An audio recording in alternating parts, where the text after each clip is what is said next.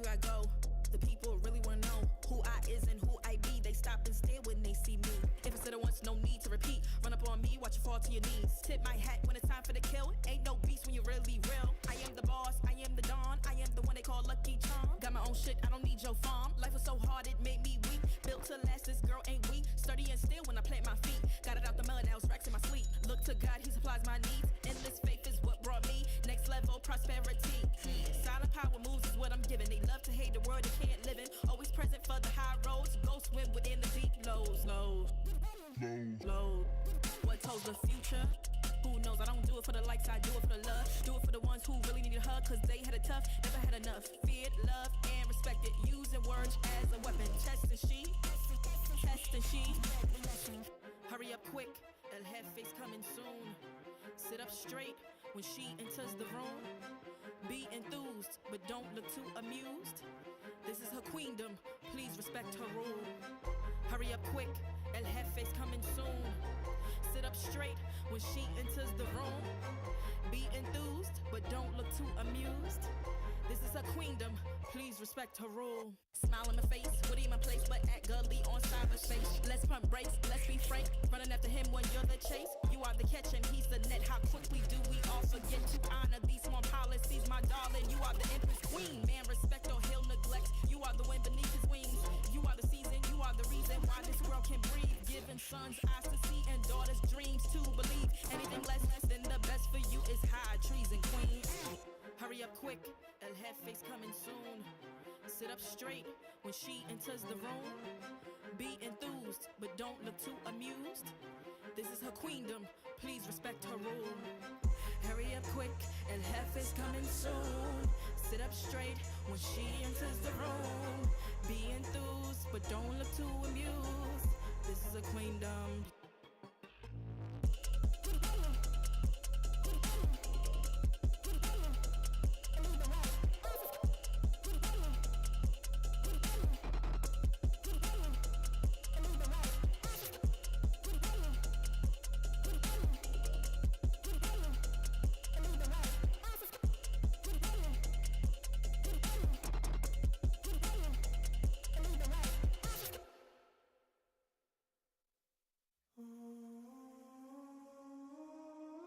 I just gotta flex on the lean. I just wanna rap to the beat. I just wanna back, cause I'm mean. I just gotta go back, I'm a freak.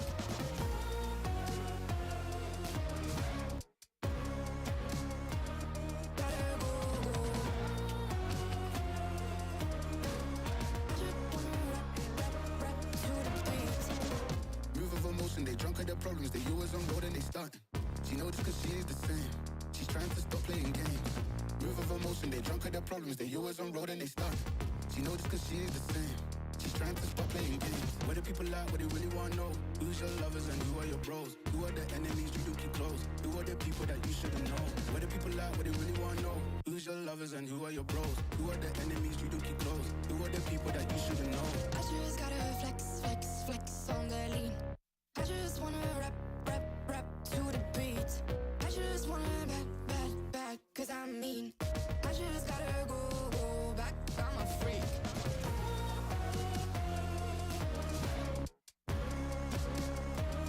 Gotta go. I just wanna rap to the beat. The chains, my vest, my watch, my belt, my cheese, my house, my sneakers, my blouse. I just party hard, popping the one in the chart.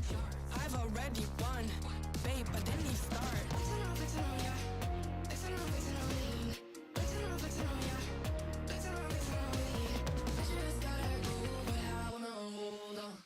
I can't let you go, but I gotta stay strong. Unless you heard it from me, then you ain't heard it from me. Got it from me, all the energy extra.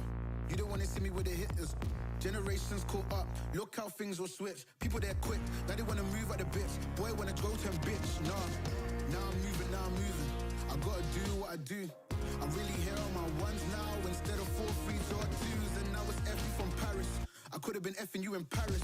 I don't wait for the drop, I just flow from the pot.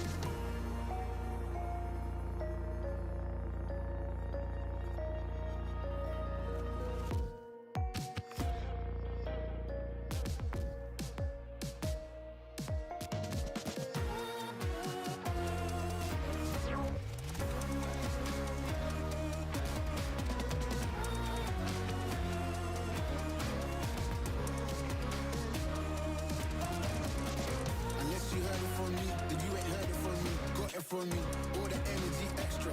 You don't wanna see me with the hitters. Generations pull up, look how things will switch. People they're quick, now they wanna move at the bits. Boy wanna go to a bitch, nah.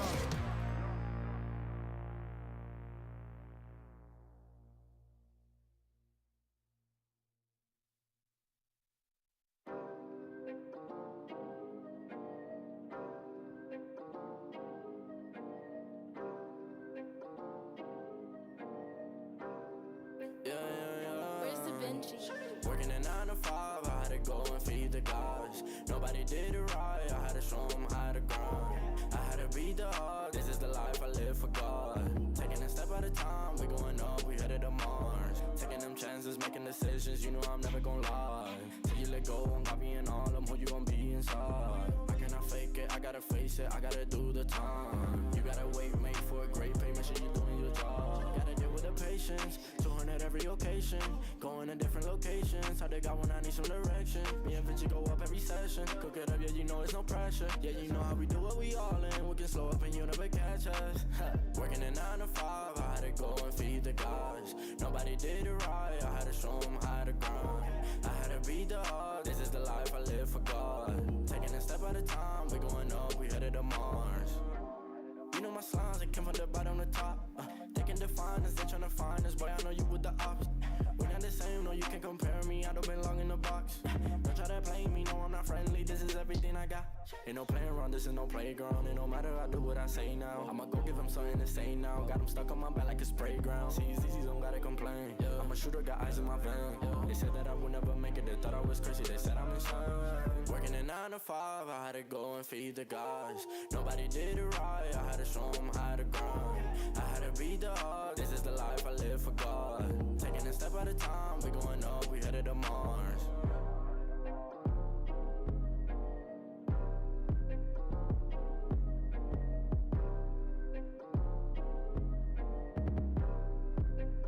Undefined for life.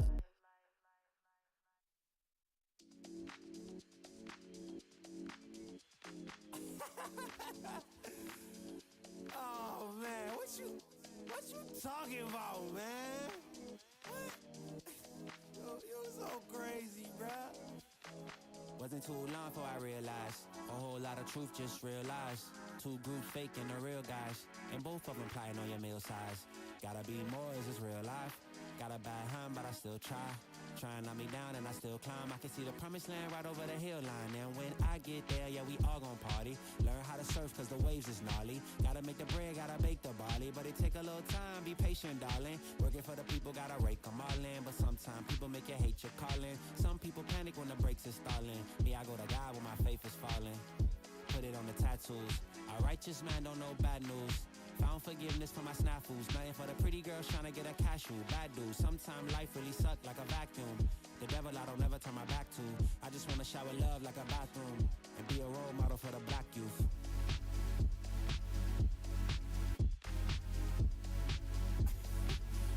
Here you go. Here you go again. Talking all that. What? What are you talking about, man? Wasn't too long before I realized a whole lot of truth just realized. Two groups faking the real guys, and both of them plotting on your meal size. Gotta be more, is this real life? Got a bad hand, but I still try. Trying to knock me down and I still climb. I can see the promised land right over the hill line. And I broke a lot of hearts in my lifetime, thinking that their heart wasn't like mine. Finally got through a lifeline, and I stumbled upon a right mind. Love showed up at the right time. Put her in a white dress, get the white wine. Some people do it for the nighttime, but I'm thinking more, make your life mine. Yeah. Is it possible we could last forever and ever and ever?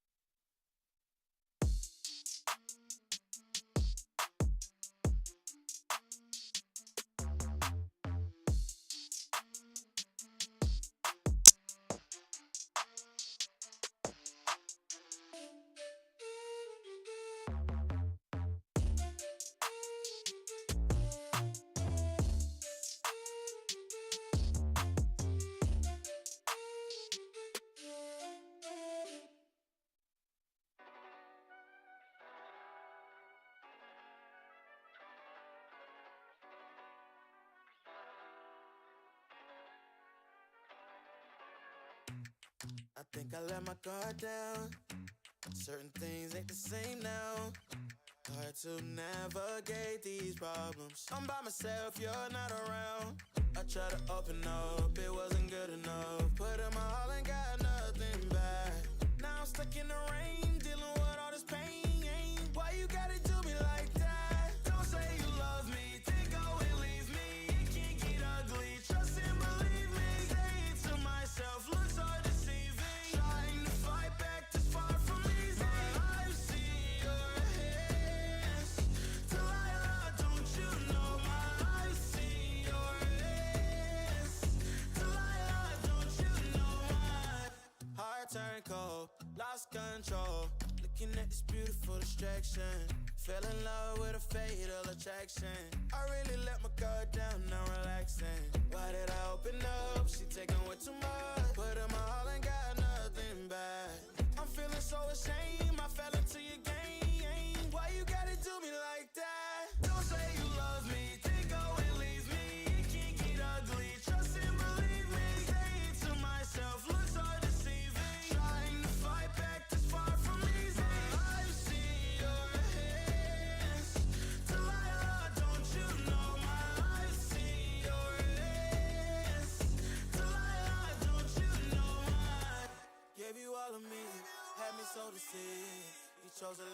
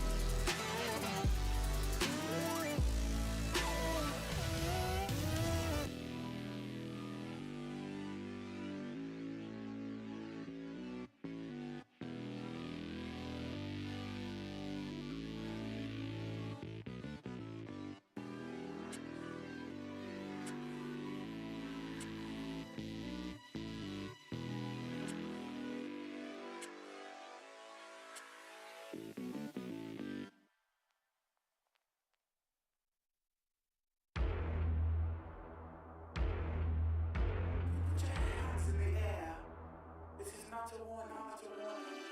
think that I'm running in place? Y'all really testing my patience. Right before I blow up the spot, I had to get back to the basics. What if my talent is wasted? And see what I'm lacking to placement. Thought since I rap in the basement, but my come up is legend, is greatness. I don't care now, it's pedal to the metal. I can never quit now, I will never settle. Puppet to the game, I'm pulling strings like Geppetto. We in the same game, but I'm on a different level. I passed it. Gotta keep grinding till I'm laid up in the casket. No fake round, but you feeling too plastic. Yeah, y'all feeling too plastic. They say my style crazy, but then it's straight jacket. Wow. Why you still testing my patience? Trying to turn me into something I ain't trying to be. All that hate is in heavy rotation. You gon' lose yourself, quit testing me. Don't make me lose my mind. Don't make me lose my mind. Don't make me lose my mind, cause I'm looking like Wesley, test me. Don't make me lose my mind. Don't make me lose my mind. Don't make me lose my mind, cause I'm looking like Wesley, test me.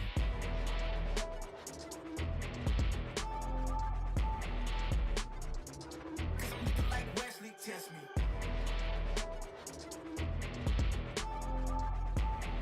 Don't make me lose my mind, cause I'm looking like Wesley, test me. Yeah, guess I know no better. I ain't got no chill, so they call me a devil, I know. Look, I am just a man on a mission. If I want it, then I get it, I go.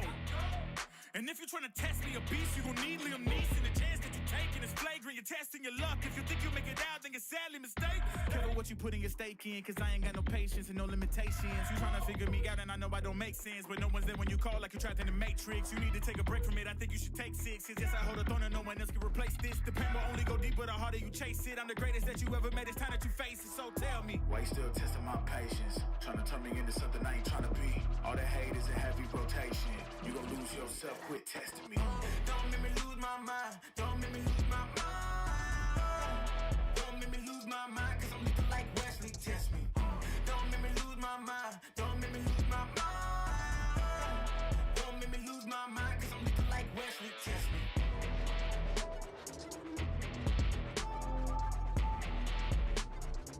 Cause I'm looking like Wesley, test me.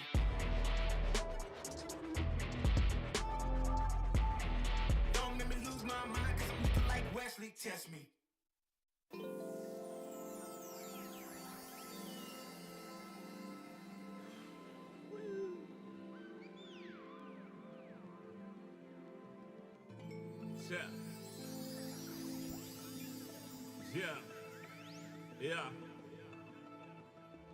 Yeah. The rise before the fall, the glide before the rule, the eyes that saw the soul, the cheer before the goal. I'm here to let you know.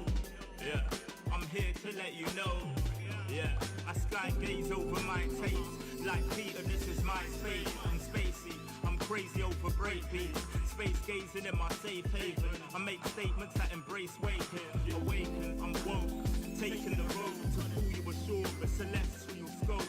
The stars explore in your inner. The starts at the core. Inner space and more. Your body's a planet for sure. Nurture it with the words I've written. Scribe like highlights. Flying saucer. Supply the order, it's the author. Walking on air. Walking on water. Blending between borders to let you know. This is here to support you. The blend. The blend. The blend. The blend. The blend.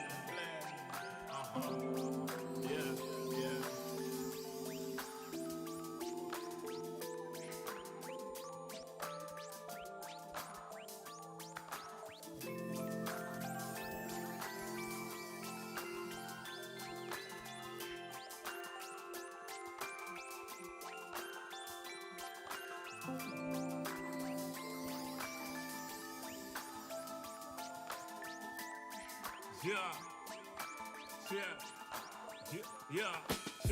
Second verse after the first.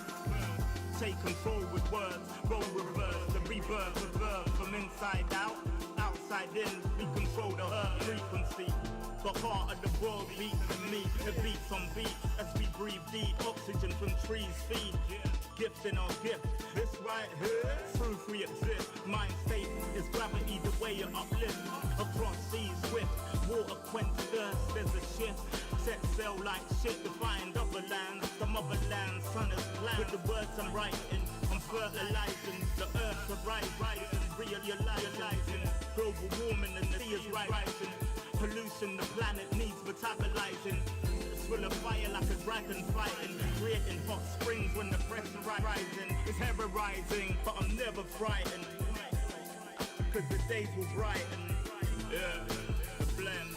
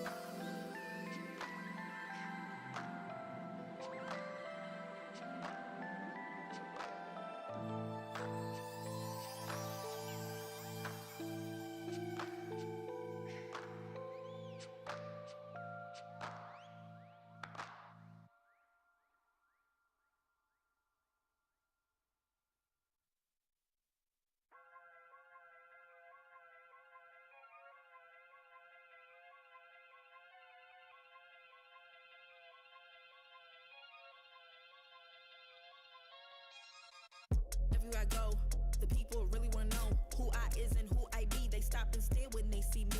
If I said it once, no need to repeat. Run up on me, watch you fall to your knees. Tip my hat when it's time for the kill. Ain't no beast when you're really real. I am the boss, I am the dawn. I am the one they call Lucky Charm. Got my own shit, I don't need your farm. Life was so hard, it made me weak. Built to last, this girl ain't weak. Sturdy and still when I plant my feet. Got it out the melon, now it's racks in my sleep. Look to God, he supplies my needs. Endless faith is what brought me next level prosperity.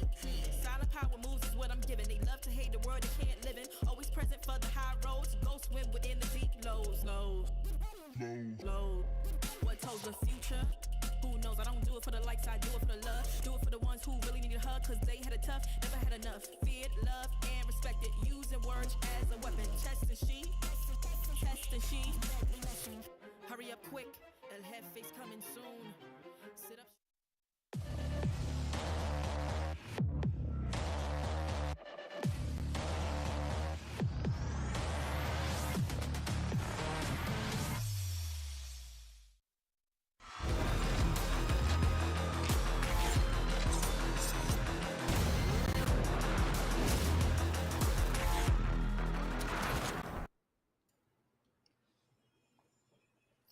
Champions are made, not born. Through the very same trials we're going to witness today. For some of these challengers, this weekend will be their last. For the meantime, for the others, just another step to take towards that championship. Which teams shall prevail and which ones will fall? Well, let's find out as we open the second week of VCT Philippines.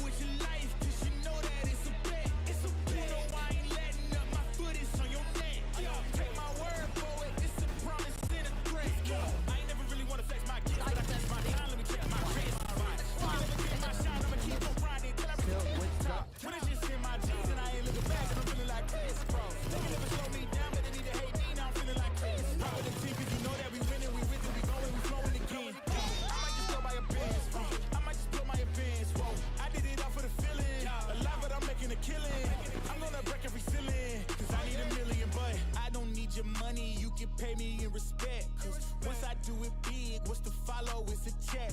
I need 100 bags, nothing more, nothing less. And the ops feel away, cause I'm next, I'm a threat.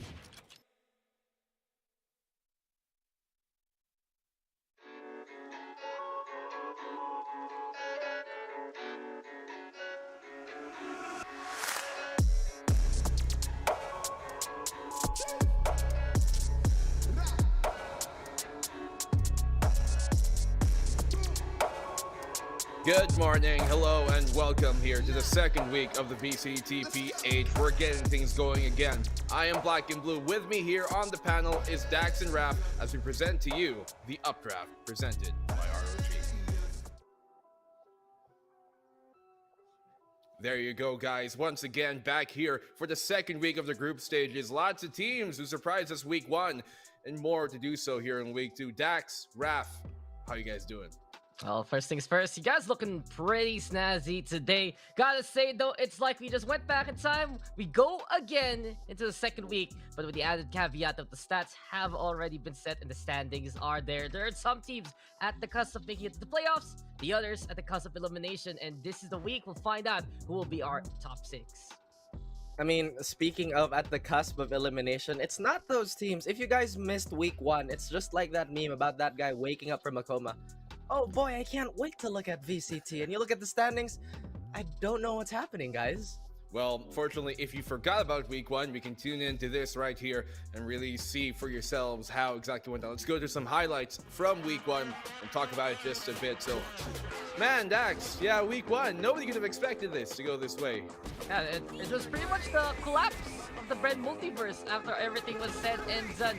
Teams that we didn't expect to pop off here to really perform absolutely on it like a bullet. You can see so many times that the supports of the community going in favor of many of these newer faces, these rosters that have been making waves over the past few weeks, of some of the likes of Action PH as well as Naos Esports, 2 of the most active teams prior to VCTPH, all the way at the top of the standings. The recovery here of Zeal Esports as well as Oasis Gaming, who had a bit of that break season right before the start of the year, and they are back in form here at VCT. On the flip side, you can see they're at the very bottom. The top 2 teams found that to really try that easy run happen. It's not happening. Ralph said it himself perfectly. You wake up and what kind of universe is this with both Team Secret and Southfield at the very bottom?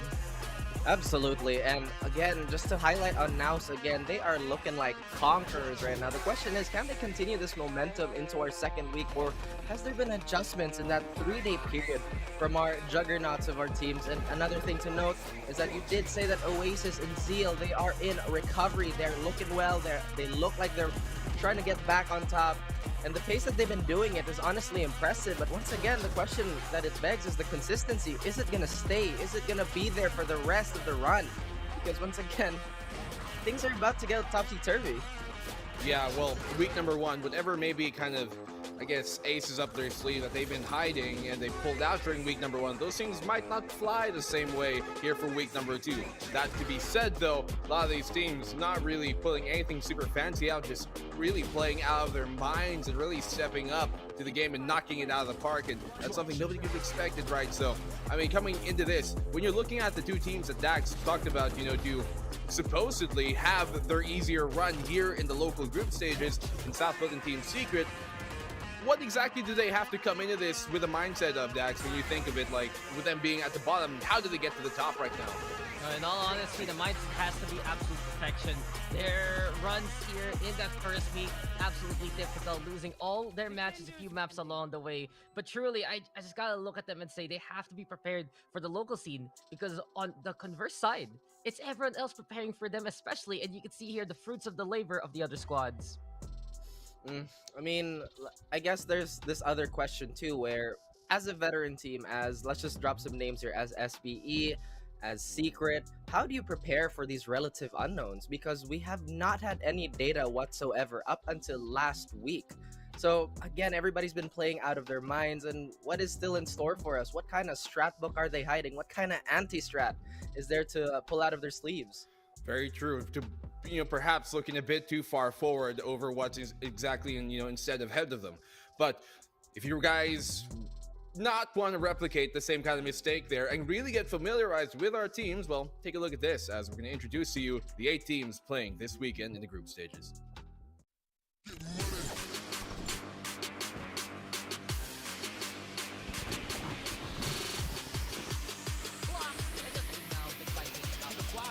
Crazy guy finds a double. He's on round 1. On a rain out that. Brute force is pretty much their double kill. Still with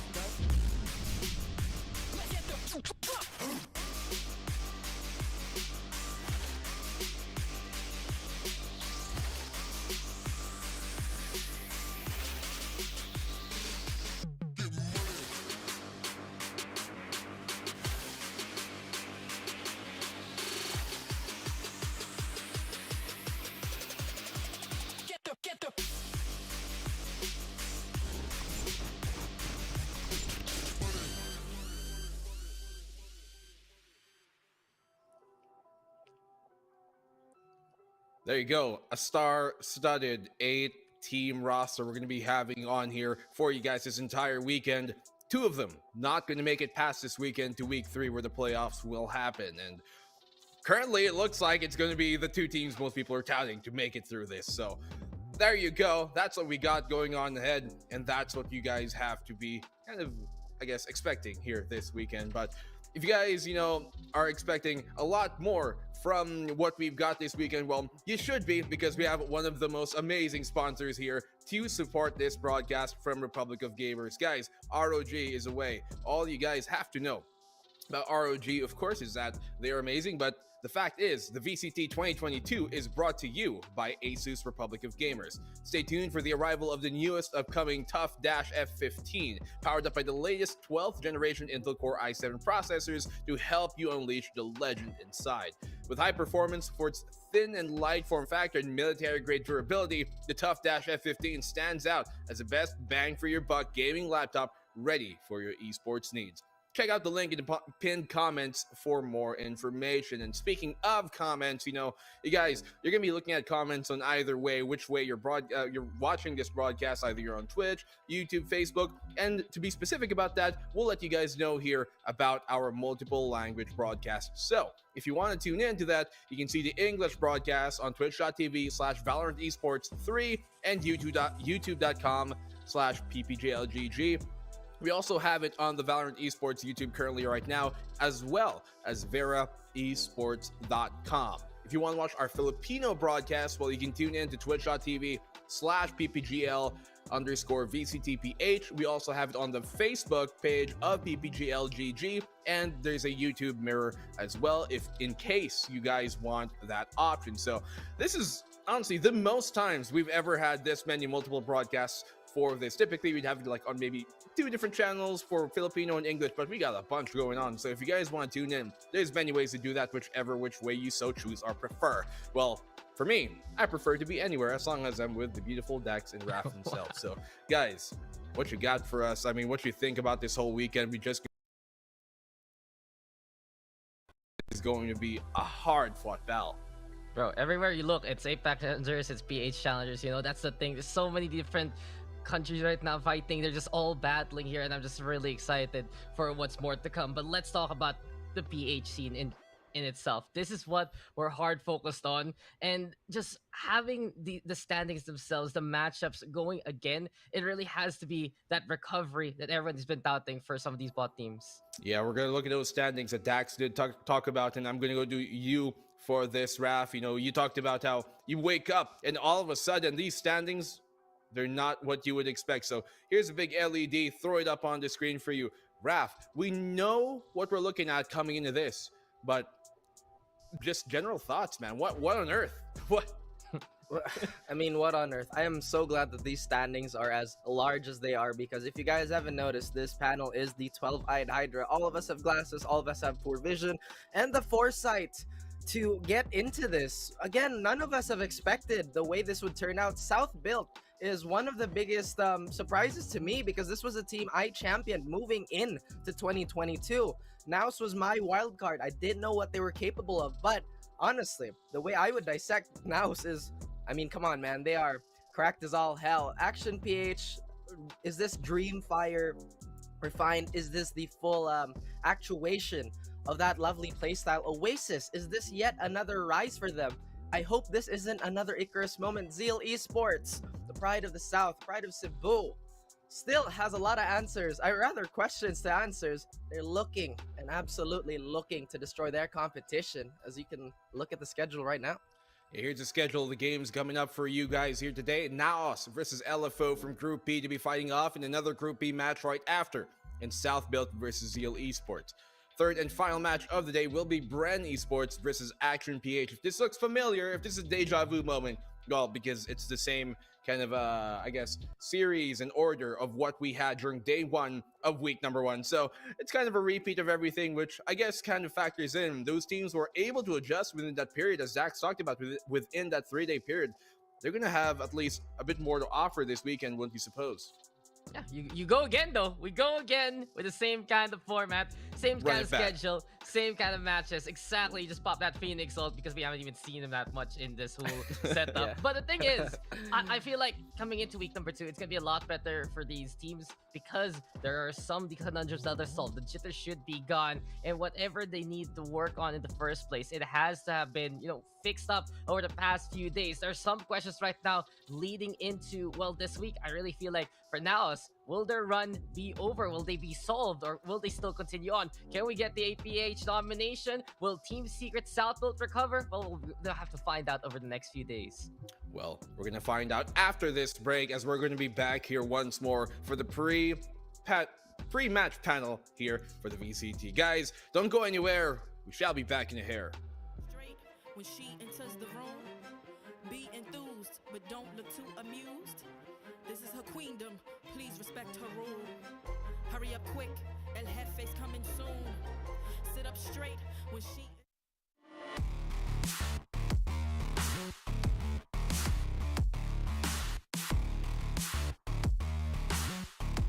enters the room, be enthused, but don't look too amused.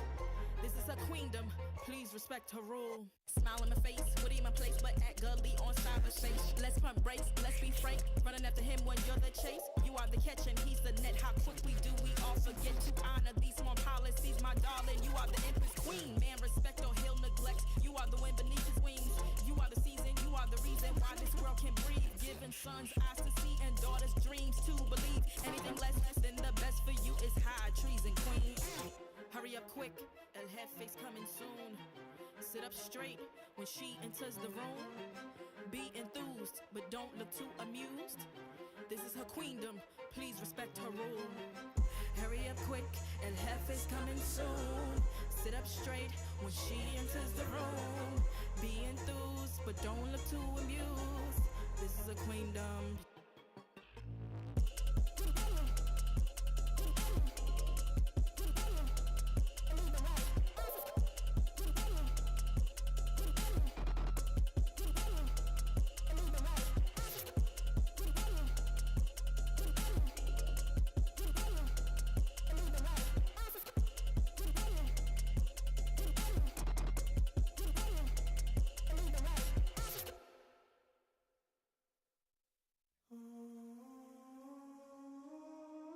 I just gotta flex, flex, flex on the lean. I just wanna rap, rap, rap to the beat. I just wanna back, cause I'm mean. I just gotta go back, I'm a freak.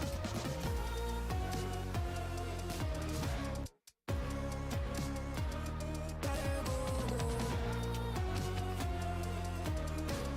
I just wanna rap to the beat. Move of emotion, they drunk at their problems. They always on road and they stunt. She knows just cause she is the same. She's trying to stop playing games. Move of emotion, they drunk at their problems. They always on road and they stunt. She knows just cause she is the same. She's trying to stop playing games. Where the people at, what they really wanna know. Who's your lovers and who are your bros? Who are the enemies you don't keep close? Who are the people that you shouldn't know? Where the people at, what they really wanna know. Who's your lovers and who are your bros? Who are the enemies you don't keep close? Who are the people that you shouldn't know? I just gotta flex, flex, flex on the lean. I just wanna rap, rap, rap to the beat. I just wanna back, cause I'm mean. I just gotta go back, I'm a freak.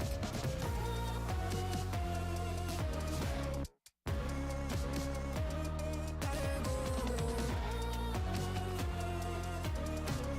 I just wanna rap to the beat. The chains, my vest, my watch, my belt, my cheese, my house, my sneakers, my blouse. I just party hard, topping the one in the chart. I've already won, babe, I didn't even start. Flexing on ya, flexing on me. Flexing on ya, flexing on me. I just gotta go, but I wanna hold on. I can't let you go, but I gotta stay strong. Unless you heard it from me, then you ain't heard it from me. Got it from me, all the energy extra. You don't wanna see me with the hitters. Generations caught up, look how things will switch. People they're quick, now they wanna move at the bits. Boy wanna go to bitch, nah. Now I'm moving. I gotta do what I do.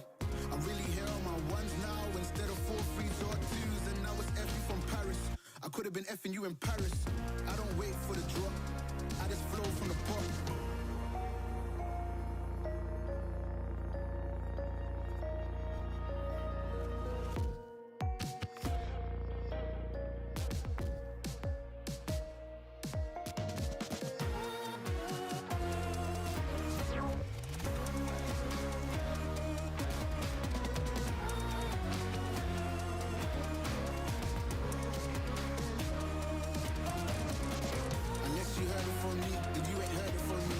from me. All the energy extra. You don't wanna see me with the hip. Generations pull up. Look how things will switch. People they're quick. Now they wanna move at the bits. Boy wanna go to a bitch. Nah.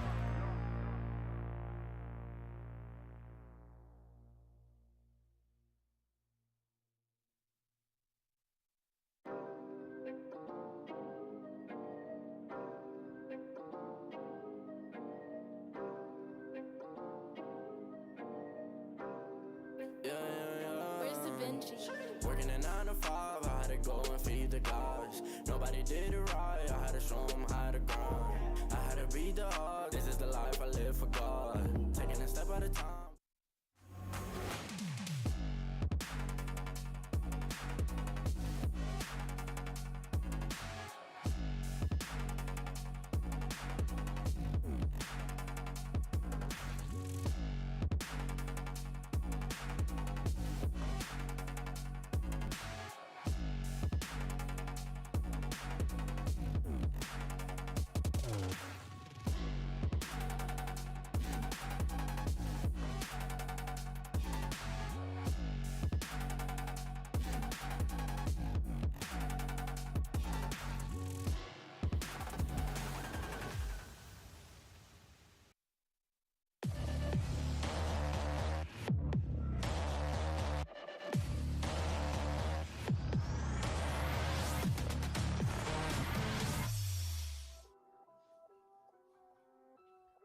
Welcome back to Valorant Challengers Philippines. Week 2 of the group stages continues with our first series here of this weekend. It shall be LFO versus Naos.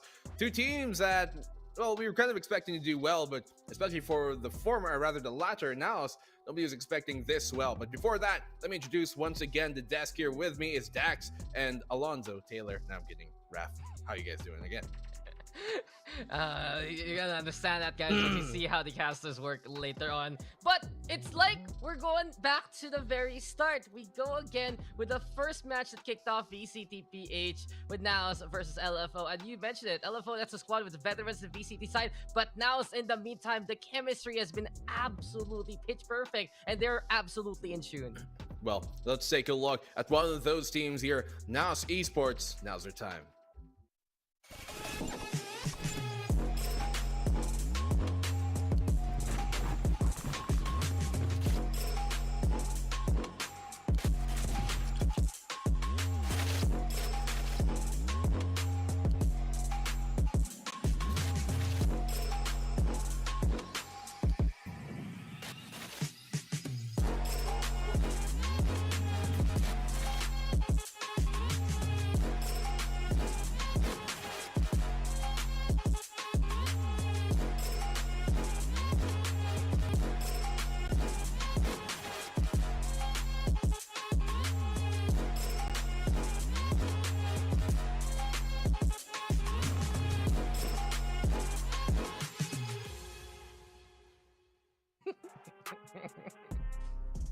There you go. Naos Esports. Nobody could have expected them to be doing this well, although they came in with a lot of hype. Rap, you're one of their believers. Tell us why so and why they're living up to every single expectation.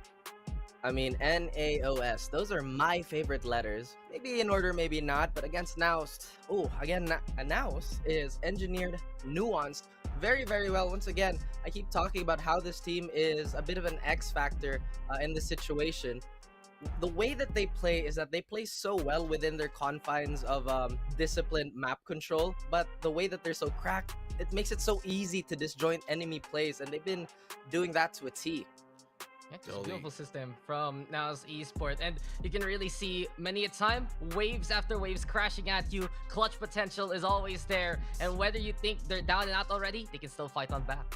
They keep on coming, never ending here, Naos Esports. But if we're going to talk about consistency, well, this other team right coming up next, they have not missed a single week ever since Stage 1, Week 1 of the VCTPH.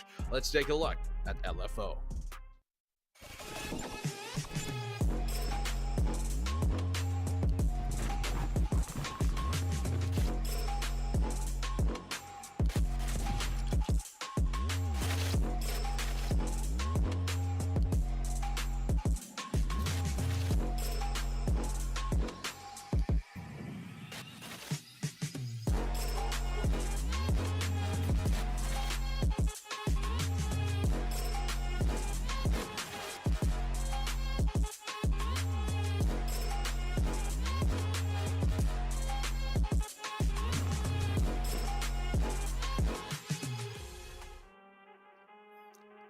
LFO trying to make everything happen this weekend, aside from also obviously getting things done outside of just a game. You can see it in their name, Dax.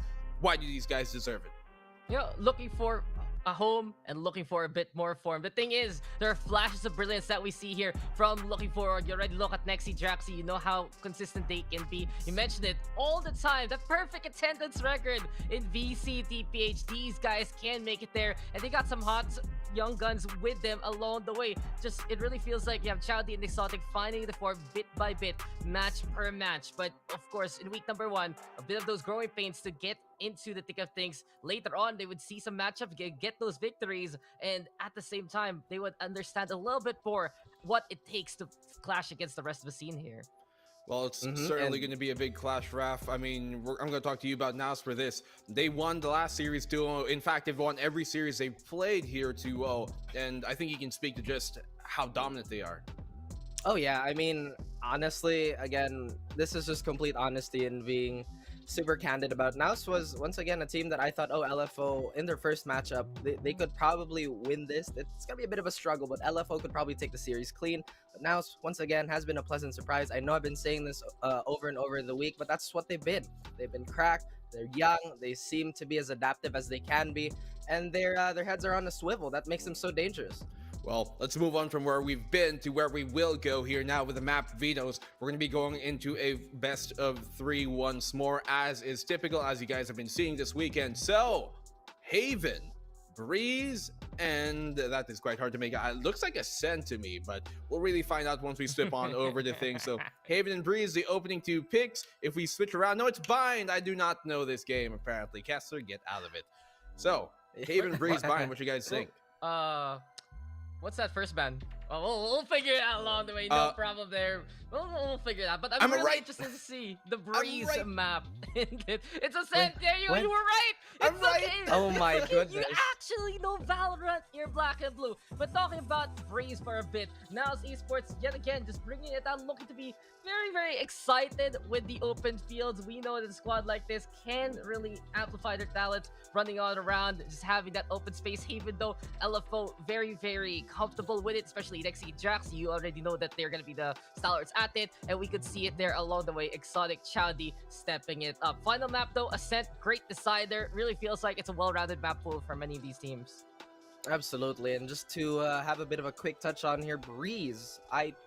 Talking about Breeze, seeing Naos, wow, oh my goodness, I'm at a loss for words, but Naos overthrowing SBE, who was arguably the best team on Breeze here, was such a big surprise. I thought that was, this is going to be where Naos is going to fall maybe 1-1 and things are going to move forward, and then we're going to have a toss-up. Naos was like, nope, we're going to go for a 2-0. I think this Bind ban is very interesting, considering Bind is a very strong map for LFO, but then again, what kind of Philippine team are you if you're not strong on Bind? Do you guys think here that LFO picking Haven once more, when they did lose it towards Naos during week number 1, it was very close, 11-13, and Naos have proven it to be one of their best maps. They have yet to lose Haven at all. They're 3-0 so far in the group stages against every single opponent in their group stage. Do you think this is the right pick here for LFO, or should they have respect banned this Dax? I want to hear yours before we go to Raf. I think it's actually a really good pick still here for LFO. These guys were that close to beating out Esports. There were just those jitters, I believe, on the duelist line at the very start. But right now, after they had that week experience, they're going to be bringing out that veteran prowess and something a little bit different coming into Haven. Something unique about the LFO brand is these guys can just go for those micro adjustments, whether in the match or within the next series that they will clash in. So moving into Haven, it's a very contestable map. But my biggest concern for LFO truly will be that Breeze, because will they be able to outduel the side of Naos Esports, who has really had that tried and tested sin? And Rafa's mentioned they beat a team like Southbuilt, and these guys were just unleashing things like the Chamber, the Viper, as much as possible in that map. Oh man, I mean, LFO taking Haven, or picking Haven, aside from the game, aside from the stats, this is LFO putting their foot down. You beat Breeze, or rather you beat SBE on Breeze, which is arguably, like I said, the SBE map. Now, LFO is saying, once again, we might be remnants of the Empire, but the new order, it shall reign. And we are gonna draw first blood here. The question is, What if they don't take that first map? How is that gonna bide well for LFO? We know that they're veterans. We know that they can handle Ls, but the pride, it's at stake. Interesting stat for you guys real quick before we go to predictions is that Haven so far in this group stage for the VCTPH has been a defender side map, when normally it's been touted as an attacker side map. 55% win rate on defense as compared to 45 on attack. And knowing that, I'm gonna go to you guys for your predictions. How do you think this is going to go? Are we gonna get another repeat deja vu moment of week 1 where Naos 1-2-0, or are LFO gonna bring us something more here? Well, I honestly think that the Haven map is going to be very, very close. It will be actually action-packed, and I would love to see a potential overtime. But truly, I'm going to go on a Naos train here, 2-0. That Freeze map pick will throw this whole series for a loop, and if Naos gets that Haven map pick away from LFO, they're going to go just through the distance and just go through this matchup. So again, Naos, let's go. Okay, now there's yet another question. What is stronger? The curse, the hand of death? That is my prediction, or you? I am gonna go right on with Naos because statistically speaking, they have been undefeated. It wouldn't make sense to once again pick the underdog. But that's what's been happening last week. But again, it begs the question, the hand of doom, or is Naos wings gonna spread? I personally feel like, Naos, they do have this as well. They should, by all means, statistically, and just the momentum they're bringing into week 2 from week number 1. But we've been proven wrong before, and the fact that we've been so surprised and with many expectations. Oh no, we all this curse has happened. This triple panel, maybe me talking about it is gonna jinx it the other way around, reverse voodoo. Who knows how this works? But the curse is real. We've seen it time and time again. We see the top 2 teams at the bottom, and well, we're gonna be very, very pleasantly surprised, I bet, with the outcome of this. So, win condition, everybody agrees. Map number 1 needs to be taken by LFO. Otherwise, Naos is going to take this in a clean 2-0 fashion. But for the game itself, those going to call it. Let's go to the casters.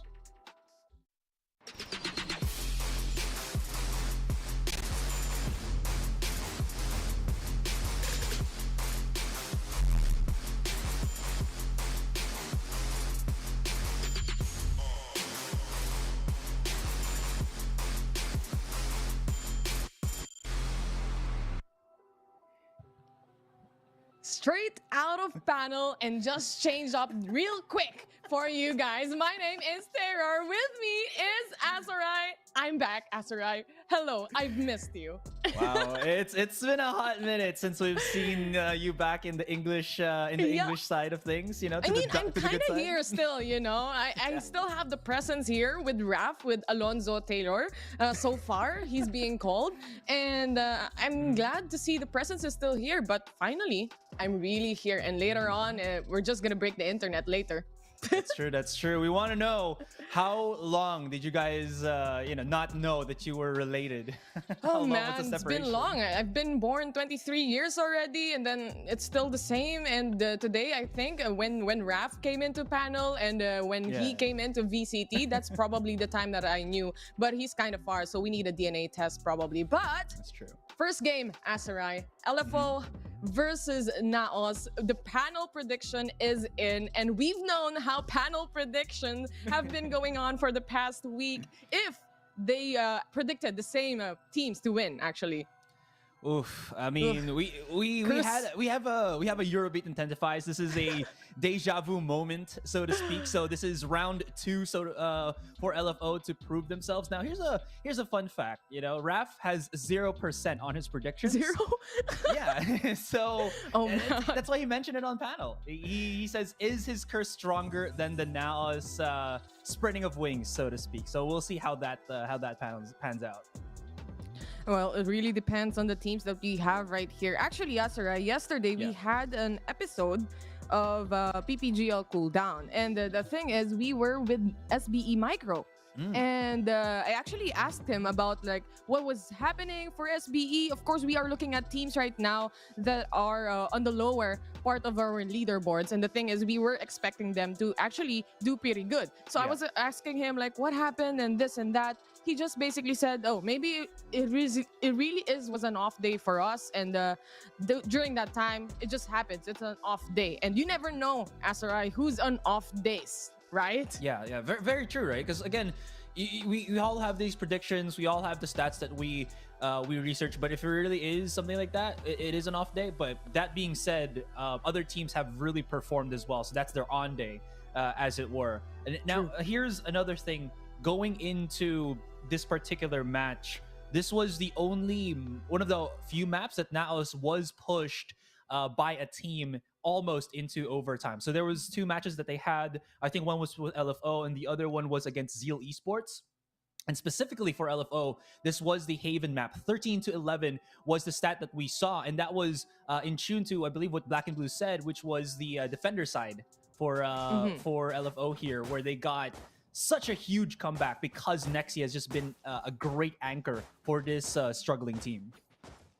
Man, I've watched Naos Esports as well, on the other hand, Asarai, and just the mechanical abilities of these players that we have right here, from Kakarot to Blurred to Kevs to Blast, everyone is just working through as well. And it just shows in the leaderboards, they have no losses at all so far.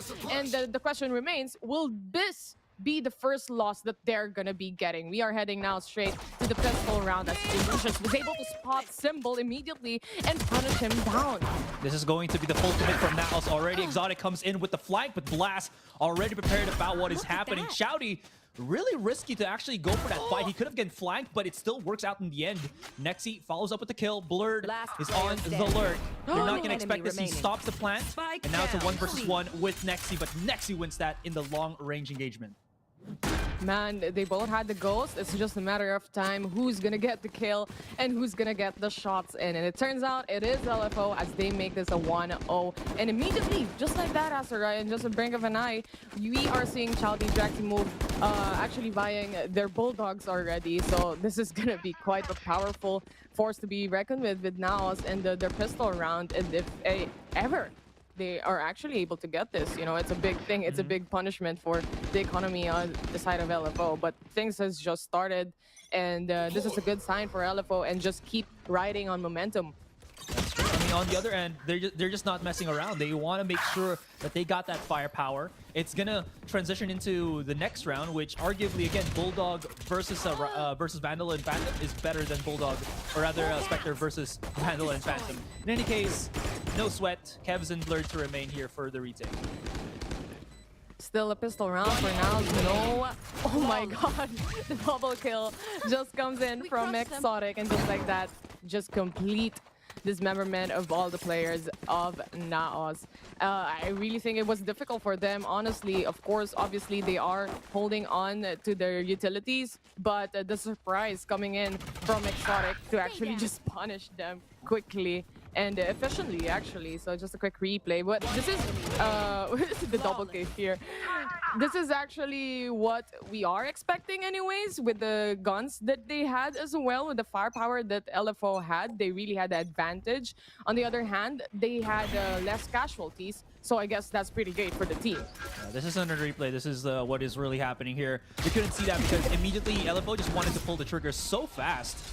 Gravity Well just to put Kevs back into danger position, but he's already found the kill on Exotic. So even if he does fall down, he should have a really, really awesome time already. Blur gets spotted at the back of the site, but they might have known that Kevs is still lurking here, but they did hear the shock dart come through, and it seems like LFO will still continue the fight.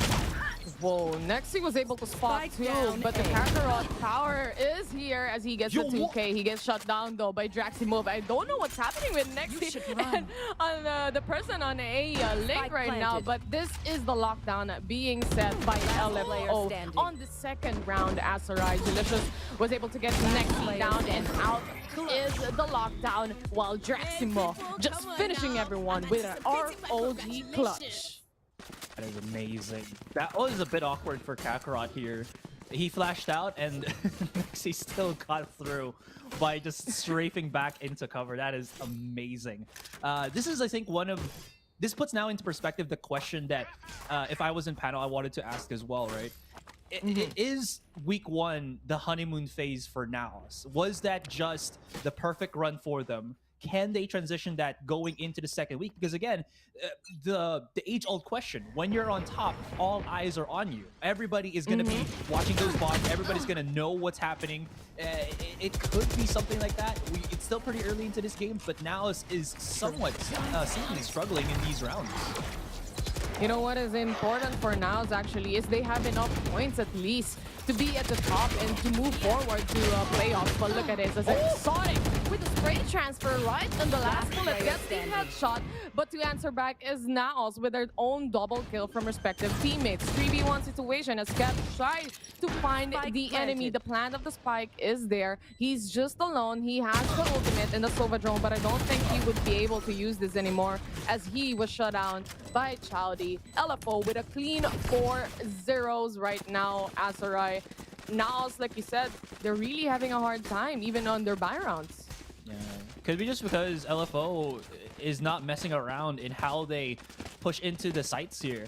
Again, they've just been executing and forcing their will. There's nothing really, let's say, special. Yeah, special, extremely tactical from LFO. They're just making clean takes onto sites, and it's amazing because, again, Shouty and Exotic, always the question lies for LFO here. Are these two players well integrated into the LFO roster? It seems like last week they were struggling, but right now, the second week, they're looking much tamer.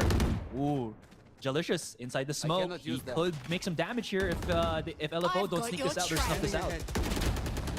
The recon comes in, the detection, will it be there? But the Seekers are out, and also the Trailblazer was able to spot a person from Naos. And this is LFO, like you said, Asarai, with just clean takes that we are seeing right now. But Kevs on that Hunter's Fury was able to one a player from LFO. A 4v2, 4v1 situation right now as Nexi is just waiting for Blurred to actually pop out. There's no bait and switch happening right now, but this is a Nexi versus Blurred, and Nexi wins that engagement.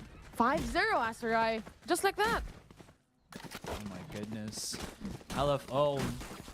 If we try to just break down what happened there, that was just awkward for Blast. He tried to peek out, try to get that in transition players of LFO for a couple of kills, but somehow, Chowdy still sneaks in a flash, blinds him, and disrupts his spray pattern. So nothing really going well here for Naos.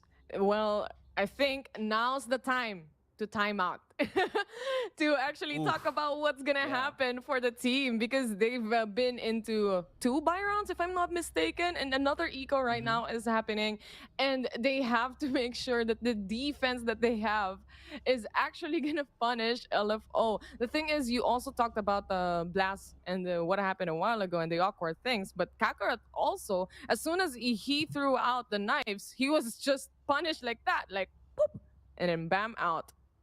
Imagine, like, you just wanted to throw knives, I just want to detect some players, and you just got like eliminated right on the spot. Oof. It's a bit of a struggle right now for now. You didn't even get to fire your Vandal, man. LFO's angry, right? I don't know. Chowdy's Sky has been somewhat off, I think, from last week. He was flashing himself, not really being able to blind enemy opponents, but right now it is looking very much cleaner. So with that being said, Naos, I mean, are you really a Sky main if you don't flash your teammates? I mean, if you're in VCT, you probably don't want to do that, okay, right? Fine. You have a point, Asarai, but the entry is actually going in already. Yes! I was interjecting there too much. I was enjoying the spots there. Chowdy has been hitting a lot of concusses with the Trailblazer, just mind you. Blurred is on the flank here. Symbol. Oh, he just got flicked on. Second. Could be a damaging third. Not going to happen here, but that flank from Blurred has given some opportunities, maybe, for Naos. But as Kebs falls down and Blast remains with 8 HP, he's going to have to maybe be faster than his opponents to get onto the A side. He could find a positioning here, Taylor, as he's just about to spot them coming out of short, but the splash might give away his position. Nope. Nope. One enemy remaining. Oh, he gets the first kill. It's now a 1v1 situation, but he's very low on HP. Basically 1 HP if you're asking me. Draximov on the other hand is gonna just hold onto this post plant, but you never know if Blast actually gets a spot or like an angle where he could just pinpoint the headshot and just damage it. Draximov right here. It could happen, but it wouldn't this time around. LFO secures the round yet again and making this a 6-0. A very clean rounds coming in from LFO. They're going in here awake, Asarai.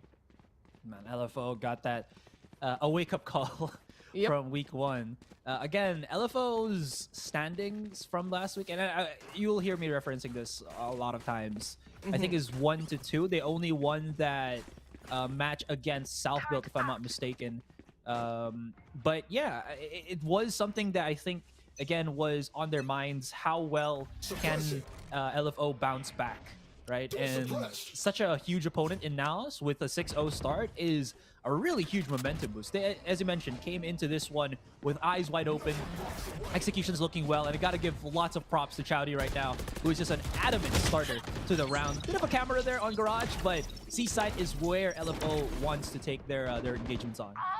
This time around, Blast is actually working, but the shock dart just connects from Symbol right there. Now players from LFO are just waiting for the ultimate of Kakarot to just disintegrate and just finish off. Now the spots, or the stars rather, is being set up by Delicious, but the thing is, the wide peak, the dry peak was there, and nothing to punish for. Oh man, that was unfortunate. He just strafe peeked that, the most riskiest, or excuse me, that's what I was say, but yeah, too much of a risky peek, so to speak. Kevs on the late lure coming out from Garage has actually opened up an opportunity here. Kakarot on by his lonesome. There is a crossfire that's gonna shut him down, and now Kevs, he's gonna have to play a bit of peekaboo here. He does have a bit of wiggle time to maybe go for the clutch. He's going way around, which is good because this does allow him to maybe isolate a fight, but now all eyes are on him. Nice double peek. Drax, he finishes off the kill, and LFO yet to drop around yet once again. I mean, he had a plan. He had one shock dart that was actually almost connecting to Draximov. He got the first kill, but yet again, of course, the buddy system, the bait and switch is there, especially with a post-plant situation. Time is ticking, and obviously Kevs doesn't have a choice but just to pop out as his position was given away already. Naos Esports, on the other hand, they're still trying to find the round to actually take from LFO, and it seems like LFO is not gonna give anything at all. As soon as you peek, even if a strafe peek or even a jump peek will actually prove to be very crucial for the team, as they just punished Delicious just like that. I don't know what happened with Delicious, why he was put in a spot in a corner in a way, but Exotic is in the site right now. That Nanostorm wouldn't stop him at all. Trying to pinpoint enemies, trying to find one, but the lurk coming in from Blurred was just there and killed off by Nexi. Now with a plant of the spike. Here we go. LFO, another post-plant situation, Asarai. Every move you make, every breath you take. I'm watching seems like I'm watching you. Exactly. LFO just seems to have eyes on every single crevice of this, not Ascent, excuse me, Haven map. Oh my goodness. Taylor, what is happening? We all need to wake up, man. We need that shot of espresso, that little bit of coffee. The double shot needs to come in, but all the double shots we're getting are shots from LFO towards Naos. Oh my god. To be fair, if you actually looked at how that round played out, Naos was able to capitalize on the sheriffs that they had. They had 3 kills during the time that they were doing a retake. They were able to punish the economy as much as they can, but it's still too much. It's still an 8-0 Asarai. That's still so many rounds to actually follow up on. Oh, that is a huge nade, but Jalish is still gets pounded out by the Seekers. Rather unfortunate, leaving Kakarot maybe to hold the back of the side as the main anchor for a while. Not gonna happen anymore. Blast is sneaking through. There is the KJ ultimate. Does get destroyed, believed by Nexi. So that opens up LFO to get back onto long by themselves. Chowdy, as you say, will be the sacrificial lamb for the moment. 3 versus 2. Numbers advantage for Naos. Blurred on the hard lurk. He has an operator, but he does have the dash, so he's kind of safe if he hits the shot. Okay, that's good. He knows where he is now. He knows. He knows. Oh, timing! Oh, you better get that. No. No way. Blurred? Okay. Blurred. Got Okay, it. blurred. Woo. Woo. We can now breathe. They finally got one round off. LFO, Azurai. I was just clenching my fist. I was like, oh. Ooh, the timing of the ultimate. Symbol was able to use up the Hunter's Fury. He was saving up for the post-plant situation. The thing is, he didn't know the Blurred was right around the corner, so that merited the cancel on his ultimate. And I just wanted to talk about, actually, Azurai, the Trailblazers coming in from Chowdy. He basically reads the map like a book. All corners that you should actually take, he's being cleared out, or like literally this Trailblazer just connects to everyone he sees. So they have to be really careful about this now, especially tight corners like that. But Blurred, just the kill, just the shot and a dash away. One down for LFO. Is this the adaptation from Naos? Did it take them 8 rounds to finally maybe find their stride? Yeah, adjust. Guess it's the best word for that. Okay. Oh yeah. Blurred's angry, man. He's starting to get activated it's done. here. Yeah. 8, it's until 8. That's what he says. But the thing is, with the operator in the hands of Blurred, this opens up the possibilities for now. So remember, Azurai, a while ago, they were having a difficult time, really difficult time when it comes to economy. And that merits, of course, that's equivalent to Blurred not actually having to buy the operator yet because they don't have the money. But Cavs, this is the corners that we're talking about. Despite being spot with the Trailblazer, it's not going to be enough. Spike There's down multiple A. players from the side of Naos just waiting on corners on each and every corner. This is another player being spot out, and that is Nexi out of the equation. A very flawless round from Naos. This is exactly what they need, Azurai. Did Blast not pick that weapon up? I think maybe. Look at it. Look at it. He doesn't have a rifle in his hands. Oh, Blast. Oh man. Okay, that was. It's okay, Blast. We totally understand. We understand. It happens. Yeah, I mean, last week. Wait, was that was the Champions Vandal, right? He was trying to pick up, or was that the Glitch Pop Vandal? Okay. Here's a story, Taylor. Right? We casted this last week. You on the Tagalog broadcast, me and still in the English, where Blast picked up used a Champions Vandal because he knew that last week he was going to be top ranking multiple times, so he wanted to see that thing glow up. So maybe that's the reason why he wanted to do it right now. You know, that mental boost. That you know what? Sometimes expert analysis.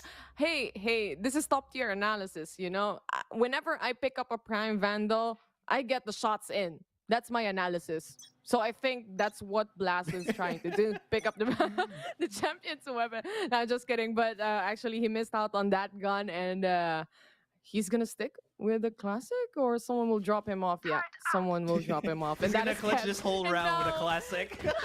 And also, like, imagine Kevs, he decides, like, what, man? Okay, fine. I'm going to have my armor. Here's your gun. Get out of my way! Okay. Naos has, I'd say, a good opportunity here to play for retake since they do have Jalicious' Cosmic Divide, if ever. Onto the A side, if LFO still commit to this, that it should be something of somewhat a concern, but in any case, there is a bit of struggle here right now on short. Kevs is playing with fire. He is double peeking both Chowdy and Exotic, the crack shots of LFO. And if he does this, he might give away Kakarot's life, which he does. Now it's a 2 versus 1 in this particular location, while Blurred is going to be having to manage all of A-Long here with LFO still is 5-man strong. The beauty of having a Sky on your team. The attacker killjoy lockdown is definitely here as Blurred missed that shot. Symbol was able to take him down. A 5v3 situation. And right now, Naos, they're having a difficult time with 2-man disadvantage. But the plan of the spike is happening with the side of LFO. This is going to be a difficult post-plan situation, or rather a retake for the side of Naos, because all players of LFO are actually in position already. Okay, now they're starting to move right in. Chowdy again blinds them right in the face, but he overcommits to the fight. He will get destroyed in that. And even through even through the recon dart, Taylor, they still get the retake. Jalicious with the final blows, and he has plenty of time to defuse that spike. Plenty of time. Beautiful retake coming in from Naos right there with the 3v5 situation with a two-man disadvantage. They were still able to pinpoint the positions of LFO, and I think despite that, you know, Asteroid, the thing is the utilities were used already a while ago, and LFO, despite them having the Sky and being able to heal up with an AoE, it's still not going to be enough if you can hold the post plant situation and hold your positions finally, because they went for the engagements. They knew that they were actually having an advantage with the firepower, with the manpower. They went for engagements, but the thing is, Naos, do not forget that despite having a big gap with the rounds that they have, this is still a cracked team. They still have cracked players, and they can get that shots in. And to add to that, right, you mentioned how cracked they are. One of the things that I really enjoyed about Naos' play style when they first debuted is exactly this. Their coordination to get these mini engagements into their favor is amazing. They just know how to work with each other, and it works so well. Jalicious now has eyes on the spike. He's going to be putting a lot of emphasis right now with his utility here, but he's got to be careful about that C-long push. He does have Alert covering the corner. Blast is now holding this this engagement from LFO, trying to retrieve this with all of his might, with all of his strength in that crossfire as well. Ultimate is being popped right now by Kevs as he tries to delay even further, but this could actually put him in a bad spot because Nexi has already pushed up onto B site, but I forgot, Blast still has utility here. So unless they can take down Blast, unless they can take down at least one key member right now, which is either Blast or Jalicious, there's so much utility that LFO will have to go through a landmine just to retrieve that spike. 30 seconds left. 100%. You still have the shock dart, the recon, and the smokes from Blurred. So there's a lot of utilities that can be used. On the other hand, on the side of LFO, it seems like there's remaining. As Blast was able to take two down, despite being pulled by the gravity well. Simple on the other hand answer back with his own triple kill. And this is now a 1v1 situation with the Sova, 19 HP and a Dream. The shock dart connects Kevs. I told you, Asteroid, Kevs is just a craft player when it comes to those shots, especially on the recon and on the shock darts that he does. This is the actual Sova. This is the actual Sova diff moment right there. Sova anime battle is what it is. Yeah.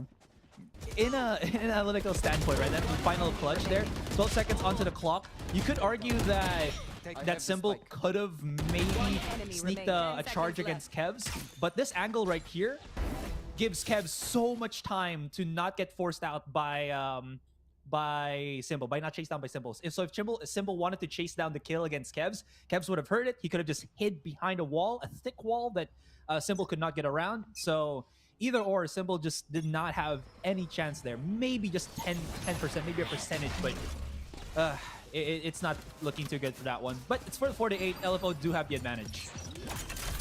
This is now the spike being planted. Immediately, this would be a post-plant situation for the side of Naos as they pull out of the site.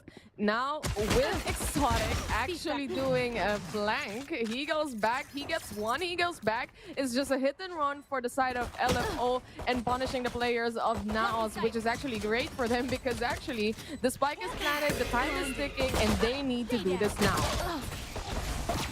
Last player standing. Now's the time, but now's not the time to get that clutch. That was just 3 people looking to fight with pistols, and it works out 4-9.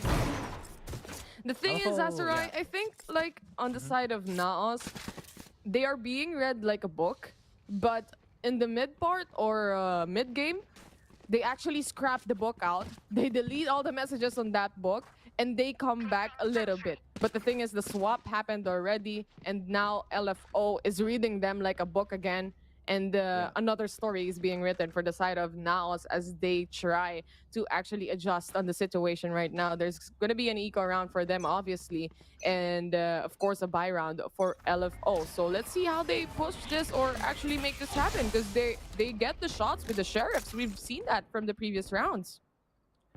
Whatever LFO has done for this week's preparation, just keep doing it. Exactly that. I was wondering what is going to be happening on this Haven map if LFO are going to be confident, because I mentioned that this is the map that they pushed Naos last week to the 11-13 loss. They now still won 13, but it was very close for LFO. And LFO's comeback did come on that defender side with Nexi at the helm.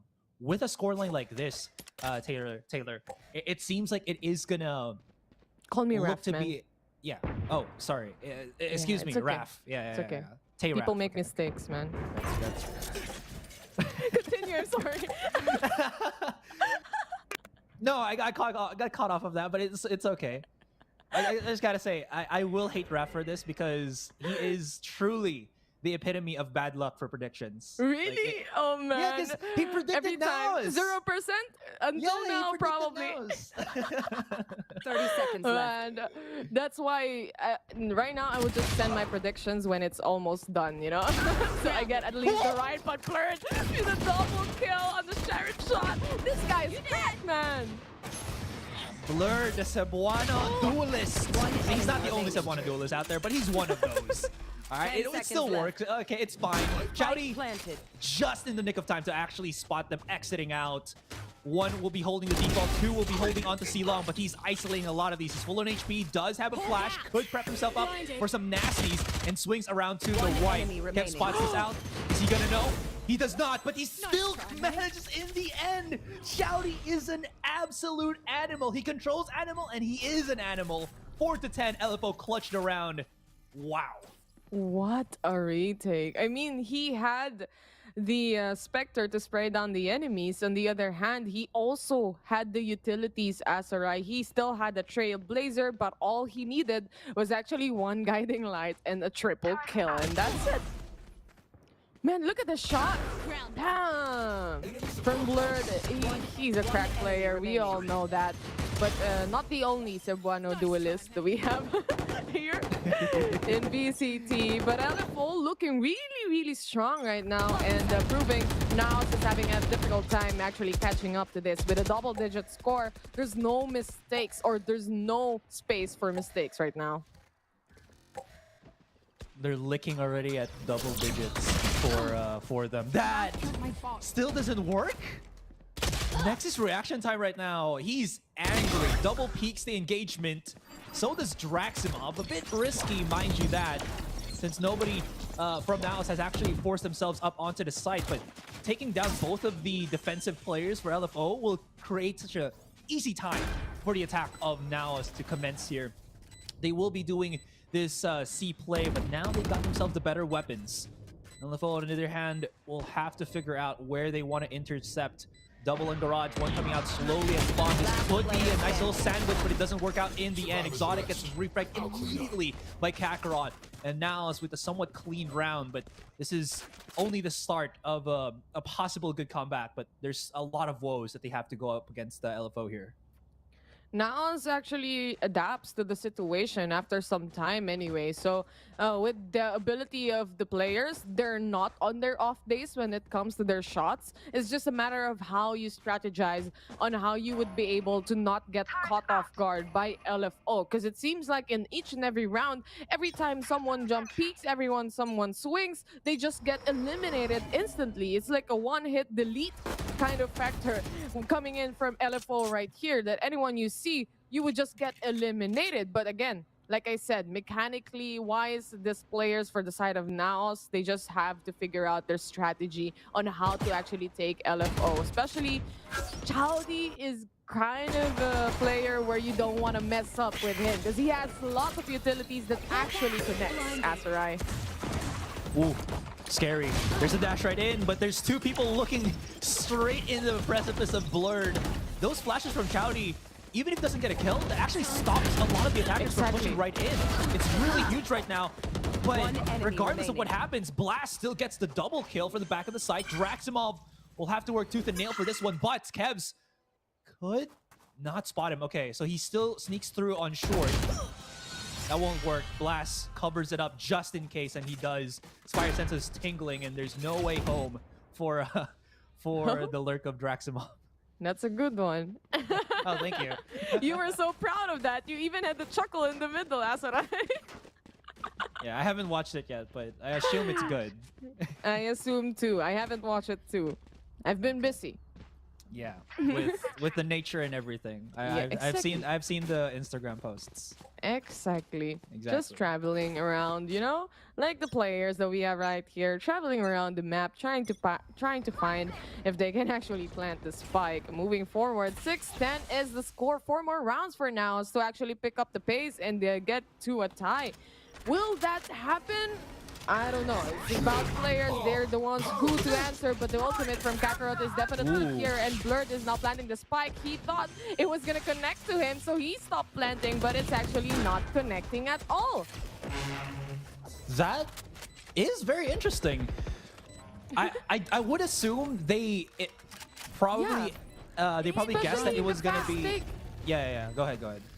Especially in a fast take, Asteroid like that, they usually just plant on the default, right? Exactly. One enemy remaining. All of these peek outs by LFO, it should be manageable, but you can't see now. It's just really looking at that. So what I assume happened there, Taylor, was Nexi probably heard that he popped a couple of shots as the planter was gonna try to maybe plant for default, and Symbol may have guessed that he would have planted on the off site, which is the one at the corner of the left side, which isn't default. So probably that's why he was just popping shots there, maybe expecting them to come through, but didn't use that one pulse of his Hunter's Fury just to check for the default, which is unfortunate because I think the planter was maybe one shot away from dying with the Hunter's Fury. 80 HP, I think, is the damage for Hunters.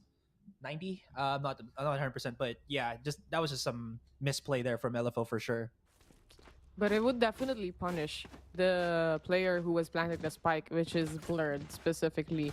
So that didn't connect, unfortunately. Another round for Naos. And the thing is, LFO, they're in a really good spot right now. They need 3 more rounds to actually take this map away from Naos and give them their first loss. But the thing is, with a destroyed economy like this, the plummeting economy of the side of LFO, kind of difficult right now, Asura, especially on a double-digit score. Once you go there, you kind of don't go back, and when it comes to economy, I would say. What now is going to be the adjustment for LFO? They are committing Chowdy to this Phantom here. Makes a lot of sense, right? Because normally you'd probably, as a team, you'd probably just give somebody who's a crack shot to have that one off by the hero buy, so to speak, and try to make it work for you. And I gotta put this here right now. Dax has always been reminding Chad about this, that Chowdy was my teammate for like the start of Valorant's inception. We were in a team called, what was it again? Something No Water Esports or something. But anyways, he's one of those players that is dubbed, I would say, as the ranked demon. Like, he literally 1v5s Radiants. Yeah, when he plays, right? And he plays primarily duelist, so it really is such a step up to see him play something other than that and still have such a great KDA with like 15 kills overall. I mean, once you're crack, you really just crack, No one can take that away from you because you practiced lots of hours was put into training yourself, and obviously it just shows here, evidently on VCTPH. With a technical pause on the side while fixing the player side, Asarai, when it comes to the prediction of the panel a while ago, they were going for Naos, but before the match started, I actually didn't ask you. Who are you predicting to win this map? Ooh. Because it's kind of a close fight, so you would never know actually right now. Yeah, I can't go back. I've already said my piece. It's probably whenever Naos just comes in, I will have to go for Naos. Because I've already set myself as the Naos fanboy for some reason from last week. I see this panel is really just going for it, That's why you just all don't get the right predictions. I go for LFO, man. Oh. At least have someone right. Have someone right. Yeah, exactly. And if you're the one that gets the right prediction, right? Yeah. It makes you seem like a total god with the stats. Exactly. Like, I'm smart, but I'm actually just going against you guys because I kind of don't want to be in the same. You gotta break down the walls, you know. Yeah, actually, my prediction has nothing, has no analysis over it. It was just like, what? Brano predicted Naos, Azura predicted Naos. I predict LFO, man. I like it. The LFO, I mean, you know, aside from gut feeling and just wanting to go against the tide, they have been doing so well. I did have like some pointers that I wanted to talk about. There's like a 3-point system that I feel like LFO, if they are able to check all of those, will manage a lot of their matchups. Tell me about the system then. Okay, thank you. First of all, Nexi has got to get that defense role working for him, which it seems like it has been slowly but surely. Next up, how well can Symbol influence or inspire both Exotic and Chowdy, who again have not really had the best and most experience in competitive scene, but it seems like it's working out well for them. In any case, that slow swing up on C-Long has not proven any dividends for LFO here, and now they're just gonna take this without even a sweat breaking. I mean, I forgot who went or actually pushed C-Long, but he didn't expect 5 players from the side of Naos to be actually waiting for him. But Exotic was actually flanking and he was able to spot 1. People from the Naos knows the position that he is in. Next, he was able to get a shot in as well as Kakarot and Blaz answers back. 2v1 situation, and next he just goes down with Naos taking this round yet again. It was a broken buy for LFO. They tried to make it work. They capitalized and they punished some of the players and some of the economy of Naos Esports right on that round, Asarai. They broke out the operator for Exotic. How many rounds have they dropped right now? So it ended, like, I believe 4-8. So that was about 4 rounds that LFO has dropped. And now they're trying to invest with the operator on Exotic. He has, what is it? At least from what I can remember from last week, it seems like he has been somewhat successful with the operator. So we'll see how this kind of pans out. If Naos just looks at how much money LFO will be here and figure out that Exotic might risk the operator, they might just try to scout him out first and then move elsewhere. That could be the play here right now, but at least for the moment, we are just going to have that tech pause. It's just a nice little break, a breather, so to speak, for LFO, right? Yeah, just spot us and Vil on the screen right now. See? The director changed it. But it was our family portrait, Asarai, as we say in Tagalog broadcast. Yeah. But Naos, 8-10, that's not too far off anymore, especially when it comes to how they take on the sites as well from the previous rounds. I feel like they have adjusted a bit on how LFO plays. On the other hand, LFO is having a difficult time actually trying to compensate on the rounds that they've lost, especially on the eco rounds as well. And with certain utilities like this, for example, LFO has right now, Draximov has the Astra Divide, Hanexi has the Lockdown as well. So completely, this can be used automatically on retakes. And it would definitely change up the game, definitely change up the round once they use this. So it's not impossible right now, even with the broken buy, but I guess it's not going to be, because it's going to be a buy round even for Symbol as well. It's just a technical pause. So this is, I think this round, Asarai, is a make or break for both of the teams. For sure. And I like how you point out that Nexi does have that lockdown available to him, because what this does is it could also force Naos, right? Because they don't see what we're seeing. There's a stream delay, so they're not gonna know what's gonna be happening. Yep, it's a long stream delay, guys. Yeah, it's a long stream delay. No They're not gonna know. Here. Exactly. They could be reading that Nexi might bunker down on A and just full rush on C-Long, which could give Exotic that one open opportunity to get an operator shot in.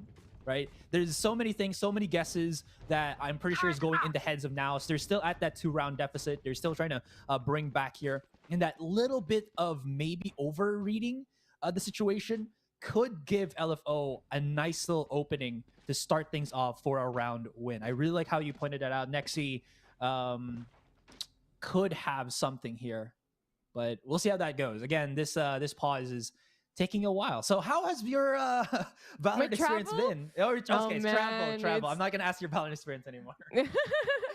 It's been amazing, dude. I would say, because for the viewers, actually, I went last time in Berlin too, while the Champions is happening, but I wasn't inside. Don't worry about it, because the players, of course, they want to take care of the COVID situation during that time. They don't want to have audiences as well. But I was able to meet up with Team Secret actually after their loss, basically, and after they were out of Valorant Champions, and I actually treated them with some mulled wine. Mulled wine, if you don't know, it's like hot wine, and it's called Glühwein in Germany. But we just chatted up a bit, and I actually have some interesting insight from that chat, Asarai. During the time that that happened, I actually asked Team Secret, like, did you have a hard time against Gambit? Because they won against Gambit, remember?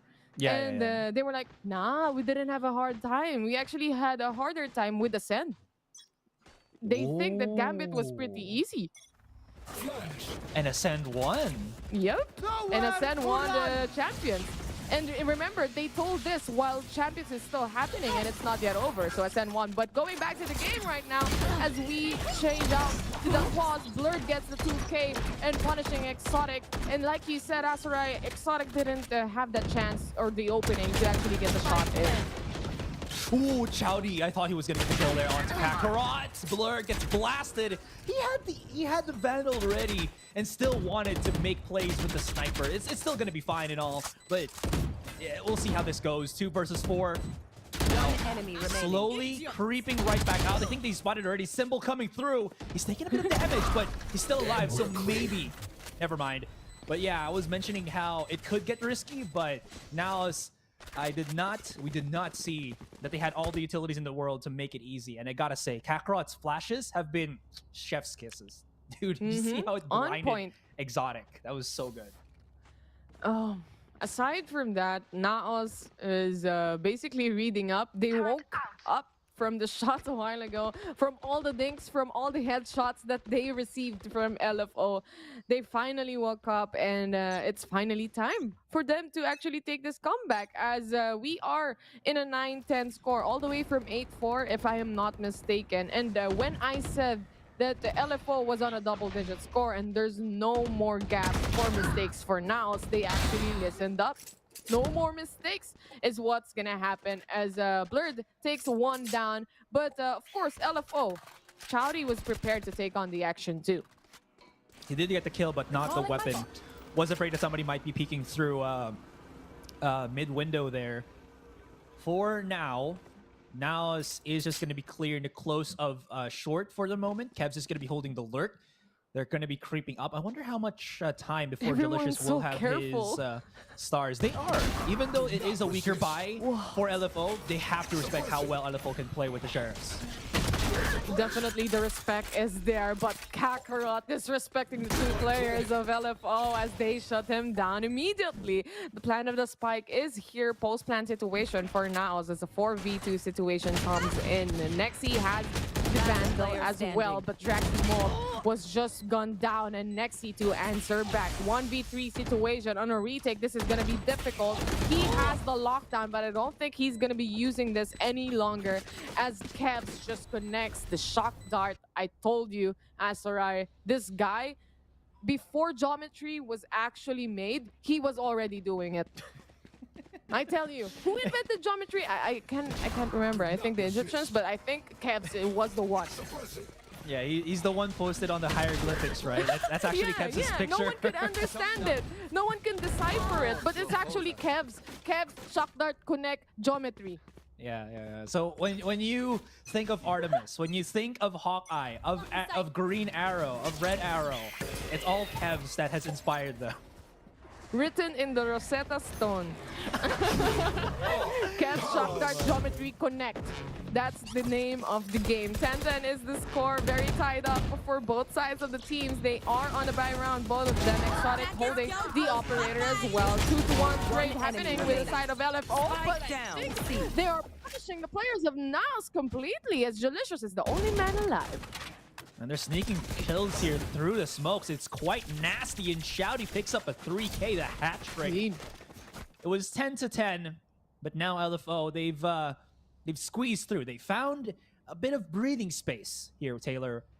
Still, Naos will have the money to buy. Blast just needs that one bit of ult charge to get his lockdown up and running. So LFO not out of the woods just yet. And again, they're gonna risk the biscuit for Exotic to have this operator, but this time there's no more Kev's Hunter's Fury, so he might be able to make this work. He was a little bit afraid last time because of the pulses from that ultimate, but this could be the change that they need. He did actually pick through short. I wonder if they spot him doing that. Blurred is going to be on the action first, and he's going to need to find a pick here on Symbol, who is just right behind his corner. Oh, this is going to be interesting as the guiding light comes in. Well, Symbol pops out. Kakarot the answer back though. 4v4 situation still happening here, still on the same league, still on the same round as we have here for Naos and LFO. They're just waiting for the right moment to actually peek out, and when they do, Exotic is waiting. So I'm talking about Exotic now having that opportunity to be the opper. Yeah, I bring that out once in a while. Kevs. Ooh, did not expect him to be underneath. Was probably looking at heaven, but this demon is at hell. Now holding the fort. That is a beautiful use on the concuss. Now it all leaves Jalicious. Great clutcher, but not going to be able to clutch out this round. And we, for the first time, can see LFO bringing that match point against Naos. For the first time, literally, because no one else handled Naos this way. This might be their first map loss that we are seeing. But the good side is, Asarai, when you actually look at the leaderboards, Naos has gained enough points already, you know, to actually chill out for a bit. And they had the targets in their back for quite some days now, and LFO, I think they've read how they play, understood how they play as well. But during the first few rounds, I would just assume as well, and I could see it, that it seems like Naos was just trying to wake up, you know, trying to get the shots in still. But now, I think, is the time that they are actually alive and well. And going back to it, though, LFO Chowdy was able to spot one, and that is Blurred. Blast, on the other hand, he answers back using this ultimate both at the same time for both sides of the team. LFO and Naos, attacker killjoy lockdown is definitely there. 2v2 situation, just keep on answering back on each other. Who will get detained? And that is Blast. One player detained on each side. This is like the same, literally a mirror match we are seeing. Blast has to be the one to pick up the spike now. Nexia's got all the way to heaven, and Kev's not even looking through this. Exotic gets on top, and he gets the kill! Nexi! Exotic double up trap, as well as the sneak through on heaven. Huge pop out from LFO. Kev's not expecting. That was unfortunate. Naos falls, and LFO take the victory. Man, I would just assume, I would just say also that LFO, during the first few rounds that we saw, especially on the first half of the game, they are really clean, extremely clean, to a point that they were going for a 6-0, 7-0.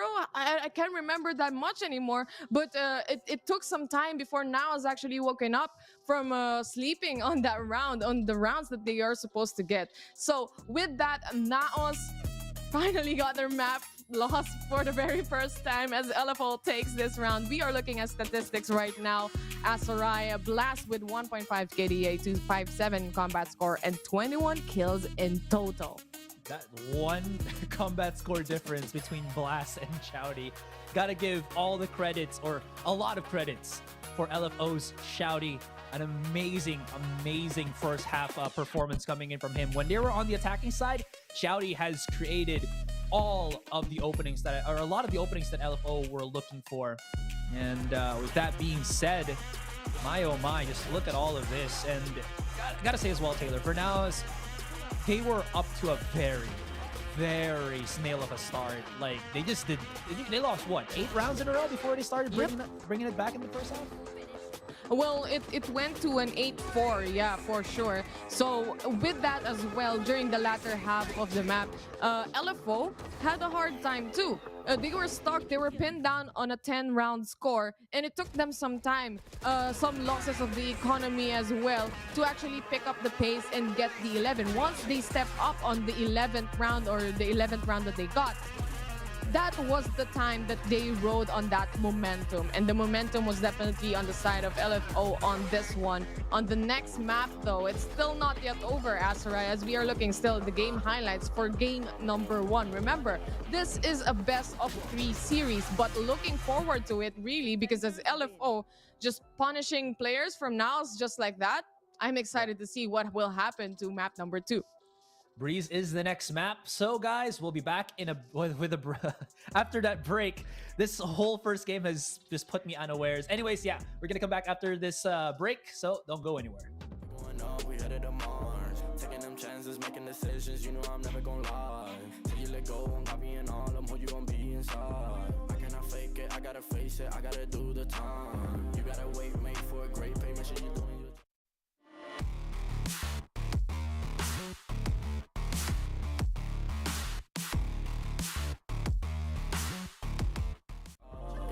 patience, 200 every occasion, going to different locations. How they got when I need some direction. Me and Vinci go up every session. Cook it up, yeah, you know it's no pressure. Yeah, you know how we do what we all in. We can slow up and you never catch us.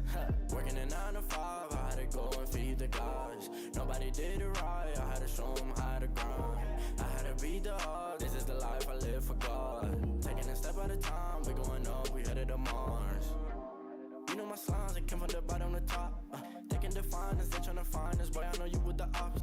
We're not the same, no, you can't compare me. I don't belong in the box. Don't try to play me, no, I'm not friendly. This is everything I got. Ain't no playing around, this is no playground. And no matter I do what I say now, I'ma go give them something to say now. Got them stuck on my back like a spray ground. See, don't gotta complain. I'm a shooter, got eyes in my vein. They said that I would never make it, they thought I was crazy. They said I'm insane. Working at 9 to 5, I had to go and feed the guys. Nobody did it right, I had to show them how to grind. I had to beat the odds, this is the life I live for God. Taking a step at a time, we going up, we headed to Mars.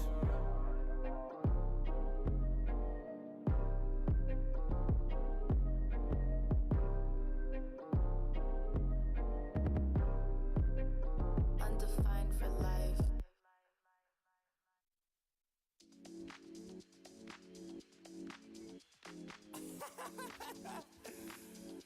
Oh man, what you talking about, man? What? You so crazy, bruh. Wasn't too long before I realized a whole lot of truth just realized. 2 groups faking the real guys, and both of them plotting on your meal size. Gotta be more, is this real life? Got a bad hand, but I still try. Try and knock me down and I still climb. I can see the promised land right over the hill line. And when I get there, yeah, we all gon' party. Learn how to surf cause the waves is gnarly. Gotta make the bread, gotta bake the barley. But it take a little time, be patient, darling. Working for the people, gotta rake them all in. But sometimes people make you hate your calling. Some people panic when the brakes is stalling. Me, I go to God when my faith is falling.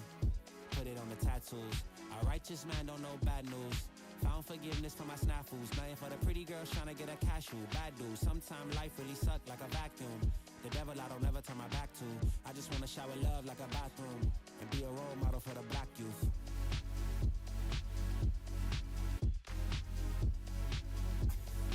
Oh, here you go. Here you go again. Talking all that. What?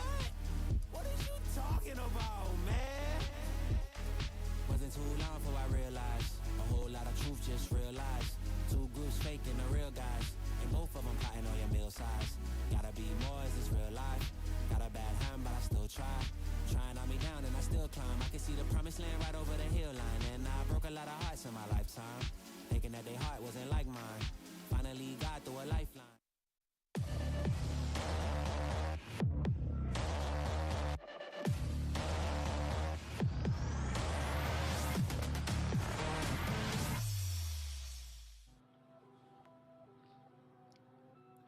We back at it again. That was a quick break, you know, just get some water, go to the bathroom, take a bit of a breather, and now we are here looking forward to what this second map, Breeze, is gonna bring us. My name is Asarai. With me now is Taylor. I was about to say Taylor. Alonzo Taylor. Not Alonzo Taylor. He's in the panel, all right? He's with in the me panel casting. right now. But later on, we're gonna be together, Alonzo and Eliza, Taylor, both of us, basically. But like you said, Asarai, it's gonna be Breeze. Breeze is gonna be the next map, and I'm excited to see what both of the teams are gonna bring to the table. As we've seen, Naos got their first map loss against LFO, and LFO looking really, really clean and sharp from the rounds that we saw from them. Yeah, 100%. LFO has just opened up my eyes to a whole new LFO experience. Their attacking side was a thing of beauty. And again, that was one of the weaker things that they have struggled with during week one, is that they're good in their defending side and really struggle to get things started with their attacking side. They've kind of mixed things up. They put, I believe, Exotic on Duelist. They put Shouty on a Duelist as well. I think he was Reyna at some point on a split map. They've also put Symbol on a Duelist. They really have been, experimenting a lot of things during week one, and it has proven just a little bit successful, but not enough that they would be top of the leaderboards. But in that first game, lots of things to be hopeful about this team that is named Looking for Org. And yes, they are still looking for that sponsor. So somebody needs to pick this team up, because they are incredible if you give them the opportunity to be to. Definitely. And we've seen this team from the previous VCTs as well, from the previous year, actually, not just from the previous week. And they were playing on a different banner during that time. And they were present in all of the weeks and all of the stages we saw as well. So it just proves to a point where this team actually makes it out. Imagine hundreds of players, hundreds of teams, thousands of players playing for the group stage. And whatever you're seeing right now, whatever the viewers are seeing, actually is already the top 8 teams. Imagine what teams they went through, what brackets they went through just to get here in VCTPH. So literally the top 8 teams that we have right now on VCT week 1, or stage 1 rather, is basically the top teams that we have in the entirety of Philippines. That is so true. Every single team here, even though they might not have the best or the perfect of start, you have to also consider how much competition is exuding from these top 8 teams, right? Stage 1, as you mentioned, all of these people have gone through basically hell and back just to get the chance to compete, and then the next step is going to be that APAC Challengers. But that being said, we are now looking for that agent select. Let's see what this Breeze map has in store for us. About the selections here, and Naos, we've seen them against SBE. They brought out Z, and now they're bringing him out once again on that Reyna. Remember this Reyna? I think he almost got 40 kills, if I'm not mistaken. I think he did. Yeah. It is the same map as well. It was Breeze. And to think of, this is their 6th man. I saw the tweets of Naos actually saying like, Z as a 6th man? No problem. He just carried all the way this map that we have right here. So I'm pretty excited to see if he's going to be up and online for today as well, Asarai. And for the side of LFO, they got the first map. They only need to take the second to make it a 2-0. And looking at it, they are pretty cracked right now. They're pretty awake, and I'm excited. I'm looking forward for this map.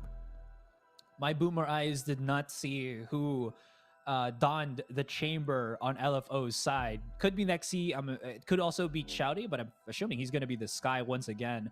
So this is going to be interesting. Nexi possibly on that chamber. Again, my old boomer eyes did not see because I was focused so much on the Now side because they brought out Z, who... I think Chowdy actually... He did? I think Chowdy is the chamber, if I'm not mistaken, because Chowdy was popping out the Reyna a while ago. And then I was like, oh, they're going for a Reyna as well. And then they change up. There's no more Reyna. We're going to see anyway as we head into map number 2, which is Breeze. So let's see. It's Exotic, actually. Exotic, Asarai. Ooh, okay. So that's totally fine. I mean, he was the primary operator on that Haven map, and literally Chamber has an ultimate that it turns into an operator, the Tour de Force. So Tour de Force? Tour de Force? You were the one in Paris, so you tell me. What's the pronunciation? But I'm not French. You keep asking me this stuff, and I am not that person. But Okay. I'm not sure, actually. I'm not sure. So it's whichever we say it, I guess, is the correct, as long as maybe some of our viewers know how they can really pronounce it. But on the other hand, Asarai, let us not forget, Kakarot is also on the chamber as well. So this proves that Chamber is a very viable agent right now in the meta, specifically on a map like Breeze, when it is far-fetched, like engagements are very far off. Kakarot just secures a kill just like that in the first round, especially with the utilities that Chamber has. And look at how he just quickly TPs out and gets that lower mid control in just a fraction of a second. Blurred as well as Z has already crept themselves up on halls here. But if somebody closes the door, they're not going to be able to push through and pinch in. But they will be able to do that right now. Exotic still hits a shot, but it's a very messy fight as both of these people are just getting kills in transition. 3 versus 3. Exotic is just right around the corner, but nobody has still crept them up. Classic shot will finally get ahead. Raximov sneaks up through double doors here. Blurred could maybe catch him as he tries to sneak right in. He's jumping for the risk of getting that information. Raximov has crept himself up. He almost decapitates Kevs in the opposition. But now Blurred knows, and he's holding the cross. He might still be able to win this because of that ghost, and he still does. Kev's a bit too overzealous just to peek that. He doesn't even have Blurred to help him out there. At the same time, they don't even need to peek it. That is the ROG clutch brought to you by ASUS Republic of Gamers. Ladies and gentlemen, Asarai, I would just say they didn't have to peek that any longer, especially in a situation of a 2v1 and happening after one got a kill. What a 1v1 situation, you didn't have to peek it anymore. But I guess, well, it is what it is. It happened already. Yeah. Just like my skin that always gets static, that clutch was ecstatic from yeah, I'm legit. I'm taking off my my jacket here just because it I don't know, for some reason it makes it easier for me to cast. And static is just like going on my ears for some unfathomable reason. What? Just a random fact. I'm pretty sure no one cares, but you know. I care. That is okay. Oh, At least someone does. Draximov, on the other hand, is very low on HP, while Symbol actually spots Blurred and gets the kill. Exotic just a one tap to the head over Delicious, and a Draximov to another. With 5 HP remaining, can he still get another kill over B main? He knows there is someone there with a guiding light as well, and someone popped the shot, if I'm not mistaken. So he is just gonna strafe peek as well and try to get the headshot in with the little amount of HP that he has. It's only one person remaining anyway, and that is Kev stuck on B main with the spike. That is the second time that Kevs has almost brought down Chowdy. Right? The first almost one was is in never Haven. enough, man. Like Ariana Grande said, I almost spoke in Tagalog. It's okay. Whenever you speak in Tagalog, we will translate it by saying the words in English. In English. For those that do not know, Taylor here is primarily on the Tagalog broadcast, which is on the other end of the VCTPH spectrum. Yeah, So- and today I got transferred. I got deported. It's the other way around. But join the cool forward, kids now. Yeah, I got here. Blurred was able to get a kill on Draximov. Opening up the site is Naos Esports as they plant the spike. Come on, jiggle that The better. TPO. Okay, it's all good in the hood. How much damage did that actually do? In any case, this is looking Last exceedingly player clean. standing. Possibly a flawless round. Never mind. Chowdy gets a pick there with the Viper. Oh, Draximov was the one on the Sky. I retract my previous statement about, you know, getting Retract that my previous statement. for legal reasons, just in For case. legal reasons. If anyone want to sue Asarai, he retracted his statement already. No one can do so. Like you said, and like we just saw it is a good move for Naos to actually take that round. It was a bonus round for LFO anyway, and the least of their problems is actually less casualties, which is actually just Z, if I'm not mistaken. So that's Naos is a pretty good spot right now on a buy round. They're pushing and they're taking control of mid. There's a trademark somewhere at double doors here. So Blurred could be put in a position where he might be easy pickings for Nexi, who actually is on a jet. I just now noticed that. Yep, he is. He has been for 3 rounds already. That's all right. Nexi on the jet as we are looking at it. The Blurred has his ultimate, but I don't think he's going to use it right now. It's not necessarily. As Nexi was able to take 1 kill. Whoa, what? Yeah, he's got those pre-fire angles locked down. My goodness. This is now the spike being planted.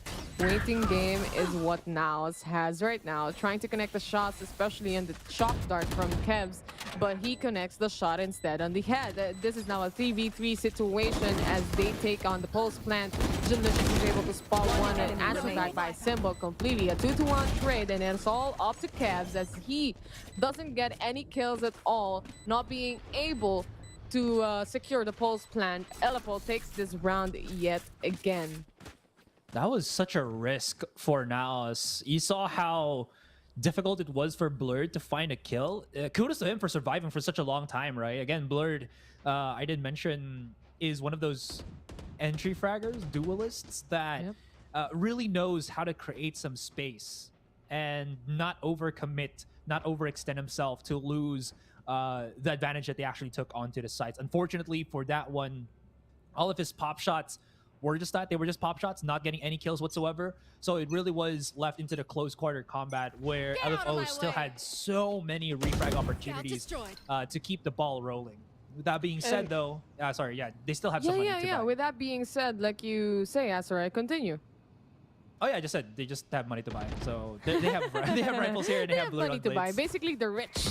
Right. Anyway, what I was trying to say is they want to take mid control over and over again, and the usual spot that we see that they entry, or the spot that the team's entry actually is on A main, but it's not happening, and that's not the way that Naos actually takes on site. They actually take mid control and go on to double doors before A main actually pushes in. So maybe they change up things, maybe they don't, maybe it works out for them. Who knows? We're about to find out as 3v4 situation, and Blurred doesn't know that Symbol is just right around the corner right now. Transfer, not even just the shot transfer on the head, and he spots out Kakarot. He knows the positioning of this guy. This is now a 1v4 situation, and Kakarot in the spot where he doesn't want to be.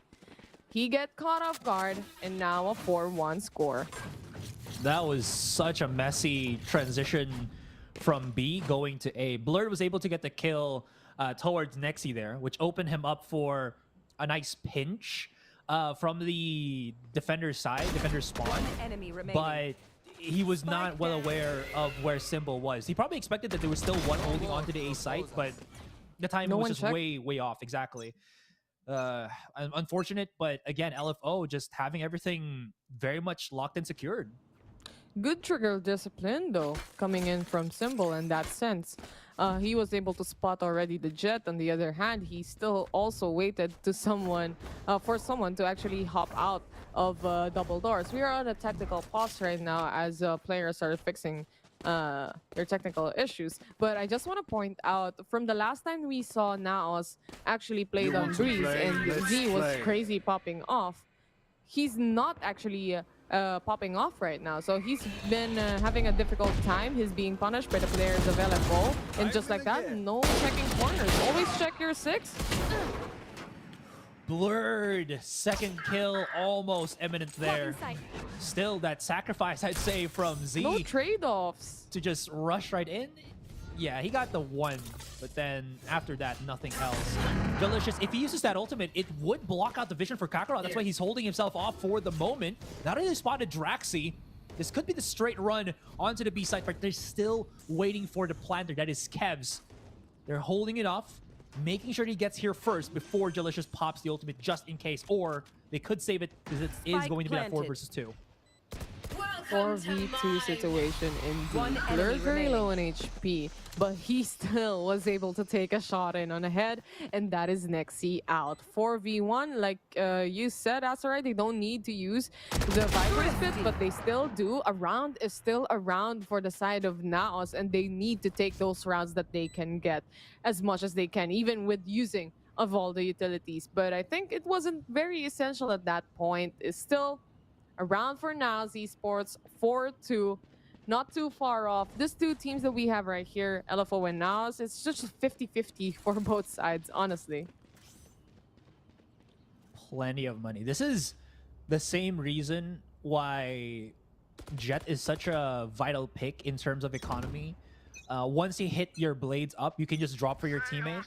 Similar to how a Chamber, once he has his Tour de Force up, you Drops can a have your gun, ultimate yeah. and then drop a gun for your teammate. So it saves so much. You have those 5 bullets are so strong because when you get that pop shot off, it just slows everybody down. That is a very risky endeavor. They did not keep the back of the site. Always secure the back of the site, or else next he gets the pick. There's the sandwich as well coming in from Exotic all the way from double doors.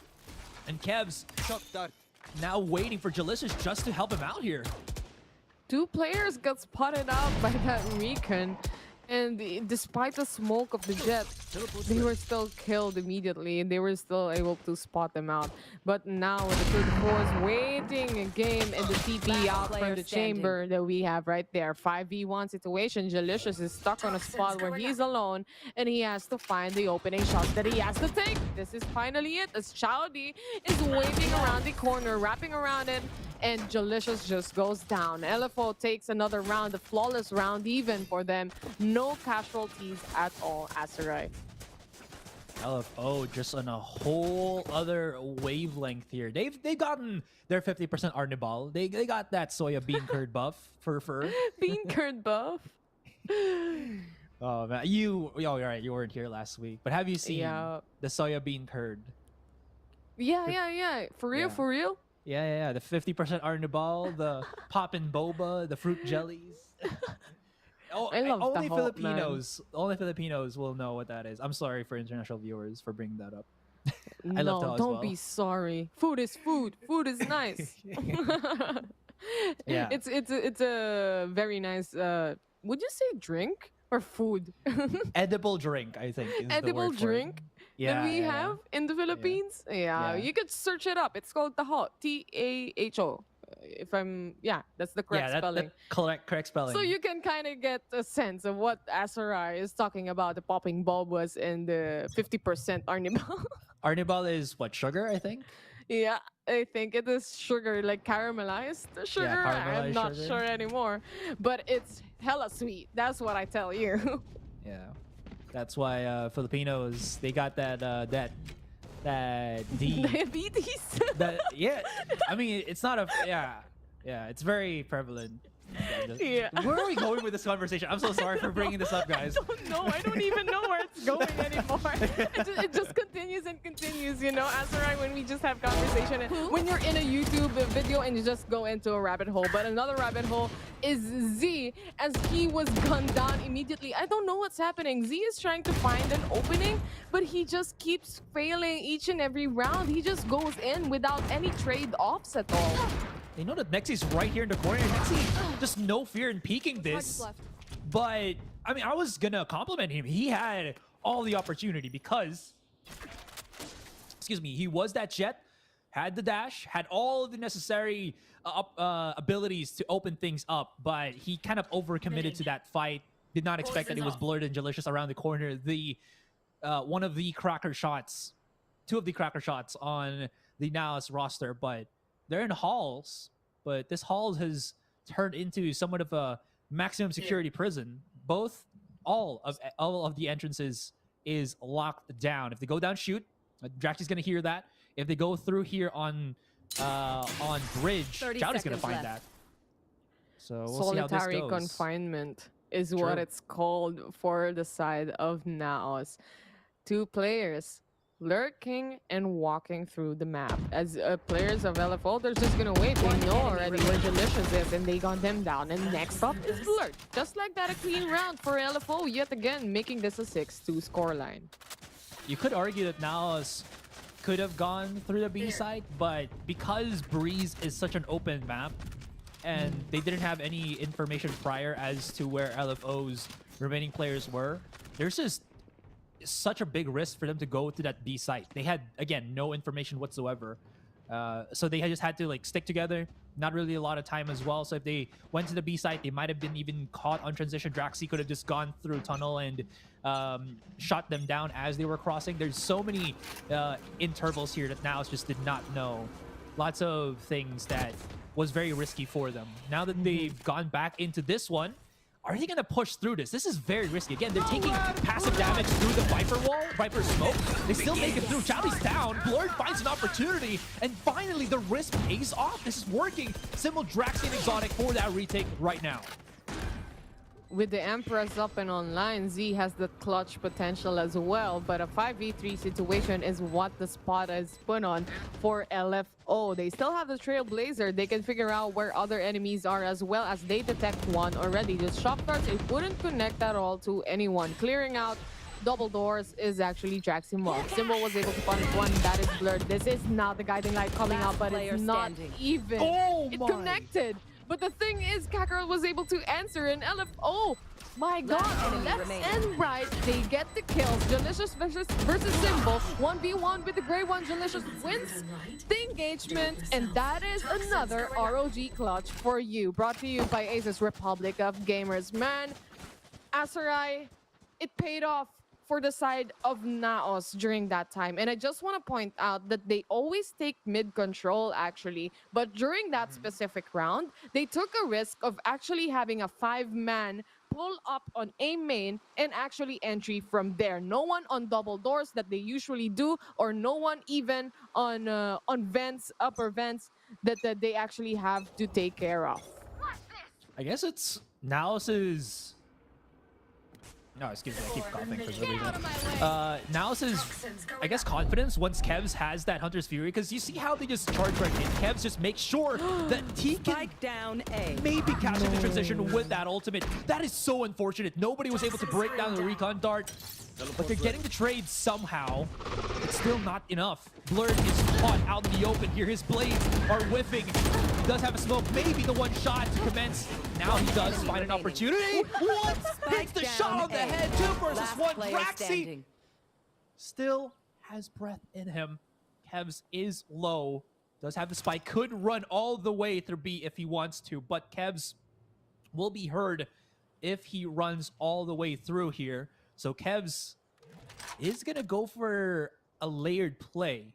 He's going to go all the way through halls. Now, if Kakarot was able to open doors here, he could sneak by and catch Draximov on a timed swing. This is going to be crucial because Draxi don't know nothing. And look at that, Taylor. Door is open. Timing, timing. Oh my god, no information at all. Oh. No way! No way! He looked left! Just pulling up ROG clutches. Every ROG clutches that we have right here, ladies and gentlemen. I don't know. It was already there, but the thing is, both of the players, Asarai, as far as we know, of course, we are casting the game. We can see where they are, obviously, but these 2 players doesn't know anything at all. And it's just a matter of time. Whoever finds someone first, that's basically it. And Draximov was able to spot him out. My god, LFO, they're really gunning down or pinning down on Naos today. Wow, what a shot from Nexi right there. The triple down mid. My god, so clean. The triple kill just hops in like that at mid and gets the 4th K as well. Going for the 5th. Is this gonna be an ace for Nexi? Looking for the last... It's not LFO now. Looking for LFL. Looking for last player. LFLP. 5 out of 10 for that one. Man, it's a bad joke, I know. It's okay. You'll get there. No but way. what's not a bad joke is this final execution for Nexi. A quiet player before the switch. Now put onto a duelist. Well, he's loud and proud, just like... Never mind. You know. Loud and proud. Yeah, just like Just that. like me. Oh, that's true. That is absolutely true. I was gonna put it to like another term, but you are absolutely right. Yes. I got you. But the clean ace from Nexi there, I don't know, man. It felt like Naos was in a position where they're like, oh, white flag, hands up. Nexi is here. He gets the shots in. Fine. That's basically what happened in that round, honestly. He was just being a rank demon. Yeah, rank demon it is. 8-3 is the score for the first half, Asarai. They're working towards it already. Okay, same play for Naos. They brought 3 of their riflers here. Door not closing, opportunity to peek out, but there's no blind, there's no leer. It's gonna be all about that dry peek, and they're going in at this raw as all can be. As the dust settles, 2 for 2 on the frags. Kakarot now out in no man's land, does have the TP. Wait, what? What? He TP'd back to where he TP'd on. Okay, that's a little bit awkward, but I mean, he still has an opportunity to pinch. Yo, this is actually smart. They thought that he TP'd out, and the audio cue screwed up LFO looking. He will drop down, but that is going to be a 2 versus 1 as this round continues. It was basically a moment of outplaying other players as well as Draximov pushes in. He decimated Jalicious. This Viper Spit would go down. 25 HP remaining for Kevs. This is going to be a lineup or just a normal kill with 2 HP remaining. Just 1 shot in is what Kevs needs, and he takes it on. Another scoreline of 8-4 like map number 1. We've seen this already, Asarai. What happened that round? I will just say that Z, he had the leer. He actually used 2 leers to head out on the doors. He just couldn't get the kill. That was so unfortunate. Nobody was blinded from what we saw in the POV as well. So I guess that leer would have been good. But the problem is there's that huge obstacle called yellow or orange. The big crate, all right? Yeah. On the new Reformed Breeze. That you could just jiggle through and leer becomes null and void, to be honest. But yeah, also expert analysis here, Taylor. There has been no 9-3 curse from that first game, nor shall it be in this second game. So maybe this is the time for LFO to win because it's not 9-3. Top-tier analysis brought to you by Asarai. Kakarot takes in the shots. The beauty of having a chamber, especially on this pistol rounds. This is the most important pistol round ever in their life right now. As they push in, Nexi was able to spot one, answer back with Blurred, trying to get another enemy in, but he's not going to be able to spot one anymore, and even with a reload. 4 HP for Draximo, very low. He's trying to still hold the post-plant situation. Now, a while ago, we've seen mistakes, Asarai, where they keep peeking despite that they don't need to, actually. This is the absolute winnable moment for now. So look at the HP meters, HP bars on these players. If they lose this, this is such a big blow to them. Finally finds Draximov. Does Chowdy have a post plan? No, I don't think so. He's just playing around the corner here. Could go for the wraparound. Somebody has to start defusing the spike. Go to half. Chowdy's right there. And Jalicious impales him to the wall. And they have time to defuse that, so Naos finally claim a pistol. Finally, their first pistol against LFO on this best-of-3 match that we are having.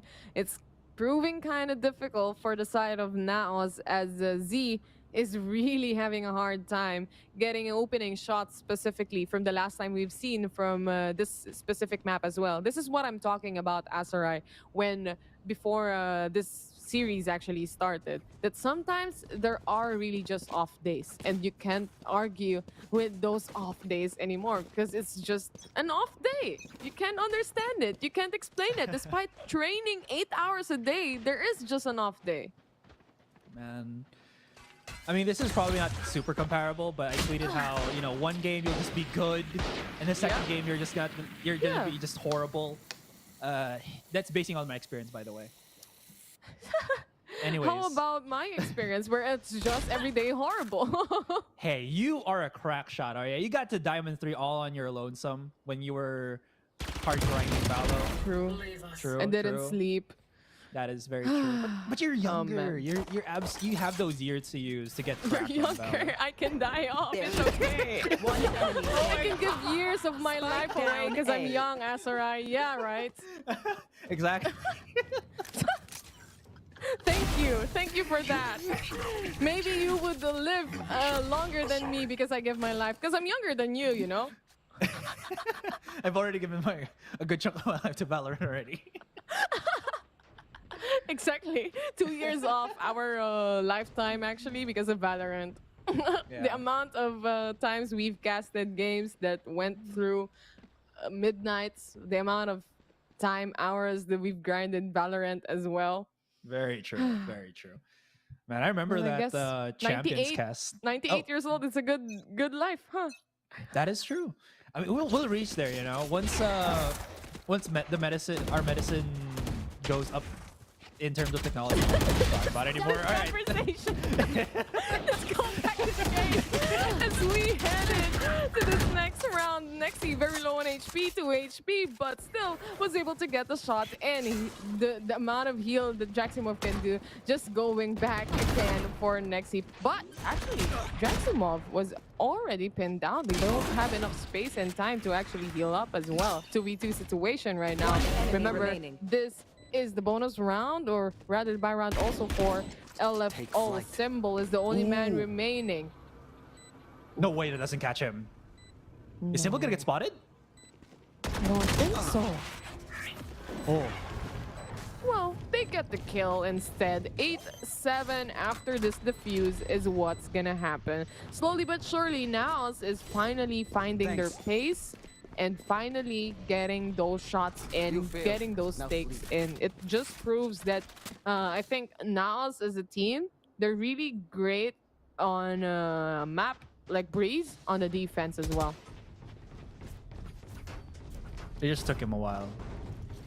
And gotta say, unfortunately, we did not see that. I would love to see it on like replay, but Blur got 2K again with his Sheriff. He's been doing that multiple times. Are you even now. surprised? I'm not surprised. I just wanted to see the kills. Yeah. At this point, I'm not even surprised with all the thrifty rounds that both teams can actually get anyway. So this is an 8-7, just one more round to actually make it a tie, and the push from Z wouldn't reap any rewards at all. It gave a Vandal away. Yeah, this is, I think, one of the things that Z gets in trouble for. He's an incredible, I'll call it rank demon, but I think his integration with Naos might just be a bit too on the weaker end. What? How? Kakarot, hello? Ooh, that's a big blow. Just a domino effect, basically. I think Z just keeps pushing and pushing like this with dry peaks, and it's not paying off. And honestly, right now at this point, I would say, and I would just basically say that maybe it's time to chill out and just wait for LFO to actually push in the sides, you know?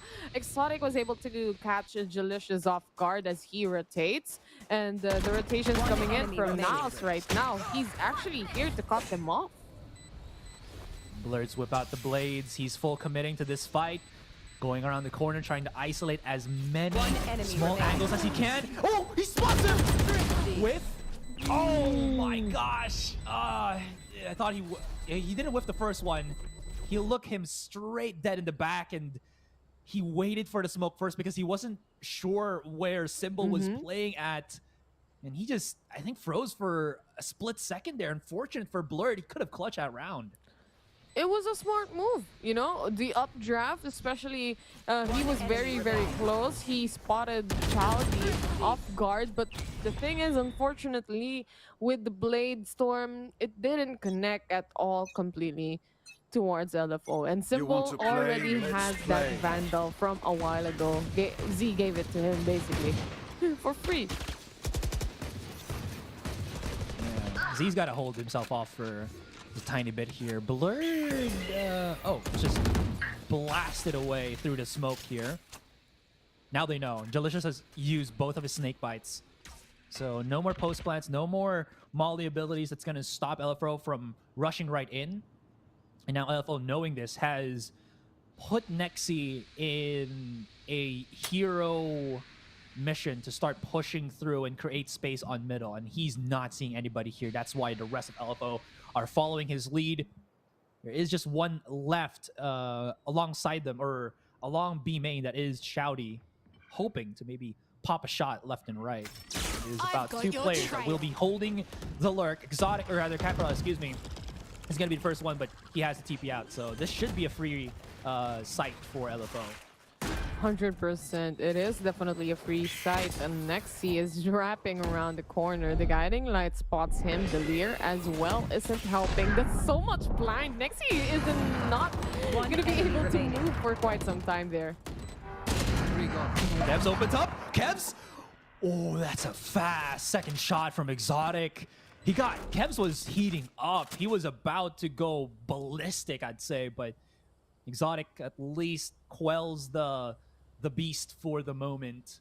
And LFO, now a 10 rounds in. They're finding opportunities here, but to be frank here, Taylor, Naos did have a weak buy last round. So this one, they're going to have everything locked and loaded, aside from just not having their ultimate. Last player standing. But the actor here, swing of Kevs? Man, he was crazy popping off. He wasn't able to get the final kill though. That is very needed. The kills don't matter if you don't get the rounds, like we say. 10-7 again. LFO, are they gonna be stuck in a 10-round position yet again, or is this just gonna go through? The momentum is just gonna rise in. Nexi, very low on HP with a snake bite, trying to pinch him out of the position, and Draximov was just spotted by Kevs, or rather by Kakarot as well. 5 or 4v2 situation, make that a 3v2 situation, as Symbol was able to spot another one, and Chowdy secures the kills on Kev. These are low players from LFO, and they're still getting the frags rather uncontested. Blurred spotted. Chowdy is so low, but he's shown to be pretty adept with how good is that smoke. He pushes through. He expected Blurred to be maybe a bit more far forward, but that's gonna be takedown from Blurred, and he clutches the round. These are some fights that I think Naos shouldn't be losing, but they are, because they're wide swinging for the challenge. There you go. That's another ROG clutch to you guys. Brought to you, of course, by ASUS Republic of Gamers. Asarai, like you said, you know, when I look at the map as well, it honestly just depends on who's gonna see who. Because with the amount of smokes that both of the teams has, the players pops off, especially when they play around those smokes, it's very crucial that they actually get the shots, because even if it's your smoke in a 1v1 situation, it can punish you as well as a player, because you don't know, you have no idea where the opponents are. So that's exactly what happened a while ago as well. And 10-8 is the score, with the Hunter's Fury being popped out by Kevs. It connects to Nexi. He goes down, a 5v4 situation immediately. That's what we call the electric cha-cha. When you try to dodge the Hunter's Fury and it starts zapping you. You just gotta whip out your melee, jump, strut, I don't know, whatever you have to do. Are you being a Sky main? If you don't blind your enemies, look at Draximov right there, and they got a kill. You see, you blind your enemies, they get a kill. Spike carrier kill. Spike down A. Yeah. Wait, you're a Sky main if you blind your enemies? I thought it was blinding your teammates. Blinding your teammates, I mean, blinding your teammates. You're right, you're completely right. I'm wrong, Asara. You should blind your teammates. Here. Top tier analysis. Top tier analysis. I love it. Delicious, though, gotta say, he's been tucked in at the back of this A site 30 for seconds the left. absolutely longest time, and his Valley has just shown. Okay, Kakarot thought he was gonna whiff that second one. That was really awkward. Symbol was able to somehow weave his through behind enemy territories, but Blurred making sure that every nook and cranny is clean. He's the cleaning service here, and it makes everything makes sure that everything is spotless. Excuse me. Do you really get pinned down on a 10 score line? this also happened on the first map as well for the side of LFO. When they reached the point where the score was 10, they just get nailed down on the score. They have to figure out a way again to not be stuck in this position because their economy is taking a toll as well. We are looking at a broken buy for this next round for LFO, and with the timeout, we are gonna see if they're gonna continue with the broken buy and push this all, or gonna save up actually for the next round, maybe, you know. But the thing is, it's kind of difficult to say because with the amount of money that they have, it varies. Again, as long as they have this chamber, right? He can just maybe opt to always secure the ult if he wants to. Again, LFO does have that possible control of orbs on shop. That being said, though, they have to be very aware about this this lack thereof of credits is but taking I think a toll they on are. them. Yeah, they changed it up already. Next is just gonna go for a Guardian, and the other players will just go for their pistols. So they're gonna try to make this work at least, and maybe get a thrifty round. Who knows? But Traximov already was gunned down by Z. That was a huge pickoff as well. And that pop shot by Nexi to destroy the recon dart gave away, I'd say now, or the information that he actually bought something right now in this round.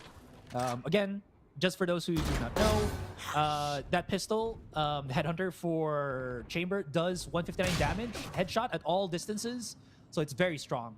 But regular Sheriff is also good if you're like Chowdy, who's been hitting them non-stop. He smokes just to get the cross. I'm not sure if they know this, but Kakarot looks just in the nick of time, spots him out. Now it's a 1v1 with the Chambers on the B side. Has to be careful. He's very much aware that he is fighting against Exotic here. He misses the shot, but Blurred finds it and stops Exotic from making any more strides on that B site. 10-10.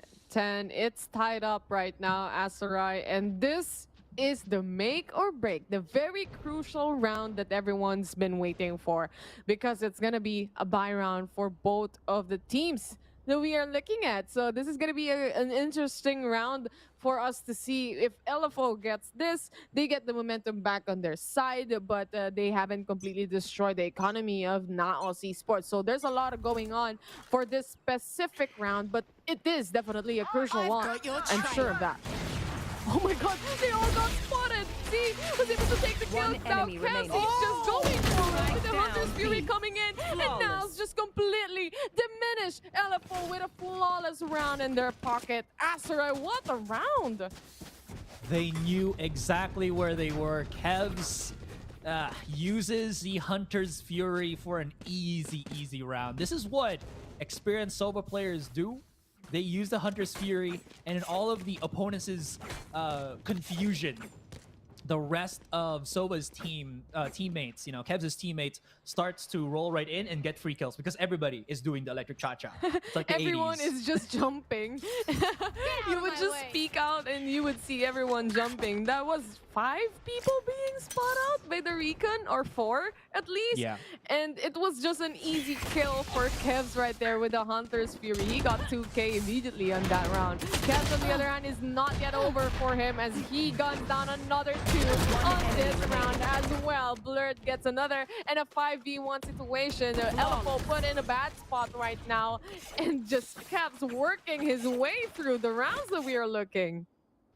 Mowing people down. The first time, Taylor, that Naos was put into question, I said that Kevs is the glue, the anchor that will hold this team together. And lo and behold, he's been creating a lot of opportunities for his teammates as a Sova, by the way. So really strong performance from the man himself, and it's working. It's incredibly working. He is definitely awake and alive right now. Blurred 25 kills. Kevs 21 kills for his side. With the drone, will it be able to spot anyone? I think Jalicious was spotted out, but of course with the blind, this drone was just shot down as well. But speaking of shut down, Jalicious, what happened to him? I didn't see that happening already. No, didn't connect at all.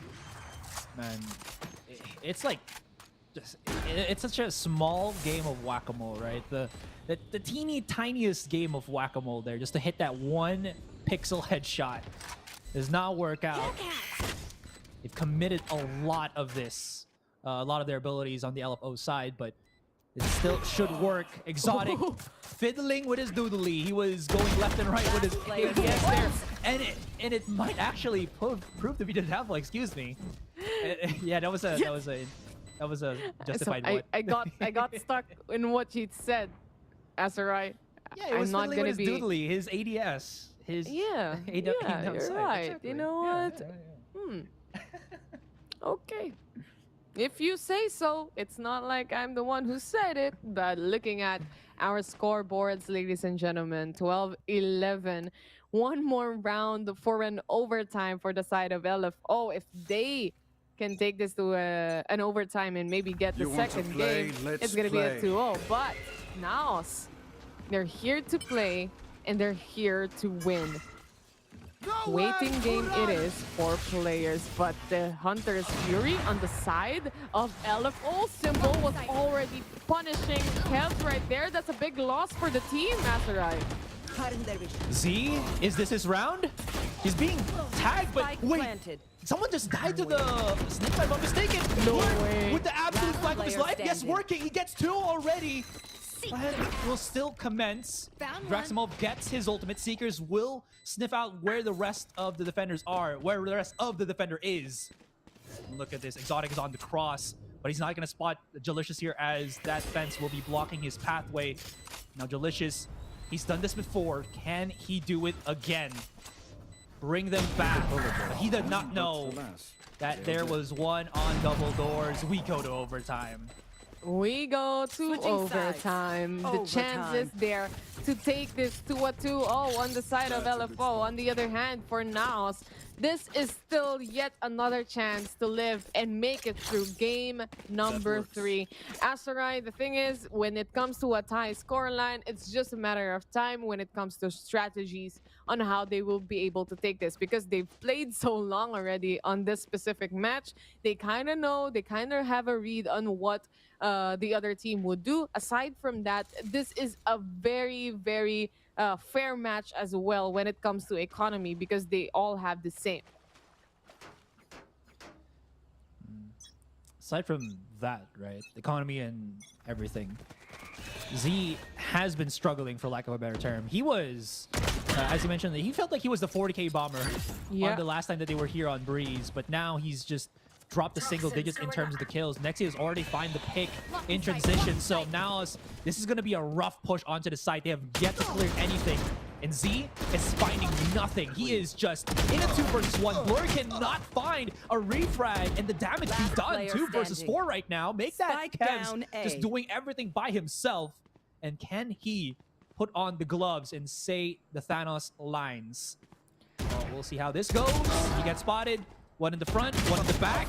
Headshot could be good, not gonna be enough. And that is 13-12. LFO looking already at series and match point. I think I see where the issue is right now for Z and Blur. That's the duelist for Naos, actually, Asarai. It seems like Z is actually the first entry, not Blurred. He always goes first. He goes in for the Leer. The Leer is immediately shot down. He goes in first always, and right behind him is Blurred. So he gets punished immediately, or he doesn't get an opening kill. That's why it's a bit of a slump right now as well. We all know that he can dismiss. Yeah, he can do that and everything else. But still, it's quite a dry peak, especially with the Leer, where you can just hide off in any corner that you can. And to add to that, right, it seems like Z is expecting somebody to fight him. Yeah, You know? every time he comes in, where's the fight? Where's the fight? But there's none. Yeah, and that's where Reina falls off drastically, is because because he can't see someone. He can't find anyone, and he just gets gunned down by someone hiding on the corner. Exactly. And he got double swung that time too. And Blurred was, I think, having difficulties going upstairs. You know, I have weak knee joints as well, so I understand what he was experiencing there. But because that he had difficulty going up on, I'll just call it Tetris, you know, right there where Jelicious is looking to his right, the boxes. It didn't give time for Z to have a teammate try to help him refrag. So just lost opportunities. Nice little pop shots there. Somebody has got to break that recon before he gets a pulse right in. That's a little bit unnecessary, but if Z pushes this out, he's going to get double swung, but both Nexi and teammate rather unfortunate. 4 versus 4. Nexi still holding it back to the site here, has the smoke right in. Delicious, huge flank to come through, and he actually gets another one. This is huge right now. Can they push this into a second overtime? And they will. Naos holds on. They're still holding the line, holding the fort for the team as we head on to the second overtime. Like we are talking about Azura a while ago. We see Z again. He uses the leer. Switching the sides. Players are nearsighted, but on the other hand, there's no follow-up. There's no trades happening. So they're just expecting that, you know what, if Z comes out, he gets a kill, he's just gonna dismiss out. But he doesn't get a kill. That's the problem. Stay down. Not even a blind. Yeah, his spatial awareness at least is somewhat lacking. And again, it's a very high intensive game, you know, all that good stuff. But when your opponent has already put up the wall and it takes you about a good 10 seconds, maybe if it was 5 seconds, he could have swung out and spotted them in transition, could have gotten a kill, dismissed out. But he took a very long time before he swung out of that wall of theirs, and that cost him his life, unfortunately. They could just punish the leer immediately, right on the spot as well. There was no free fires, or pre-fires rather. LFO on the other hand, dying one by one as Naos takes on B side. They sent the spike and a 4v2 situation has been put upon LFO. They're pressing LFO's buttons and it's working. Symbol and Exotic, the two to remain. These are, I think, the best players that you can expect to try to go for clutch. Maybe that's a lie. Maybe everybody from LFO is the best player to go for that clutch. But it's a 2 versus 4. We'll see how this goes. 1 versus 4. 1 versus 3. We'll do this countdown by countdown. Countdown. It's a countdown. It's a New Year's countdown that we have right here. 1 versus 3 and 0 versus 3 it is. 14-13. Naos takes the round and the advantage. Switching sides. They might win this, but the thing is, LFO, they have good takes on sites as well, Asarai. You know what? They can do this forever. Oh my gosh, please no. I need to take a break if you imagine not like this. 10 a.m. until 4 p.m. and then the score is already 25-26 or something like that. I don't know. With these two teams, it's a 50-50. You never know who's gonna win. But the advantage is definitely on the side of Naos. They just need one more round to take this to game number 3. I like this. LFO knows that their best chances of taking a site is the A site.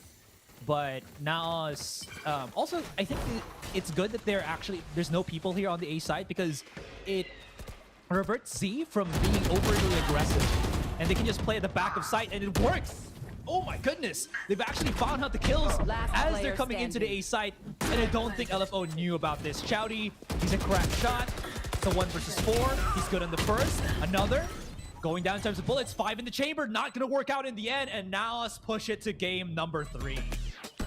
Oh my god, Naos, they're not gonna back down. We get a map loss, but we're not gonna get a serious losing. This to rather losing 1 round, not enough for them. It's not gonna make them back out and get another round for them as well. Now, Esports, that was a difficult round. That was a difficult game, to be honest, Asarai. It's just difficult. You see, we seen the two teams that we have, Naos and LFO. I honestly thought that LFO was just gonna get second game and bring it to 2-0, but Naos just proves that they're a better team today for the second map. I really enjoyed that last play for them. Again, I don't know if that was a awareness call from Naos to have nobody at Ivy, which is the inner part of the pyramids, and just play for the retake, but it worked fantastically because I think LFO was expecting them to be somewhere there when looking for the immediate frags and just got caught in transition. which worked exceedingly well because that pinch play that they did, LFO did on switches, was supposed to get kills on towards the site, not towards the spawn. So it just worked so well to the favor of Naos as the match ended. But again, it's not over. As you mentioned, we are going to go for that game number 3. The thing is, imagine on the side of Naos, during this map, Z wasn't up and online. Z wasn't performing extremely well that he was from the first time we've seen him on a map like this, like Breeze. And they still made it work. Although there are a lot of chances for LFO and there were overtimes, 2 overtimes, they still made it work. The thing is, are they too tired to play game number 3 or they are riding the momentum? That's the question that we have in our minds. Well, regardless or not, they gotta perform. This is the highest of tournaments in the Philippines. Again, a shot to the APAC Challengers, and after that, a shot into Masters. There's so many things that that is on the line here, and both of these teams wanting to prove themselves. First of all, LFO, a team that has really yet to go above and beyond. They just had one grand final performance, and that was it. For Naos, this is their first time, so we'll see how that goes. We're going to come back for map number 3, so don't go anywhere, guys. And I stumbled upon a right mind. Love showed up at the right time. Put her in a white dress, get the white wine. Some people do it for the nighttime, but I'm thinking more, make your life mine.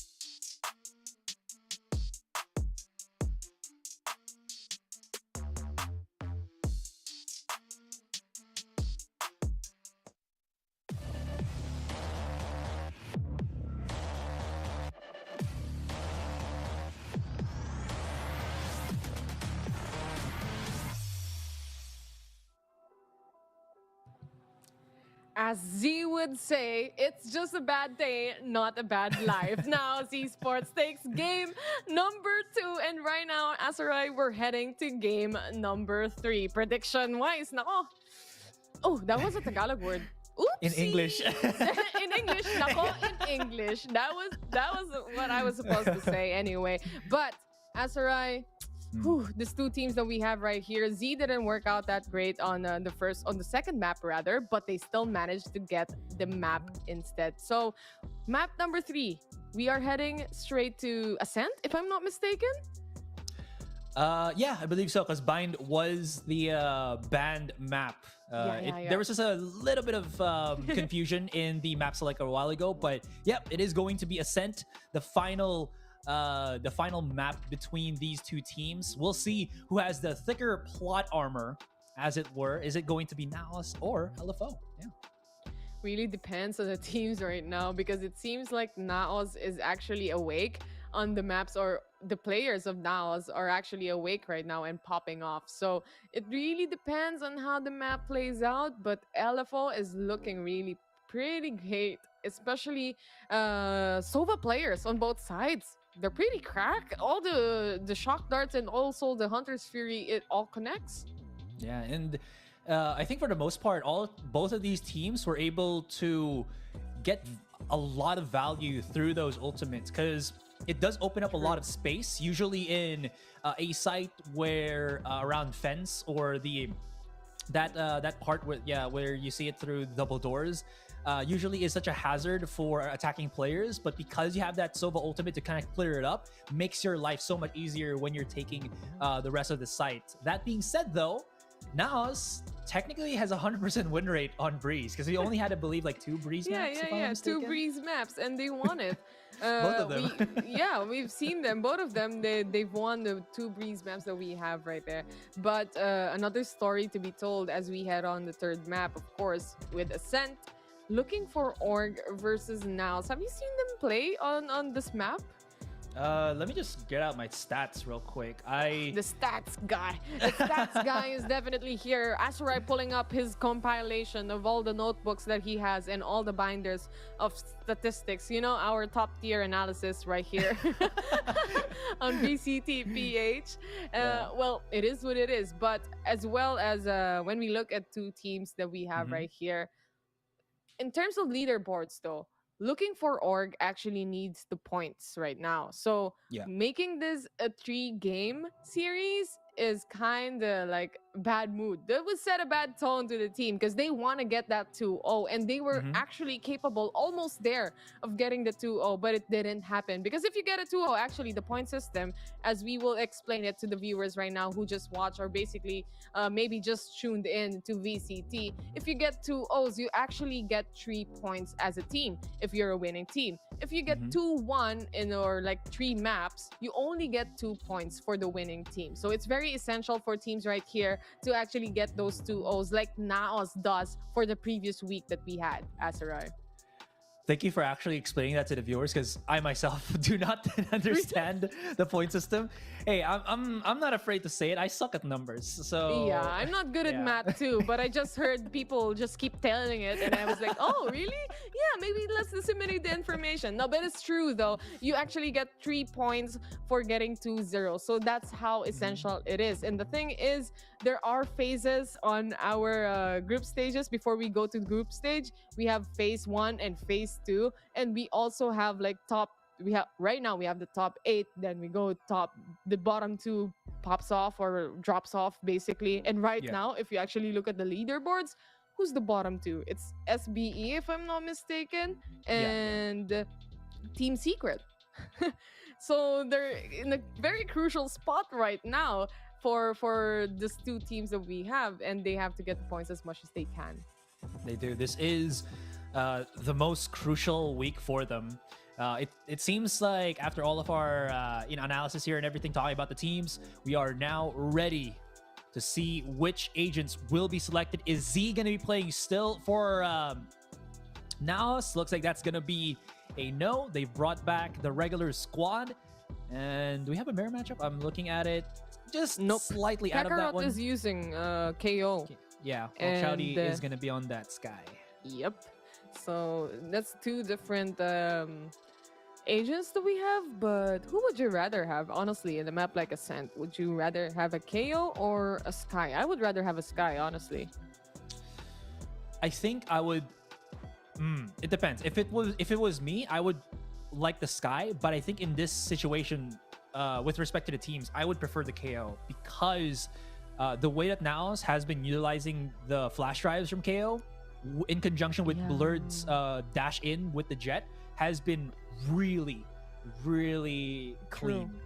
So KO. We also saw like when KO was just out and teams trying to put him into the meta, actually we see those pop flashes. It was very difficult, especially for an agent like KO, because you have to have great timing when you use the pop flashes. And if we've seen, sometimes it works, and we've seen other teams on maps that it didn't work out at all, and it was a bad pick. But I really think Naos right now, especially Kakarot, he's been using KO for multiple times now and multiple maps as well, and it works out for them greatly. I think this is a very comfortable pick coming in from Naos.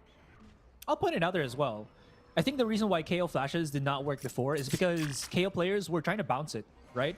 And if you try to compare that with like a Phoenix curveball or a Sky bird, I forgot what the name of the bird is. It's faster Guiding Light. There, thank you. It's faster to go around the corner with those abilities than just throwing out a slow-moving flash drive with KO's flash. So you have to throw it just far and not try to bounce it, I think. Well, that's pretty good start coming in from Naos right here as they just pinch the enemies left and right. LFO wasn't able to plant the spike even, and the pistol round finally goes to Naos. You know, whenever the pistol round goes to Naos, you know it's time. Yeah. You know, I feel like Naos has a weird buff where, because the movie Lightyear is going to be coming out. Oh, yeah. I was gonna go with something like, you know, expert analysis with go for the expert analysis, bro. I'm just like this year pistol buff. Pistol buff. Yeah, this year Lightyear's gonna be coming out. You know, the Buzz Lightyear movie, and Blast is right there. I don't know. So you think that Blast would actually carry off the whole team? Yeah, to infinity and beyond. To infinity Again, I don't know and beyond. And whenever someone comes in, they all act like they're just toys. Blurred, on the other hand. Man, the shot just connects like that. Yeah, I'm sorry I get excited for all of this. Just, you know, when you play the game long enough and you see all of these like flicks and stuff. Shots, yeah, you get excited too. You get excited because you're not as good as these. Attacker spawned.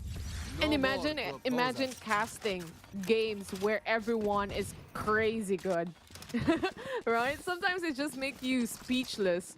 But on the other hand, we have a job to do. We have to carry the message. And the message is, it's now 2-0 and a bye round for LFO. But kind of a broken one. They're having a half armors here and also a Guardian in the hands of Chalby.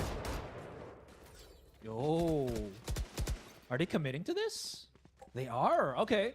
Naos has purchased somewhat of a good armor buy, or not armor buy, but a good artillery purchase here with a couple of Bulldogs in transition. Exotic was already prepared what was happening there. The standard Vision Striker rush at tiles. Very risky.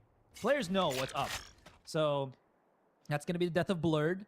That's going to give a lot of mid control for LFO here. And Naos don't really have anything other than Blast holding the A site. He has a lot of utility, yes, but if he drops, his utility also drops alongside him. True. They're gonna have to move him. Yeah, they're gonna have to help him out right now. Oh, the Silver Drone didn't actually spot him. Exotic was in already, and he doesn't know that on A main is actually Blast. But I think they quite know that as he gets a kill. This is the spike being planted. Blast just rotated around the area. He's not gonna go back there. He's just gonna make them worry. The plan of the spike, definitely there. Post-plan situation, holding all fourth for the side of LFO as Symbol takes on the kill. It took a while before the last kill on Peps, but it happened already. What? Oh, so many casualties. This is not good, that's right. Even if you win this round, there's too much casualties on the side of LFO. Delicious now trying to isolate. They actually stack up, but Did not expect that to happen, so he's not gonna get that double spray down. He did have the Bulldog. In any case, he did mention how that hurts somewhat the economy here for LFO, but seemingly they can still buy up. Unfortunately, Exotic's not gonna have his blades up, so he can't drop for Draxi. Draxi's either gonna choose to half shield, half armor. Yeah, that's gonna be that. But LFO, they got some good firepower going to this one. Well, now it's because they purchased a little bit harder on that last round. They're gonna have Kakarot on this Sheriff and Blurred on the Marshal. Both of the teams actually is in a weird kind of buy situation right now. No one in a full on buy, no rounds yet, but we are seeing right now is a Silver Drone trying to detect the players on A side. It seems like an A take for the team of LFO as they pull out Symbols, Hunter's Fury. He gets one down, and that is Kev's very important and very essential kill for the team to open up the side. Okay, Exotic taking a breather here as he knew Chowdy's gonna be his boy. Get that regrowth heal right back up. Symbol, like the positioning here. Whoa! But, yeah. Okay, that's gonna give a weapon to Blurred, but, I mean, he's got his work cut out for him. He knows that there's a couple on site, but he doesn't know that there's these late lurks coming from the side of LFO with Draxi hovering over somewhere in Arch and mid. He has the nothing to win, nothing to lose scenario here for Blurred right now. They have to be really careful. This player is cracked and can swing from left to right, from south to west when it seems like, what? Woo! See ya. That's the kill that we are waiting for. Another one. Maybe once this smoke pops off, he goes in. The nothing to win, nothing to lose scenario is definitely there as he just dashes in, but it's not going to be enough. 3 players were still alive for the side of LFO. 2-2 is the score line, and finally looking for Org. Complete buy for them. Yeah. I like how Blurred plays there. You know, he emphasizes the philosophy of a great philosopher, VD. You know him, Vin Diesel. I live my life a quarter mile at a time. I was thinking of like literally monks from the 70s, 50s, and I hear you say VD. Who's VD? I haven't read him up in history books. It turns out it's Vin Diesel, ladies and gentlemen, that Azurai is talking about. 5v4 right now. Azurai eco round for Naos Esports. They're going to be rushing through this. Kevs is in the back, but gets obliterated by Chowdy and Draxi in peace. Blurred and Jalicious coming through the lurks here. Nexi is holding B main, so he still has his utility active right now. So Blurred can't really push through. He's waiting for somebody to check him out. I mean, he's a second guy, but now it's maybe not going to work out for him. Yeah, actually does. He impales one, but Nexi was already looking for the counter trade, and it works. LFO now get the advantage. Just left and right. Naos, LFO takes round, Naos takes round. It's just a back and forth game of volleyball, a rally between these two teams that we are seeing right now. But with the operator, finally, as usual, we are seeing like operators being bought by the Jet, of course, on the side of the defenders, especially on the 3rd round. But it's been quite a messy economy on both teams. So right now, on the 6th round rather, we are seeing Blurred on his operator. This can punish players definitely and can just obliterate what strategy, whatever the team has right now for the side of LFO. Now Blurred has given away that he's on mid and he has the operator, exactly. No one else would probably use the operator, right? So it's they know. LFO knows it's going to be Blurred, but because of that as well, that's given LFO some control on short. And this is leaving Naos a little bit exposed, but they have rotated Blurred here. This is going to be huge. He still has his dash, so he can go for the risky peaks. Whew. And his timing's going to be off. Oh, does Exotic actually go through this? That's going to be close, but Blurred still hits a shot. Huge stop coming in from him, and that stops them from maybe getting control here. They still will have to force the issue right now, but that leaves Jalicious and Kakarot with a much more digestible scenario to defend the A side, as LFO, they got their point man downed already, 4 versus 5, as the round continues. 2 HP right now for 30 seconds Kakarot. left. Chaldi on the other hand, and Draximov just working. Looking for Og.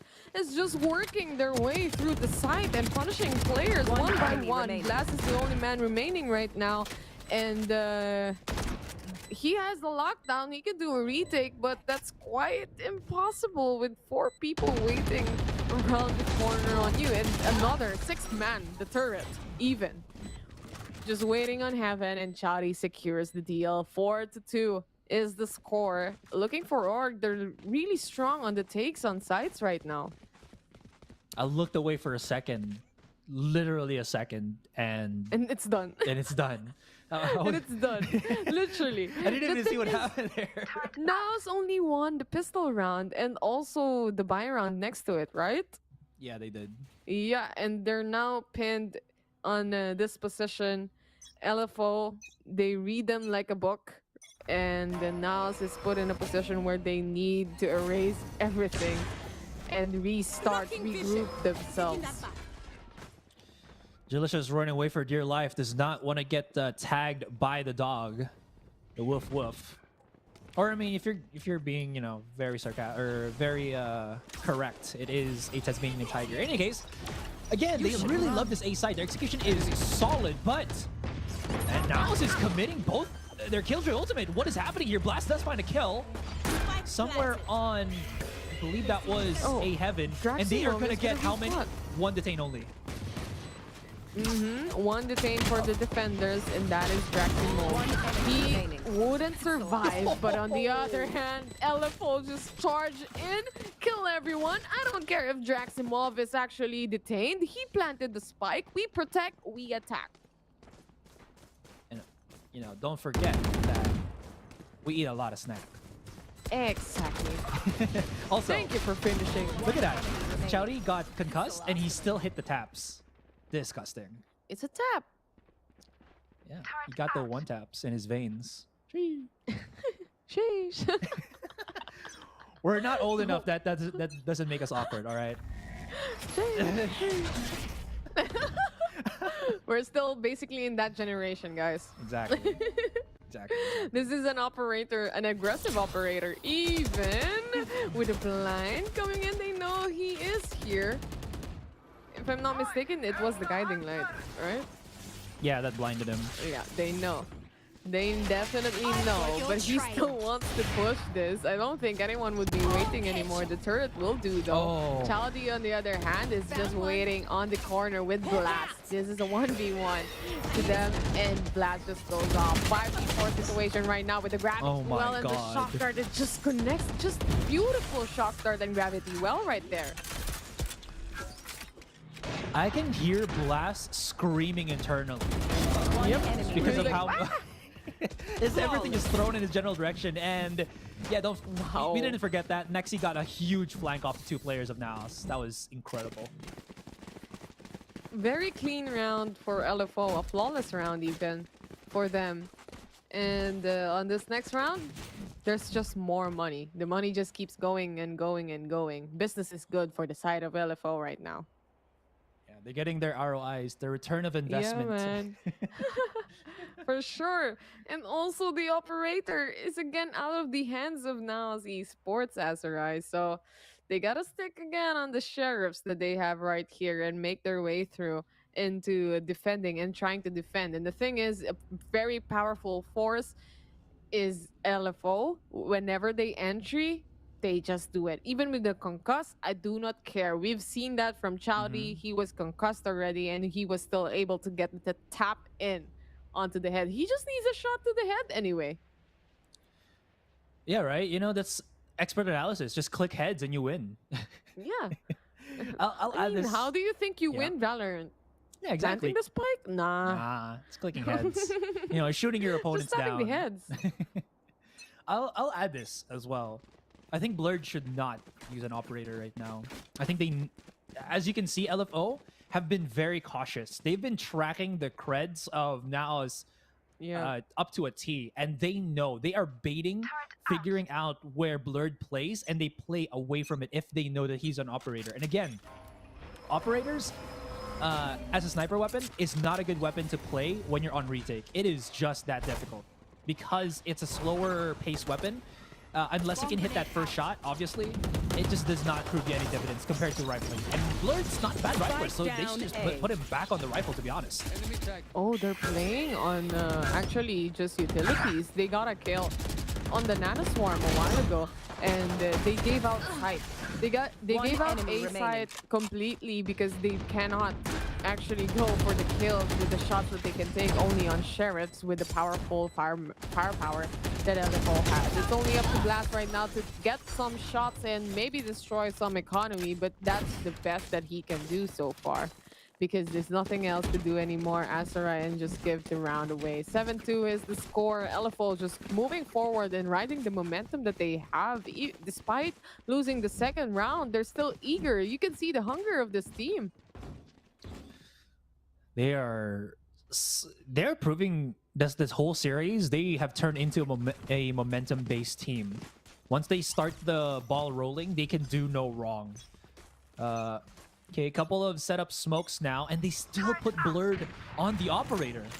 He gives away his position. He's gonna be on that mid side, and yeah, this is gonna be risky because again, no one is on mid. No one's on mid, and LFO is just gonna go straight for this A side. That molly is not gonna dissuade Exotic because he has a dash, goes through the abilities there. Jalicious falls right after, and again, there's no point. Oh man, the retake is gonna be difficult here, for sure, for now. They're gonna lose yet another operator on this one. As Simple is using the ultimate already. The Hunter's Fury is out, and one by one, Naos just goes down. Another operator out of the equation. Like you said, Asura, I think they haven't realized it yet, but it's just a bait whenever they have the operator. Trying to bait out where he is, and not going exactly where he was. So honestly, LFO, with the takes that they're having, they should garner more rounds as much as they can, because a while ago we have seen this also happen. But the thing is, Naos is pretty great on the attackers as well. That's true. So you never know, right? LFO might be bad on defenders. You never know. It can be still a comeback. It's not too far off.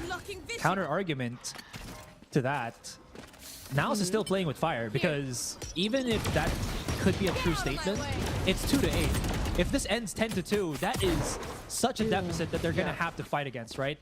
Both Jets whiffing the blades, Kev's not whiffing the sheriff shot. That opens him up to maybe pull up a rifle for himself or drop for his teammate.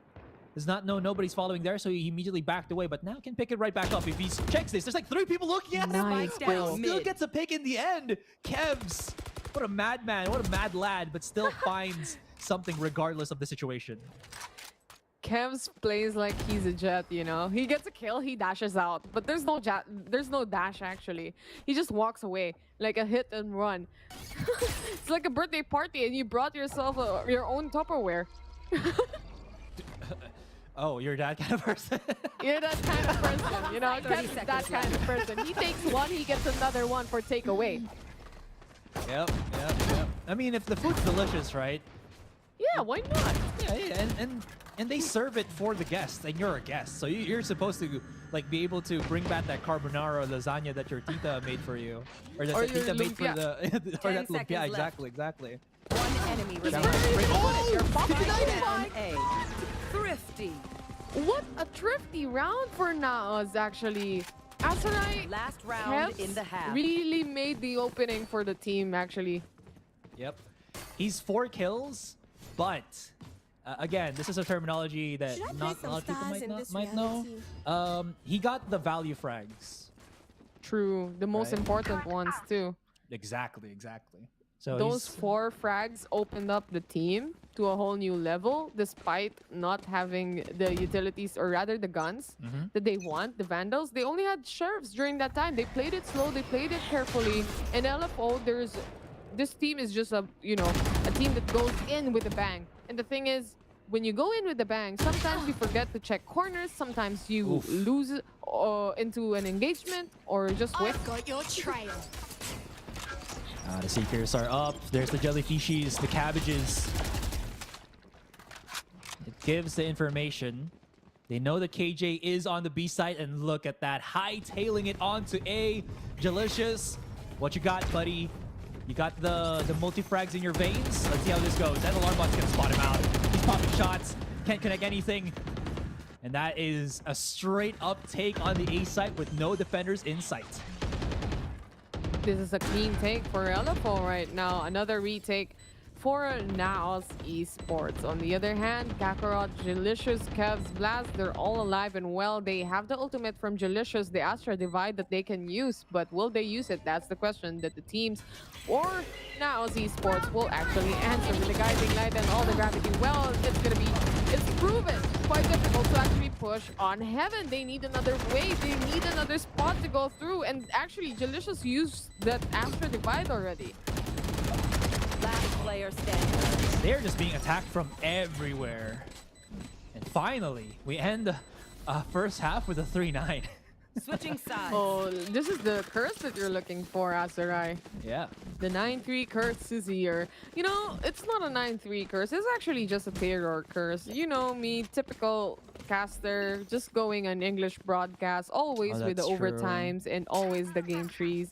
It's happened before last year. Why not this year again, Azurai? Yeah, there's a lot of curses on different casters. You, Ray. For some reason, Raph is building a curse on himself as well with the predictions. 0% predictions. Yeah, so left and right, we have some curses going on, but I think, honestly, we have this 9-3 curse, whatever it is, but it's all up to the teams anyways. Because it's a pistol round, that's why it's a curse, you know? If now Esports gets the pistol round, they get the momentum back, and they're gonna be able to get the guns that they need to fight. Basically. Nice little dash. In. And 35 HP, he goes down in the hands of Drax. Nice peek there from Kakarot. Still will not stop Exotic from getting a frag off, and Draxi re-peeks to help out his Brody. Cavs and Blast will claim the site. Actually, Blast is holding on short for the cross. Could have a nice little flank here, but Draxi is well aware of his position. It's going to be a 3 versus 2 in the end, but Spike is still yet to get planted. Kevs, excuse me, is very afraid of the peek out from next year. There's the woof woof. Oh, that's going to be a stun. Blast, you got to help out your bro here for a moment. They're separating them, they're dropping, they're following. Kevs don't know. Blast to remain 3 versus 1. He's reloading, they're hounding him down. He cannot escape this, and he gets stabbed in the front. Oh no! And look at this, Nexi is going bananas over that one. Unfortunate for Blast, but fortunate for LFO. He was so happy with the kill. Look, he's like a security guard right now. Yeah. Got that whole attire up and running. Oh my. LFO is a very strong team right now. I think if there are off days, there are really like days where a team just shines. LFO, today is the day. Today is the day. Naos is risking a bit of their creds to buy up onto a 4-man sheriff buy. That's 800 down the drain if they can't find a round victory here. And what that means is coming into the next round, it's going to be either no weapons, weak weapons, or half shields. Blurred cannot go around the corner. He can't curve himself like the bullet in Wanted, right? Okay, Kevs, he's got all the way back. They double swing him, but it don't matter, no, because he got you. Exotic flying high. But butterfly. That's what I was gonna say. 4v2 situation. Blaz and Kakarot's the only man alive right now. Ooh, kind of difficult. They don't have the guns, or actually just LFO. They can just punish this quickly with the burst, and they all they have to do basically is just wait anyway. The discipline is there completely for the side of LFO, ladies and gents. Oh, that was huge. Was able to take 1 kill. No more utilities other than the turret for them to manage, left. but they don't know that Nexi is just going to be at spawn itself. They have to clear every single corner because they're not aware of what's there, right? Now that they do spot up Nexi, now that they know that someone's there already, They're gonna have to make things work. Blast, he's improved the most from Naos here. Kakarot's lost his life right behind him, and another one. Exotic brings out the helicopter, the butterfly G, the Paro G, as he just gun here. bamboozles his opponent. The discipline is there for the side of LFO. Honestly, it was just a round where you have no choice but to push in. But on the latter part of the round, actually, Asarai, they really didn't want Naos to plant the spike.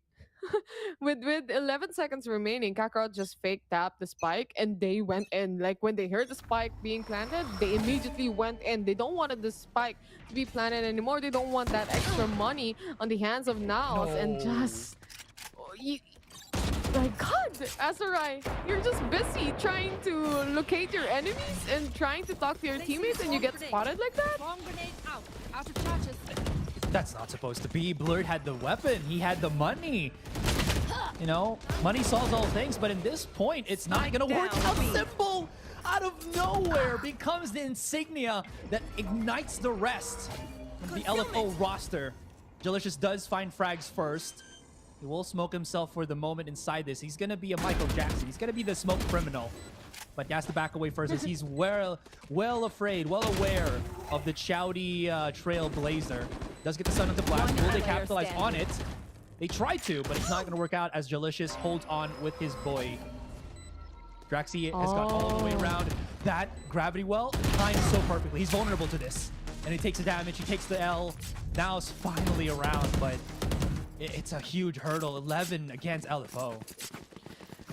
That's a lot of rounds to bounce back to. You need 7 more rounds completely, just continuously actually, to try and get a tie. And obviously LFO is just 1 round away from getting a match point, and they're just riding this momentum. They have space to make mistakes. They have rounds to lose, but Naos is on the other hand completely different. They don't have rounds to lose anymore. They don't have that space anymore. Whatever they have right now, they have to make it work. This is the 3rd map and the final map of this series, and who is gonna win? Now with the lockdown of the Killjoy being set for the side of Naos Esports, we are expecting a B take here. No one on mid though. What a shot from Chowdy! It's simple, just punishing the players left and right for the side of Naos. 2 more players remaining, Delicious and Kev, despite having only sheriffs and pistols. They're still able to get the kills. Okay, I was about to point out Draxi was lurking. The timing was gonna be amazing, and then Kev just peeks him and says, "Nope, not gonna happen this time." Not today. Yeah, that was so close for comfort though. Chowdy is inspired right now. I don't know what got him ticked off, but this man is hitting shots that he's not supposed to be with a sheriff, mind you. Oof. And is getting multiple frags. Nexi is already taking a burn of damage. He peeks out and sees 2 looking straight back at him. And a celebratory gravity well there, just for, you know, maybe the momentum boost. It's still 5-11, but Naos has found themselves a bit of a shift, maybe. But again, the road is long and arduous and hard. Kinda rocky too, to be honest. Naos Esports. The thing is, this team knows how to ride the momentum anyway. So despite having longer rounds, longer gameplays, longer series, they are still a formidable team, a formidable opponent. This Recon will detect Blur. They know the position that he is in, and they also know that they have an operator on the hands of Exotic.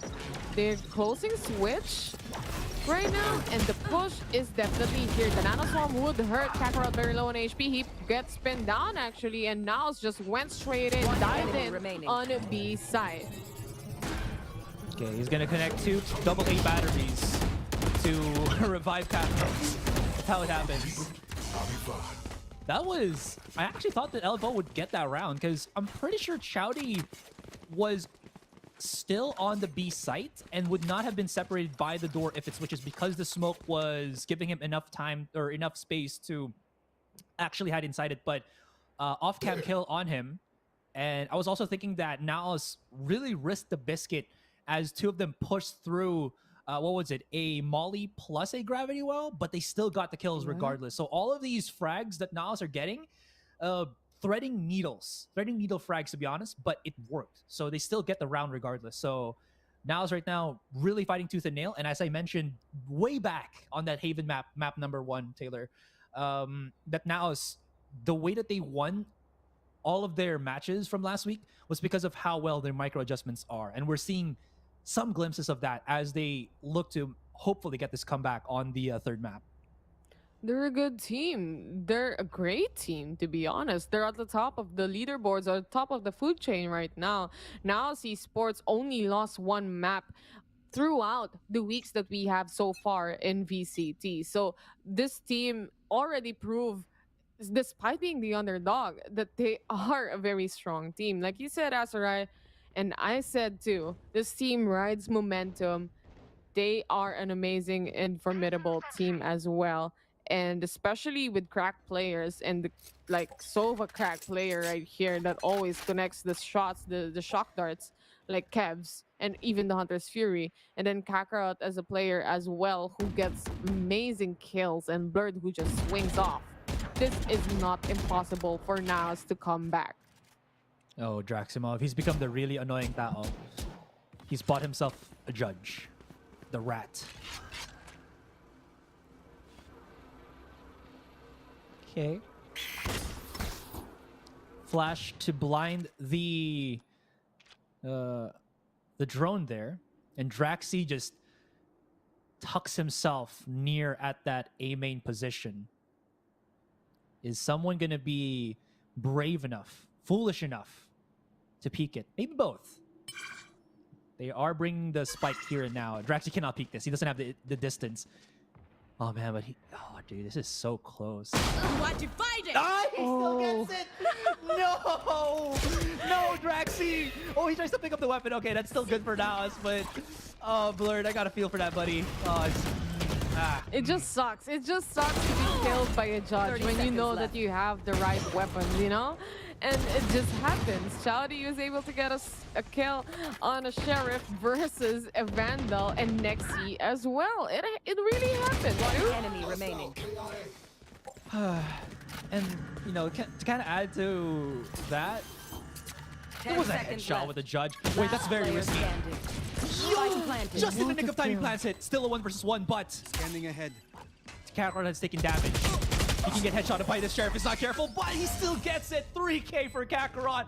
Why was that planted in the open? I would never know, but the risk was there. There was so little time, and Kakarot needed to plunge that spike into the ground. No risk, no fun. That's what we say, Asarai. And now Esports takes another round against LFO. LFO seems to be pinned down on specific points. That is 10 rounds or the 11th round that they have, and they get shut down. They get read, or they get read like a book by Naos by that point, and they have this, like you said, Asarai, micro resistance from Naos, and it works out perfectly. Exotic was able to take a kill on Blurred. Teams are suppressed right now because of the ultimate of Kakarot as well. They still should know that Exotic's right there, right? He is not getting tagged too hard by the Molly, and he gets over with the second updraft. Hello? Okay, now they actually find him, but he's done the damage already, and he's given a lot of free space for LFO to start moving around. Now they know exactly where a lot of the members of Naos are. The question now lies, can Naos get themselves out of this predicament? Well, they did find some. He's jumping up, cannot get the frag, but Blast does get the trade-off. 1 versus 2 now, and Chowdy, he misses the 1. I don't think Blast was able to fully, reload, so he's down to 9 bullets. He's got to have to do something here. He's going to plant, but Draximov is already lurking. He spots him, and that's the risk that, well, Draxi was willing to take. He's full blinded, and he can't destroy the lockdown, but the round is over, and here we are. Match point, serious point, once again.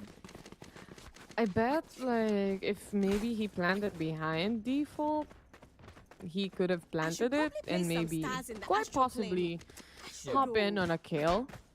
But yet again, time was ticking. he set the lockdown and he was alone. So everyone would just push and get the kill. And unfortunately, he was out in the open during that time, and it was just gotten like that, just like that, and just a snap. Moving forward, this is match point already for the side of LFO. Now Esports make or break situation. If they lose this, they lose the series. As the entry comes in, Draxi just holds. Blurred on the other hand is already on side. He gets 2K in the opening 3K. Will he be able to get it as he gets pinched down even with his ultimate? Last player standing. This is the KJ Defender ultimate, so they have to back away for the moment. Take a bit of a breath here. And Delicious, perfect timing on that swing. Finds out the pick. Kakarot cannot be picked up by his teammate, so he falls down. Cannot save the weapon into the next round. 4 to go to overtime. They don't have that much. LFO have a bundle. And look at Blurred. Like, that kill on Heaven was massive. Look at how clean that flick is. Exactly. He was even bound to get another one anyway if he just didn't swing out or move out towards Jenny again. And just a quick replay basically on what happened that round. Now, match point for LFO, they only need 1. Naos doesn't want to give it away that easily. This is a broken buy, a forced buy on the side of LFO. They really just want to end this thing and finish this round and finish the map already. With this buy, will they be able to get kills or would they be able to get this round? They get a kill though. Draximov, even despite being blinded, he was able to pump shotgun everyone on the side, but he is now down. As the spike is down, they still got it, they still have it, but a 3v3 situation proving quite difficult for the side of LFO as they only have 2 sheriffs here and a vandal. They're looking to fight a lot more than I think they should, but at least they do equalize. They still have somewhat the weapon advantage, but in close proximity here, Exotic could still find value, but he looks between the two of them. What? They keep getting these frags out of nowhere. Okay, 2 versus 2 now. One enemy Correct. remaining. Sheriff Gods is what we have here. Closing off Switch. There is another player. 1v1 situation. This is up to Chowdy now with 20 HP. The Seekers are out and would definitely try to find the last player. Blast is just on the corner. He needs to hold this post-plant situation that he has right now. 54 HP and Chowdy goes down on the hands of Blast. Again, another day for Naos Esports to come back stronger and maybe get this to overtime. Chowdy could have absolutely clutched that. Like, he had everything for him, and man, Delicious did not expect him to get peeked as the door was closing down, so he had his guard down, to be honest there. In any case, both teams actually struggling in terms of buys. I think Naos just slightly wins over LFO's purchases here, but regardless, this is going to be probably the hardest 3 rounds that Naos will have to fight against. I think they were pushed into overtime once last week. I forgot which team that is. I'll clarify that later on. But more importantly here, Blurred is just charging in. He has no, again, regard for human life, but he gets blasted away by these nano swarms, and they are falling down like flies. We're left to Kakarot and Delicious to hold things off. Delicious does not get stunned. He's fine for the moment, but he's getting pinched down, and we're left to Kakarot 4 versus 1.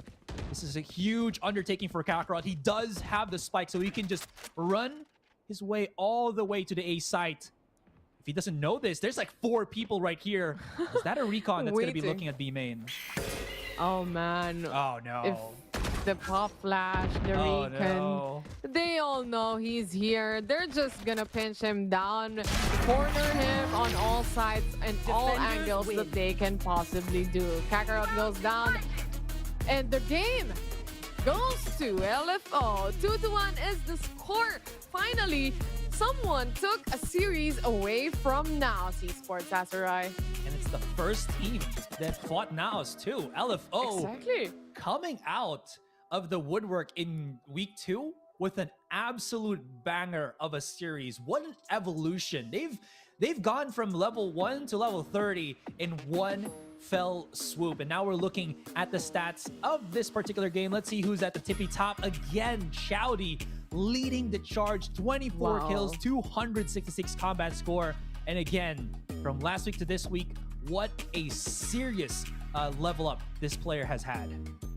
Man, the level up of the teams also for VCTPH is definitely there. Let us not forget, though, the series, or rather, the match MVP for the side of Naos is Blast as well. He really tried his best to take control of the sites as well. Like, look at the shots that he took with the Classic. And, of course, with the utility usage of both sides of the teams, especially the Sovas, man, oh man, really, the highlight also is the Astra plays as well, the Gravity Wells, of course, and the divide. It helps a lot with the teams and opening up sites like this. The controller agents are very essential, and it just proves to be so. And the thing is, honestly, Asarai, there's no really great strategy played out. It's just a matter of mechanically wise, who's a better player and who's the best position, or who has the best angle.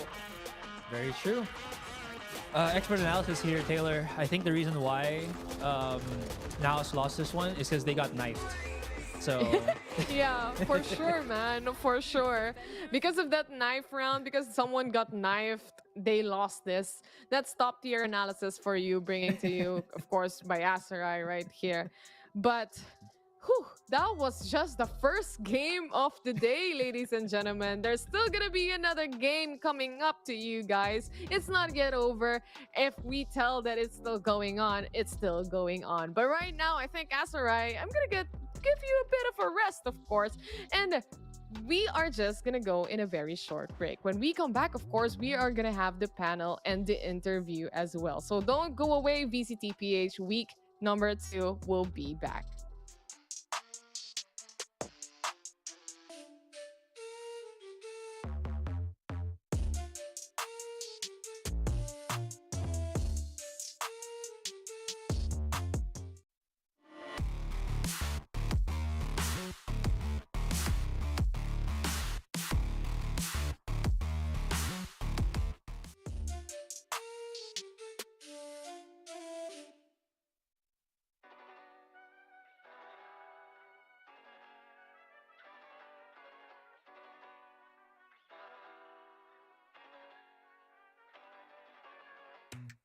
I think I let my guard down. Hard to navigate these problems. I'm by myself, you're not around. I tried to open up, it wasn't good enough. Put in my all and got nothing back. Now I'm stuck in the rain, dealing with all this pain. Why you gotta do me like that? Don't say you love me, then go and leave me. It can't get ugly, trust and believe me. Saying to myself, looks so deceiving. Trying to fight back this far from easy. I see your hands. Delilah, don't you know my eyes see your hands. Delilah, don't you know my heart turned cold, lost control. Looking at this beautiful distraction. Fell in love with a fatal attraction. I really let my guard down, now relaxing. Why did I open up? She taking way too much. Put in my all and got nothing back. I'm feeling so ashamed, I fell into your game. Why you gotta do me like that? Don't say you love me, then go and leave me. It can't get ugly, trust and believe me. Saying to myself, looks so deceiving. Trying to fight back this far from easy. I see your hands. Delilah, don't you know my eyes see your hands. Delilah, don't you know my gave you all of me, had me so deceived. You chose to leave my life, so I'm on my own in the cycle. I can't believe. Don't say you love me, then go and leave me. It can't get ugly, trust and believe me. Saying to myself, looks so deceiving. Trying to fight back just far from easy. I see your hands. Delilah, don't you know my eyes see your hands. Delilah, don't you know my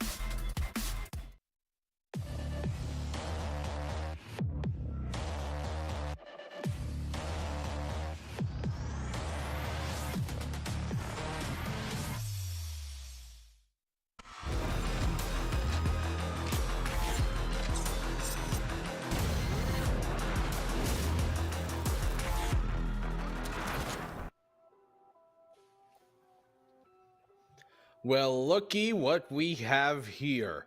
Revenge comes sweetest in your own favor. Here, LFO finally taking the series 2-1. Not a repeat of what we had during day number 1 of week number 1. Yes. But for now, I am Black and Blue. With me is Dax, and here now is Raf. Guys, things don't go the way Naos might have expected, especially looking at last week, but I'm sure LFO, they're happy to take this bag. Yeah, it just goes to show you can change your fates in one fell swoop. We saw the same matchup, but we got a different result, and it was absolutely close. There were so many times where LFO would just run away with it, and Naos would inch their way closer and closer to make those comebacks happen. We even had an overtime on that Breeze map, but in the end, it really felt like this LFO was more hard focused. They were more prepared here for the VCT era, and I gotta say, Chowdy with an amazing step up. Many just see him as like, okay, he's a journeyman, he's more of that bug star, but this has been a series that he was able to define, especially in that first and last map there. Oh yeah, I mean, again, like I mentioned, Haven had to be a statement from LFO. We are not washed. This is where we stand our ground. And I feel like the maps, the way we talked about it and the way a lot of people, how people assumed it would roll out, that's exactly what happened. But I think Ascent was when the stamina factor kind of played in, because we did see a lot of high octane plays from Blurred, but maybe the spacing and the follow-up from the rest of the team could have been better. Again, this is still the first of many experiences Naos has to go through. I'd say a bit of a ringer. Do you guys think it was more of, the former Empire squad, LFO, really adjusting and making differences from week 1 to week 2? Or was it more about, like, I guess, Naos not really performing as well as they expected? Maybe an off day for them as we go to the highlights. Dax, I want you to touch on this and wrap right after. You know, Astar keeps terming it the honeymoon era, the honeymoon phase of Naos. Is it over? I think more so, it's not them losing out on the chemistry, but they have now been studied by the rest of the opposition. And especially in this first map, I could see the nuances that Naos loves to play. You see this peeks out from the doorway, it is being countered. These lake holds, yes, they're going to be effective for the kills, but they're still answered there by Naos time after time. And LFO, they had that hot start. There was a big reason why they still keep beating Haven. This is why I say to everyone, if you ever have a member of SB Empire in your roster, your team will automatically be good on Haven. And we saw it there, Nexi Traxy doing the stuff. As we got to Breeze though, this was such a close matchup. And for the Naos flavor, they could bring the aggression. But just with LFO having that confidence, with having that talent, able to keep fighting, you could see that there's so many times they were so ambitious with the peaks and they were rewarded. And it's so interesting to see that LFO has so many plans in the bag, so much of the rotation happening here on Breeze. Not only that, different agents also brought out here to counter out the aggression of Naos Esports. Shock and awe value for Naos has definitely dipped quite a bit. Again, the preparation is there. The data, like I said, the data has been presented. The rhythm for Naos looks somewhat discovered, but every team coming into the VCT, it's going to be like a Rubik's Cube. It's going to be very confusing at first, as we've seen last week. And now, slowly, that puzzle has to evolve for the side of Naos. I mean, like you said, the aggression, the ambition, it's very much present, but the refinement, the tenure, maybe this is something that has to really present itself to Naos. And that's something that LFO have made their trademark ever since year 1, being that very structured team and having that consistency. And when we talk about, how aggressive and that aggression of Naos has been being checked out, that's what we say time and time again. It's a very fun way to win a series, hell, pop off in the weekend, but will it really win you a tournament? Not the most consistent thing. Here, though, game MVP, Chowdy, eating them alive. He's got an ACS of 191, as you can see, and this man really popped off. 30%, almost 31 headshot percentage, so he means business. Dax, I know you're familiar with this player. Give us a real brief down on, what he brings to the table and why he's up here in the MVP stage. Chowdy brings this just raw aggression to the team, and I really feel like it's a big effort of LFO in general that they were able to temper that metal and just refine it to something even better. This Chowdy that we saw here just brought the best of both worlds, where he was able to play the style that he would like, but also know when to reel back, when to play for the roster, and especially on that Haven map, on that Ascent map, playing that Sky, it was just pitch perfect. He would set things up for the team, sure, but also at the same time, it would just be him finding the answer by himself. And truly, this is what VCT is all about, to make stars shine under pressure.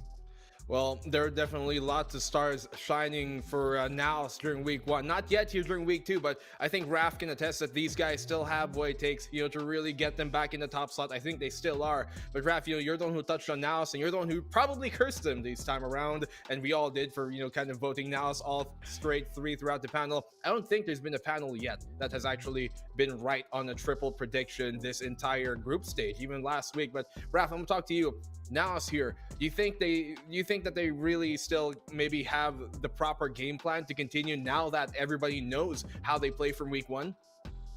I mean, step 1, right, is a show of guns, is a show of force. I think Naos has done that. Their baseline has been discovered, but now this is where they start branching out. This is where they incorporate the more intricacies of Valorant, the timings and whatnot. And since you touched on Chowdy earlier, Dax, I'd like to touch on Blast, who's also developed beautifully. Again, he was one of those players early on. He wouldn't really perform, but the way that Naos has rekitted him, retooled him, and maximized his potential has really made him bloom. But again, back to the topic.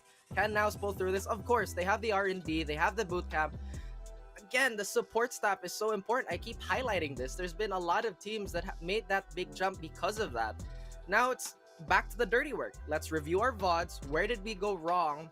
What is the smallest mistake that branched out to such a catastrophe? These are the questions they have to ask later.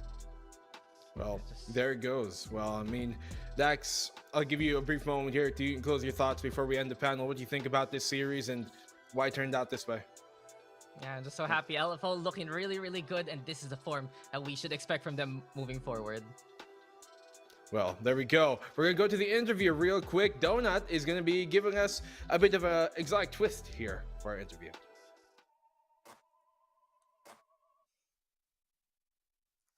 So we are here with Exotic, well, actually the player who's living up to his name. Let's introduce to everyone Exotic, the Cebuano Jet. Hi, Exotic. Hello, guys. So sheesh, no deja vu for this week. You've managed to get a 2-0 against the team that 0-2'd you last week. So how do you feel about that? Honestly, I think we feel really good about it because last week we had like a really bad run. We had like issues to come up with to fix. Then we actually fixed it between the span of 1 week. Oh, that's good. Can you tell us more about the fixes that you've been able to do and adjust for this week? I think it's mostly about our confidence because this is my first VCT, and the amount of ASIM I did into the series is different from last week. Well, we've seen that, and you've shown us exotic plays when it comes to the entries. And I would just like to ask, in the map of Haven, it seems as if that Naos is undefeated there. Did you come up with specific strats on how to counter them, or was it just really the confidence boost for you guys? Honestly, it was just the confidence boost because we just did our normal strats that we did, but we actually failed that last week, and then we actually did it this week, this series. So would you have to say that the reason why you won today was because of that confidence buff? Yep. Our captain told us to just be confident in your aim, just WT them. Well, that's how you did it. And when it comes to the entries, even in Breeze, you managed to string a couple of rounds against them. But can you tell us the reason why you were defeated? It was a strong momentum for you guys, but you lost it along the way. Can you tell us more? In Breeze, we had like a difficult time pushing. We were really we were scared there. I was whiffing the whole overtime then mostly we just tried to push like one side and then me having the lurk, but I keep on whiffing my shots. That's why we lost the overtime. Well, I guess the confidence has been reset for the third map, and the confidence has been true to the series MVP Chowdy. Can you tell us more about his performance in that series? Okay, about Chowdy, I was actually surprised on how he performed because on scrims he would troll like a million times in scrims, but now he actually popped off. Well, I guess it's true. The confidence buff is here with you. Actually, I do want to ask you another question because while we were watching the games, we noticed that you have a different way of aiming, and it's the trend now. It's the high sense aim. Can you tell us the difference between the two and how you've developed it and how important it is for the entry as the jet? I don't think it's important. I think it's really bad, but it's just a habit of mine. I think slowly aiming is better than like aiming like me, because it keeps you like really hard to flick onto other people. Well, the flick still connected, and because of that, you got to win. And I do have one last question. Do you have any message for any people supporting you for LFO? Yeah, I would like to thank my friend Bentley, who supported me along the way and boosted my confidence even though I was down before. And then my family and friends are always there to support me. That's great to hear. The confidence buff is strong in LFO. And for those of you who are watching, continue to support LFO. Thank you so much, Exotic, for this interview. But before we get into another interview, more action as we go back to the panel. Back to you, Black and Blue.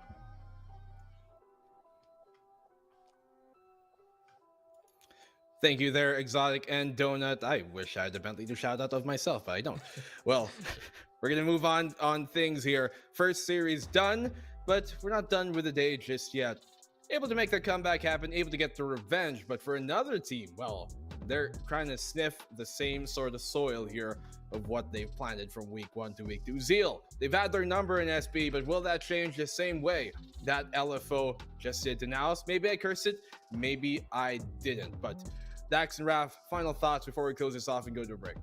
You know, maybe this week might be the week where everything goes back right side up. Do we see the teams at the bottom get back on top, make the field even tighter? That's a possibility. I mean, how many possibilities have we shattered? How many multiverses have we opened? Which is, you know, something to look forward to. But VCT, don't ever change. Well, who knows? This could be the one timeline that they said, the one where things happen. But for that, we're going to have to find out for ourselves after this break. Don't go anywhere, because when we come back, South Build versus Zeals shall be up.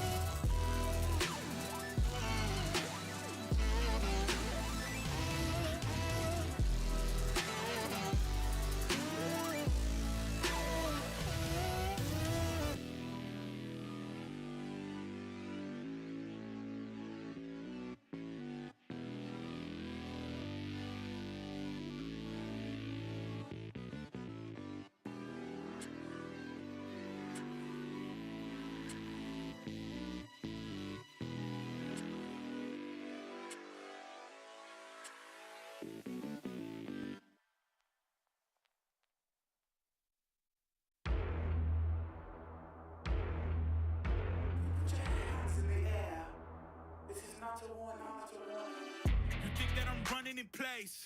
Y'all really testing my patience. Right before I blow up the spot, I had to get back to the basics. What if my talent is wasted? And see what I'm lacking to place me.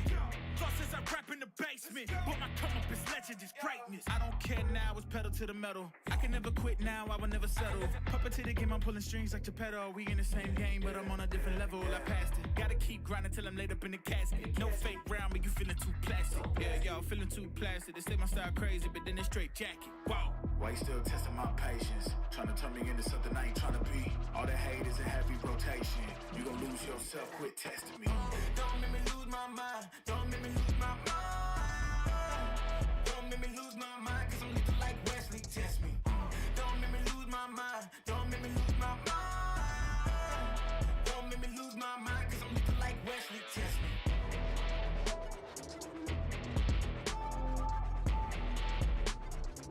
Cause I'm looking like Wesley, test me.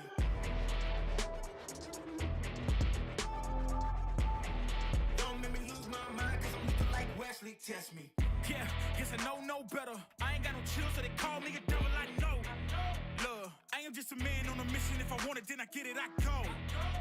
And if you're trying to test me a beast, you gon' need Liam Neeson. The chance that you taking is flagrant. You're testing your luck. If you think you make it out, then you're sadly mistaken. Careful what you putting your stake in, cause I ain't got no patience and no limitations. You trying to figure me out, and I know I don't make sense. But no one's there when you call like you trapped in the Matrix. You need to take a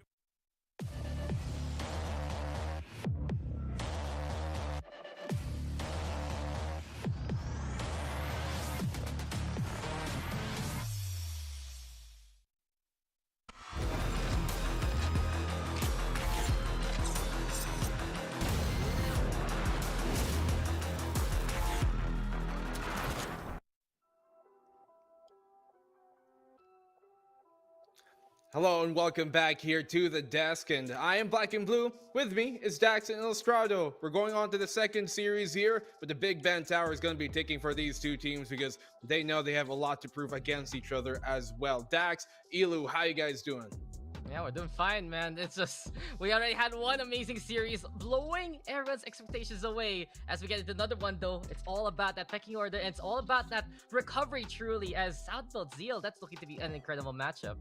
A lot of these teams proving they're here to win the big Benjamins, man. A lot of them just totally coming out of the woodwork. LFO, man, what a game that we saw from them, taking all the upsets. We were really surprised to see that they would take that series cleanly. A lot of us were thinking, okay, maybe after what we saw from them taking down South Built and Team Secret, they're gonna have a complete run, but their first loss at the hands of LFO, man, that was unexpected. And this is something you should expect here because this whole broadcast is brought to you by our amazing partners, ASUS Republic of Gamers. Stay tuned for the arrival of the newest upcoming Tough-F15, powered by the latest 12th generation Intel Core processors, i7 processors to help you unleash the legend inside. With high performance for its thin and light form factor and military-grade durability, the Tough-F15 stands out as the best bang for your buck gaming laptop ready for your esports needs. Check out the link check out the pinned comment in the links below. Yeah, you know what I'm trying to say. Anyways, we're gonna go tune into now our language. The different streams that we have here. You guys are probably watching either the Filipino or the English broadcast right now, as you probably are. But if you want to check out where our other broadcasts are for English at the very least, we got it on Valorant Esports 3. We also have it on youtube.com/ppglgg. and youtube.com/Valorant Esports, as well as the VeraEsports.com. I know that's a lot, but hey, take it in, because on our Filipino broadcast, we got even more for you guys on twitch.tv/PPGL_VCTPH and Facebook as well on PPGLGG, and we also have a YouTube mirror for that as well. So YouTube mirror on either side, Twitch, Valorant Esports for English, Filipino, PPGL, and then we also have Vera Esports for an additional English broadcast. So this is going everywhere. Lots of people seeing this, and I think it's only much better. So it's so grand that here in week 2, this is the most amount of kind of rebroadcasts we have, multiple broadcast channels we have here for the VCTPH, which is always great to see. But whatever mirrors we're gonna have, I don't think this next match is going to be, I guess, more of a mirror of what we saw during week number 1. I do believe things here, they could change, and while we might get a mirror of our English casters later, this whole situation, I think, will be different. Dex, what do you think we can expect leading up to this match? You know, it's all about who can really stand up to be the real one. Will the real Ben stand up? Will the real Zeal Esports stand up? Or will the real South Built Esports stand up in the first place? Because we know that these are teams that can be better than what they show so far. Zeal Esports last week proving that they are back into form. But South Built on the flip side, they're really struggling right now to get back into their winning ways. There we go. We're gonna have to find out if those ways will truly attest to the challenge at hand. First of all, let's take a look at South Built Esports.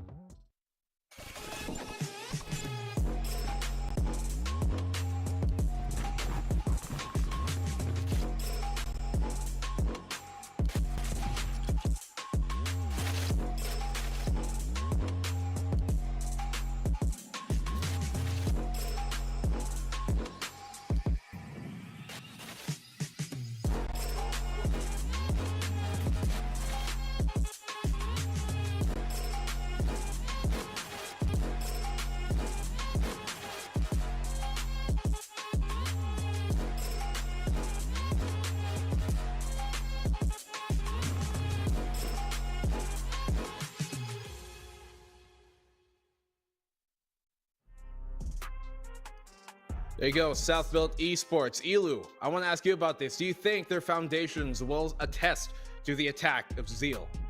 Look, man, I think it's really come down to the preparation other teams have done. Everybody had a target onto South Built and Team Secret, one of the biggest factors there at the bottom. I think not only are they sort of underperforming South Built Esports, but I think everybody knows how to play against South Built Esports. You've seen a lot of these teams play that slow, steady play style up against South Built, which really works up against South Built. Once you slow down the pace, you know, you make sure you don't make so many mistakes that South Built can capitalize upon. It just makes things that much easier, and knowing how to play against South Built is more than half of the battle. Yeah, the familiarity even for South Built, though, it's such a big part right now. And I really feel like moving into not just this match, but in week in general, South Built needs to build on something called sacrifice. These guys need to move away from some of their tendencies, some of the ways that have honestly got them more in trouble rather than the success they're looking for. And their first road to recovery has to be here against Zeal Esports. That's looking so resurgent. Very true. And speaking of that team, Zeal Esports, they came into week one with fire in their eyes. They knew that South Built have had their number, and they delivered the same sort of justice that they've been feeling from SBE these past few months. They're able to get that 2-0 against them. But speaking of 2-0s, SBE, they're going to need some 2-0s to even get into the playoffs. But they're going to have to go through these guys first. Zeal Esports right up next. Let's take a look at them as well.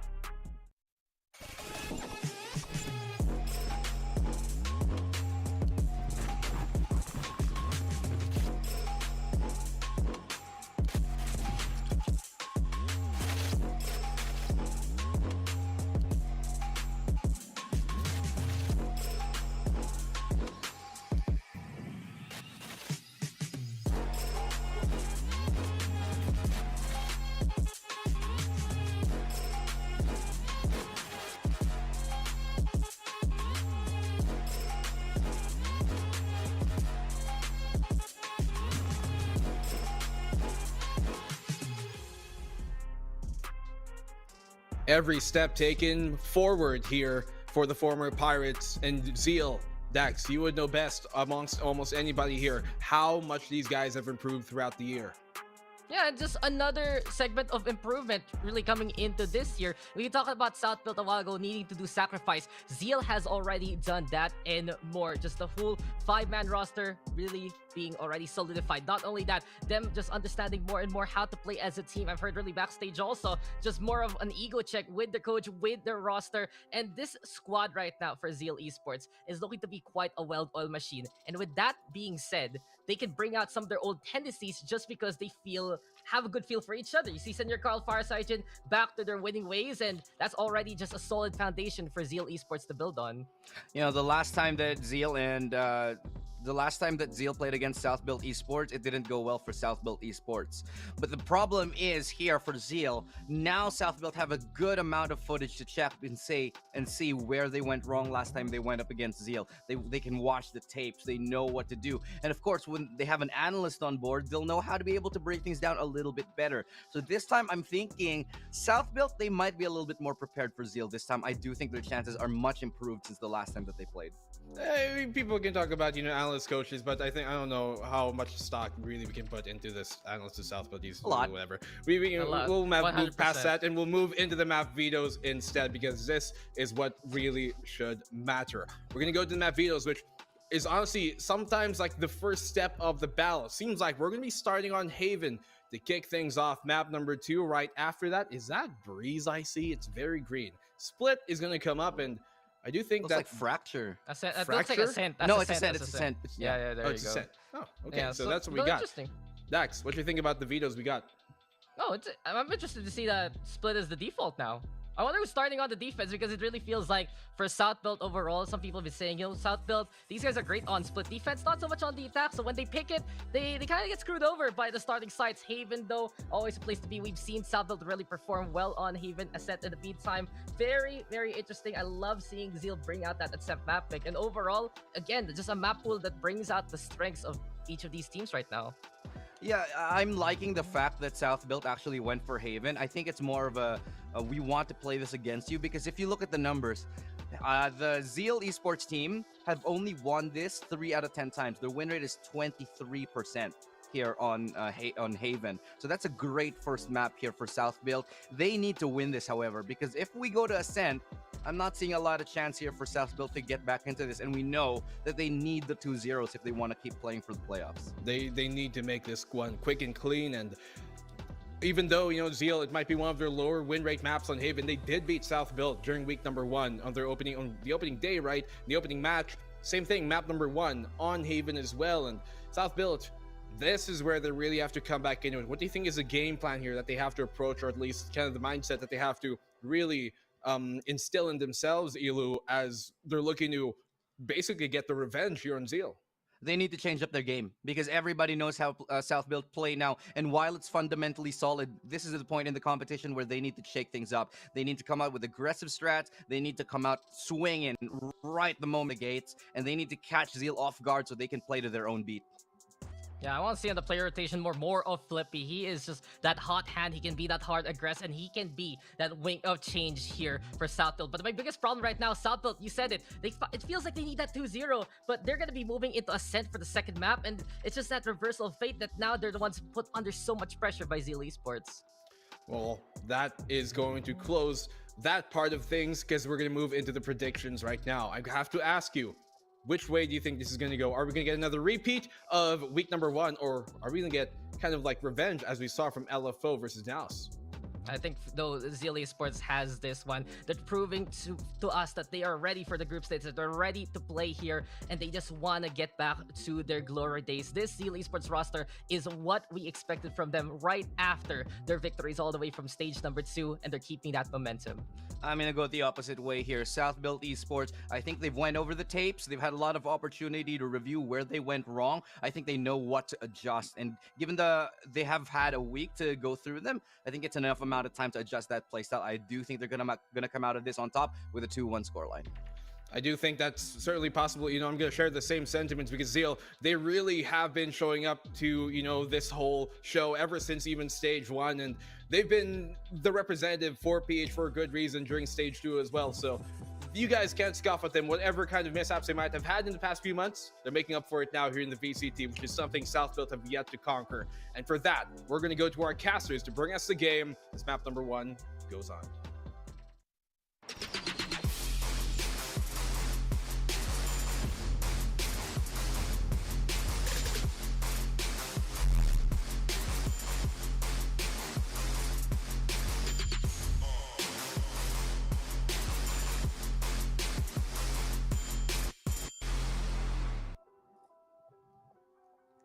They keep talking about the mirror matches, but they're not talking about the mirror casters that we are having right here on the spot right now. My name is Raf, or maybe Terror. I'm not sure anymore. Raf, how are you doing? I don't know, Raf. You can take a guess. Once again, guys, my name is Taylor. The mix-up is really up to you and how to deal with that, but it is such a pleasure to work with a sibling, a multiversal variant. Who knows? You'll have to keep guessing. True that. Guessing is the game. Think about, I mean, that was a Tagalog word, but look at it. It's a different name. Like, you're Terror, I'm Raf. It just shows basically it's on the broadcast. So you know, guys, that it's true when we say it, definitely. But we are heading to our game number 2, or our second series of the day, Raf. And it's gonna be SBE and up against Zeal Esports. Now, the panel kind of had a hard time predicting again on the first map because you went all the way. Now is the time, you see, Raf, that maybe your prediction is right. I mean, are you really gonna bring out the hand of death? That is my predictions, apparently. But okay, this is such an interesting matchup because historically speaking, and let's still bring the most recent history here, SBE still has a leg up over Zeals, but Zeals, they put a lot of importance in this run back. They don't want to make SBE feel like, oh, that was a one-time thing. This is where Zeal, they gather scorched earth, they gather their great fire, and they are looking to absolutely tear it apart. Some history lessons right here from Mr. Ref. From himself. But now we are also looking at our agent picks, agent selections that both teams have right now. And like the panel said a while ago, 23%, if I'm not mistaken, is the win rate of Zeal Esports when it comes to this map. Probably why SBE also chose it. On the other hand, I mentioned earlier, Raf, a while ago, that with Asarai, actually, that during the time that we had a PPGL cooldown episode, which is basically a Spotify podcast or a podcast made by PPGL, we had Micro over for an interview, and we asked him, like, what's up, what's been happening, and why is this the results from the previous week? And he basically said that, you know what, there are off days, and it was our off day during that time, and they have to reset mentally, everything else. Maybe this time around, it's a different story for us to take in. Oh yeah, absolutely. I thought I was just hearing voices in my head, but that was apparently Terror. Again, it is really, it's an interesting just you, factor. yourself. It's a solo cast overall, anyway. Oh yeah, absolutely. But looking at this matchup, yeah, I mean, people have their off days, but again, Zeal, that's what they want to prove. Well, at least looking at Zeal's perspective, that was not a fluke. We prepared, they did as much as they could. But looking at the agent selects right now, or the selection rather, there's not much variation, I would say, unlike this panel, or rather this cast. But we are gonna jump right into it. We are heading into game number 1. This is the pistol round for both sides of the team. Zeal Esports on the defenders, and on the attackers is SBE. It's finally time for us to witness if actually SBE, they need the 2 zeros. Panel talked about it already, and they need to get this first map inevitably. Oh yeah, and it does look like SBE, they look to take B as quickly as they can. A little bit of a delay here. Senior Carl has the information, but Aziz is not dissuaded. He will jump in. He will find a duel, but can't find the shot. He will be the first to fall in this series as Senior Carl. He holds it down. The solo player, he just dive in through B site alone, and when he died, all the other players on the side of SBE went around the corner and go and try and take Garage right here. Nano swarm in, so no one would peek out, but these are 3 players from the side of SBE being nano swarmed as well. As soon as that Trailblazer comes out, there is the stun, of course, and now with Drake, he just pops out and tries to get a kill. There's a pump flash coming in, the 2 players popping out as well. 29 HP, Papichulo is still alive and kicking despite being gunned down right there. I don't understand that sequence of events. I thought that was gonna be it, but 39 beats. BT is still, well, beating. His heart in his chest must be thumping. The sweat, it must be falling, but he plays it patient. He waits for the overextension. But South Build, they know how to play this perfectly refined game. They are just gonna wait this out. Beats, he crawls up. Ja already has the ankle, but what is that ungodly timing? It doesn't matter. Ja finds the shot. He finds the first round for South Build, and Zeal did have an impressive showing, but oh boy, it is still a long, long map and series. A good take from SBE right there. Like you said, on Garage specifically, you wouldn't know who would win the engagement, actually. Papi Chulo just right around the corner, he was reloading and just jumping, trying and praying, basically. Praying that no one would hit him and finish him off. And exactly, his prayers were answered. Absolutely. It's one of those things. Lord, I know in my life Please. I've eaten too much ice cream. I might have said that, oh, this isn't it. But the prayer has been answered, and it does look like C might be the point of interest here for South Built. A lot of utility is being thrown out to feign the A control here, but it does look like Sewer is going to be the second spot. Fire Cyajin missing a crucial shot, but will tag down Flippy to half HP. Now the move is happening on the side of Zeal as well. They take C long, but is it fast enough to stop SBE as they march?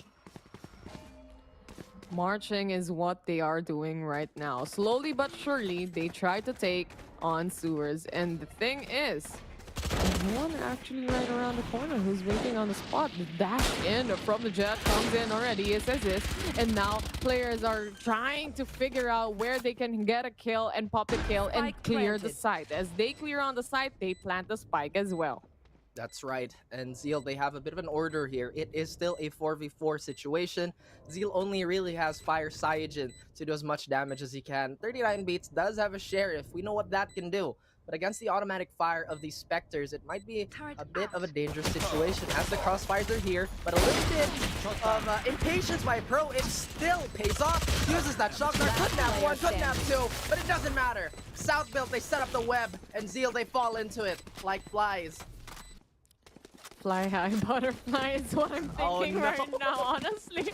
Whenever you say it like that, just Asura getting through my head already. Anyway, SBE, they secured the round in a 2-0. Of course, with that comes ZLS or Zeal Esports in their buy round, finally, with half armors on 3 players, actually. But still, they have the bigger advantage here, as we are seeing SBE. They had 2 casualties, if I'm not mistaken, during that round. And they would just stick with the Sheriffs right now on that bonus round. And if SBE takes this bonus round for themselves, I mean, that's a good sign for them. That's right, and looking at the wings too much is as butterflies, they might have a little bit of firepower in their arsenal as Senior Car will chime in. And now suddenly the tides have turned. We are going to have at least looking like a fairly clean bonus on the side of Zeal here. SB still haven't found any meaningful footing, but they are crawling up towards C here. C long could be a very dangerous assignment, but 2G Monster is gonna fall to that Sheriff. Papi Chulo is leading the charge and is making this as expensive as possible. Speaking of charge, the fault line from Beats just to push out Papi Chulo out of his position was definitely successful. They get the kill in a 4v2 situation right now. They want to take on C, but there are many corners to check right now, and it's not going to be checked anymore as ZLS or Zeal Esports was able to take this round with only 2 casualties on a buy round. Not too bad. Not too bad indeed. Now SBE, this is going to be the first true gun round of the map here. This is where it really becomes a toss-up. I know Zeal is the type of team that it's not that they get like shrouded by revenge or anything, but when they take L's, they are very passionate about it. They really prepare for it, and it's really showing. South Built, as Illustrado mentioned, this is the time where they kind of have to change it up because everybody knows how they approach the game. It is very slow, methodical, and they're very greedy when it comes to punishing your mistakes. I'm just seeing the comment section on Twitch right now. They're actually thinking that they're tripping about the casters. Yeah, it's only Raph solo casting on a mirror actually right now. Don't worry about it, guys. But going back to the game, this is all a full-on buy round for both sides of the teams that we have right here. So we are assuming that they're gonna take it really, really slow. They're looking for picks right now, and of course setting up the stars as well. Will the stars align? That's the question that we have right here. As the Trailblazer comes out, it doesn't spot anybody, but Fire Cyajin was able to shut it down immediately as well. Slow play from SBE. They want to make it continuous, and also they want to make sure that they check every angle and actually get a pick off if ever they can.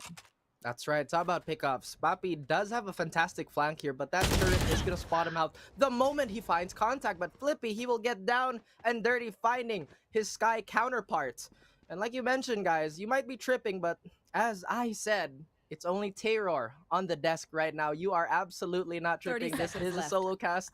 But these teams, they try to be as cohesive as possible here. 25 seconds is kind of winding down, but the timing is not in favor of Craigie.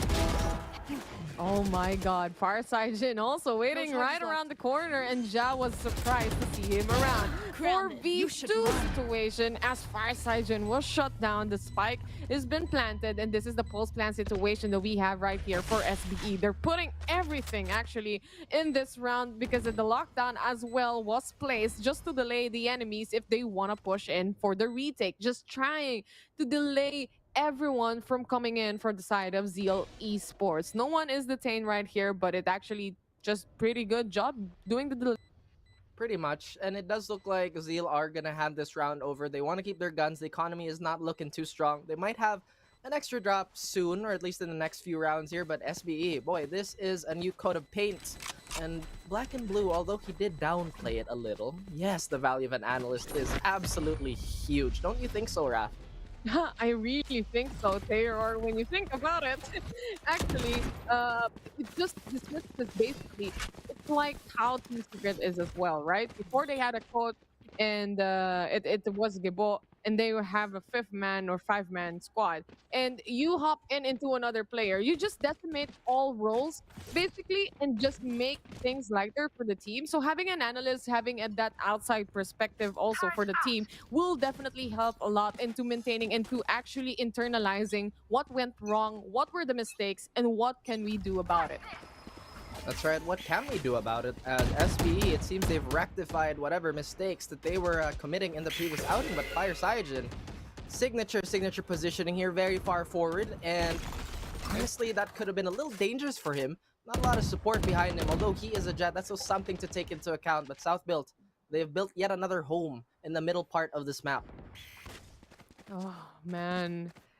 5, it's still a 5v5 right now. They're just trying to look for pickoffs that they can actually get, and if they manage to do so, they're lucky. But so far for Zeal Esports, they're also playing it really safe. They're just waiting on site. No aggression from this team at all. We see other teams having that passive aggressive playstyle whenever the time is proper, but Zeal Esports, they're just holding the fort. The plan here is to hold the fort and just let them come in, and we attack and we engage. This is the smoke, and just right here with the gravity well as well. Toge was able to get one, but Ja to answer back as well with a 4v2 situation inside the smoke. Ja gets one, but Senor Carl with the 4K, securing the kills, securing the round for Zeal Esports. And I love that you touched on that. Normally, it's SB holding down the fort for Zeal to overextend. But this time, the script has been flipped, and Zeal, the patience, the discipline. Once again, they did talk about a restructure, and it's working out perfectly at the moment. SB, they still have a bit of an advantage in rounds here, but that economy, it is on the verge of breaking. Papi will have to settle with the Sheriff, but Zeal's economy not looking the greatest. I think they can still afford another gun round after this, no matter which way it goes. But once again, South built, they do their same default. They try to take aggressive grass in mid control, and Zeal, they buckle up. Buckle up, indeed, is what they are doing right now. Fireside Jin just waiting on a long. This team, Zeal Esports, we've seen them pop off with aggressive play styles. Raph, we were talking about it a few seconds ago already. But this is a completely different structure, and it's working out for them completely as Beats takes on Papi Chulo.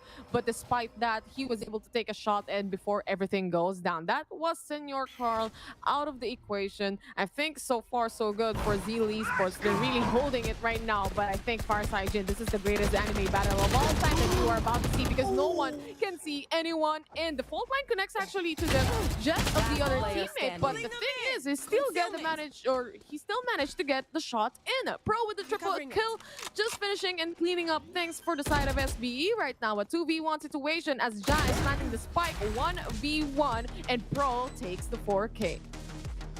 Oh my goodness, what happened there? Again, just a little bit of a shoulder-to-shoulder moment there for both Jet players. They're just like, oh hey dude, wait a minute. You look familiar. You look really familiar. And they started blasting. But again, that's the same for you and me. It's pretty familiar. Hopefully there's not a lot of guns involved, because we're here to talk, not shoot. We're here to talk, not shoot. Relax. But the thing is, Zeal Esports, they can't relax right now. They're in a position where they are forced into an eco. They have the Guardian though, and SBE on the attacker side. They're doing pretty great right now. But the thing is, it is an attacker side. And of course, the Zeal Esports, they have to maintain all sites, 3 sites in a map like Haven.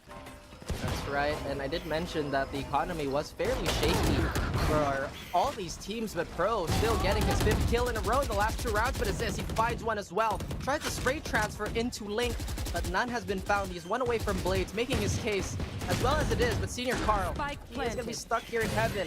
Beats will try and support, but his position has been revealed as they try to barrel through this defense. Flippy will find one, but 2G, he's absolutely precise, true to his name.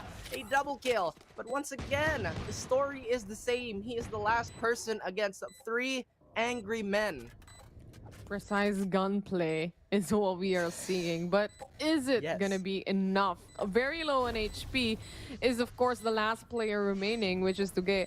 And the thing is, 3 Vandals versus a Sheriff, that's kind of difficult in a post-plan situation as well. Jack closes things off into 5-2 SBE. There's no way but up right now, and they need this. They really need this to make it happen. And we all expected that SBE, they're one of the teams probably to make it to the top right now, but they're proving quite a difficult time for them. And maybe today, this week is the start. Maybe this is the week. Maybe it is a new week, a new potential curse in development. But we do see. That's true. Yeah, I mean, come on, guys. I'm not that cursed, but what do you mean? You have 0%. hey, in another universe, that could be 100. But this one, I am the sacrificial lamb. Again, tell me who your favorite teams are, guys. Nothing is gonna happen to them, I promise. No. Don't tell Raph whatever team you want to win, because it's definitely gonna lose. I tell you now, I predicted the LFO a while ago and it won. I just went against the panel. That's basically it. I went against you, I won the panel. I won the prediction, basically. That easy. So easy, huh? It's one of those memes, right, where you can't trust anyone, not even yourself, as you go against my prediction. But Zeal, Craigie has been undetected so far. Fully blind, he fights one, stays alive for a bit. But Senior Carl, he will make this round a very quick one. And everybody just kind of disappears here. Gone, reduced to atoms. Basically, you just blink and everyone just disappeared in a span of seconds, in a span of milliseconds to be precise. SBE versus Zeals, ladies and gentlemen. This game, this matchup, I really think, Raph, that, rather Taylor, that it's gonna be an overtime. There's some point that we are gonna have an overtime. I just feel it. Because I'm casting. I have the curse. Do you know the curse from last year? Get out of my way! Oh no, so okay. Yeah, I have the Taylor curse. That is a curse. No. That is a true curse. It's always a 3 games and always an overtime with me, Raph. So I'm telling you right now, it is what it is. Welcome to VCT. Welcome to VCT indeed, and I will also bring my own curse. Maybe this is kind of like a Pirates of the Caribbean thing, right? They break the trident, all the curses, they disappear, hooray. But maybe it's a little too strong, as Fire Cyajin will play long, but does he know somebody is close? And as this, once again, meets his counterpart, does not have a fun time. Very smart move here by Fire Cyajin to just give up sight. They got the pick. And I like this. These are the small tendencies that really signify growth. Flippy could be onto something here, and he is on Senior Carl's face with that Vandal. He is choosing who to flash. He's crawling out of garage here. The flank is vulnerable for a split second. They might actually let this Astra pass. No, SBE, they are kind of cornered in here. The defender Killjoy's lockdown is going to come down, but Flippy wants to play the timing. Ja is here to support. They already have the spike down, so once again, another post plant. They're forced out of position. Everyone is just on long C, and also Zeal Esports knows that as well. Now, Beats was able to take on a kill with the Aftershock at least. This is the wall of the Astra. This is gonna be quite difficult. They just have to use the utilities, and Fire Cyajin, Pro fake. He just continues. He has the operator. He drops it now. It doesn't matter. They get the round. This is honestly, in my eyes, this is great growth on the side of the individual development for Zeal, because, you know, a few months ago, maybe like in a different time, Fire Cyajin is the type of player to really capitalize on his heat, but he plays it as cool as a cucumber. Why are cucumbers cool? Why do people say that, by the way? I'm really stumped. I'm not sure, man. I just came from Tagalog broadcast. Everything is Tagalog, and now it's on English. I just slip up. Basically, whatever rap says, I just believe it. I don't know That's why how much I cucumbers are trust you, cool. man. You That's how better. much I trust you, right? Aside from prediction-wise, though, that's the only thing I don't trust you with. But going back to the game, I know I'm pretty savage, guys, but it's a mirror caster anyway. It's okay. I'm just okay. hating on myself. That's right. At this That's point. right. It's gonna hurt you as much as it's gonna hurt me. Probably, who knows? Most likely. What is most likely is that SBE, they somewhat adjust their default here. They have a little bit more aggression towards short. That guiding light will not actually spot out as this, but instead will give them the info that, hey, there are players in lobby, and it prompts Senior Carl to push up. Does he check this corner? It's developing, and once again, the pace of Fire Science is just to hold, to relax. Chill out, man. We got this. There's 45 seconds left. It is winding down, but the tension and the patience, it's still very much present.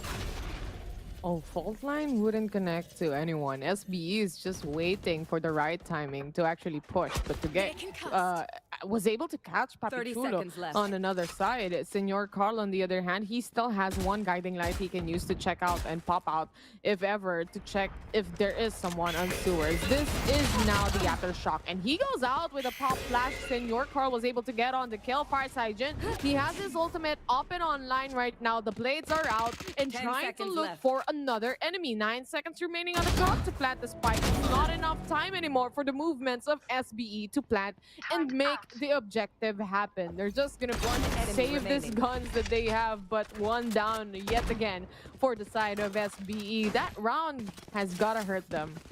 Oh my goodness, this is looking super close. This is where it becomes incredibly difficult to call because we're getting closer to halftime, right? But we're not exactly there. Are we actually gonna see an overtime? This would boggle my mind if whatever you said about the curse being real.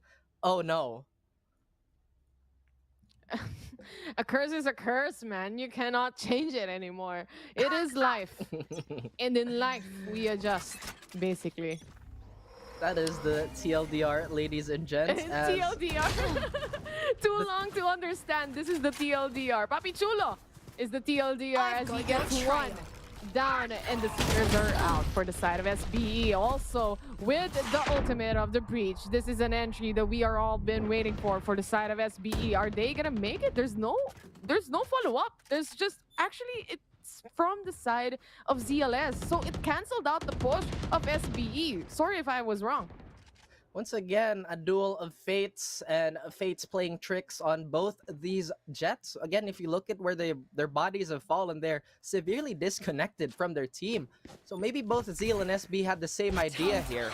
But SB, they definitely have the leeway to move around the map just a little bit better. Although there hasn't been a lurk threat established, or at least enforced towards B, Beats could just sit here comfortably. But A, it does look vacated up until Senior Carl crawls up to heaven.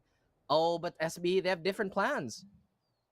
They're planning out a different one here as they set the ultimate of the Killjoy. The 30 lockdown seconds is left. definitely up and online, but on garage doors. So where would SBE go? That's the question that remains, as Beats is holding on onto this operator right now. He has a fault line too, just to cancel out or delay enemies on pushing. 14 seconds remaining. The clock is ticking. SBE, they're still not yet on site right now. 9 seconds remaining. Pro goes down in the hands, of course, of the player of to get rather and Flippy just answering back to each other right now. But still, ZLS will win. The pressure is just too much for SBE. They can't plant the spike.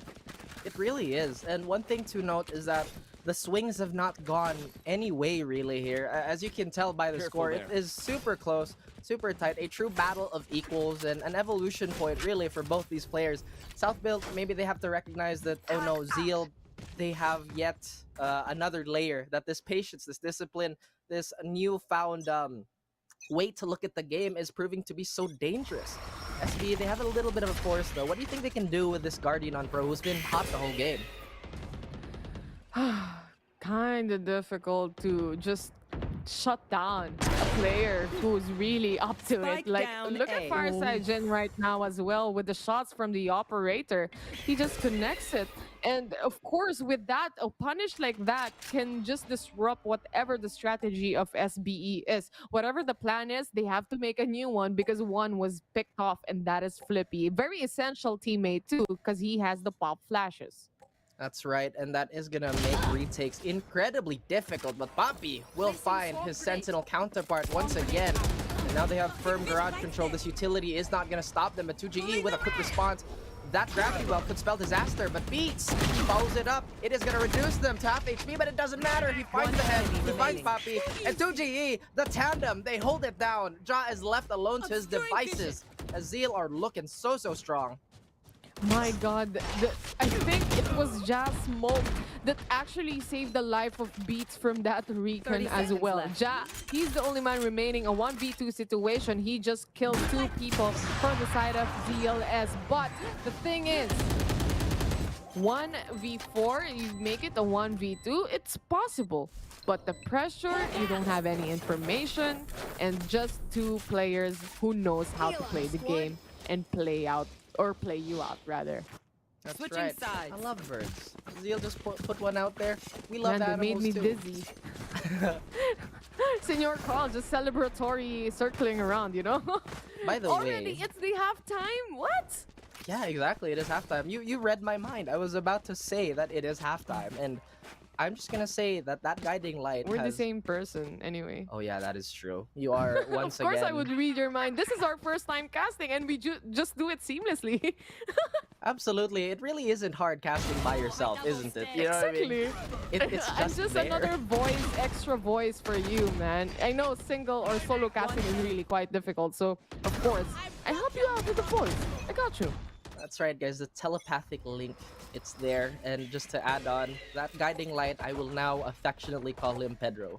Pedro will not be seen in this round, but what is going to be seen is Aziz winning against Fire Cyajin, crippling the spearhead of Zeal. Once again, an advantageous situation by Zeal. They look to capitalize on this, but why is there so much aggression towards Garage? I don't know, man. There's 3 people watching and holding Garage right now. I feel like they are just trying to put all in on one spot. And if ever it doesn't work out, if ever they don't go here, you know what? It's a 5-man retake. We wait for the rotation. Maybe that is the plan of SBE. Remember, this is the important pistol that everyone's been waiting for. Craig is vulnerable down, and Flippy just adjusted to that real quick and took that One advantage. enemy remaining. Oh, the triple kill and the 4K comes in. Flippy with a flawless round for Zeal Esports. What a shot, Raph. I'm calling the cops. That's a crime. That's a crime. Hello, police. Yeah, Flippy, that guy from South Build, that was disgusting. That was absolutely disgusting. The headshots, especially if you have the goals. My god, if you're a crack player like this, look at it. It's perfect. It's perfectly aligned. I love it, you know. It's just when players like that, they make the Ghost look so good, but we know how fickle the Ghost can be. It can be incredibly inconsistent. Some people swear by it, some people just buy it, a Sheriff straight up, but it does look like what is going to happen is yet another Jet duel. But both these players, except only one, having a shot here. Fire Cyajin is going to be forced to back off. Quite a bit of stars already being put on C Long. And SB, they try to... well, do that as Fire Cyajin trying to play with his luck, playing with fire himself. Oh my god. Zeal Esports, they're kind of stuck on base right now. They're waiting for some players of SBE, or rather, yeah, from SBE, to put on some aggression and maybe get some shots and maybe get some kills as well. If you can notice, Raph, actually, first kills that we're witnessing on our rounds are mirror kills. Just saying. I'm just, yeah. Yeah. Wait, is it a we? Is it an I? It's always like a Jet versus Jet. It's always a Killjoy versus a Killjoy. I really think that this game is cursed. It could be cursed. This could be the most cursed game as Flippy. Oh my goodness. I like that fade. Keep that clean cut as Pedro, the guiding light, will blind and will work for Flippy. 30 but seconds technology has its advantages over the beasts of nature as Senior Carl finds the controller. Spike But down, what is mid. going on? The swinging. Craigie, he is on 8 HP in the green. Is this lucky? No, it's not. Absolutely not. No information at all, and it's quite difficult to go out on the smoke as well, and just to try and pinpoint where the enemy is. A very 50-50, a mirror scoreline that we have right here, ladies and gentlemen. Zeal Esports on 7, SBE on 7. But when we actually look who's in charge here, who's in the advantage side, it's definitely Zeal Esports. They have the gun advantage here, and on the side of SBE, they can still make this work, especially if they get that shot and a burst in when they just wait for the defense. That was a perfect dart. Zeal tried to change up the rhythm here, try to play it super fast, but with that recon dart doing such a fantastic job of giving them just a split second to react here. Now the rotations are coming in. Now South Build is going to try and pincer Zeal as they don't really have any forward map control. And it does look like it's coming down onto Zeal. The fire, it looks to be doused. South Build, they find the first frag on this retake, and Pro looks to find another. Spike is planted. The post-plant situation is up and online for the side of Zeal Esports. With 4 players swarming in on a side, SBE, they have a flank, and that is actually Flippy on a long, but he has to battle it out with someone on a short. They kind of know the position. I'm not sure if they actually saw each other already, but a Sky versus Sky is happening on Seward. We are heading on to the side as well. As we are looking into it, Tugay was able to draw one. That is blinded, and that is Apichulo. Another one swing. He goes down. SBE, successful retake for them. Aziz, somebody stop this man too. He saw Flippy. That's kind of dirty. Let me do the same thing. Let me hit you with that. And I've never seen that before. Oh my goodness, the unicorn in the sky. Maybe I should look up. Once again, public reminder, guys. Even if you lost a couple of rounds, even if you are on a deficit, it's still looking up.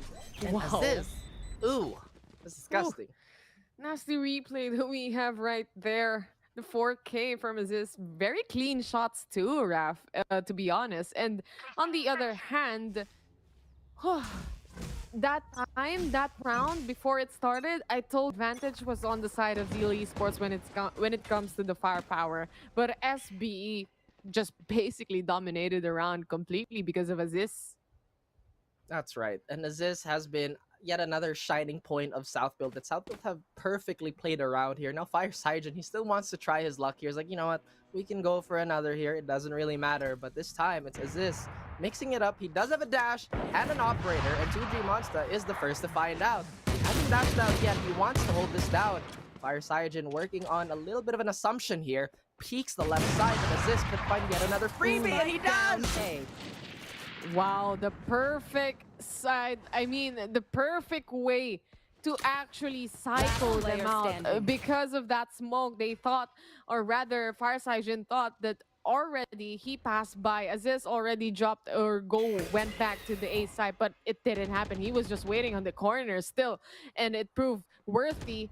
And of course, with that ROI, Aziz with a triple kill. That's right, guys. Remember to only use the money that you can afford to lose. Again, guys, this has been so many tidbits of advice that is definitely going to help you in more than one way.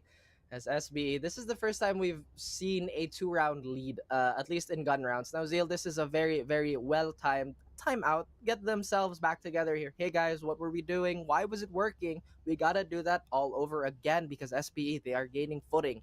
They planted their feet, and it does look like they're kind of unmovable right now.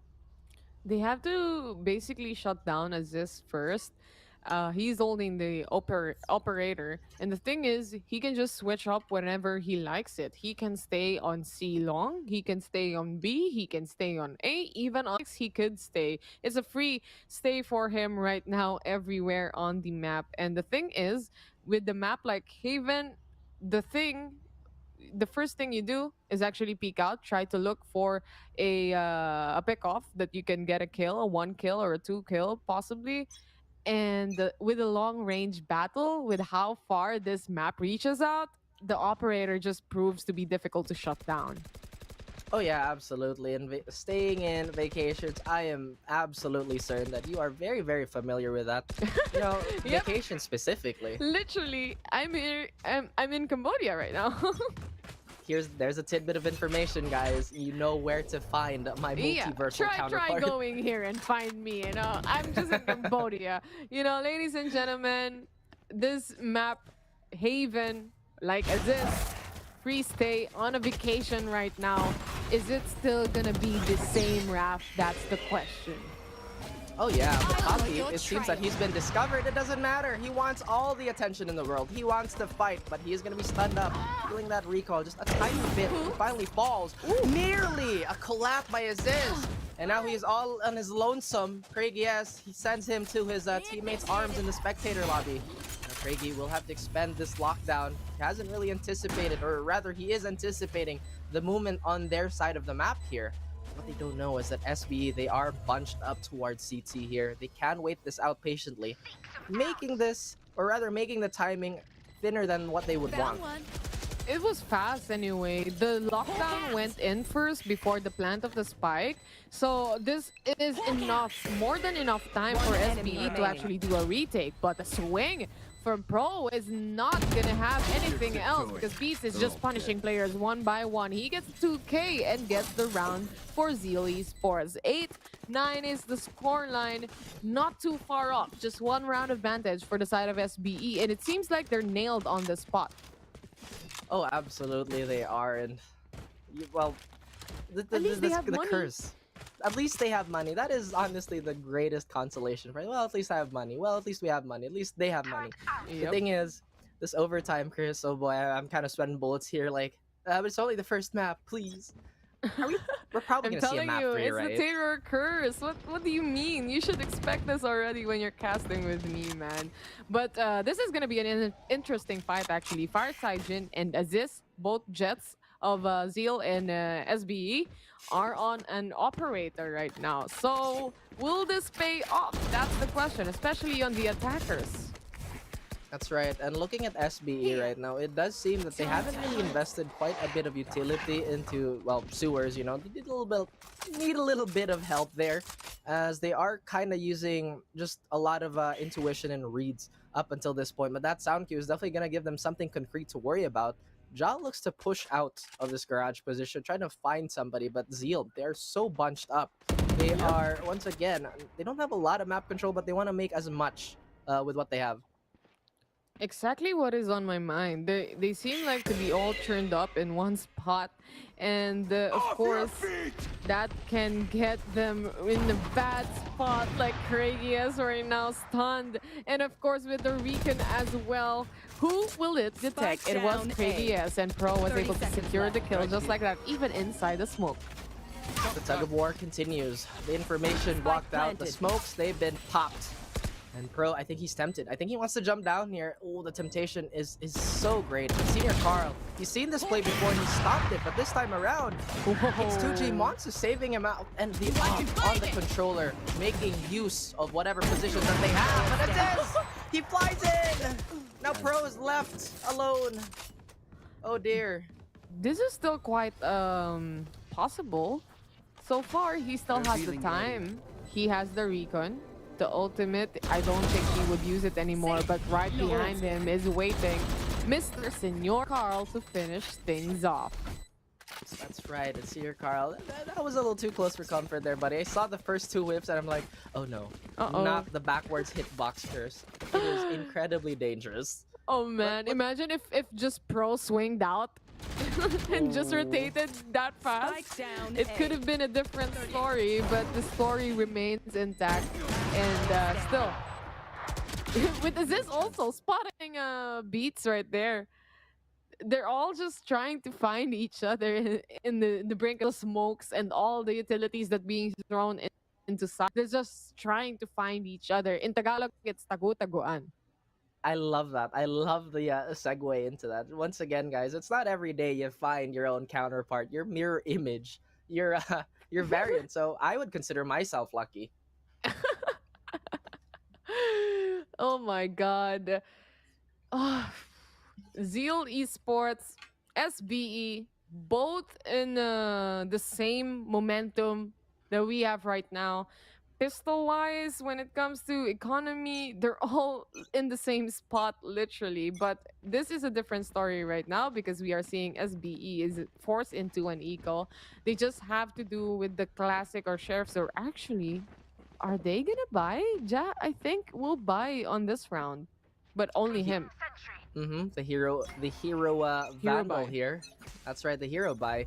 Man, I was honestly expecting the rounds to be a little more lopsided, but once again, a true battle of titans of equals, and both from the south. One a little more south than the other, but Papi Chulo, considered the best pistol player on that team, really showing why that is the case. Craigie does get the spike, but is going to be dissuaded just for a moment's notice. Crouch position, though, looking a little vacated as Zeal, they changed their minds yet again.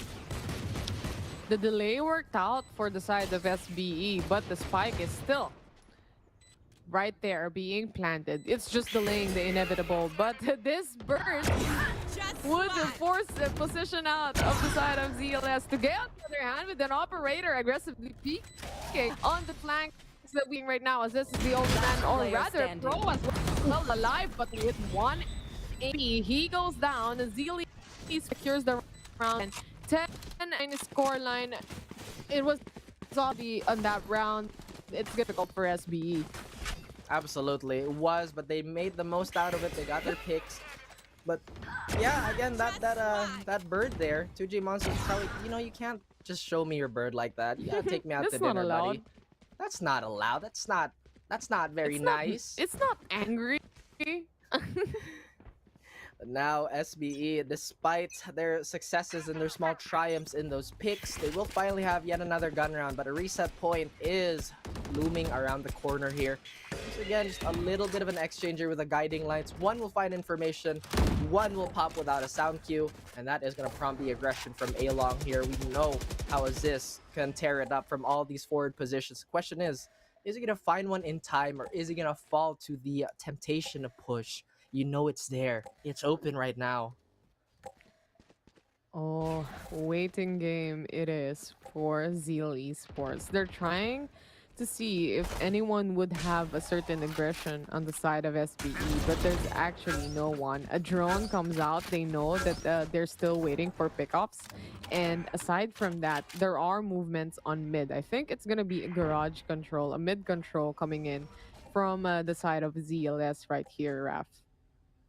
That is the case here. Fire Cyajin once again aggressive, but the attention by Flippy has been taken away. Not enough. He even gets a dink. But no, Beats is here to support his friends, support his team. Ja will get a trade, and we have a 3v4 here, but the utility is looking heavily in favor for SBE. And bro, where are you? He even gets one. He sprays to the smoke. Has to use the recon. Clears that corner. But Ja, he is all the information that the world needs. And SBE, they trade blows. Now we're both at double digits. Wow, what a round. A clean round for SBE. Getting those kills and getting those shots in as well. And they completely just shut down whatever ZLS is doing. The first road to shutting them down was actually killing Fireside Jin. It was a matter of time for Flippy. The good thing is the trigger discipline, of course, of the players that we have right here. He has to wait for the smoke to dissipate to actually be accurate in killing Fireside Jin. And the thing is, if he fires shots even with the smoke in, Fireside Jin will immediately know where his position did. So he waited, and he saw, he conquered, he got the kill. That opened things up for SBE to take on the kills and take on the round, basically. That's right. Once again, a very, very healthy amount of information there. Brought to you by us, by me, by who? By Raf, by Taylor. You have to guess. But if you can't tell right now, don't worry. We'll leave you guessing, as these teams, they haven't really given up a huge advantage to either side here. Once again, it is going to be a very, very slow fight for a default. Senior Carl will flinch just a tiny bit there. That's rough, buddy. Oh, this operator on A-Long. I'm quite scared to see whoever pops out of the kill feed right now. But Fireside Jin on the attackers, holding that operator against SBE. Remember, SBE is just trying to make their economy better, at least. And with this operator on the attackers, They might pick it up too. This recon will be shut down, but immediately the information was already there. As they heard the shots, they go back on site. Aziz is just waiting on the corner, waiting for the players to actually come in. The trigger discipline is there. He just lets the Jets come in and kill the other players as well. He gets the 2K 4v3 situation right now. No plant and no spike being planted with Senor Carl, the only man remaining. SBE shutting them down one by one. This is honestly the problem when you have your initiator on an op. It will absolutely put them in a position where they cannot maximize their utility. If you look at it, he just got a flash out. Potentially, these two flashes could have been the game-changing factors for Zeal, but that was not the case. He was tagged up early on, and it just became a house of cards from there, toppling over and over and over. Like a domino effect as well. They had to save the operator, and I think they're still gonna go for it for this round. They have it already anyway. But the thing is, on an attacker where you need the firepower to actually hop in and get the site, it's difficult. I think they want to shut down Aziz on the operator as well, but he wasn't using the operator during that time. He was actually on a Vandal, but this time around, it's a different story as he has the op himself. Firesigent has popped out. That Blade Storm, will it punish anyone else? Instead, it punishes himself. Oh my goodness, I felt myself like flinch there. I saw how close that knife was. And again, it's these things that really make or break around Aziz. He will be true. He doesn't need more than a second, but Senior Carl, he maximizes this operator. And I don't know what's going on here. What is happening is Flippy will secure their own, and SBE, they are at the cusp of taking this map 1. Will ZLS, will they answer? Oh my god, the battle of operators that we are seeing right now. I really don't know why they kept using the operator, honestly. I mean, of course they saved it up, but on the first hand, you need the firepower to come in. I understand that you want to get Aziz off, but the thing is, he's defending, he's waiting. He's just literally, he would just reposition himself. All he had to do was just wait because he's on the defenders. On the attackers, on the other hand, how are you going to push with the 5-man push if one of your players are having a difficult time because he has the operator? I think they should just go for this kind of setup. It would work out much better, I think. That's right. And again, I am inclined to agree with you because with that logic, I can't fault them for that. But SBE, so again, they can't let this lead slip. They're playing this as method. Come on, Aziz, that's not fair. He was trying to jump spot, man. He was midair. But again, he is just too quick. Senior Carl is here. He tries to challenge, but all you need is one with that Vandal. And now Senior Carl, he is feeling the heat. The great fire, scorched earth. He even finds Jaw. What is going on? Man, he just pre-fires and he got the shot. Why not? It's just 5 bullets. So use it. But with 18 bullets remaining on his hand, this is going to be a problem in case there are many players. But it's only one, actually. And that is also a Sky. And Flippy, just the right spot flash and the right pop in. But Tuge was there to actually catch him off guard. The 2 kills comes in, and now it is all up to Pro. A 1v2 situation. Do they know? Do they have the information? Because they're actually waiting on the same side right here. You should run. That's right. Beautiful use. They are going for the throat. They want to equalize. His Pro has to go fast. He uses that recon. He only has 2 shock darts left. He knows. But I think here's the footsteps. He has to back out here. This is going to give 2GE a window to reposition. And he does it. Once again, I've championed 2GE to be such a stable player. The clutch is where he belongs. And those darts, those guesses. Pro is out. He has to go mano-y-mano here. Who is the better clutcher? Tenured veteran in Pro, or one of our very young upstarts here, 2GE! He triumphs over Pro, and I believe that is gonna be a clutch, well, for 2GE. God. Thank God there was a lockdown. If there wasn't a lockdown, immediately when he went in to do the retake, he immediately looked at the spot where Tuge was actually waiting a while ago. And as you can remember, Tuge is not full HP. He's half HP already. And with that kind of swing, it would actually be, probably can be on the side of SBE. But that Killjoy lockdown just gave him enough time to reposition himself and just completely not be able to let anyone know where the position he is in right now. They still want to go for that operator, and I still want to stand by it that it's not a good idea. But you know what? The thought that counts there, you know? They want to kill Aziz, but they just can't. What is that? Once again, is this really popping off here? It's just Zeal. They try to contest this as much as they can, and they honestly have no reason to do that. They have flashes, they have trailblazers, they have all the utility in the world to do so. But it seems they've already lost a key member in Beats. Once again, yet another complementary tool in their toolkit that's somewhat underutilized. Wow. And bro, Down A. beautiful flank. Flippy doesn't really have to do anything here. 2G Monster, we know what he's made of, we know what he's capable of. But Flippy, he gets the timing and the fates, they smile. Not upon Zeal, but on the South-built squad. My God, it's all up to Senor Carl to make a tie happen. It's gonna be really, really difficult, but we've seen these things happen in real time when we were casting for so many Valorant matches already. And in this kind of high-level play, pro play, they know the position already of Senor Carl, and it's just a matter of time as SBE shuts them down. Take King game number 1. My God, Raph, I don't know. They look happy. You're seeing the players right now up as SBE, ladies and gentlemen. The off days are gone, and today they want to dominate. That's right. I am digging the acoustic panels. Makes me a little jealous, you know what I mean? I heckin' love acoustic panels. But yeah, they just stood up like, hey guys, we're kind of back in business. But that was a map 1. We broke the curse. We did not go into an overtime, mind you, Raph. So almost. This could be one of those days. Wish I had the fan so I can look like you. Wow. Really look like you. It's like a commercial, man. Just shampoo commercial. They should pick you up. Looking for org. You should change your name. Looking for a sponsor. But anyway, going back to statistics right now, we are looking at the player stats. As Senor Carl on the side of DLS, he got most of the kills for the team with 23 in total. On the other hand, SBE answered back with their own assists with 24 kills and 1.8 KDA. He's cracked, especially on the last rounds that we witnessed.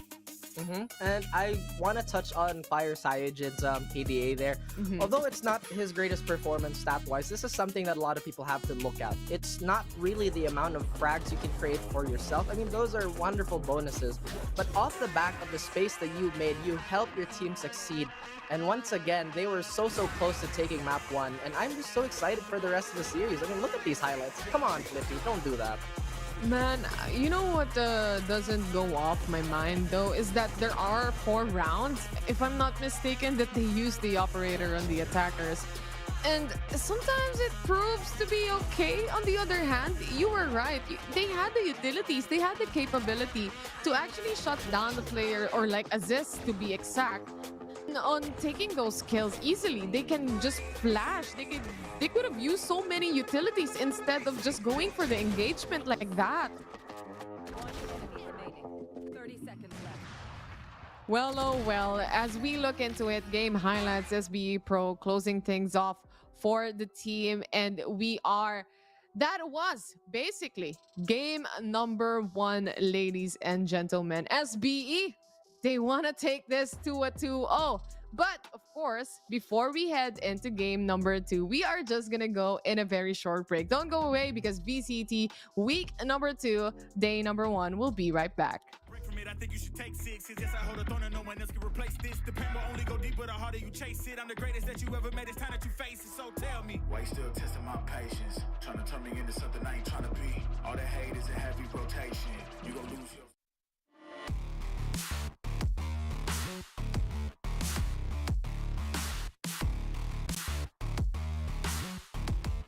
Quit testing me. Don't make me lose my mind. Don't make me lose my mind.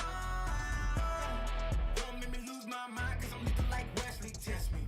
Don't make me lose my mind. Don't make me lose my mind. Don't make me lose my mind, cause I'm looking like Wesley, test me.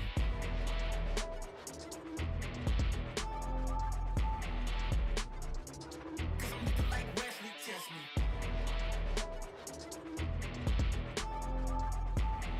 Don't make me lose my mind, cause I'm looking like Wesley, test me.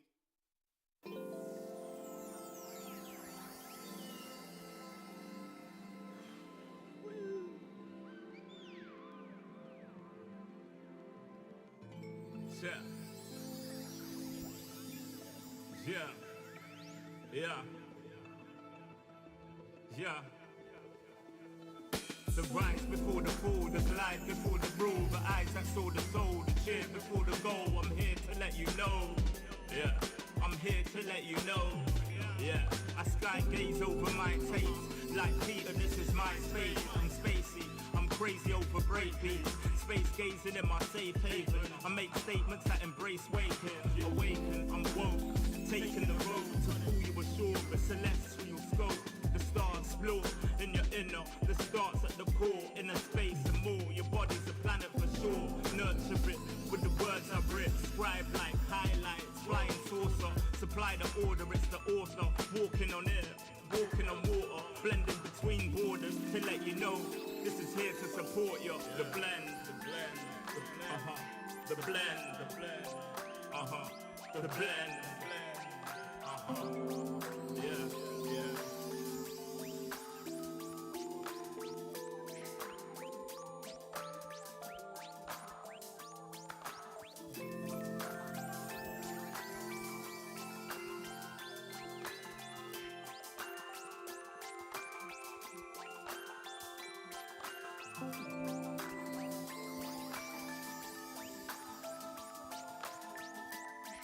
yeah, yeah.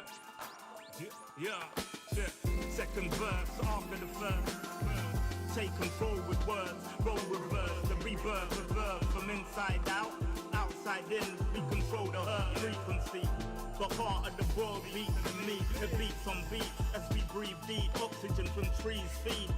Gift in our gift. This right here, proof we exist. Mind state is gravity, the way you uplift. Across seas swift, water quench thirst. There's a shift. Set sail like shit to find other lands. The motherland, sun is planned. With the words I'm writing, I'm fertilizing. The earth's a rising, realizing. Global warming and the sea is rising. Pollution, the planet needs metabolizing. It's full of fire like a dragon fighting. Creating hot springs when the pressure rising. It's terrorizing, but I'm never frightened. Cause the days will brighten.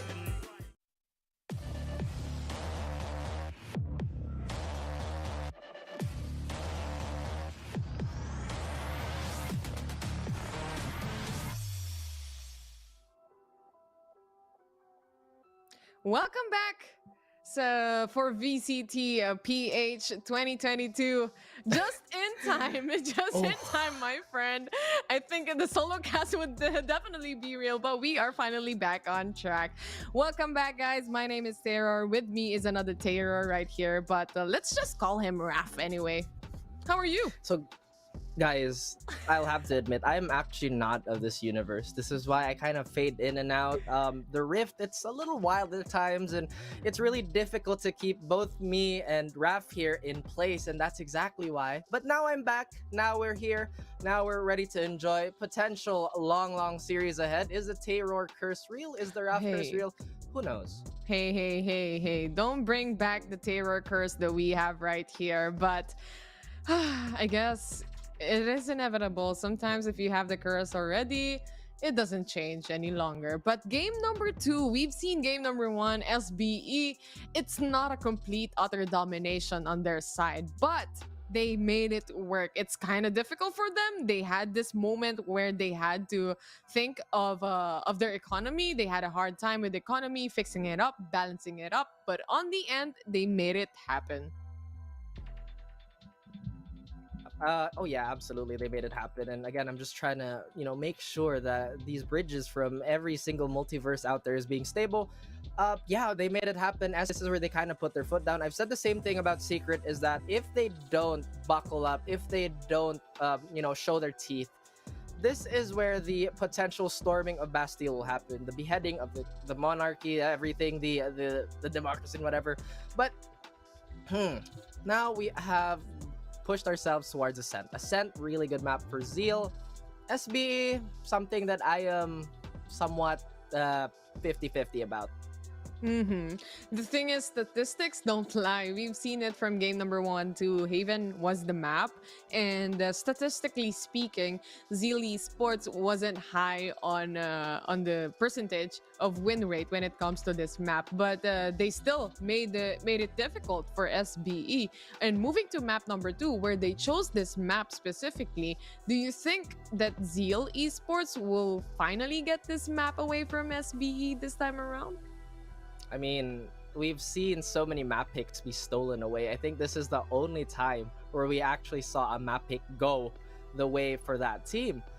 So, looking at Ascent, is this a 2-0 for SBE, or is Zeal gonna come back? Again, just so many questions. For the data we gathered in that first game, there's really not much to go by, to be honest with you. It could have gone either way, no matter what the results were.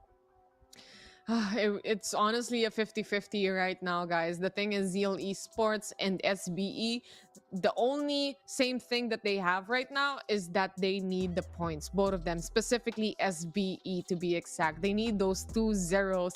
And if they're not going to be able to get this map and take it away from Zeal as a 2-0, the points, it's gonna be difficult. There's gonna be a lot of just waiting and praying for the teams that we have right here, if that's the case.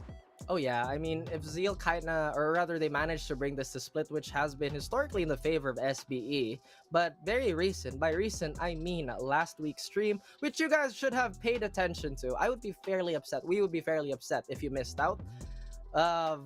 Again, split has been so strong for Zeal, it's ridiculous. This is a form that we haven't been accustomed to. And I'm pretty sure we're gonna jump right into the match very soon. It's just, guys, people are just wondering, is it really one person? Is Raph and Terror, are they really different?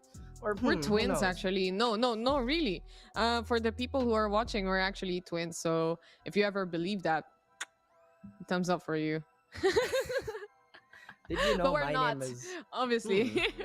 Are we, we not just twins? we just look like I don't have a fan to really mimic how it is with you right now, but I guess the last week that we had right here, well, people are assuming that I was you. So now that I'm here to clear things up finally in the English broadcast, but right now, guys, as we try to reconnect, of course, with the players as well, and as we wait for the next game, right now, we are just gonna go in a very short break. Please don't go away, because VCTPH 2022 Week 2, Day number 1 will be right back.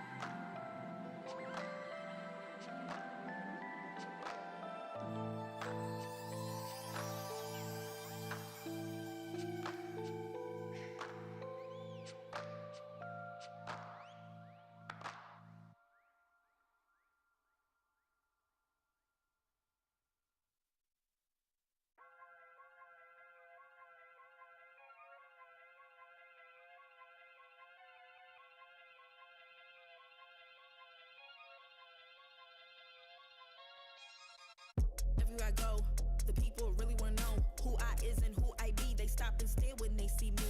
If I said it once, no need to repeat. Run up on me, watch you fall to your knees. Tip my hat when it's time for the kill. Ain't no beast when you're really real. I am the boss, I am the dawn. I am the one they call Lucky Charm. Got my own shit, I don't need your farm. Life was so hard, it made me weak. Built to last, this girl ain't weak. Sturdy and still when I plant my feet. Got it out the mud, now it's racks in my sleep. Look to God, he supplies my needs. Endless faith is what brought me next level prosperity.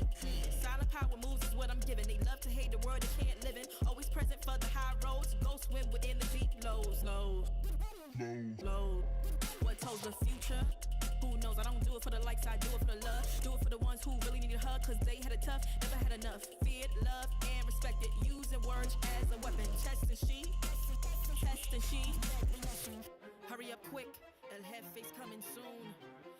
straight when she enters the room. Be enthused, but don't look too amused. This is her queendom, please respect her rule. Hurry up quick, El Jefe's coming soon. Sit up straight when she enters the room. Be enthused, but don't look too amused. This is her queendom, please respect her rule. Smile in my face, Woody in my place, but act gully on cyberspace. Let's pump brakes, let's be frank. Running after him when you're the chase. You are the catch and he's the net. How quickly do we all forget to honor these small policies, my darling? You are the empress queen. Man, respect or he'll neglect. You are the wind beneath his wings.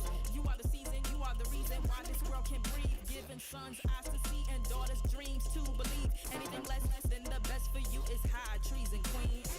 Hurry up quick, El Jefe's coming soon. Sit up straight when she enters the room. Be enthused, but don't look too amused.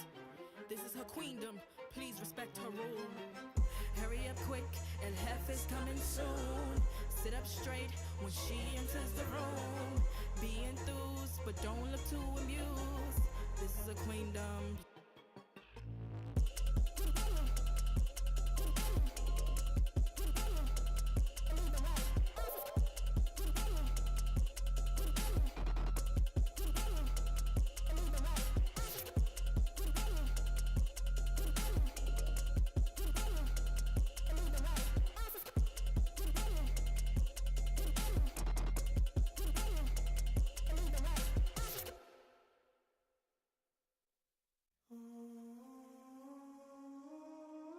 I just gotta flex, flex, flex on the lean.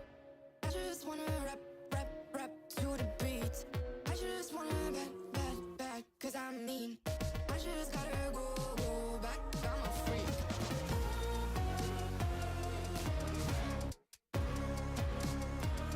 Gotta go. I just wanna rap to the beat. Move of emotion, they drunk at their problems. They always on road and they stunt. She knows just cause she is the same. She's trying to stop playing games. Move of emotion, they drunk at their problems. They always on road and they stunt. She knows just cause she is the same. She's trying to stop playing games. Where the people at, what they really wanna know. Who's your lovers and who are your bros? Who are the enemies you do keep close? Who are the people that you shouldn't know? Where the people at, what they really wanna know. Who's your lovers and who are your bros? Who are the enemies you do keep close? Who are the people that you shouldn't know? I just gotta flex, flex, flex on the lean. I just wanna rap, rap, rap to the beat. I just wanna back, cause I'm mean. I just gotta go back, I'm a freak.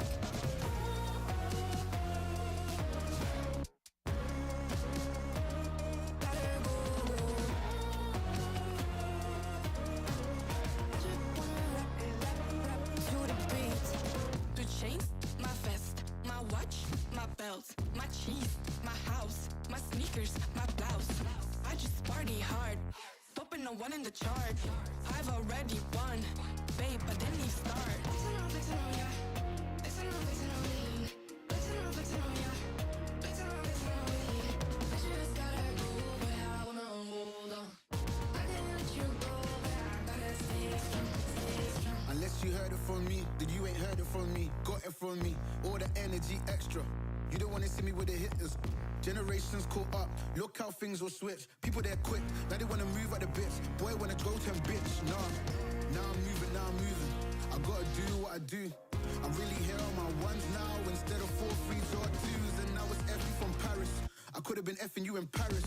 I don't wait for the drop, I just flow from the pot.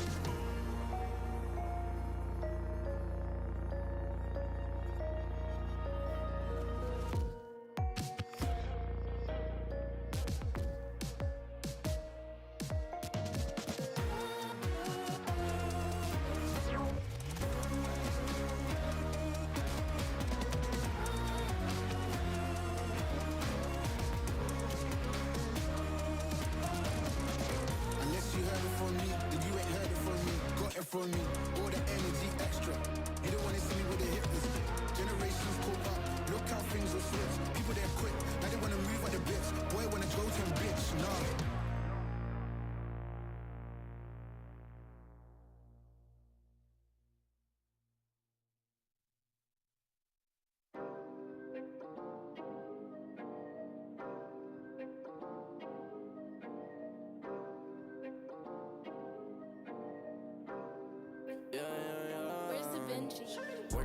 9 to 5, I had to go and feed the guys. Nobody did it right, I had to show them how to grind. I had to beat the odds, this is the life I live for God. Taking a step at a time, we going up, we headed to Mars. Taking them chances, making decisions, you know I'm never gonna lie. Till you let go, I'm copying all them, who you gon' be inside. I cannot fake it, I gotta face it, I gotta do the time. You gotta wait, mate, for a great pay, make sure you're doing your job. Gotta deal with the patience, touring at every occasion. Going to different locations, how they got when I need some direction. Me and Vinci go up every session. Cook it up, yeah, you know it's no pressure. Yeah, you know how we do it, we all in. We can slow up and you never catch us. Working at 9 to 5, I had to go and feed the guys. Nobody did it right, I had to show them how to grind. I had to beat the odds, this is the life I live for God. Taking a step at a time, we going up, we headed to Mars. You know my slimes, they came from the bottom to top. They can define us, they tryna find us, boy, I know you with the ops. We're not the same, no, you can't compare me, I don't belong in the box. Don't try to play me, no, I'm not friendly, this is everything I got. Ain't no playing around, this is no playground. And no matter I do what I say now, I'ma go give him something to say now. Got him stuck on my back like a spray ground. See, easy, don't gotta complain. I'm a shooter, got eyes in my vein. They said that I would never make it, they thought I was crazy, they said I'm insane.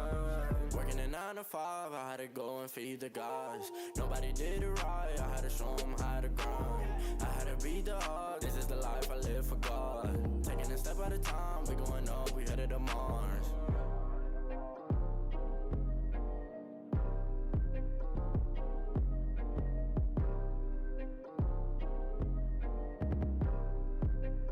Undefined for life.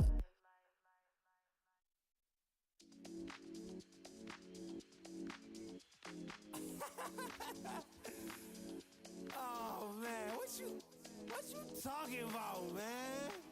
What? You're so crazy, bruh. Wasn't too long before I realized a whole lot of truth just realized. Two groups faking the real guys, and both of them plotting on your meal size. Gotta be more, is this real life? Got a bad hand, but I still try.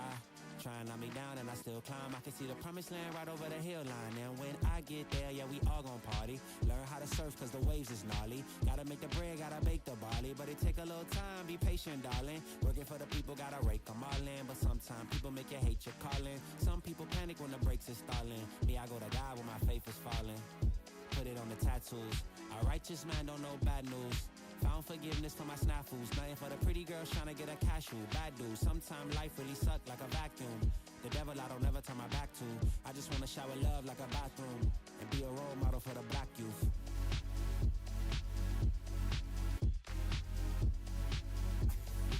Oh, here you go. Here you go again. Talking all that.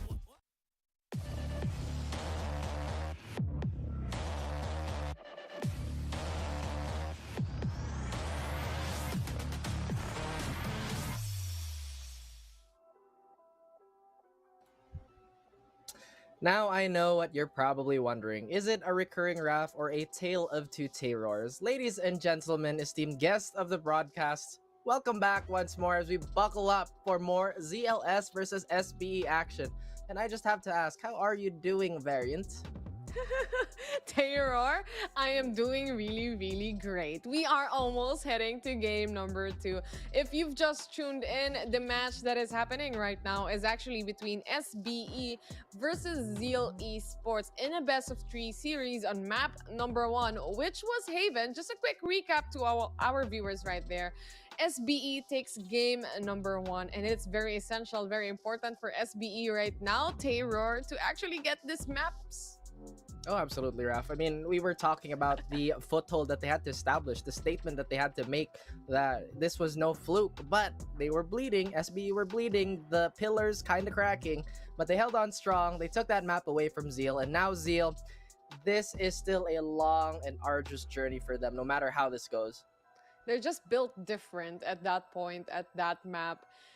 SBE just dominated it, but it wasn't an easy feat, actually. It was a very close match for both of the teams that we have, and Zeal Esports at one point and SBE at one point, they are both in a 7 scoreline, 7-7, 8-8, 8-9. It just doesn't differ. It's just a matter of time, whoever gets the clutch, whoever gets the kills as well. And to be honest, there's nothing extremely special with the way they strategize or both of the teams strategize on this map. It's just a matter of who gets to get the pickoffs, who gets to get the kills first. But I just want to note, and I just want to say that on that last few rounds for the side of Zeal Esports, where they decided to get operators, that's, I think, where the dominoes took down and took the effect. That's right, guys. Again, we've seen empires, we've seen basically a kingdom be rebuilt, but what we haven't seen too much yet is the Republic of Gamers clutch, because as you mentioned, it has been so equal, both strategically and firepower. So we are hoping to see more of that. Again, just don't get confused, because you might be seeing double. The to definitely satisfy. It's definitely gonna bring, it's gonna deliver. And man, I'm just excited. Man, everyone is excited. There's still another match coming up after this. If ever it's a 2-0, there is still another match. And of course, Bren Esports as well is playing. Action PH is playing. So if I'm not mistaken, so we have certain schedules for today. And map, or rather, game number 1, series 1 a while ago just finished as well. It was against Looking for Org versus, if I can remember it correctly, what was the team that played a while ago? It was Naos. I already forgot. Yeah, Naos the time. I remember completely now. And they actually lost against LFO. Their first map loss is against LFO in a standing which is pretty high. They have the targets at the back right now, Raph, right? That's right. And just a little bit of a footnote here. People are wondering why my hair is moving around. It's not the fan. It really isn't. It's the natural. Yes, this is how I look. And it's also, it's the steam. Look at this. Look at this AR. You know, it's blowing in my hair. It's the blowing. Yeah, it's blowing underneath. And the thing is, it's making the effect happen. And that's how it is, guys. You just have to notice the little things. And the steam is blowing off the hair of Terror right here. Yeah. Going back to leaderboards, though, if we are about to talk to teams really and go in and dive in on the teams, Naos Esports is in a very good spot. Like we said, they have the targets in their backs right now because literally they're the top 1 team. The 2-0s were there. And just today that LFO got their revenge match against them. They played against them before too, and they lost. But this time around, it's a completely different story. How about the remaining teams down below, Rap? I mean, just to talk about that, honestly, that is a beautiful point to talk about because, well, as beautiful as both of us, obviously, this is truly a crisis on infinite Earths. It is truly interconnected because South Build is one of the direct teams that could be affected on the performance of LFO, and LFO, they blew it out the water. They absolutely defied the expectations. Yeah. And now SBE, they're kind of reeling. They have to play this as perfectly as they can. They are not allowed to drop a single map moving forward with this week. Yeah, as soon as other teams, specifically, like you said, LFO got their advantage in getting their groove on and back on track, it's gonna be just more difficult for the teams down below to actually follow them up because they now need 2-0s upon 2-0s upon 2-0s yet again for the side of SBE. It's gonna be difficult, really, really difficult, but you never know what's gonna happen, honestly. That's right. I mean, they have kind of been working on the crumbs of the maps that they took away, albeit very few in the last week or so. This time around, I did say that the data has been presented, the strats have been somewhat exposed, and that shock and awe factor for all these teams, they're not going to be as present, they're not going to be as, how would I put this, as, well, shocking because it's there. We've seen it. How are you going to adjust to that? That's the question. SBE, they've answered beautifully. They know that their slow play is going to get countered, so they kind of adjusted. They played their rhythm, they played for picks, and, well, the rest has been history. The rest is history indeed. But before we head in to the match later on, of course, we would like to thank our sponsors. Our official sponsor, of course, VCT 2022, is brought to you by ASUS Republic of Gamers. So stay tuned for the arrival of the newest upcoming Tough-15 or F15 rather, powered by up to the latest 12th generation Intel Core i7 processor to help you unleash the legend inside with high performance if it's thin and light form factor and military grade durability, the Tough Dash F15 stands out as the best bang for your buck gaming laptop ready for your esports need. Now, there is a link in the comment section below that is pinned. You can definitely check that out if you are interested. And of course, aside from that, we also have some prize pool for our players. Surprising, isn't it, Raf? Oh yeah, There's a prize pool. People win money. Wow, an official league that has big sponsors is paying money to professional players that are paid to play. That's amazing. I know. I can tell you. I can let you know how it's gonna go down. For the group stage, this is the prize pool that we have. For group stage, for the first place, they're gonna take home $1,000. For the second place, they're gonna take home $750. For the third, $500, and for the fourth place, it's gonna be half of that. That's $250. But Raf, do you know that aside from the group stage, there's another set of prize pool for the playoffs? People win money here, you know? My goodness. Once again. And, well, it is what it is. I'll tell you too. This is the playoffs prize pool. For the first place, of course, they're gonna take home $10,000. That's times 10 of what you can get from group stage. Ooh. And for, of course, the second place, they're gonna take home $7,500. For the third, $4,000. For the fourth rather, is $1,500. And fifth and sixth place for the playoffs would be $1,000. That's a lot, and that's a big jump when it comes to the playoffs and also the group stage prize pool. Times 10, that's at least like 5. Yeah, literally. Right? God, numbers are cool. But again, guys, yes, we have a lot at stake here. That's why I casted. Numbers are cool, right? And I don't like numbers at all. And then I casted, and then I see statistics. And it's like, whoa, numbers are scary. But yes, guys, no, we did not actually come out of the dark alley when it comes to math. This is not a visual representation of our math skills, by the way. It is a testament to how, well, how to put this, dedicated the production has been for everybody. And they're doing such a great job of holding it down, making it as smooth as possible. But now I have to ask you, Terror, what is the key differences between you and me? How can people tell us apart? Again, my hair is parted to my right side. Yours is obviously to the left. What else honestly, is there? it's on the right. I'm just on a split here, or rather like a vertical. Oh, okay. How do you call it? I was flipped by my camera, but it's actually on the right. So if you say your hair is split on the right, then I guess there's no way to tell the difference. Yeah, there really honestly isn't. Yeah, there really isn't. We have the same hair, we have almost the same glasses. I think just by the microphone or whatever we use. I don't use a headset right now. That's the only way. Absolutely. And one thing that people have been somewhat clamoring about is that, or actually I hear this, you know, a lot of us in the VCT on the desk talent, we actually have quite a bit of ROG gear with us. And this was even before the event. I know Dax has been a huge shill of ROG, and I'm pretty sure Raf here also has one of her own weapons at her disposal. No, that's definitely true, my shills. dude. Easy, relax. We're a bit of a literally in a tech pause, probably. Literally, caster tech pause is happening right now. No, but we're just waiting for the games to start anyway. And if you say caster start game, we don't have a choice, man. We just need to wait for the teams to actually start their own games as they gear up and prepare for it. Casters start the game. Oh, absolutely. Do you want a shoulder massage? Do you want me to make your coffee for you? Do you want me to write you a book? Tell me, what else can we do, really? Again, guys, a lot of this is really not up to us. It really isn't up to a lot of people. So we appreciate your patience, your well, everything, really. Thank you for enjoying the show to the maximum capacity.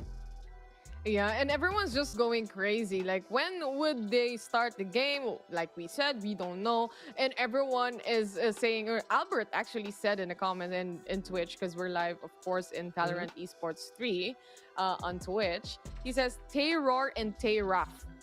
Yeah, that's okay. Yes. That's cool. That's a cool tagline. How about you guys make us like a tagline for both of us, you know? Like whatever duo partner name that we can get a hold of from the viewers that we have right here. Yes, if I had $1 every time that I would hear that, oh, you look like Terror. Well, for me to say yes to that is something that I practiced very well. You know what else that we should be doing? We should be throwing this to break to give everybody a chance to recuperate. So you guys, you stay right there. You go grab your snacks, do whatever, make yourselves comfortable. But we will be right back. What is you talking about, man? Wasn't too long before I realized a whole lot of truth just realized. Two groups faking the real guys, and both of them plotting on your meal size. Gotta be more, is this real life? Got a bad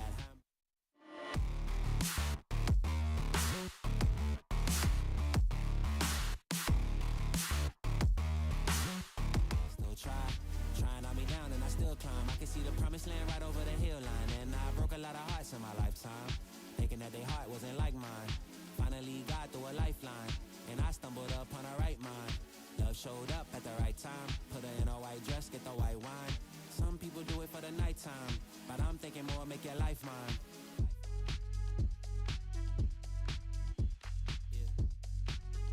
Is it possible we could last forever?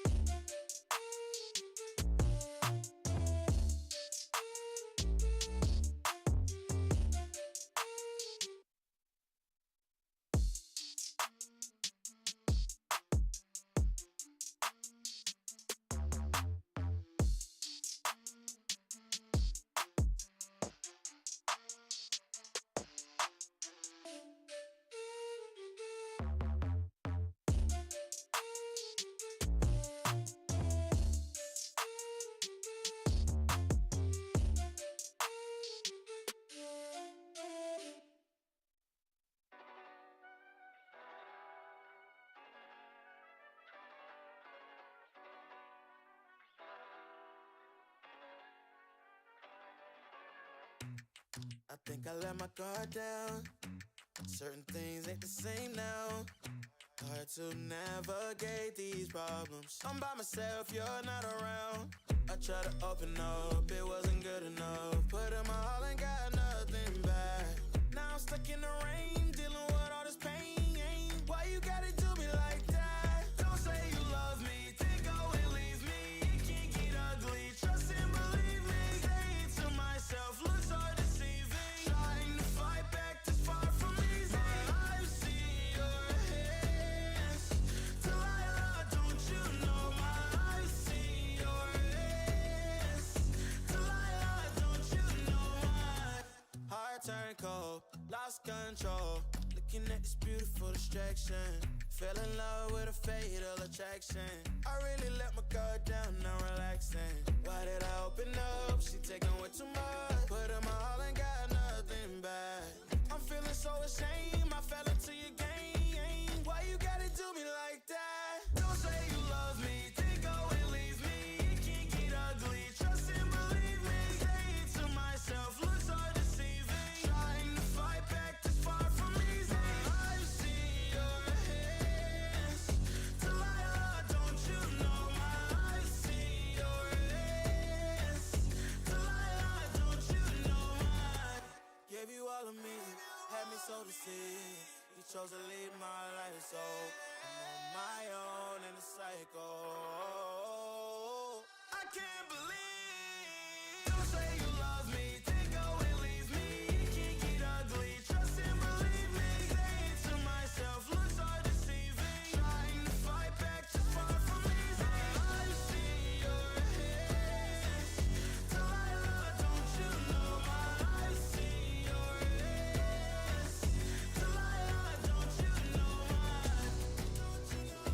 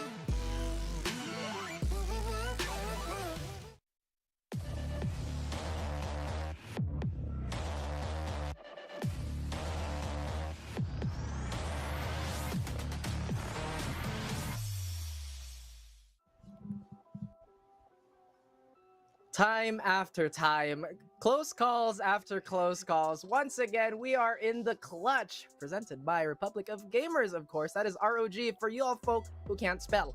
But once again, guys, my name is Terror. My name is Raph. I get that mixed up, but now one has no glasses. What's going on? Yes, exactly. I figured out exactly the way they can tell us apart if I remove my glasses, basically. But later on, while casting, I'll probably wear it. But this is the way you can know that I'm actually not Raph. So anyway, if I do this, you would never know.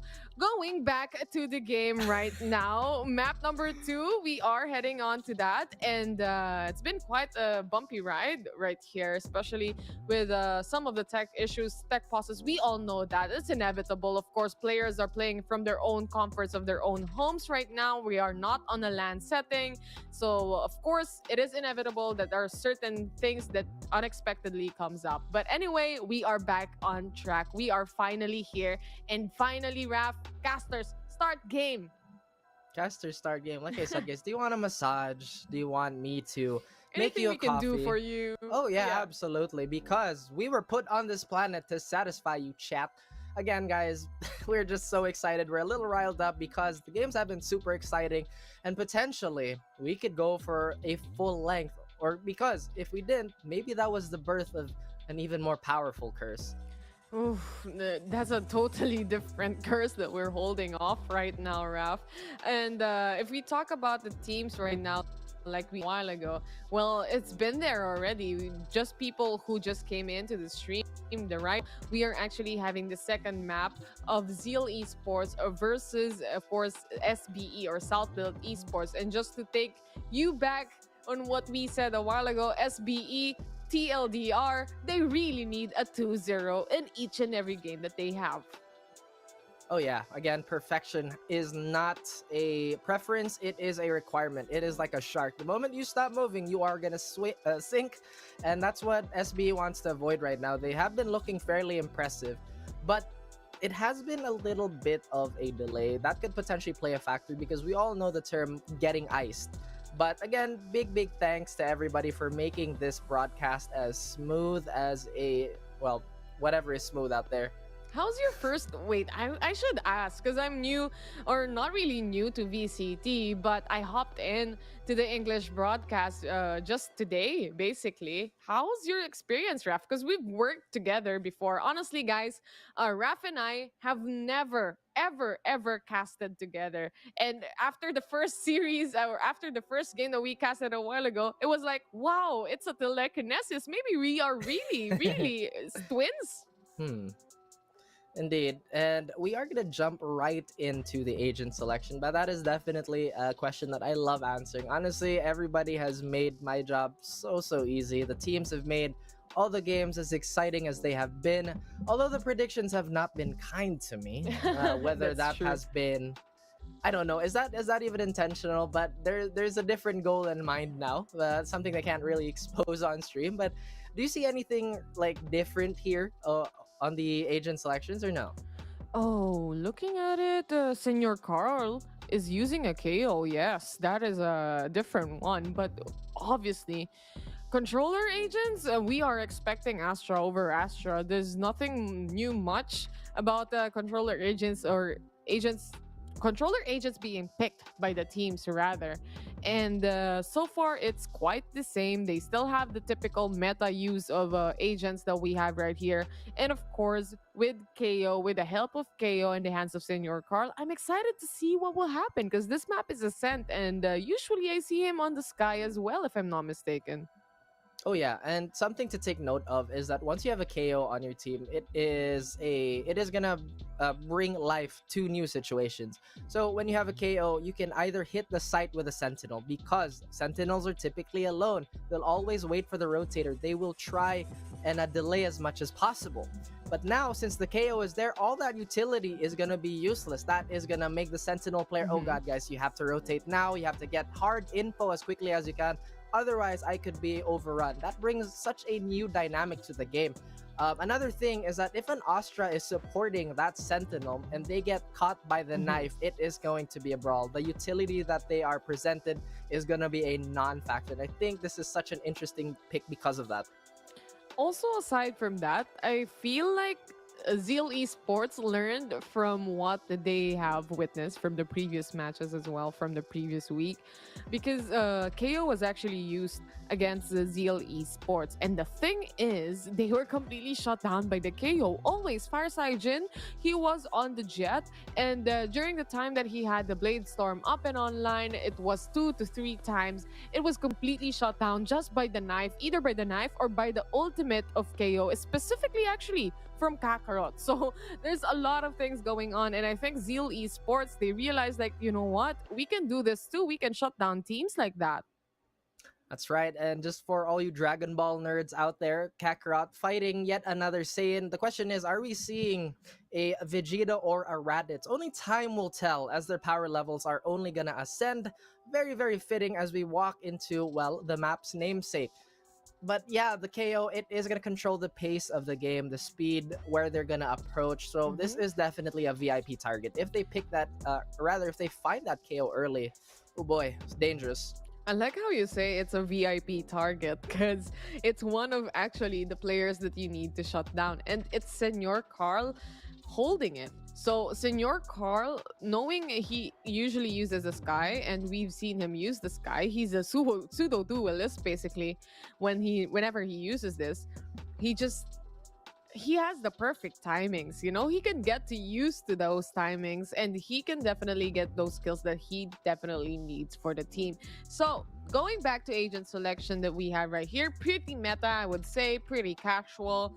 As far as we can see, there's nothing like really surprising or mind-boggling for everyone to think of, and it's actually a pretty normal composition. Just don't know if whether Zeal Esports is actually good or better on defense than the offense. So that's the thing that we have to find out. But I think they are more onto the side of the attack, because they're kind of an explosive team. Correct me if I'm wrong though, Raf.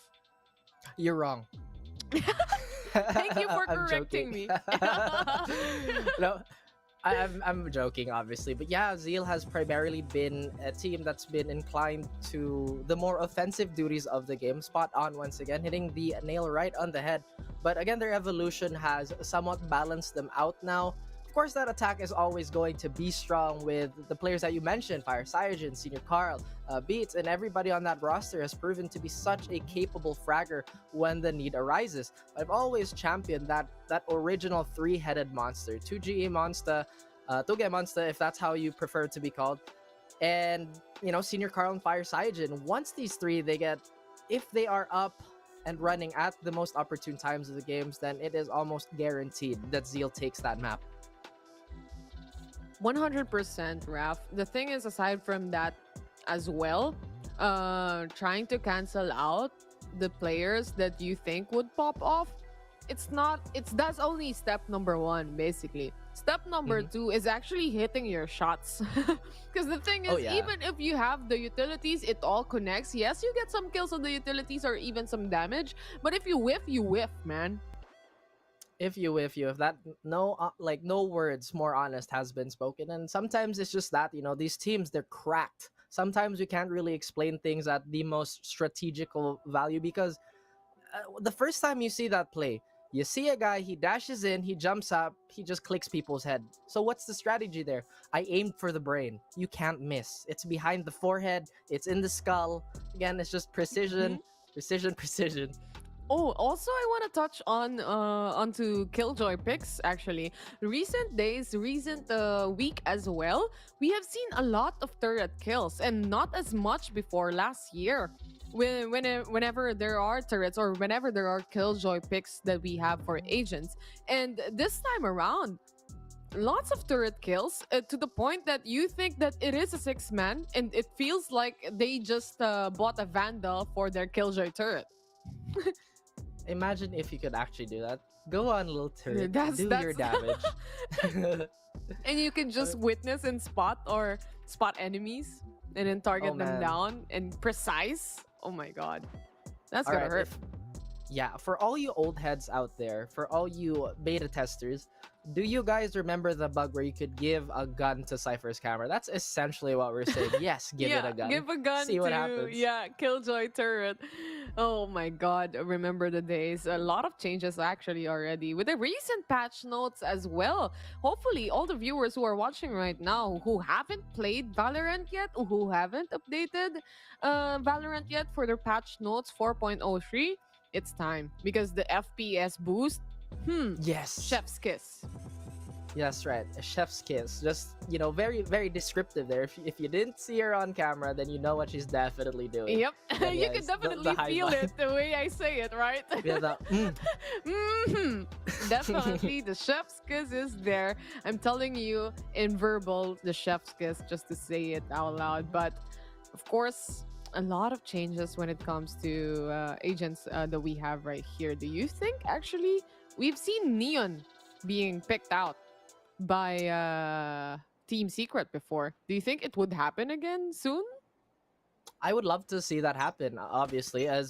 Okay, another thing to take note of, aside from, by the way, guys, we're in the game. This has been the Technical Pause podcast, of course, brought to you by Raph and Tayron. But here we are in the game. As this says, you know what, I've had my share of waiting. It's time to fight. 2GE. He also chimes in. And now we have a little bit of mid control here and a little more aggression towards tree. Something that you'd expect from a KO-oriented comp, but Ja can't hold it down. Beats will beat and bang on his door. It does look like Zeal, like you mentioned, offense is key. Offense is key. They closed down the door.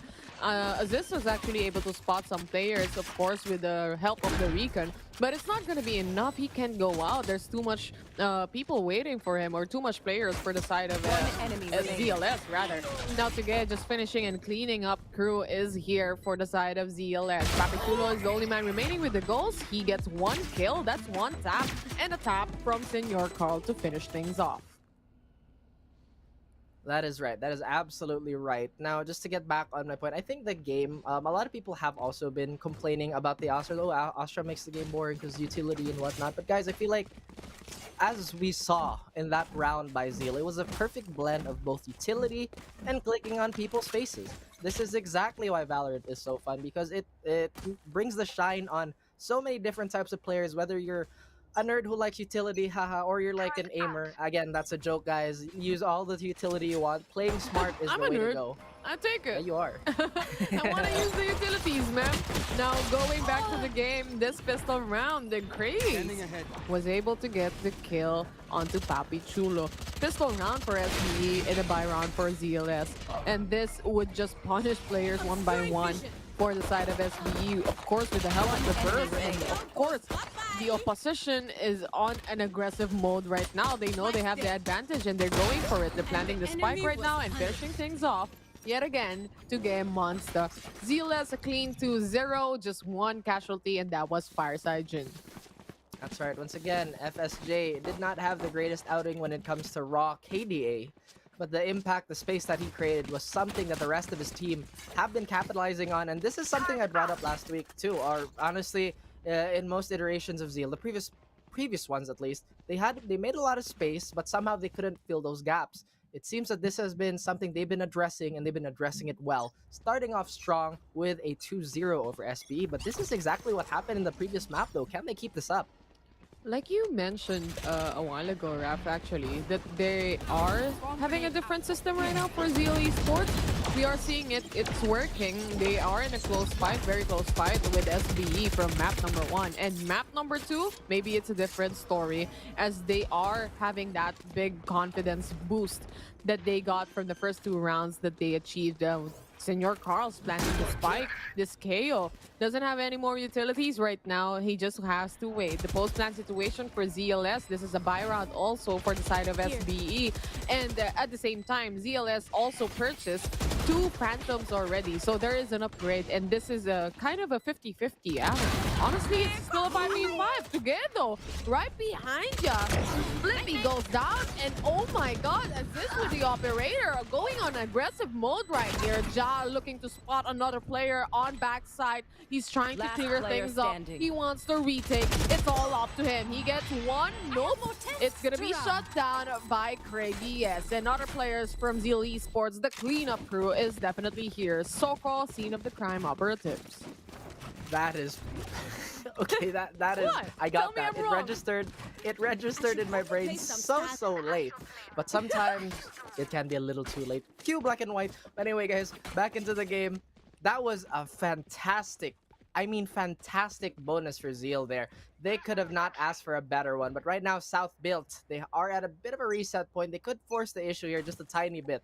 But they go for the Wild Wild West. They want to ride into the sunset here.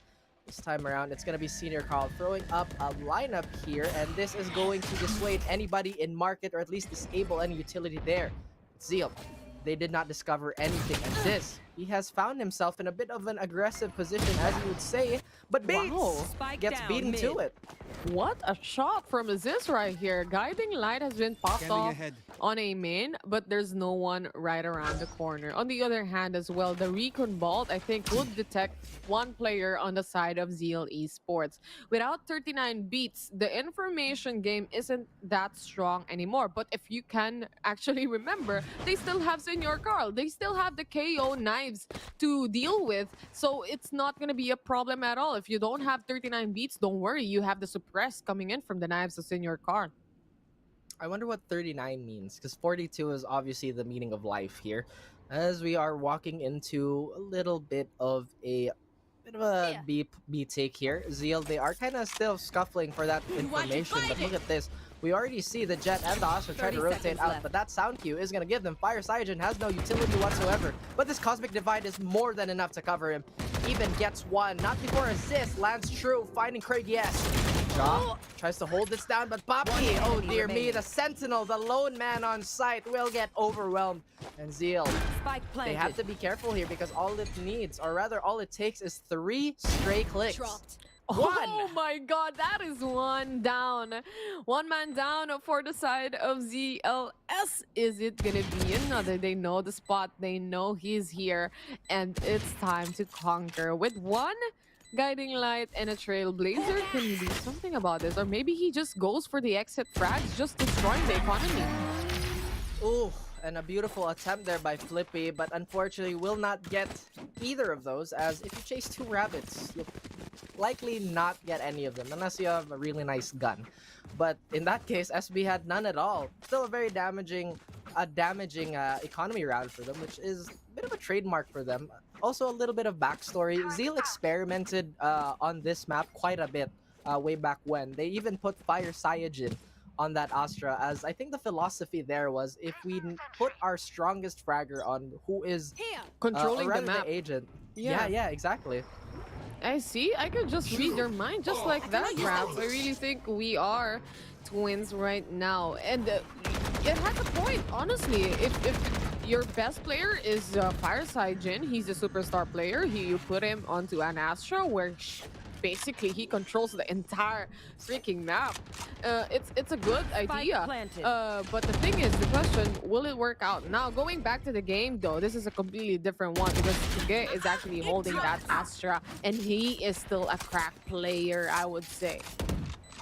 Ooh, that is gonna hurt the efforts of SBE here. That was their external information gatherer, Fire Cygen. Not deterred whatsoever by the turret. Will swing back out. Great guess. Even finds Aziz, but beats. He finds Job. The duels come in. Poppy will find yet another W on Fire Cygen. Everybody's chiming in, and it is now up to Poppy Chulo. He finds Senior Carl. He's finding everybody now. Craigie S is on a slither of health, but the time, it's winding down. He has to make a move. He has to decide. And it appears it's only going to be exits. It's only gonna be exits, or no more exit frags up here. Papichulo is just saving and making sure he gets this gun onto himself because it's quite a bit of a damage when it comes to the economy. This is gonna be actually a timeout on the side of SBE. I assume they need this timeout, so it's gonna be them. While Zeal Esports 5-0, we've been in this position a while ago, Raf. Yeah, and thinking about this, SBE, the pressure of having to be perfect for every single second, every single moment that passes, it might be getting to them. These guys have been gods of tactical shooters since the the conception of that term. But right now, maybe Father Time is catching up. The pressure, although they are such tenured veterans, it's still very real. kind of difficult here. Especially, like you said, Raf, they have to be perfect. And of course, players from the side of SBE and also on ZLS, they're human. They're not machines. So people make mistakes, and sometimes, inevitably, you whiff. You never know. You miss a shot, there is some flank. This is literally, you wouldn't know the future, what the future holds on how the teams play out right now. But looking good so far for the side of CLS. I think the momentum that SBE got from game number 1 with the pause, they were able, or rather ZLS was able to reset at least their mental state, mental fortitude. But oh my god, the dash in and the blind is just perfect, but Aziz was still able to get a kill against the game monster right there. 2G, not really a person or a player you'd see fall very early, but Aziz, he made sure that that's going to happen. I'm not entirely sure how Pro and John got there as quickly as they did, but Zeal, they make a case of holding this down. The aggressive positioning once more. Aziz did get that early Vandal. I think this is the time where you call for a save or you hard commit. Right now the bank's not looking too good and is actually about to break for SBE. This could potentially be one of those rounds where they kind of have to make a save call earlier. Not at all, but the investment is there. They fake out. Oh, they use it to find. It goes so well. Exactly like that. They use the ultimate to find where the Sova is located as well. And still, the attacker Killjoy lockdown is still not broken. Flippy, on the other hand, tanking the damage from that nano swarm. It's gonna hurt real bad. ZLS securing the 6-0, a clean 6-0 so far. I'm just a little confused in that sequence because I was looking at Flippy's utility and I'm not sure if he got the Seekers late into the round after his frag. But again, this was a fantastic find by Aziz. But moving forward in the situation, as you can see, that is quite a bit of utility expended. We already saw the lockdown, which is arguably the most important ult in the game. You'd probably find some way to supplement it, and I feel like the Seekers could have been the perfect fit for that. But Zeal, instead, on that small decision that was not made, they rally towards a 6-0 lead. This team is definitely on fire. Up to par to everyone. Or actually, the top 8 teams is literally the top 8 of the entire Philippines. So this is almost 100 teams, hundreds of teams, not just 100. Thousands of players wanting to go to VCT. And this is the top 8 teams that we have. So the 6-0, things can turn around still, especially when someone is hungry. And that is SBE. SBE, they need this, and they know it, and they're hungry for that win. Aziz was able to spot one. The Seekers are out. This is what you've been waiting for, Raf. It has been the moment that we have to see, you know, at least someone to grab it, someone to grasp it. Krigias will fall. That is going to be an informant. What? Oh, okay, that got me confused there. But SBE, they finally found their footing here. Those investments that were made have obviously been calculated. And here they are, finding their first round on the board. The economy, however, on Zeal still looks to stand tall and unbroken. Such a good cosmic divide, honestly. Because of that cosmic divide, people on lane cannot immediately say that we should go down. Once you go down, there's no more cosmic divide that you could go back to. And of course, Papi Chulo was able to capitalize on that little amount of time that he can pop out and get the kills, because they don't have any idea on whoever was on side because of the cosmic divide too. Absolutely, but once again, a lot of utility being invested here. Aziz taking a little bit of a stumble there, falls back to the stairs, but wants to reaggress. Dude, imagine catching a recon and also a knife. Ooh, that's unlucky. See, typically, guys, when you have double initiator just like this setup, you want to get as much information as you can. And what did that bear them? Absolutely nothing. You get nothing. Good day, sir. Senior Carl, though, he looks to prep a pop flash here. Aziz, is he ready? Finds it once, he dashes out. Once again, the jet, why it's so valuable. That's just so much free space that they can cover. But look at all this attention being dragged away from me. But something is fishy. SBE, they find it. They find two. Papi, oh my goodness. My god, they're just faking a site all along. But still, SBE won't just back down and leave B side completely. They were able to spot the players of ZLS, and that was two. They know the spike has been dropped. They've heard it probably. And on 30 the other seconds hand, left. they are going to be forced into a rotation. This is going to be quite difficult for Ja. The help of the Trailblazer is just perfect. What a round for SBE. And the Titans, they may have awoken here. Sometimes when you get a little too hot, you start poking the bear with a, well, burning stick. Bears don't like that, guys. That is yet another piece of important advice. Don't poke bears in general, but Ja, I love that they held that crossfire down. The discipline was there, and the timing, the absolute timing of it all. Zeal, they had the idea of let's pull all this attention away. But again, just using that KO, although it was super creative on the side of that null command, I feel like had they just chosen B, that could have been a different story. Flippy basically had the perfect timing for the Trailblazer as soon as, of course, ZLS Fireside Jin hops on and uses the updraft. He was already stunned. It was too late already, and Jack capitalized on what happened on that on A main. Now going and moving forward, 6-2 is the score. ZLS is still on the lead right now, but I think SBE is finally getting a grasp on what's going on and how ZLS usually plays it out. They capitalize on those mistakes and they use the utilities as much as they can to punish the players. But the punishment coming in from Fireside Jin towards Jack was definitely there. Two players on site right here defending it, and Pro was able to take on that kill. But Craig to answer back. 5 HP remaining for Papi Chulo right now as 39 beats is the only man remaining. And the connection, the shotgun connection, I tell you, this guy has been doing geometry way before it was made. That's right. Now we are down to a 1v1. This is definitely nerve-wracking for both these players, but Aziz, we know how sharp he is! And he denies, beats the unholy timing of it all, the heartbreak of a century, and the pop-off by Aziz, that tiny pop-off is so telling. He was feeling it. He was absolutely feeling it, but no. The word is just no. I wasn't the one who squealed. It was Raph. Are you sure about that? Sorry, I just got into it so much that you react, you know? Of course, when viewers are watching whatever's happening, the high-level plays like that, you would just react, but us casters, we have to talk about it. And what a round. That was beautiful. The timing also was impeccable. Now, with the ultimate, the Hunter's Fury comes in. Does it connect to anyone? Does it get anyone? The answer is no, but actually it at least gives a bit of a damage towards backside, and they pinch in onto Pro. That's right. Once again, they try to recuperate.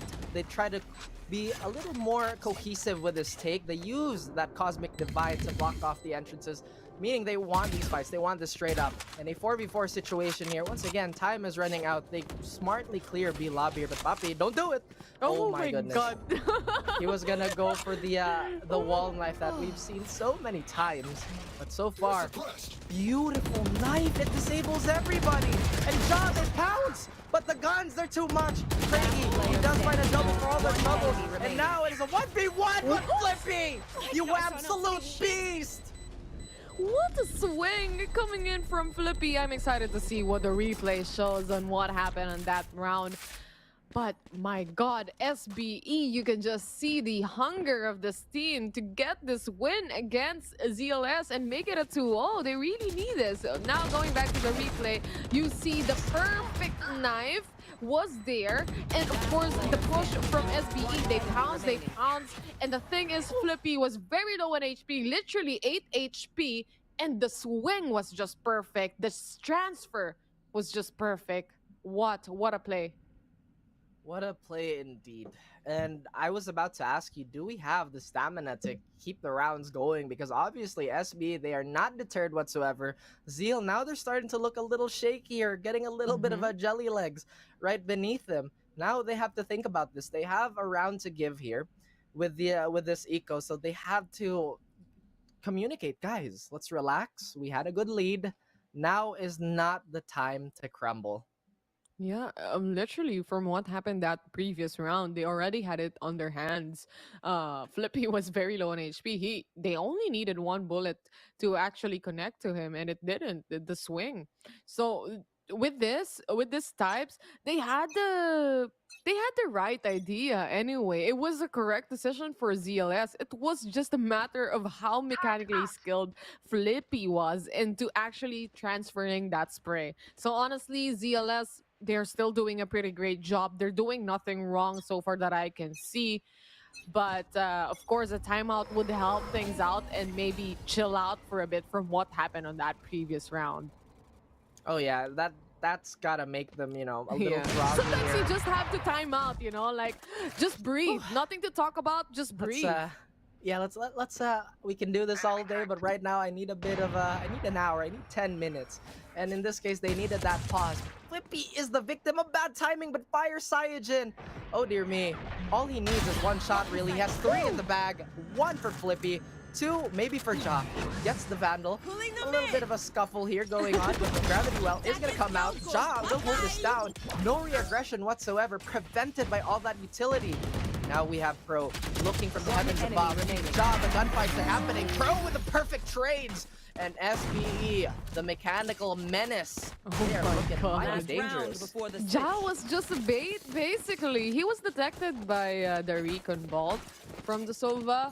And afterwards, moving forward to that round, Pro was just waiting on Heaven while they tried to pinch down and try to punish Ja, who's just hiding, basically, hiding for his dear life. And Pro waiting on the corner. Hello to you guys. And that's the story of last round. 5-6 is the score. Zeal Esports, they're still on the lead by 1 round though. From 6-0, they got stuck again. I can't use that. That's right, and the X factor here really is that knife. That knife, once that lands, it just becomes so problematic on either side here. Senior Carl, they have to kind of play off his timing here. He is the centerpiece, the focal point. But if you can see, we do have a lot more aggressive map control. Aggressiveness coming in from ZLS, taking control of probably mid as well. No one is actually watching, aside from A Short, market, because they have an alarm bot anyway. The thing is, this might be a pick off from Ja, especially with an operator, but the timing, just the timing of Craig peeking, and this is the ore being contested right now. Of course, with Senor Carl, the ultimate is ready. He can just pounce in. They can just pounce in going on the site and cancel everyone and suppress. What was that? I saw a little bit of utility fly on the map. I was a little confused, but the Null Command is going to leave everybody stumped. This is going to be a hard stop. This is going to be mano a mano!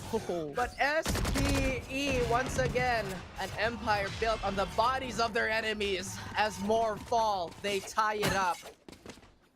It seems like SBE, is a team that just strives whenever they are down.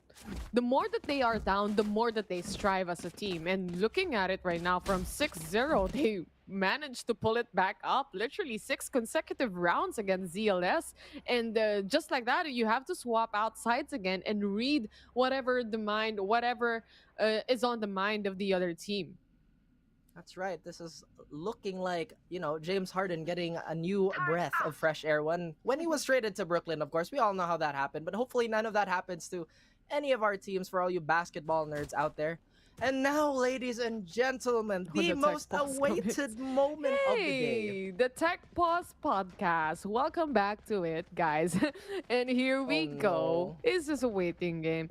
Well, anyway, while we are on a Tech Pause, I mean, Papi Chulo is really holding down the fort for SBE and Aziz as well.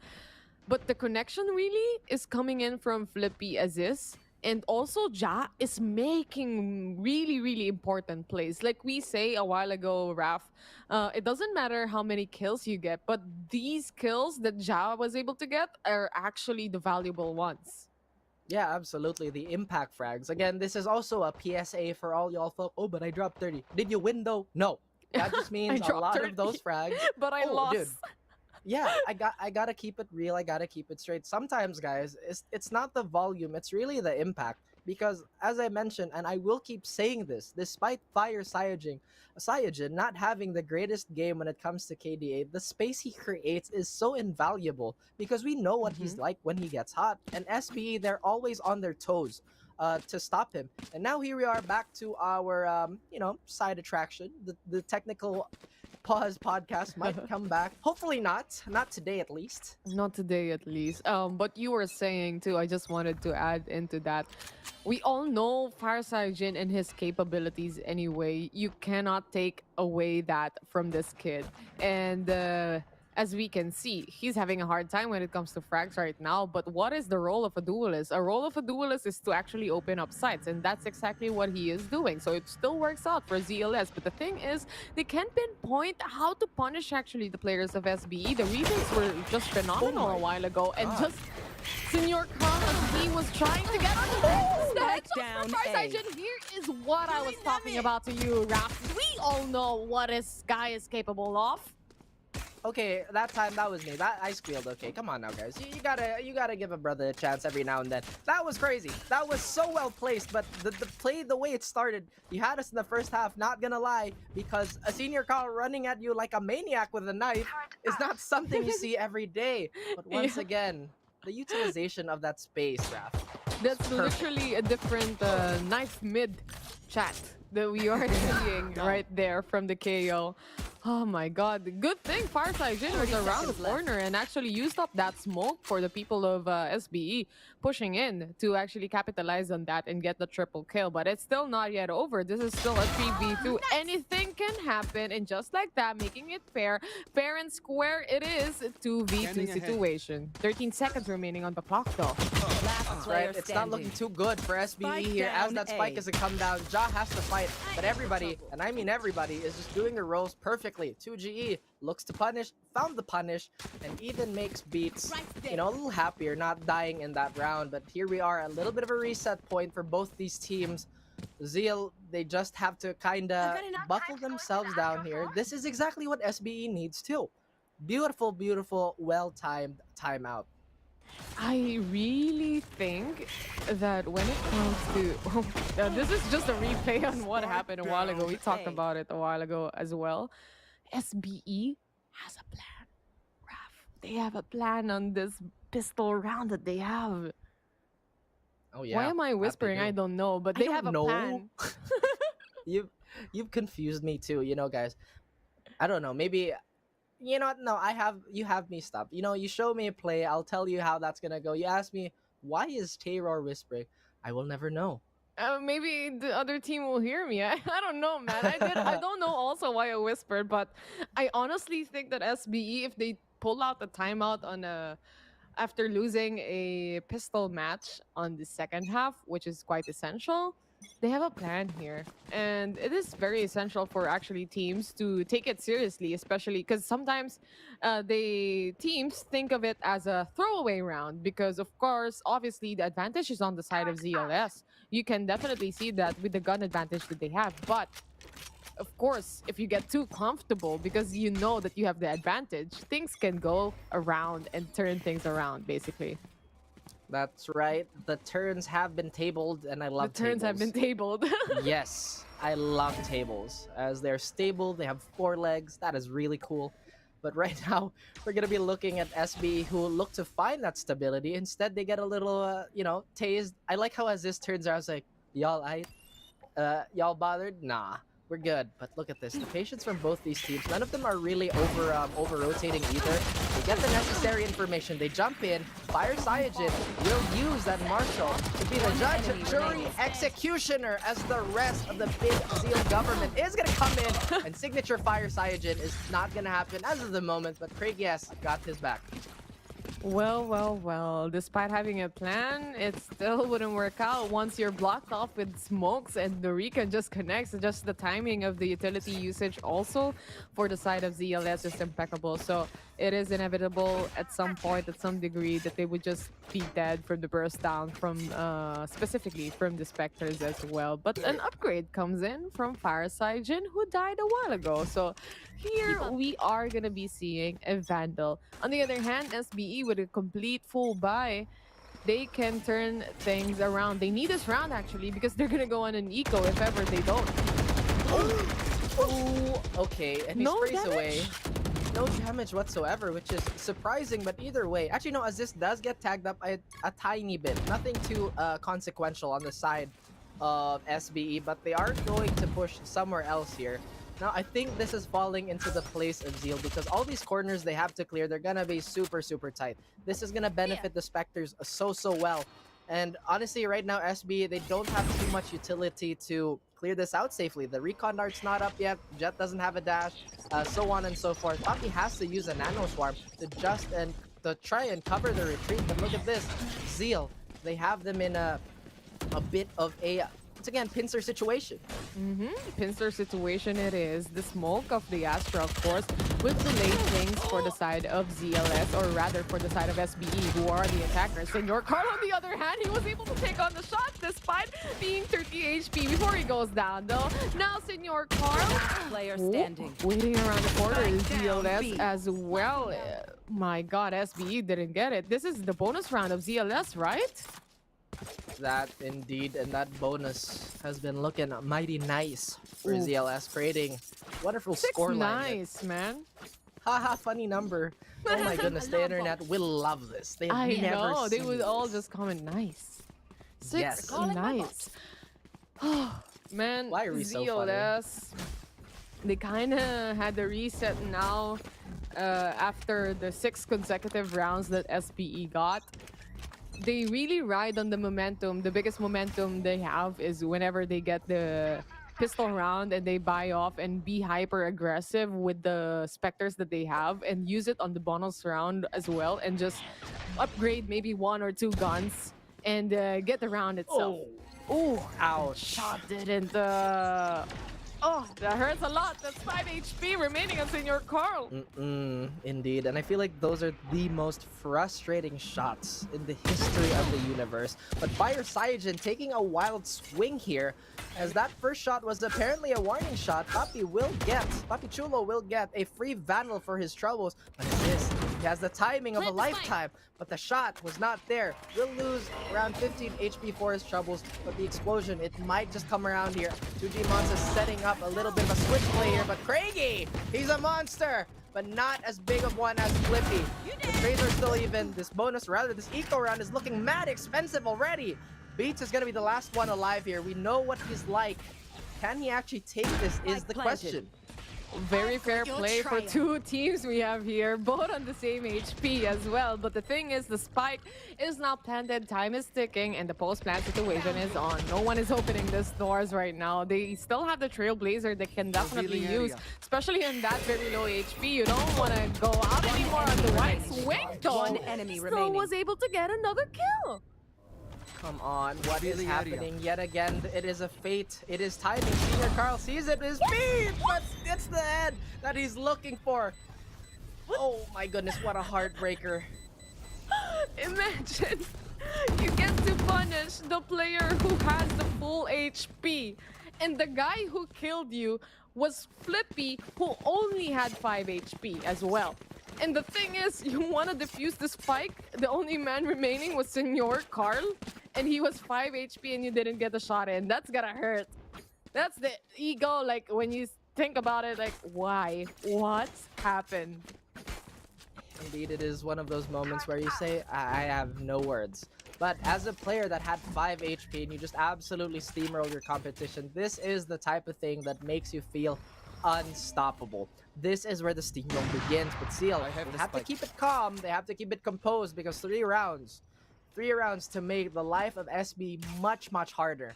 Now the defensive layout is much more reserved on the side of Zeal. They understand the situation here, but Senior Carl doesn't have his scan for yet another 27 seconds. Beats will have the same story for his recon ball, and Fire Cyajin looks to have that temperance once more.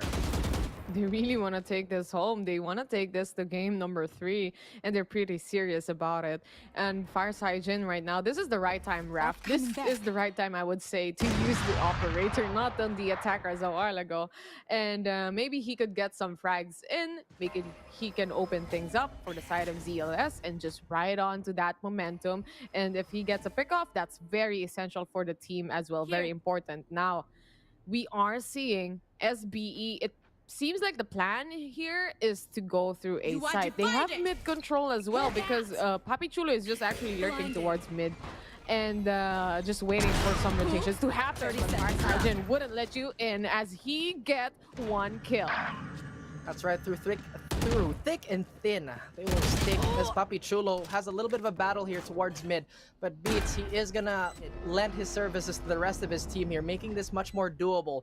Instead, a 2v3 is still in play. Both rifle, or rather all rifles on one side, and a super lethal operator with 1 bullet left in the chamber. Now those footsteps, they're gonna alarm everybody. They are both in heaven, they are above us.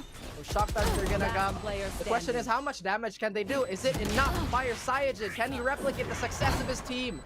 And no, not at the moment, as SBE, they hang on for yet another round. Too difficult. The shock darts didn't connect on Hell, and there was another player on A main. So there were 2 people who are actually waiting for just Fire Sergeant to come out and peek out. And despite having the knives, he doesn't have enough HP or information as well as to where the enemy is, or rather, he lacks the angle to do a clutch situation. So it goes to SBE and a 7-10 score. And the thing is, SBE, this time around, they want to take this. This is very important for them.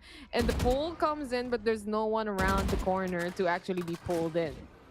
And I feel like they should be a little more reserved with a 0 point on Senior Carl, because this is what is the decider for the push. Can they use their dash? Can they use their flashes? Can they use all that coveted Astra utility? The answer is no, as long as the 0 point is present. But since they've been using it so early in the round, just to prevent an early push, sometimes it's not available on that timely retake. The spike is gonna go on the opposite side here towards B, as that 0 point and that KO in general is gonna be hanging around market. Rotations coming in? Nope, they're just holding the fort. ZLS just making sure no one comes in from A to B, but this guiding light will definitely give out information that there is someone on B main, but still not complete. You don't even know how many players until you see the knives out. They're suppressed, and of course the amount of players is shown as well as they move in onto site. This recon from the Sova will detect someone from lane. What is this? What? Oh my the swing, the transfer. Wow. The duck hunt. Okay, that was a little awkward there for both Astras. It made me flinch once again. Like I said, this 0 point, now the stealth command just forces SBE into full firefight situations. But Zeal, they have to account that this is where SBE thrive. They are absolutely fine duking it out. They have made their bones that way. But the depth of this this strat book is only showing now, or rather has been rearing its head a lot, as Fire Cyajin will find pros. Now the retake, it's still doing well, but Aziz, he finds a third. Is it falling apart? It doesn't look like it's anybody's game really, but Papi and Aziz, they close it out. They hang on for 1 more, and Zeal's mental. They gotta keep that going. They gotta hang on. It was just the amount of sheer pressure that was put on Zeal LS, or Zeal Esports rather. The time is ticking. The spike has been planted already, and they don't have any choice but to move around the map already. Despite that, they were able to take on some important shots, which made it actually seem possible. But it was too close for the spike exploding already that they can't do anything else but just to go in. No more plans, but just to go in and take on that retake. But it didn't happen. They're now stuck again on a position of 10 rounds. Flippy, on the other hand, with an opening shot towards Fireside in a very important and essential one. How about that? Says Pro. To Game Monster goes down as well. That's 2 players out of the equation on the side of the defenders with the CLS. That's right. That's something we've maybe grown accustomed to, you know, I mean, grew accustomed to, pardon me. A lot of the Astros, they love to hang out in their own smoke clouds, which is, I find it interesting because for an agent that has, I don't know, 100% map control all the time, range of a million suns, chooses to play danger close, a little questionable. But Ja finds a rotating senior Carl, could not find the right angle of attack there. Craigie, he has to hold this down, but instead, the pressure is still mounting. Silence will befall on the ears of Zeal as they're still left to guess, and only sheriffs in hand. What a Western. ASUS already cleared out the site for them, basically. So the huge rotation coming in from SBE right now as they go on A side. They put the alarm bot on B main as well, so to make sure no one follows them around. And this is the last player remaining, that is Craigie, yes, and he doesn't have a choice but to pop out and maybe try to get some kills in, and it's not gonna happen. A flawless round for SBE. The thing is, Ref, they know when to make it slow and steady because it is an eco round for ZLS actually. So the less casualty, the better, and it is a flawless round for them. Slow is smooth and smooth is fast. That's what SBE has been counting on. And as you saw, Aziz, despite all that restraint, he was kind of foaming at the mouth there, just making sure that body was going to stay dead. And now I believe this is going to be the final pause in the arsenal of Zeal. They do get an operator in Fire Cygen, which has been working wonders for them. I love this frag distribution. No one is truly what we call this, like a super all-star performance. Instead, it's the team. They are working as a team. They have a lockdown, and they're very close to a Hunter's Fury. So this could be their turning point. This could be the beginning of the snowball. It could be, but it could be also anyone's game right now at this point. Both teams have the same utilities, also full on buy as well on both sides. But one of the factors here is how Zeal Esports will play this out. Will Fire Cygen be a hyper aggressive, will peek out immediately and try to get some kills, or he would just try and hold mid basically and just stay there until he can or he needs to rotate to do so. It's difficult to say. Really depends on how the rotations of SBE is gonna come in, but it seems like they're playing for picks right now as they leave the spike on base. Once again, outstanding point there. It really has been a game of pacing. Both these teams, they've exercised the capability of doing so, the flexibility as well. And right now we are gonna lean on the slower part as a lot of the utility has been set up, but not a lot of rotation nor movement on both sides have really appeared. Ja wants to get that overextension. He knows that one of the Zeal players are going to overextend. Pro's like, no, wait, stop, no. And then he passes by. No, on that rotation. No. That's a whole sentence that you have here, Raf. That's a whole pleading statement. Wait, please, no, don't, man. That's all you have to say when you're stuck in a position. But this position that SBE is right now, just one round away from following up on ZLS, is quite a big thing for them. So this round is basically a make or break. But honestly, SBE, even if they lose this round, at least they have money on their bank accounts. The thing is, ZLS, if they lost this, you should run. Not a good idea right now. Not the best one. 30 seconds left. The Hawk out is there. Guiding Light out. The attacker Killjoy as well with the lockdown being placed and set on. I think this is going to be the push, but Paul that pull, and of course the concuss for him to get was definitely there. He just moves back. 14 seconds remaining to plant the spike. 3v2 situation. Fire Cygen was able to shut down one player, and that is Pro. 7 seconds on the clock to finally plant the spike. It's not gonna be there. They don't even need to crouch anymore because they're gonna get pinned down by the players of ZLS. A clean round for them, 11-9. That's right, and this is looking far more dangerous than SB would have hoped. They got their momentum, they've kept it close. But right now, Zeal, it looks like they've re-established themselves, put a little more gas in that fire. As once again, Scorched Earth is their agenda here. SBE, they have to hang on. Even if they take the series on a 2-1, it's still super precarious. This is it. This is their decider here. And if I'm not mistaken, if they kind of drop this map, it is gonna hurt.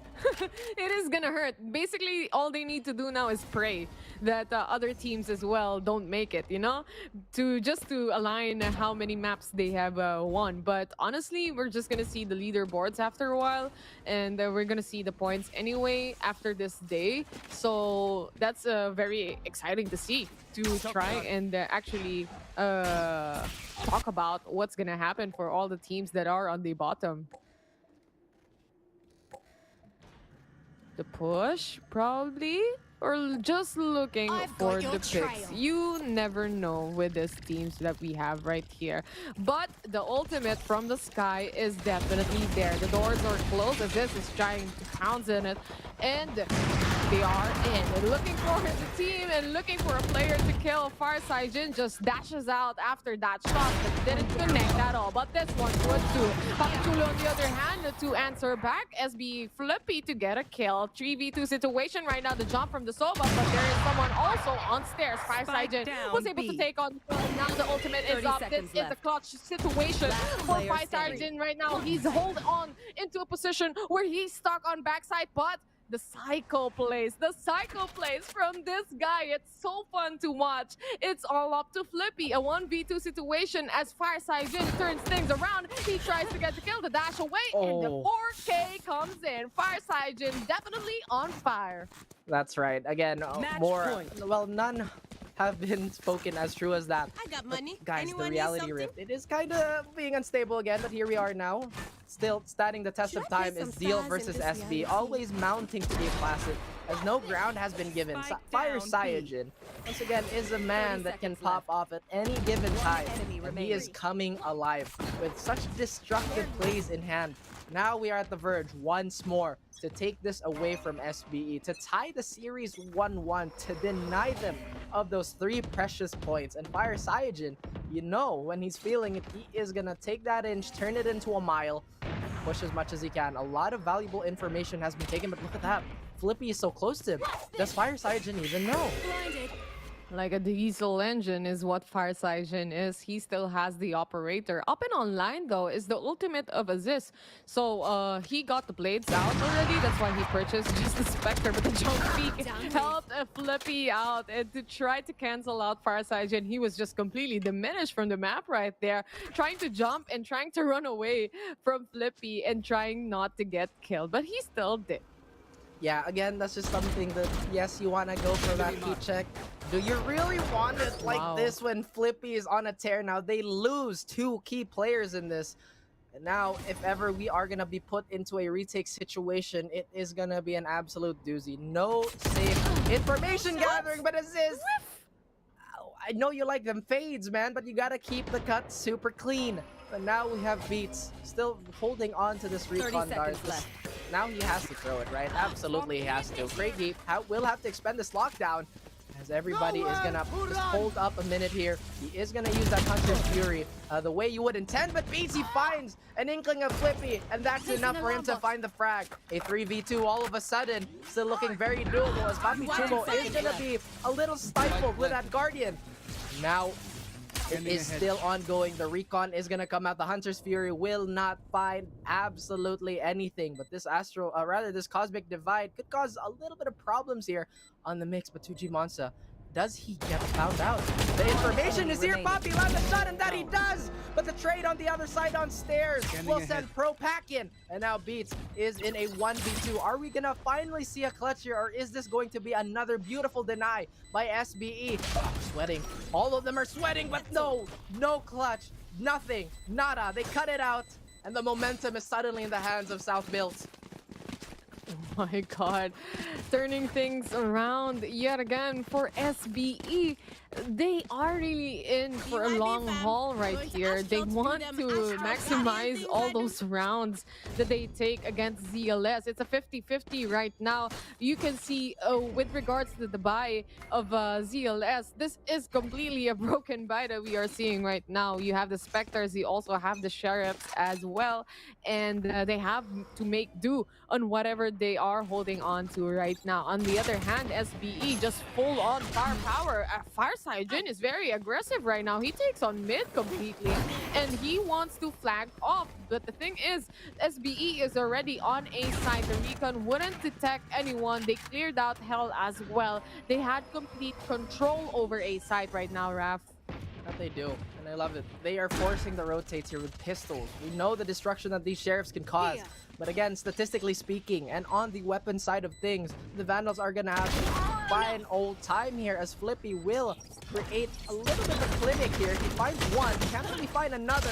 Ja tries to swing, but suddenly the eco weapons are chiming in. Pro, cool under pressure, absolutely professional, will be left alone in hell. Does he know somebody's jumping up? Where are the attacks? Pro finds third, and now we are down to Papi Chulo and Pro. The connection is too strong and too undeniable. A very good position as well. They're not on hell, both of them. So with regards to that, of course, if a player is the only one remaining, if there is only one remaining player rather, he has to check hell definitely, because there was Pro. And on the other hand, there was someone on A main, and there were smokes as well that being placed out. So it was a quite difficult retake position for ZLS, especially if you're punished like that by the players of SBE. But man, the Blade Storm just missed out on a side of assist. That was supposed to be a very quick execution kill, as I would say, but immediately just destroying this door. And as soon as that happens, you know, at least they have complete control immediately of A. If ever someone goes in, they can just hop in on A short and try to peek it out. That is also, once again, a great thing to point out, because this is what teams do when they really want to prep for the retake. They break that door, they deny, well, the denying of information on the attacking team. And it does look like Zeal, they do play a little far back here, a little behind. They do give up mid. I've got your That is going to be covered by a lot of utility. They finally send the Seekers out, but this is going to be quite some time before it finds a number of players here. They finally get one. Flippy tries to replicate that anti-Bucky play, but he's completely blind, but the trade is going to be true. It is going to be there. Poppy will find Senior Carl, but Senior Carl, his eyes are still wide open. He is going to find him, but what is going on? Why did Fire Sergeant go for that? It's a fake anyway. The fake works for SBE because of the ultimate of Flippy. They went in on B side. He got a kill because of the Seekers, and then everyone rotated. Everyone, literally, Raph. And that rotation just punished them completely, because mid control was there already on the side of SBE, and on the other hand, they completely just dominated A side already in their positioning. They left it. Oh my goodness, that had to leave him seething. That is so frustrating. And now SBE, the ball is in their court. They have absolute control over this match. We will be hitting an overtime. I believe this is the second of the day already, if I'm not mistaken. The terror curse is and too I real. was the one casting. I told you already. It's different with me, Raf. Expect the unexpected. I just know whenever I cast, I just look forward to overtimes already at this point. Honestly, I'm not disappointed anymore or nor surprised. I mean, I don't know about that one, Chief. I'm not entirely sure how I feel about it, but if this is to entertain everybody and to get these teams into the groove that they need, then this is absolutely necessary. Yet again, Zeal, they don't gamble. They throw that drone out. Oh my god. Parasijin, the opening kill. Very essential for the team. Just stuck on his position right now with someone flying. Fly high butterfly, but there are two people remaining downstairs, and that would just punish you completely. As it's on the other hand, he sees the spike at the call for rotations coming in. There is someone on A short. That is Senior Carl. He goes down. 2v4 situation right now, Raph. That's right, and they did that I Am Legend play. Daddy, look at the butterfly that they did. They bit. And they were bleeding from that. Now 2v4 situation. Zeal, they are looking mad strong. They have all the utility, they have all the weapons, the positioning is perfect. What they have to keep in mind now is to play ahead. Don't overextend. No need to heat check. But the beautiful timing by Senior Carl has been alleviated by Pro's trade. The door still is unbroken, and Pro a little befuddled as he tries to break his way here. Still wary of that heaven flag. No one has really pressed the issue. And Fire Saiyajin, he closes the round out and finds the first of overtime. Switching sides. Man, you Match could point. definitely see what was happening on with Sova on the side of Zeal, or rather SBE, which is definitely pro. He was in a situation where he needs to move extremely fast. He literally is trying to gun down the door, and he thought it was enough already, and he pulls out the shock dart, but it's not yet enough. So you see the panic upon these players that we are looking at right now with the pressure of a post-ban situation like that. I honestly think that SBE strives more when they are on the attacking side. Panic at the disco indeed, but this dance is far from over, as we will take a little bit of a break. Go grab your water, because we are at the Technical Pause podcast once again. Really, with just one round away. This is how you build tension. Like it's like those horror movies, right? It's like the killer looks at the last girl, and the last girl's always going to be just an arm's reach away. And the crowd, they get so rousy. They're like, what are you doing? Oh man. Oh, there was someone asking in the comment section on Twitch who was the girl caster, because you sounded good, Raf. Oh, well, thank you, Raf. I mean, who was that? You know, I mean, again, it's a you mix would of never guys. know, honestly, with the two of us casting here. If you see our yeah. faces, you would never know.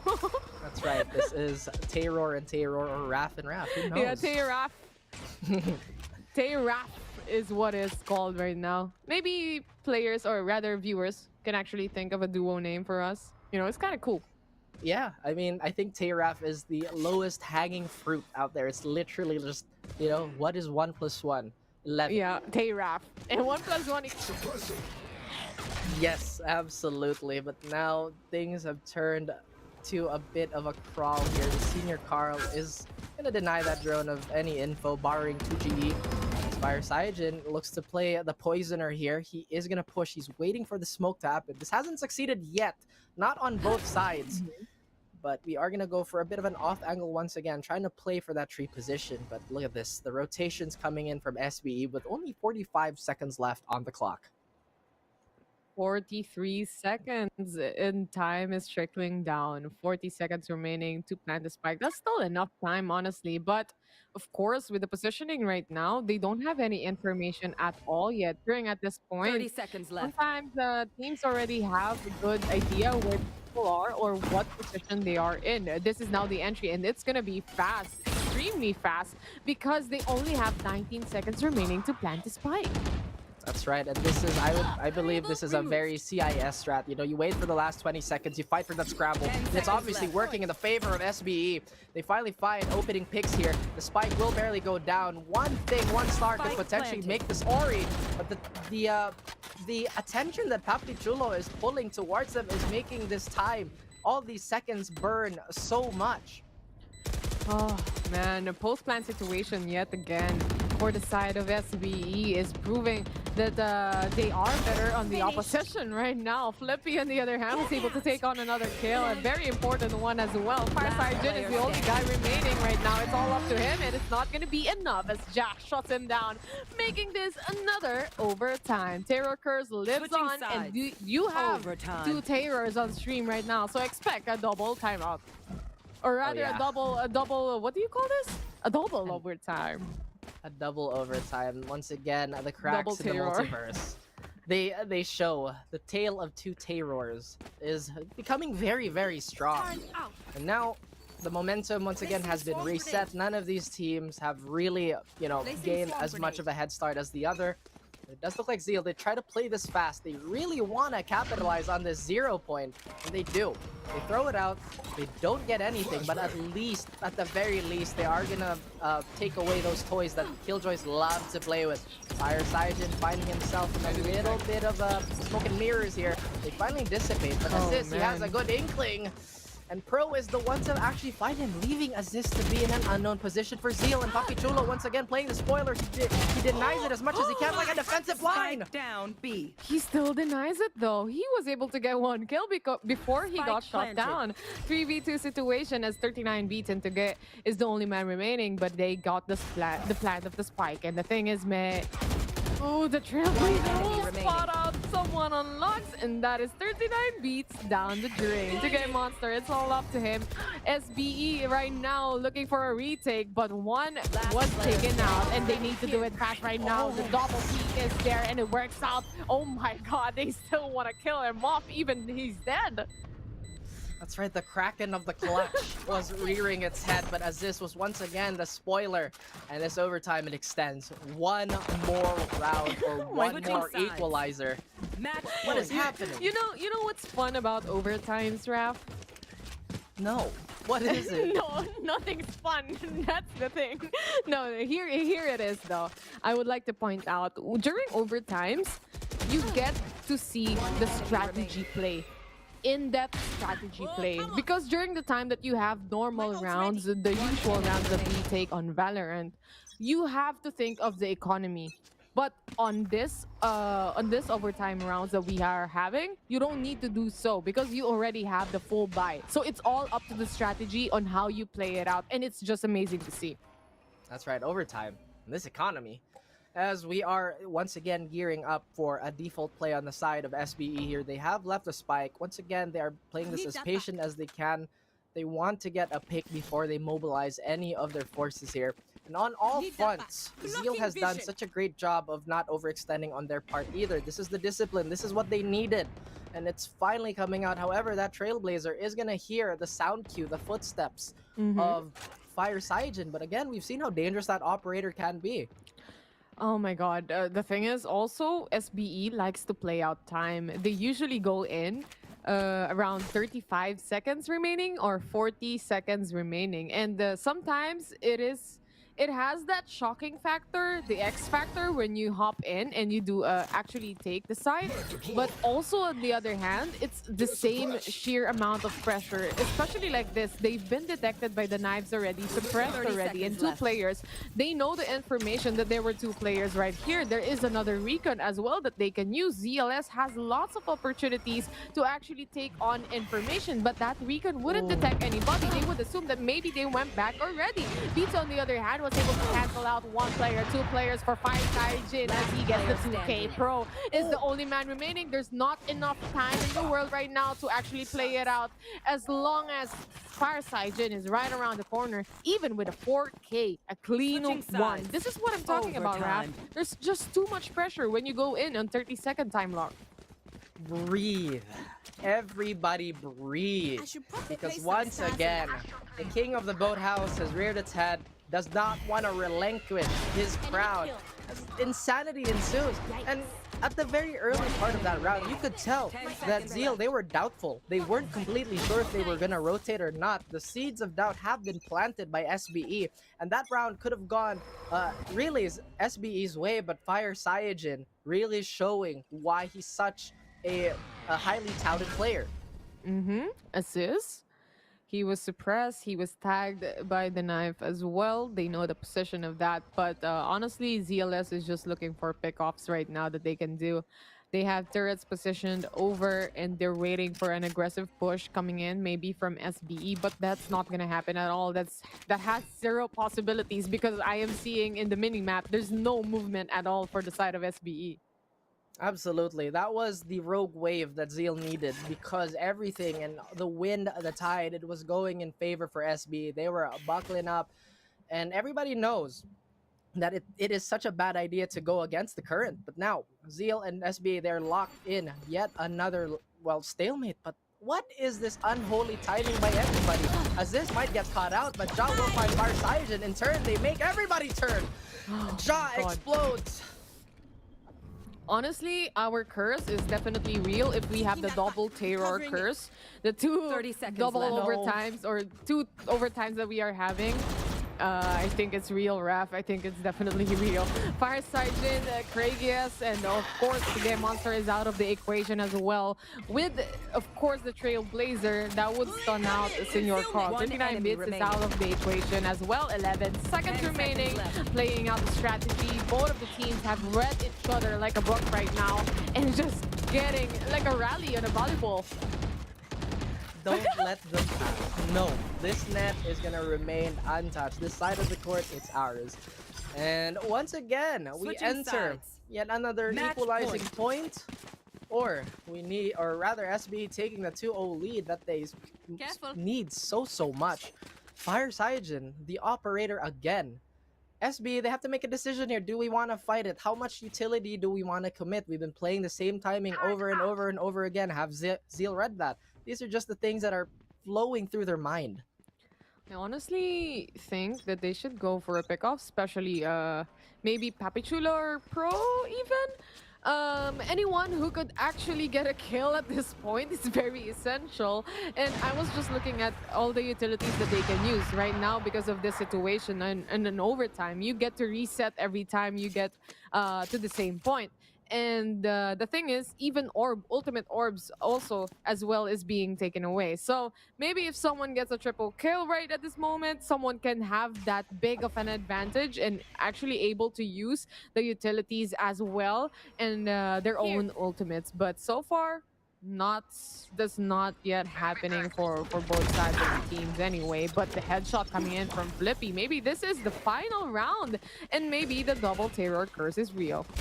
Potentially, but the trades are coming in even. Fire Cygen had such a perfect adjustment, but beats! He still continues, he soldiers on, he marches. It is a 2v3 now, and we might actually extend this overtime. Not willingly, but not if Pro has something to say. Once again, he comes in clean, he comes in fast! Oh my god. There is one more guy remaining, and he's all the way to CT. This 2 players, 2v1 situation. With the turret, that's big of a help, but how will he play this out? One is waiting on the corner, and the other is on backside. Craig is right on the top as the team is trying to 1v1 this. SBE finally finished things off. The double terror curse is definitely real. SBE needed this, and they got the victory.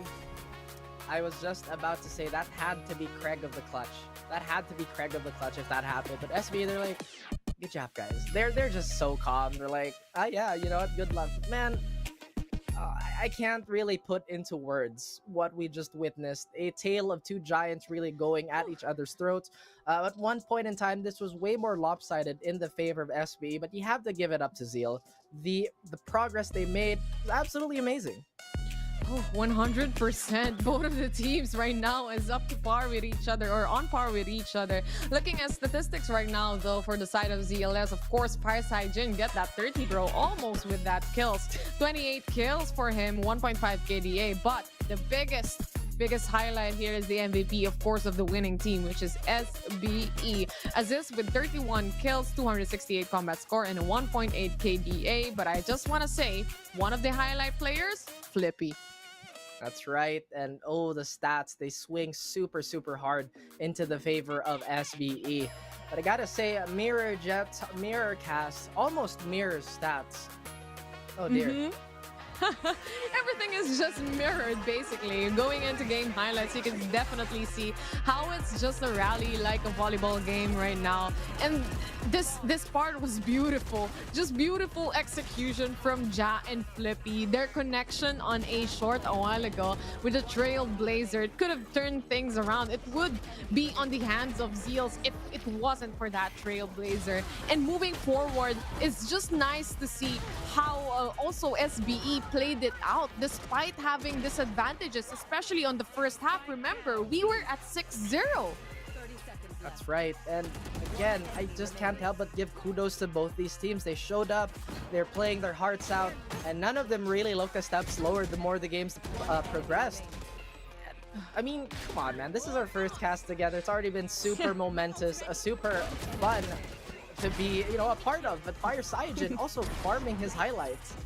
I think we shouldn't cast together anymore, man. There's so many overtimes. I mean, nah, I'm just kidding. It's fun. It's fun. Isn't that what people want anyway? Oh my god, the game highlights cannot even justify how amazing the gameplay is of both teams. No one was ever cancelled out, or basically no one did not do their job. I would say that's a double negative, but you know what? They all worked and they all socos. if you're not if you're if you're an international viewer, it's a cleanup crew, a scene of the crime operatives. But that's basically it for game number 2.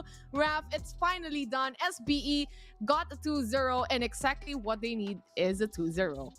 That's right. It has been a case of doubles everywhere, every aspect. But right now, we are only treated to one MVP. And we are going to be, well, interviewing him, if I'm not mistaken. We'll be throwing that out right there. Oh. Not yet, no? Raf. Oh. You're so excited. I think Farsigen is just going to the toilet and then basically like peeing, and then everything else is just preparing. And then SBE is like, wait up. But right now, I think we are just gonna go in a very short break. When we come back, though, there is gonna be panel and there is gonna be an interview. So don't go away, because VCTPH 2022 Week 2, day number 1 will be right back.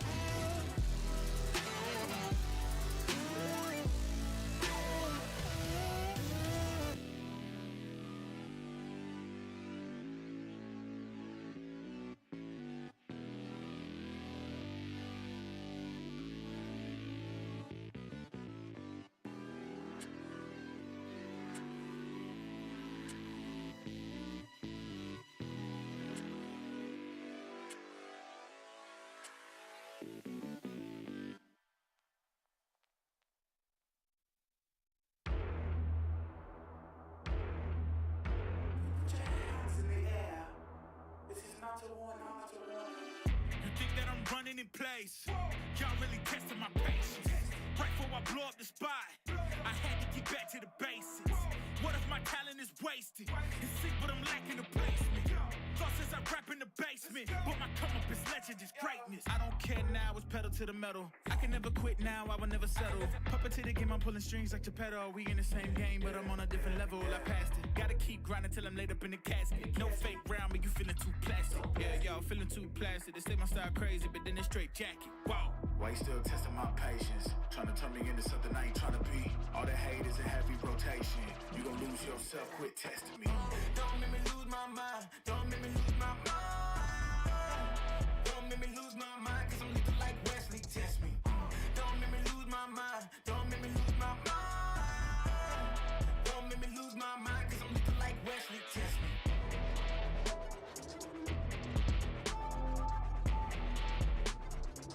Cause I'm looking like Wesley, test me.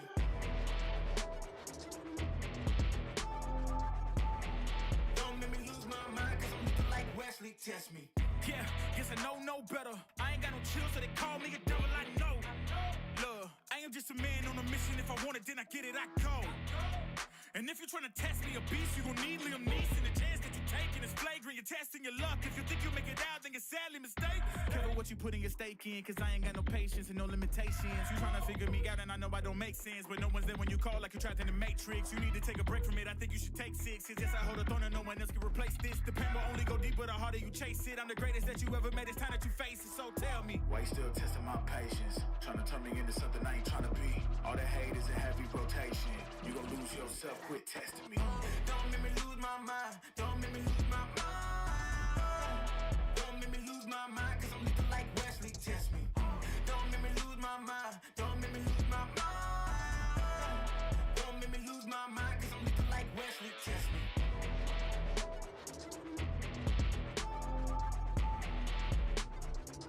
Cause I'm looking like Wesley, test me.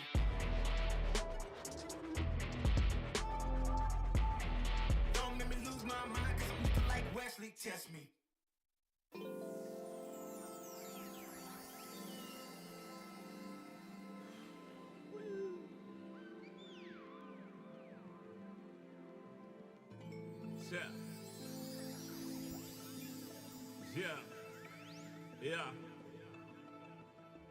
Yeah. The rise before the fall, the glide before the rule, the eyes that saw the soul, the cheer before the goal. I'm here to let you know. Yeah, I'm here to let you know.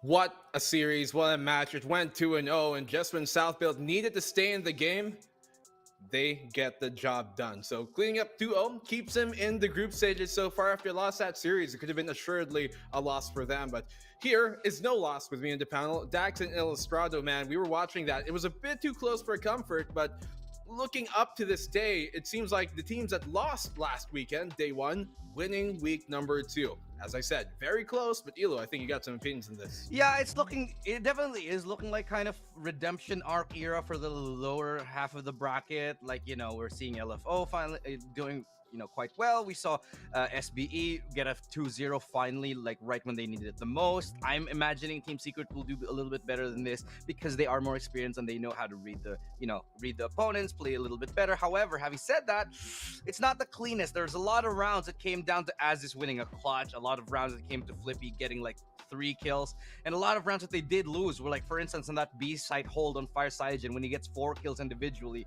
and a lot of small mistakes when it comes to like the individual peeking, strange decision making on aggressive A holds. We saw a lot of that in that previous game, so it's not the cleanest of comebacks, but I think it is in the making here for Southfield and the rest of the lower half.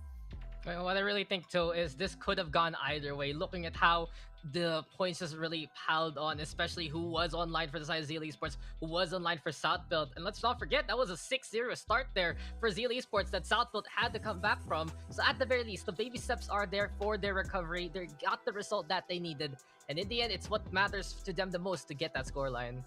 Well, we're going to look at the highlights to see exactly how it happened firsthand here. Looking back to things, you know, especially here on Haven, that was definitely a back and forth all the way through. Nobody really getting that huge lead that we saw on map number 2. But as Taylor kind of touched upon a while ago when she was casting on the English side, sometimes it seems like Southfield, when they're down, is when they play better. What do you think could be the factor of this, Dax? Do you think it's more of them, you know, kind of locking things together once it comes to those, you know, dire moments, or do Zeal just let these ones slip away? I don't really think it's about that locking in kind of whole deal. Instead, they're just probably one of the most experienced teams to handle that kind of situation. Looking at the history, you already know that they've been in these situations before in previous titles. This is something that they are absolutely accustomed to. And knowing that they're already down and out from after that week number 1, this is just their best chance to show everyone how they can play from behind. And exactly that, they find their way, they find their footing, they get their streaks on.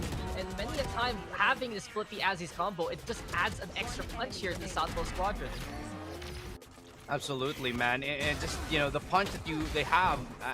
You mentioned it just now, Dax. Here, it is coming into fruition. It is coming to play. We saw a lot of individual key moments from these players, and it's not just the young blood. It's not just ASUS. It's not just Flippy. We also saw a lot of good moments from Pro. We were like, he was slowly, steadily climbing that scoreboard. For a moment, we were like, he's not really having much impact. But then you look at the scoreboard at the very end of it. He's like at 20 kills already, and then suddenly, he's kind of insane. Actually, just not the highlightiest of players, but definitely consistent in terms of his performance. He did step up in other ways, at least, to really make that one so much more winnable for South Build. Very close, but speaking of players who stepped up, we have to talk about the MVP of this game here. The game MVP brought to you by Republic of Gamers in Intel. ASUS, man, 228 ACS, basically, 18 average kills per game. And even though he has a low KD, he has a negative KD, if anything, 0.8. Where they really found value in him was kind of making their way on in, right? But even though we're going to give props to this, I still want to give props to Fire Cygen from that match. He was spectacular, especially in map number 2. Yeah, but that Battle of the Duel is always exciting. Feels like, though, for Fire Cygen, he had to recover after having such I'd say terrible map number 1 compared to his standard. But let's talk about the assist yet again. He doesn't give the assist. He just goes for the takedowns themselves multiple times. His entry is where Southfield gets their factor, gets their form. And when you only have him on that duelist role, you know that the rest of the team is going to support him. So ASUS becoming the star of the show to allow Southfield to play those sites. Yeah, I mean, sorry. Go ahead, Yulu. Oh no, I was just about to say, man, it's just shaping up for the rest of the competition to be tight. I think after the initial shock of all the new teams coming in, like Action PH, after all the new teams, sort of just like Naos coming in and blowing everyone out of the water, this is sort of where it gets a little bit more calm. Everybody knows what to expect after week number 1, and in week number 2, you see a lot more teams know how to prepare for the newer teams, just like Southfield was able to this time. And I think if you have that formula ready to go, and I'm sure that these people do, because these guys are so experienced, we'll be able to see them make a comeback. But the question is it too little too late? Maybe. Well, we're gonna have to find out for ourselves, and we're gonna hear a bit of a word here from our good friends Donut and Flippy for the interview.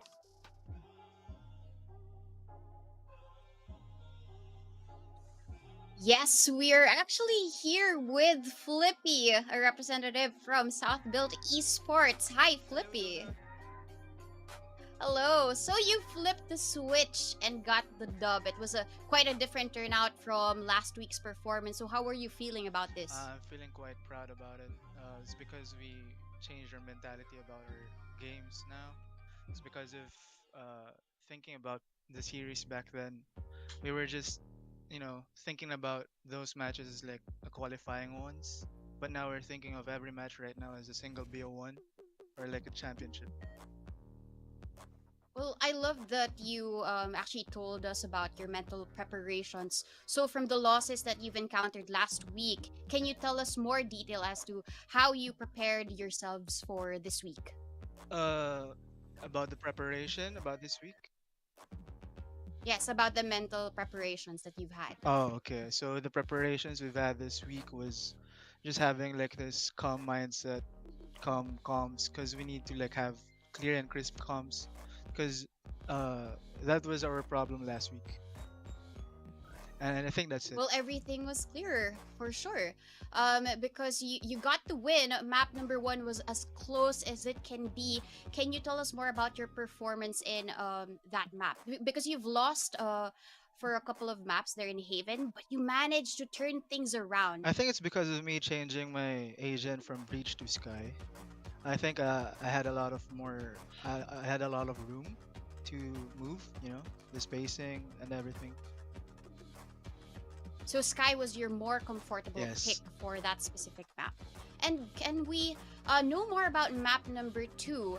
Because I know that you guys felt the pressure. There was already a roll of scores and a roll of rounds for your opposing team. From a 9-12, you eventually got it to overtime. So can you tell us about the pressure situations and how you were able to rise from it?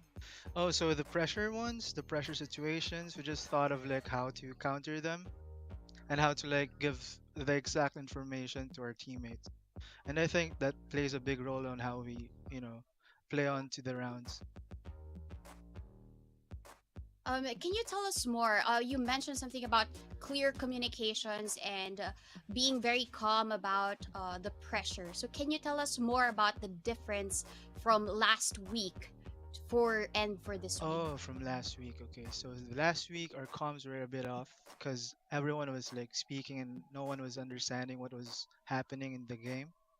So right now we were just like talking little bit by little bit and just understanding how they're doing their stuff, like information, like the flashes, recon, and how to entry the site and everything. Well, everything is clear as day as you got the win. I do have a question also. For the past week, you've selected Ascent and Haven over and over again. I just really have a question. I'm curious to know why consider them in the pool again if you've lost already. I think Ascent and Haven is our strong maps. So I honestly think that changing our mindset about it will change our gameplay, and in turn we can win any games in any composition we have. I definitely agree. It was a different take for you guys. You all popped off. It was quite equal in terms of performance for the map of Haven and Ascent. Everyone else got a chance to shine.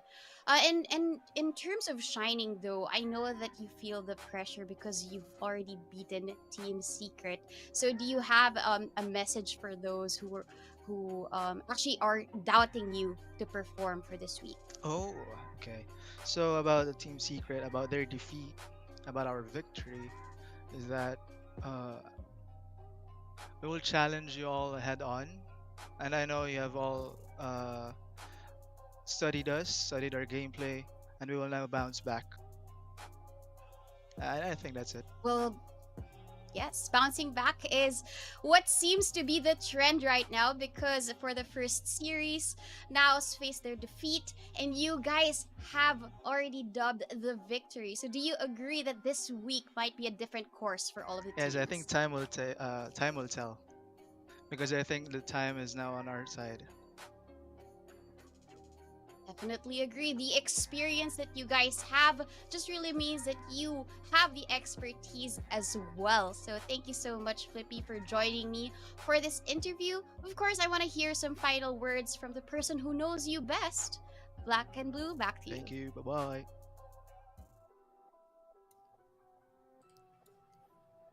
I know you're talking about, Donut. I've never seen these people in my entire life. Who are they?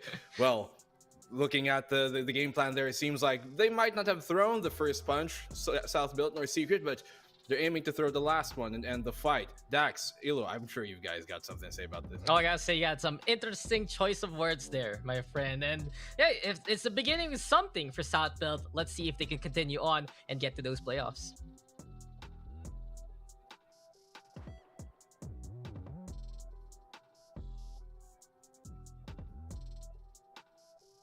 Apologies, guys, a little bit of a mute on my end, a little bit of a technical mishap. But yeah, like I was saying, I'm just excited to get started with the next series. We're probably gonna expect some crazy stuff, and it's probably gonna, keep us all guessing. I'm very, very sure we're going to have another exciting series here. Bren Esports versus Action right after this break. Can Bren replicate the same kind of redemption arc these other two teams have earlier on today? We're going to have to find it for ourselves after this break. Yeah, I sky gaze over my taste. Like Peter, this is my space. I'm spacey, I'm crazy over breakbeats. Space gazing in my safe haven. I make statements that embrace waking. Awaken, I'm woke, taking the...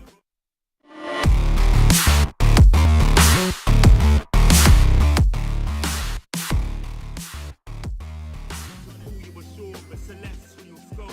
The stars explore in your inner. The starts at the core, inner space and more. Your body's a planet for sure. Nurture it with the words I've written. Scribe like highlights, flying saucer. Supply the order, it's the author. Walking on air, walking on water. Blending between borders to let you know this is here to support you. The blend, the blend, the blend, the blend, yeah, yeah.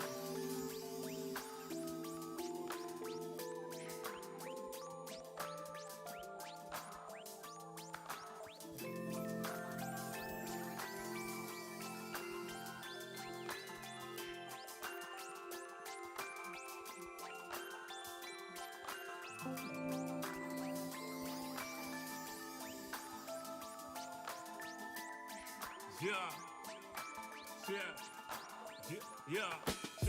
Second verse after the first. Take control with words, roll reverse, the rebirth of verb from inside out, outside in. We control the earth frequency. The heart of the world beats in me. It beats on beats as we breathe deep. Oxygen from trees feed. Gift in our gift. This right here, proof we exist. Mind state is gravity, the way it uplifts. Across seas swift, water quench thirst. There's a shift. Set sail like shit to find other lands. The motherland, sun is planned. With the words I'm writing, I'm fertilizing. The earth to rising, realizing. Global warming and the sea is rising. Pollution, the planet needs metabolizing. It's full of fire like a dragon fighting. Creating hot springs when the pressure rising. It's terrorizing, but I'm never frightened. Cause the days will brighten. Yeah, the blend.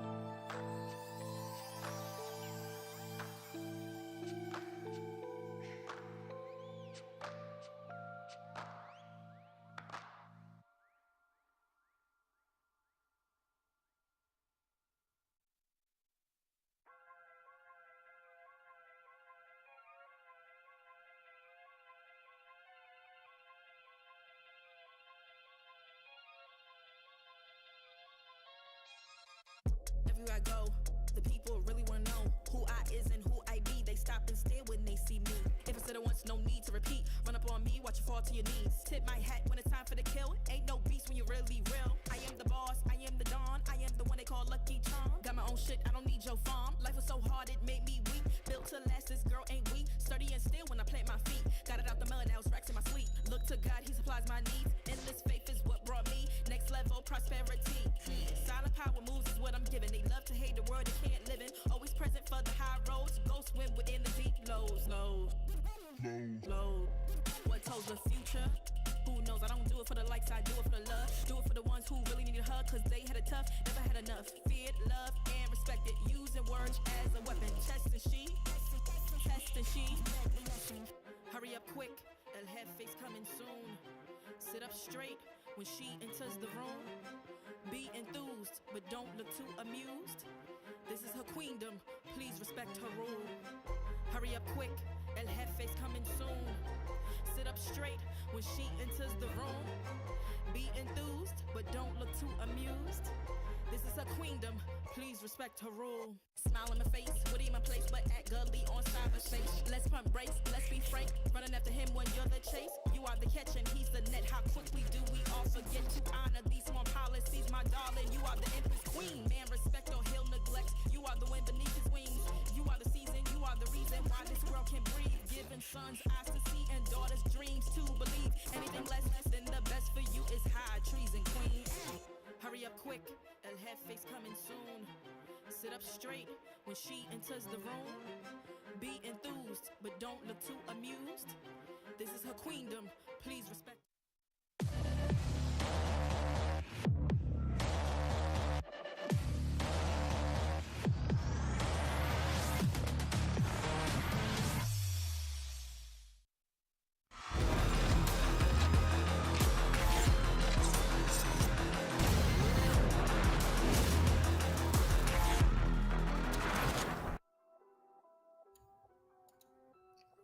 Welcome back here to the desk for our final match of the day. It's going to be Bren Esports versus Action, a series that went in Action's favor, the latter last time around during week 1, day 1. But so far, none of those same results have replicated itself. With me on the desk this time, the ever-amazing Asarai and Illustrado. How you guys doing? How you feeling about this next matchup? I'm feeling good about this one. There is A lot of things that has happened today, and the main narrative is this opposite day, topsy-turvy? Will the not winners from last week get their wins this time? I think it's been opposite day from the start. I think this is, at this point, opposite day. So I guess in a sense it would be normal day, because the results, they're kind of like, all right, maybe we'd start actually doing our jobs and like predicting things right now, because at this point, okay, maybe we'll start to have some repeatable successes from some of these teams. Well, I mean, so far, kind of like the Bren multiverse, as some people like to call it, including, Team South Build, Secret, Bren. They're the ones who have been struggling, but if things go back their way, and if Dr. Strange was right, then this could be the one timeline we're talking about. We've made it so far, 2 out of 3, but we're going to look into the one of the teams who are going to be playing here up next, Bren Esports. Take a look.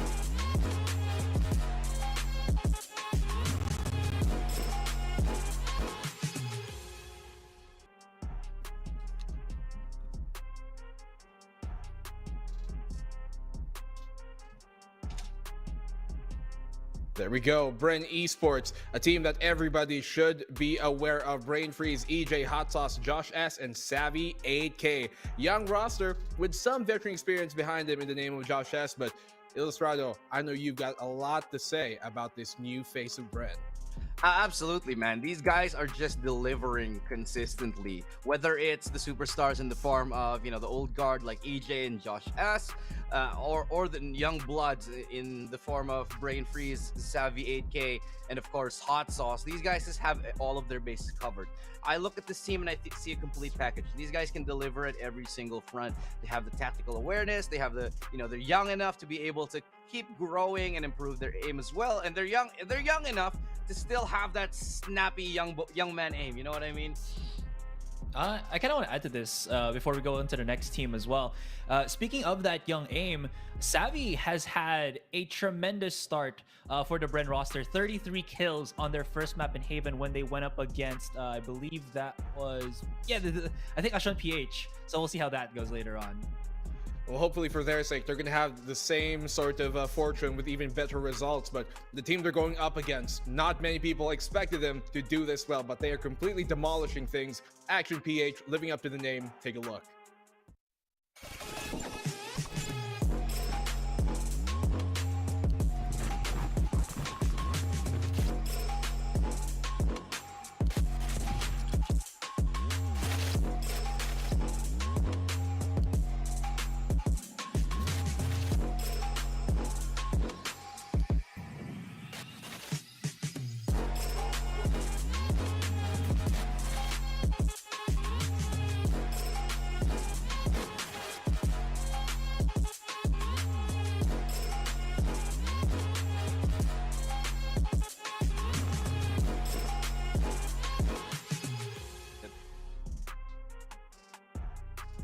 There we go, Action PH. As their name suggests, they are not slowing down anytime soon, and I don't think they're going to be. You got RU, Eman, Georgie, Modski, Sir Deathio.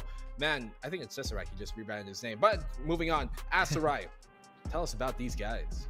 So this is the team that is, I'd say, would define it as the NOS nitrous injected in their veins type of roster. With Georgie and Eman at the helm, this has allowed Akshan to be such an aggressive team. I did mention before, when me and Eliza or me and Taylor were casting with the Naos, that's a team that plays on the fly. Well, technically, Action PH does the same thing, but with more aggression, with sheer force do they use that, and it works so well for them because Georgie and Eman always comes up to perform. This has really ruined, I think, the performance of Bren when they went up against that first best of 3, and it could happen again in the series.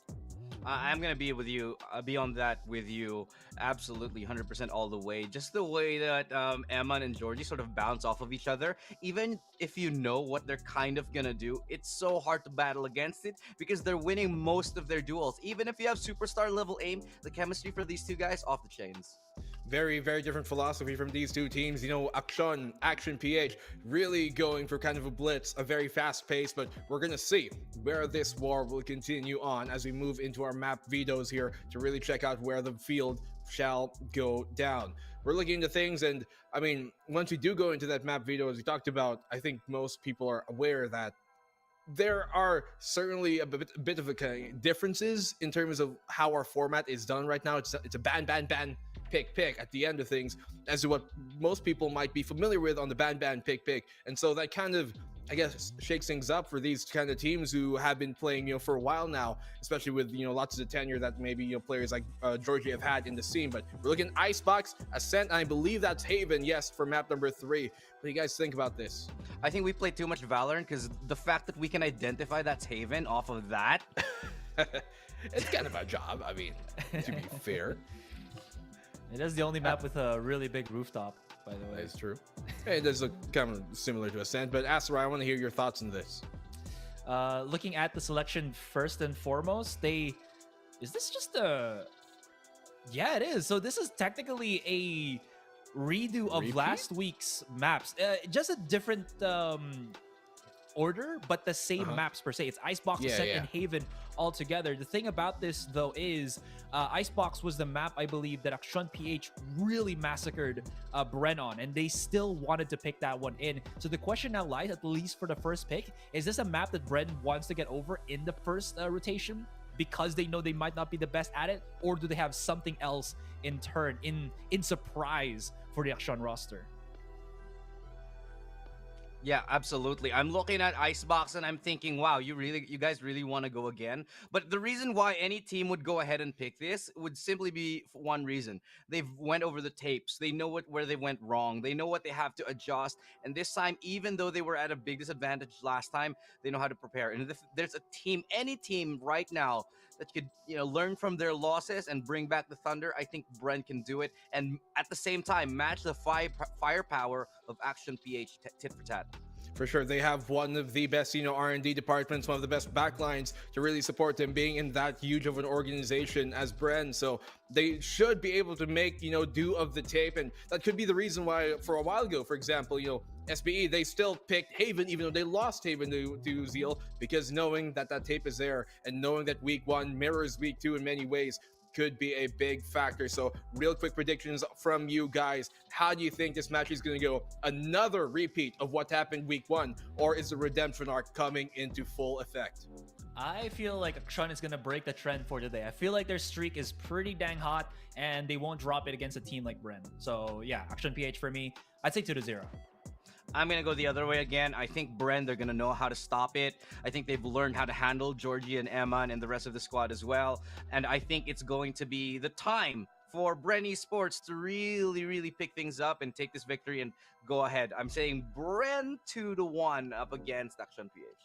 Hey, when I woke up today, I had a good feeling that we were going to be going this way, that everything is going to be turned around once more, and we're going to get on the timeline that people expected. So, knowing that, I think we're going to have to come full circle, and I'm going to say Bren Esports will take this 2-1. They have the tape, and it's what's been proven here today is that the teams who lost last time around, they're the ones who are able to make the adjustments as to, you know, to make that win happen. So, 2 of us going the Bren way, Asarai on Action. Very, very reasonable choice, no matter which way you go. But I want to hear the words of our casters to take things away.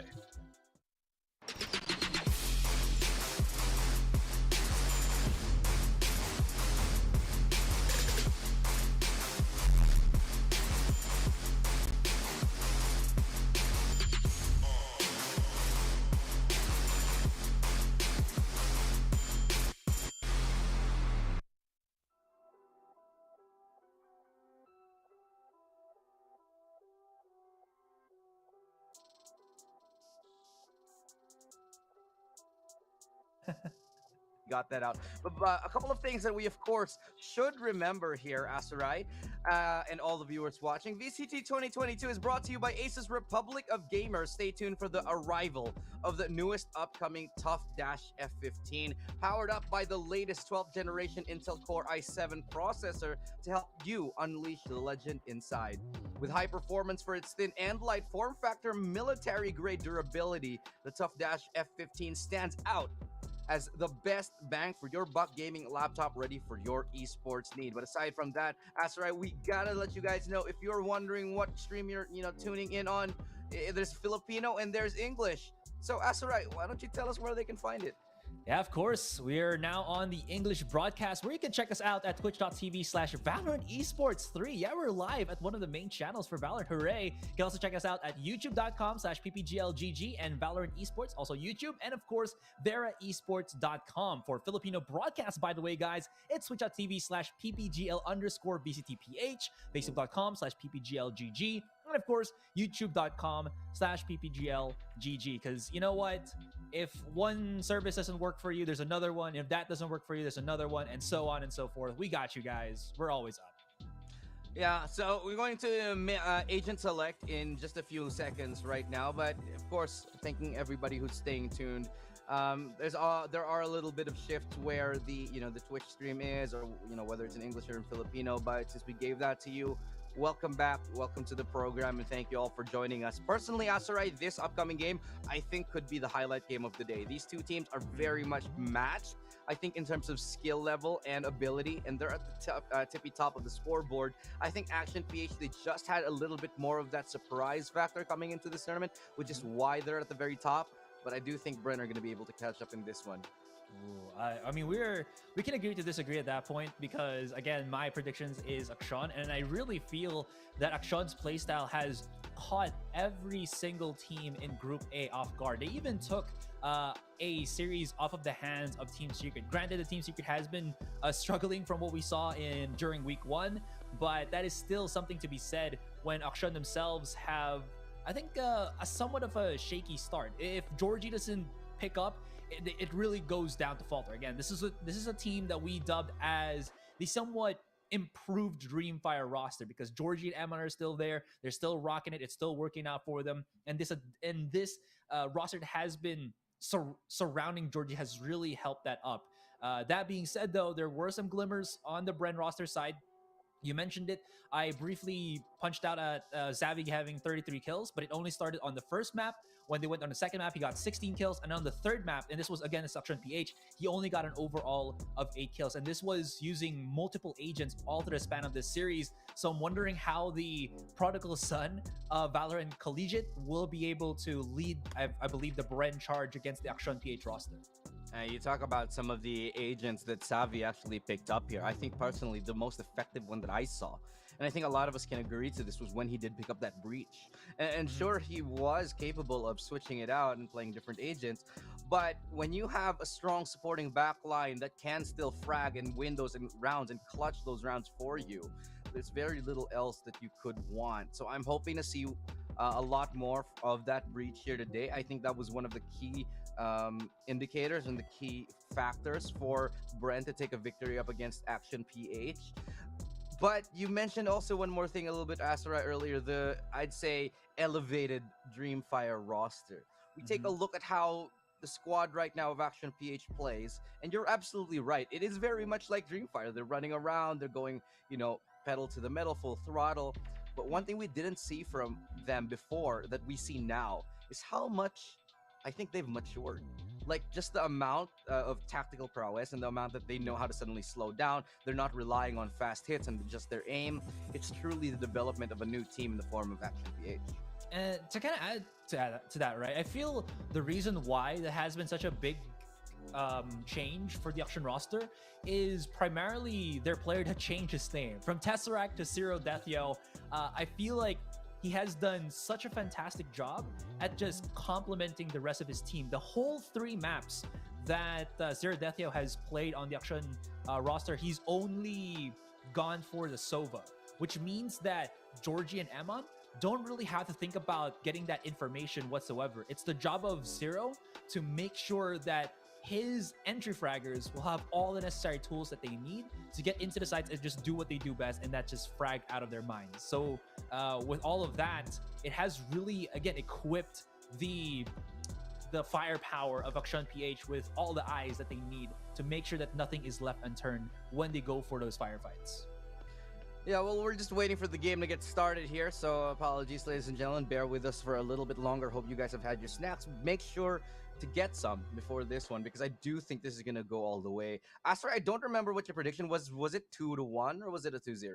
I did say 2-0 because if I'm just going to be basing it off of last week's matches, the only map that Bren did win was Haven, and that's our third map. Icebox and Ascent went primarily the way of Ascent PH. So I'm at least basing my prediction specifically on that outcome. I agree. So for me, I think it's gonna be a long one. So probably get your dinner ready, whatever. You know, Asarai, I haven't really had much to eat today, so I'm probably gonna grab a coffee. You want me to send you some food, bro? I got you, man. I'm good. Thank you, Asarai. you're so sweet. Oh, no. Guys, get yourself a partner that sends food the way that Asarai does, guys. Asarai is just the best guy. Just the best. I'm supposed to be a bad boy. I'm not gonna give you any food, man. I'm sorry. Oh, I'm so hurt. How could you betray my feelings? Asarai, you're such a bad boy. Is that what you wanted to hear? Is that what you want? I guess not in that tone, dude. Yeah, we're just trying to make this weird for you guys at home. That's kind of our thing now. Yeah, it's for a while, right? Ever since back into like 2021. Yeah. I feel like we've been weirding out our audience for years now, but you know, that's kind of how it works. Yeah. So we are kind of just waiting for the game to start again, ladies and gents. So bear with us. Not 100% sure what's going on. I'm probably gonna ask for a little bit of an update and try to see what the stall is all about. But we'll get into the action very, very shortly. Aside from this match, rather, Asarai, if there was what is the number one particular matchup that you're looking forward to this entire tournament? Ooh, hang on. Let me just bring up the schedule, because honestly, there is a lot of matches that I'm very much looking forward to. I think, let me just, tomorrow's match would definitely be something to watch out for. Oasis Gaming versus Team Secret. I think my eyes right now are very much laser focused to the Team Secret roster, because there's just so many things that you have to ask about that particular team. Have they been having issues because of technical difficulties? Is it because, you know, they haven't played in the local scene for a very long time? They've just had that massive experience against the international scene. Whether that's good or bad, we're probably seeing the results of that happen from last week. And thirdly, are they ever gonna incorporate Jeremy into the active roster that is playing right now in the competitive scene? Because again, he is registered as Team Secret, so they can actually vet him to play in the matches. I want to see Oasis Naos. We haven't seen it yet, but I feel like these two teams could really go at it like hammer and tong. I feel like if there's any two teams that would like take us into like 10 overtimes, that might be the match here. We already did see a very long one. I don't know, was it you who was casting that, or I think that was Raf and no, it was you. It was you casting Taylor. That one. It was like a 4 overtime, right? Yeah. Yeah, that was a long one. That was a good one though. It is. And again, it really just opens our eyes to how many teams have really put the absolute effort to compete, right? These aren't just the standard plays that we saw from last year where, they're just gonna try to do defaults and let's see how cleanly they can execute. These are plays that they're seeing, they're adjusting. It's much more fluid, and there's a lot more variance to how the matches have been turning up. There's matches where it's not just one side, it's very back and forth. Again, it really shows to you the evolution specifically here for Valorant Philippines. Like, there's not really a lot of eyes before in the Philippine scene, but again, with how we've performed in the Southeast Asia, as well as, of course, everybody knows champions, it really has put, I guess, a target in our backs. And this is also invigorated, as I mentioned before, the existing teams that have yet to reach that Southeast Asia, to reach that international scene. And with the start of VCT 2022, there is a huge amount of opportunity for that to actually happen, for other teams to take the helm. Not just Team Secret, but again, there's a lot more teams that are looking to compete alongside them. One thing I am curious about, well, I'm a little bit sad about, is that we don't get to see any Philippines or Southeast Asian action versus Korea, Japan up until the very end, up until Masters or something. But I mean, it's still a good thing that we will be seeing them sooner rather than later. But still, we do finally get to welcome a couple new regions in the picture. We do got who else is joining? South Asia is coming in. We do got Oceania, so they're dropping in and they're going to be hanging out as well in the next APAC, which is going to be happening very, very soon, by the way. I think that's like in a couple of weeks from now. Yeah. So definitely stay tuned for that. It's going to be a melting pot of all these different teams. And if we look at the last APAC LCQ that we, like when we did it, man, those results were just so unexpected. I think it's just going to be another tournament that's just full of surprises for everybody. It's just like, hey, no, this isn't gonna go as expected. Your pick'ems don't matter. Remember that being the miraculous run for Full Sense from Thailand, where I think it was just them and a couple of Korean teams remaining, and they were able to take down those top Korean teams, which is amazing, right? Because again, basing it off of Riot's IPs, when you talk about, let's say, like League of Legends way back when, Southeast Asia is pretty active with League of Legends back when. I think right now it's just Wild Rift, but we just could not win an APAC tournament at all. We could have a good showing, but the skill level is, I think, very much felt. But in FPS, it's just very different, dude. We just thrive on shooter games here in Southeast Asia for some reason. Everybody can be neck and neck. It just really shows. I think it really has a lot to do with the fact that this region has been sort of anticipating it, like, because anticipating for a good shooter to be active and like a place for us to shine, and finally we have it. But yeah, again, ladies and gents, we're kind of just waiting for the game to start. Apologies, I'm still not 100% sure what's going on. It is a little bit of a technical issue. I'm just getting confirmation. We are getting a little bit of a technical issue on the side of one team. And we'll be sorting that out in just a second. So again, bear with us. Get your popcorn. Now is literally the time. And I'm gonna be the nice guy and tell you guys, if you get your pancit canton, your paksilog. What do you guys eat when you're like gaming or like watching streams? Now's the time to do it. Yeah. Oh. So it seems like we are gonna take for a bit of a breather here, guys, since the teams are figuring stuff out. You gotta figure stuff out in life. Don't go anywhere. We'll be back after that short break. Yeah. Hurry up quick, El Jefe's coming soon. Sit up straight when she enters the room. Be enthused, but don't look too amused. This is a queendom.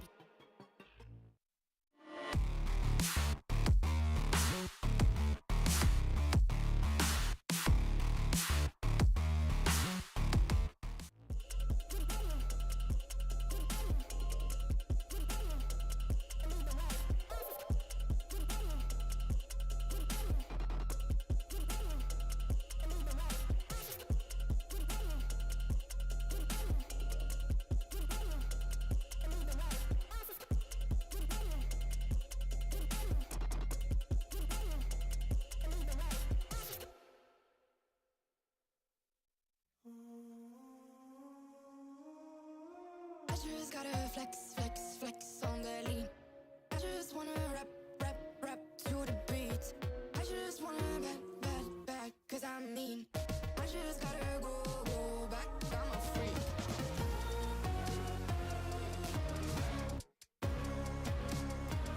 Gotta go.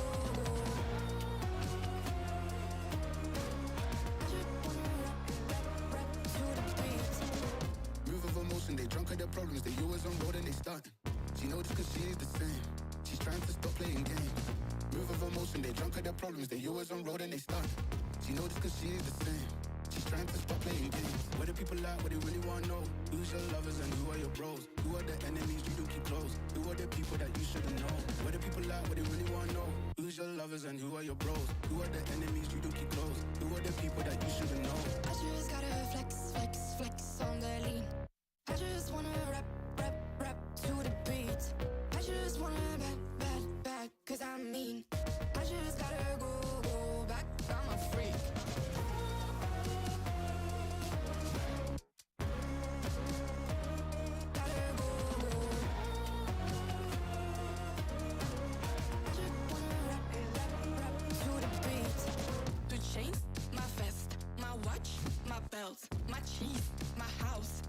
sneakers, my blouse.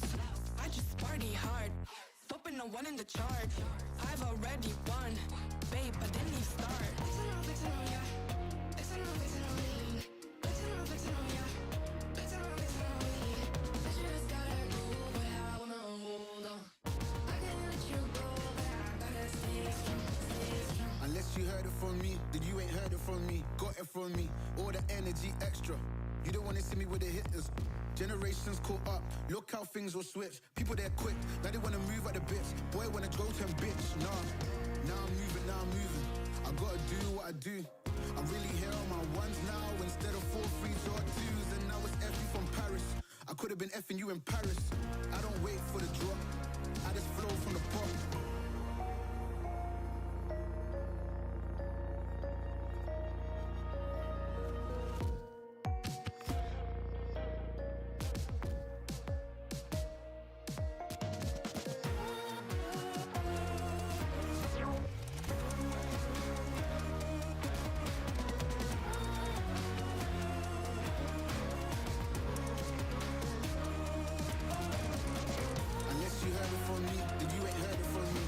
From me, all the energy extra.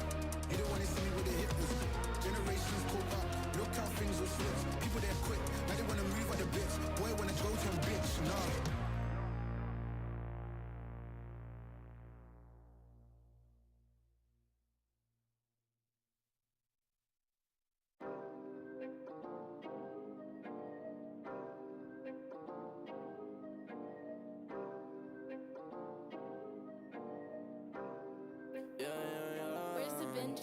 Working a 9 to 5, I had to go and feed the guys. Nobody did it right, I had to show them how to grind. I had to beat the odds, this is the life I live for God. Taking a step at a time, we going up, we headed to Mars. Taking them chances, making decisions, you know I'm never gonna lie. Till you let go, I'm copying all of them, who you gon' be inside. I cannot fake it, I gotta face it, I gotta do the time. You gotta wait, mate, for a great pay, make sure you're doing your job. Gotta deal with the patience, 200 every occasion. Going to different locations, how they got when I need some direction. Me and Vinci go up every session. Cook it up, yeah, you know it's no pressure. Yeah, you know how we do what we all in. We can slow up and you never catch us. Working a 9 to 5, I had to go and feed the guys. Nobody did it right, I had to show them how to grind. I had to beat the odds, this is the life I live for God. Taking a step at a time, we going up, we headed to Mars. You know my slimes, they came from the bottom to top. They can define us, they tryna find us. Boy, I know you with the ops.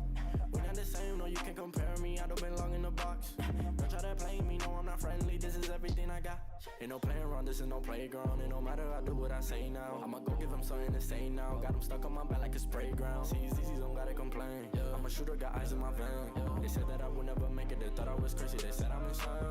Working a 9 to 5, I had to go and feed the guys. Nobody did it right, I had to show them how to grind. I had to beat the odds, this is the life I live for God. Taking a step at a time, we going up, we headed to Mars.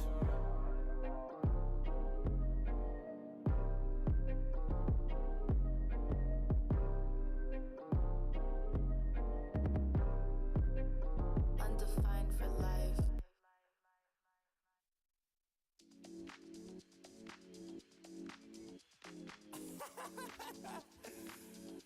Oh man, what you talking about, man?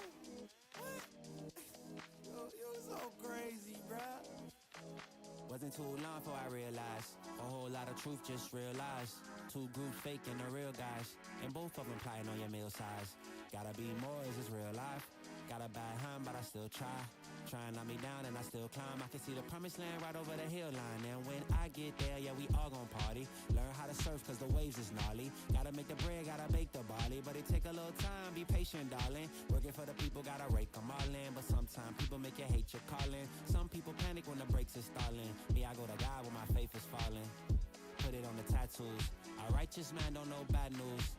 Found forgiveness for my snafus. Nothing for the pretty girls trying to get a cashew. Bad dude. Sometimes life really suck like a vacuum. The devil I don't never turn my back to. I just wanna shower love like a bathroom. And be a role model for the black youth.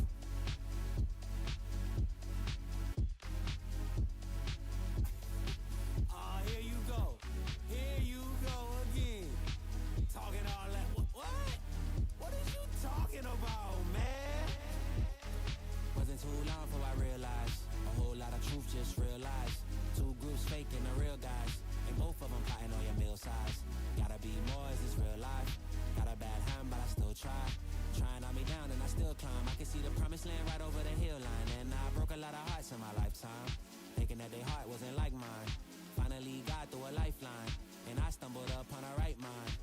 showed up at the right time. Put her in a white dress, get the white wine. Some people do it for the nighttime, but I'm thinking more make your life mine.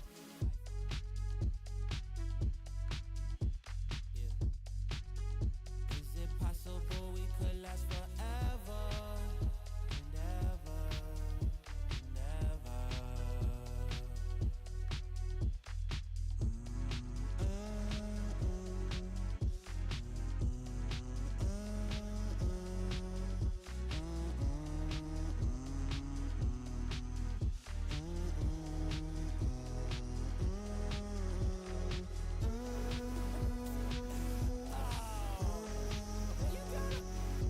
You gotta be kidding me, man.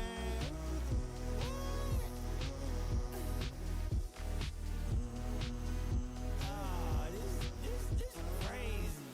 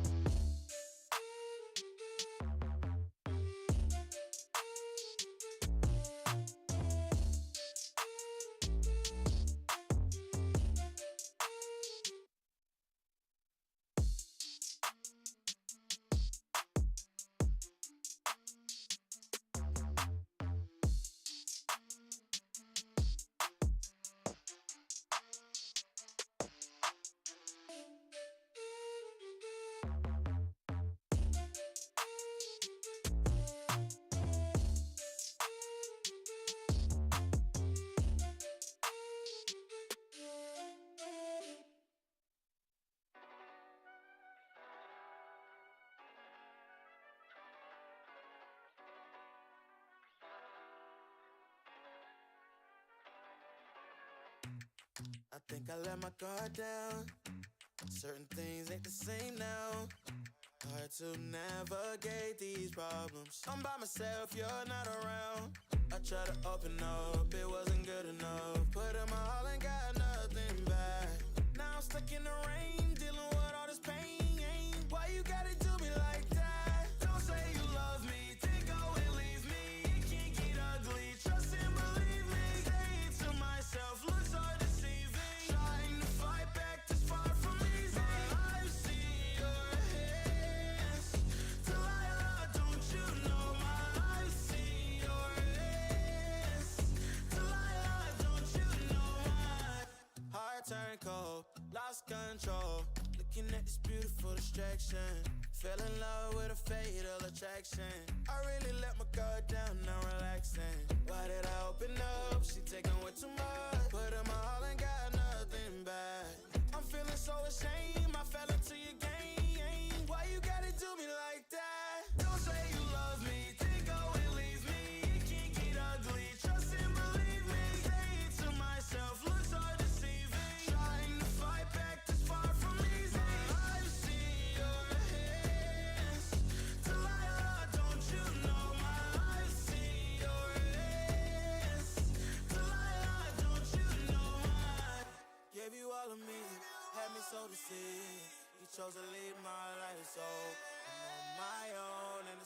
Oh, I can't believe you say you love me, then go and leave me. It can get ugly, trust and believe me. Saying to myself, looks are deceiving. Trying to fight back, just far from easy. I've seen your hands, Delilah, don't you know I've seen your hands, Delilah, don't you know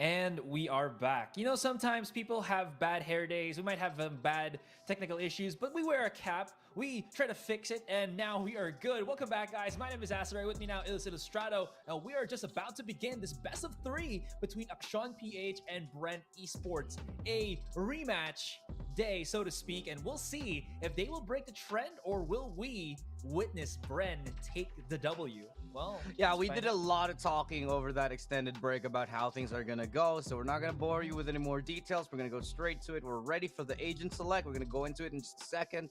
But again, if you guys are just tuning in, my prediction was for Bren, and Asura is going for the way of Action PH. So yeah, it's going to be an interesting one.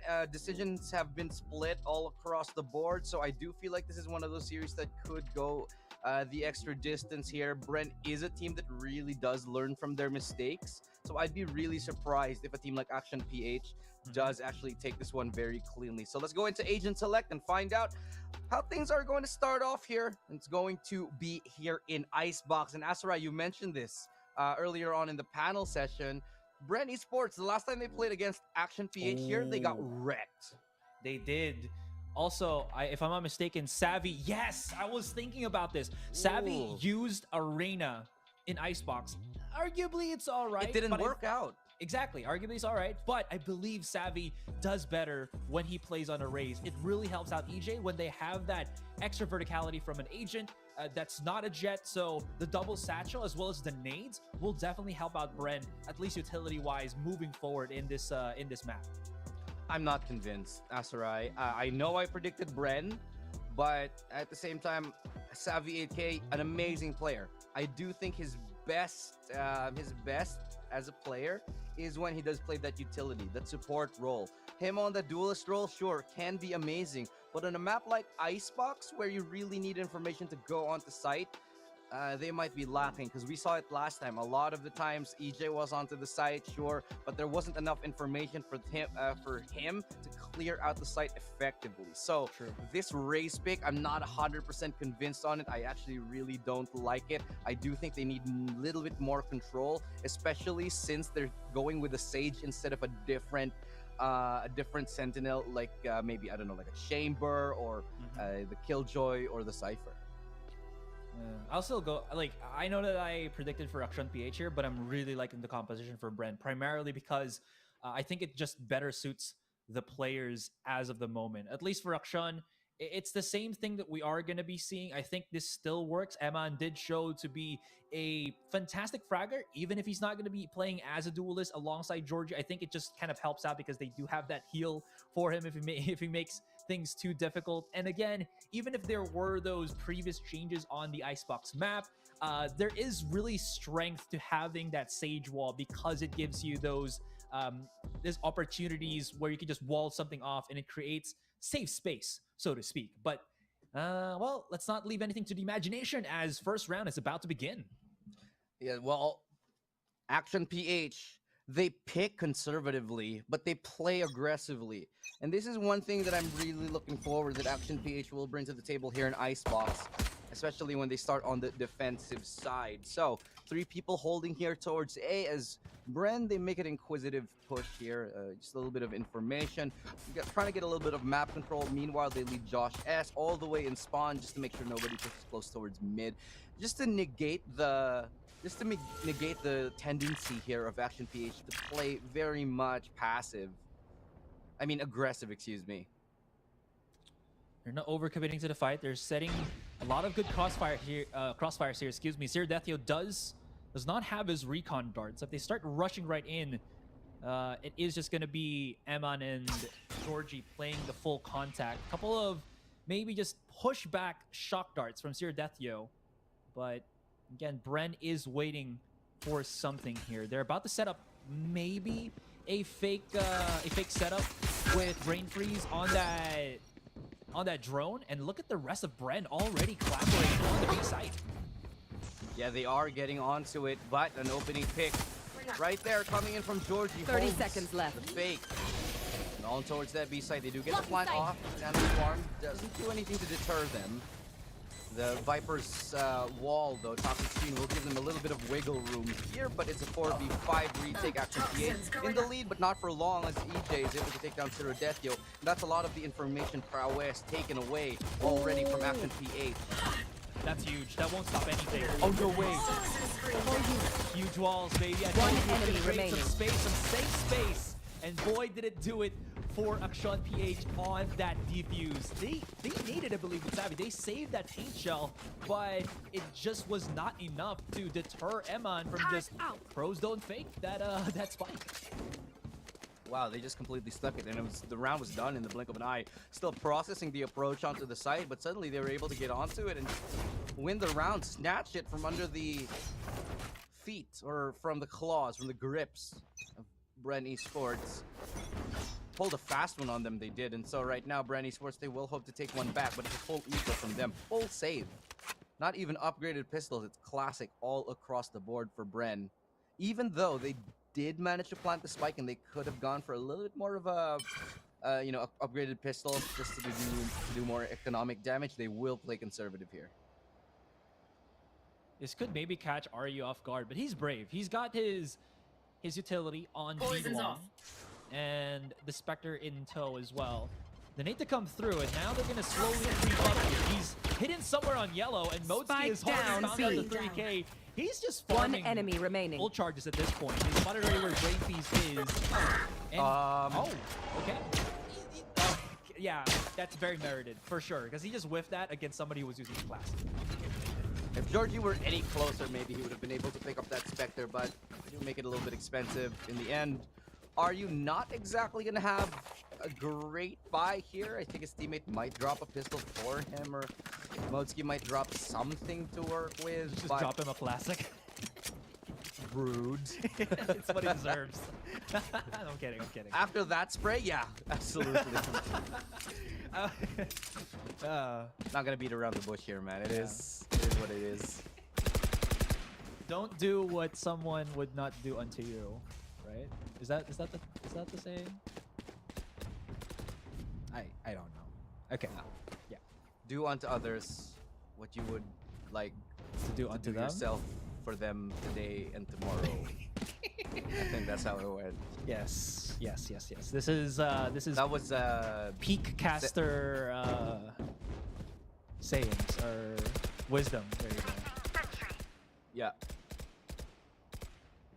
Muhammad Ali said that. Right? Yeah. Float like a Cadillac, sting like a Beamer. Cadillacs can float with hydraulics and all. So yeah. Remember seeing when I was a kid, like, was that Virgin Cola CEO that had like the floating car? I saw that on TV somewhere. Richard Branson. Yeah. I don't know. For some reason, I remember that because he did say about floating cars, and that was the first ever floating car I've ever seen. I believe you. Okay, well, we're back into the game now. Whatever technical issue happened, we've sorted it out. And we're going to go back into the game itself. Round number 3, it's going to be the buy round here for Bren. They've got 5 rifles. Georgie looking to be the key difference here, as he does have the 1 rifle on his team. Will be taking a little bit of a gamble, kind of, but they're going to be happy to take it since he will be able to buy up anyway, regardless. Has saved 2,250. And now they're kind of opening up into a little bit of a spread position here across the map. 3 players towards that B site. They just want to get a little bit closer. The fake didn't really work out 100% for Bren last time. So they might just try to group up a little bit together even more here. Nobody pushing from the side of Ascent PH though, so they will just be waiting. Ooh. Oh, that's a dink. I mean, but he dinked with the Spectre, so that's going to be like, what, 30, 40 Not damage much, at that and he still had armor too. Yeah. But I do like how you pointed out that they won't get faked, Action PH, because they have a Viper. They could just have like 4 people on the A side and have Viper on B, and that's enough to just have somebody always on one side and never gonna be faked. So if ever Bren does a strat, it has to be a full commit strat. Or else, right? 30 seconds left. Ooh, good pick off right there from Savvy. He's able to bring it to a 4v4. But it's starting to get a little bit dicey as, never mind, the members here of Bren are going to do the kills. Eman is able to make it a little bit more exciting. Rifle recovered by Zero Deathio, and he's the only one left standing now with 13 seconds left. Last player standing. Retake looking difficult, but he's got 3 kills, and he's definitely going to be happy with this. Is there even time to plant in this 1v1? Spike planted. Zero Deathio, will he have the read? Toxic screen does come up. Josh S. trying to play it on the edge. There's a little bit of window for him to peek and see through, but Josh S. manages to find him. It comes down to timing. That was a good round here for Bren Esports, but an even better one for Action PH, because that was the bonus round and they come away with 4 kills. I gotta say, Zero already committed to fighting Josh S with 4 bullets. He should have just full committed and not reload at all. You saw how fat that glitch pop Vandal was in his hand? Oh, yeah. I think it, or was it RGX? I'm not sure. But it just blocked where Josh S was actually peeking on if he was right-handed on that. Sometimes minima is good, dude. No, never. No? Okay. Never. Sure. Don't talk about it. We don't talk about that here. Yeah, we don't talk about minima. No. No? Non-Canta fans out there? Okay. No, okay. But, because I'm a boomer. But the execute should be coming in here towards A. Boombot, and, you know, honestly, this is really why I don't like Raze on the attacking side. The utility gives clearing, it's just not as effective on wide open spaces. I take that back. I'm completely wrong. Got a kill. So good entry. It's traded out. But it's brought to a 4v4 here. Spike down good shot A. start to land on Hot Sauce's feet. That's the spike actually dropped. It's gonna buy a lot of One time enemy for the remaining. rotation to come in, and Georgie's just taking them all out. He's taking them to town right now, and Zero Deathio will close out the round. Action PH take it cleanly. A great retake, and Action PH is doing just a stellar job of slowing down Bren, who is looking so readable in these rounds. Either readable or they just vibe. They just feel what they need to do. This is not the Action PH, at least I feel, that we saw last week. This is so much more controlled. You mentioned how they were controlled. This is so much more than that. they just again hold off. One full calorie. Yeah, and then they have like Georgie on a leash, and they just release him when he needs to be doing the work. Exactly. I agree. You're 100%. Oh! Georgie, smooth criminal. He gets another one too. Okay, they're pistols. Fine, they're pistols. They're classic sheriffs, whatever. Anyway. Okay, that spray not so much on point, but Georgie gets a couple of kills anyway. They lost rifle, and there's. Gone here. That was a nice shot. Didn't get to see it very much though, but it was a nice one. It's brought us to a 3v3. The Reds comes in 3v4 suddenly out of nowhere. And how are they finding themselves in this position? Bren Esports, they're just threading the needle in these rounds and finding kills onto Bren, but it's all Promoski. He's got a good position. He's gotten two. The showstopper comes out to connect what Josh S does. Viper Spit comes in to help them secure the round. This could be Bren's turnaround. Spike planted. From something out of nothing. Absolutely banger thrifty around here for the Bren squad. A 2-stack. I like this. They're just playing for the refrags. How well RU can navigate through this situation just relies purely on his experience inside Viper. Slowly creeps up, but yeah, it obscured his vision well enough that he was not able to spot a Josh S who was at spitting distance right in front of him. Right there, Elu.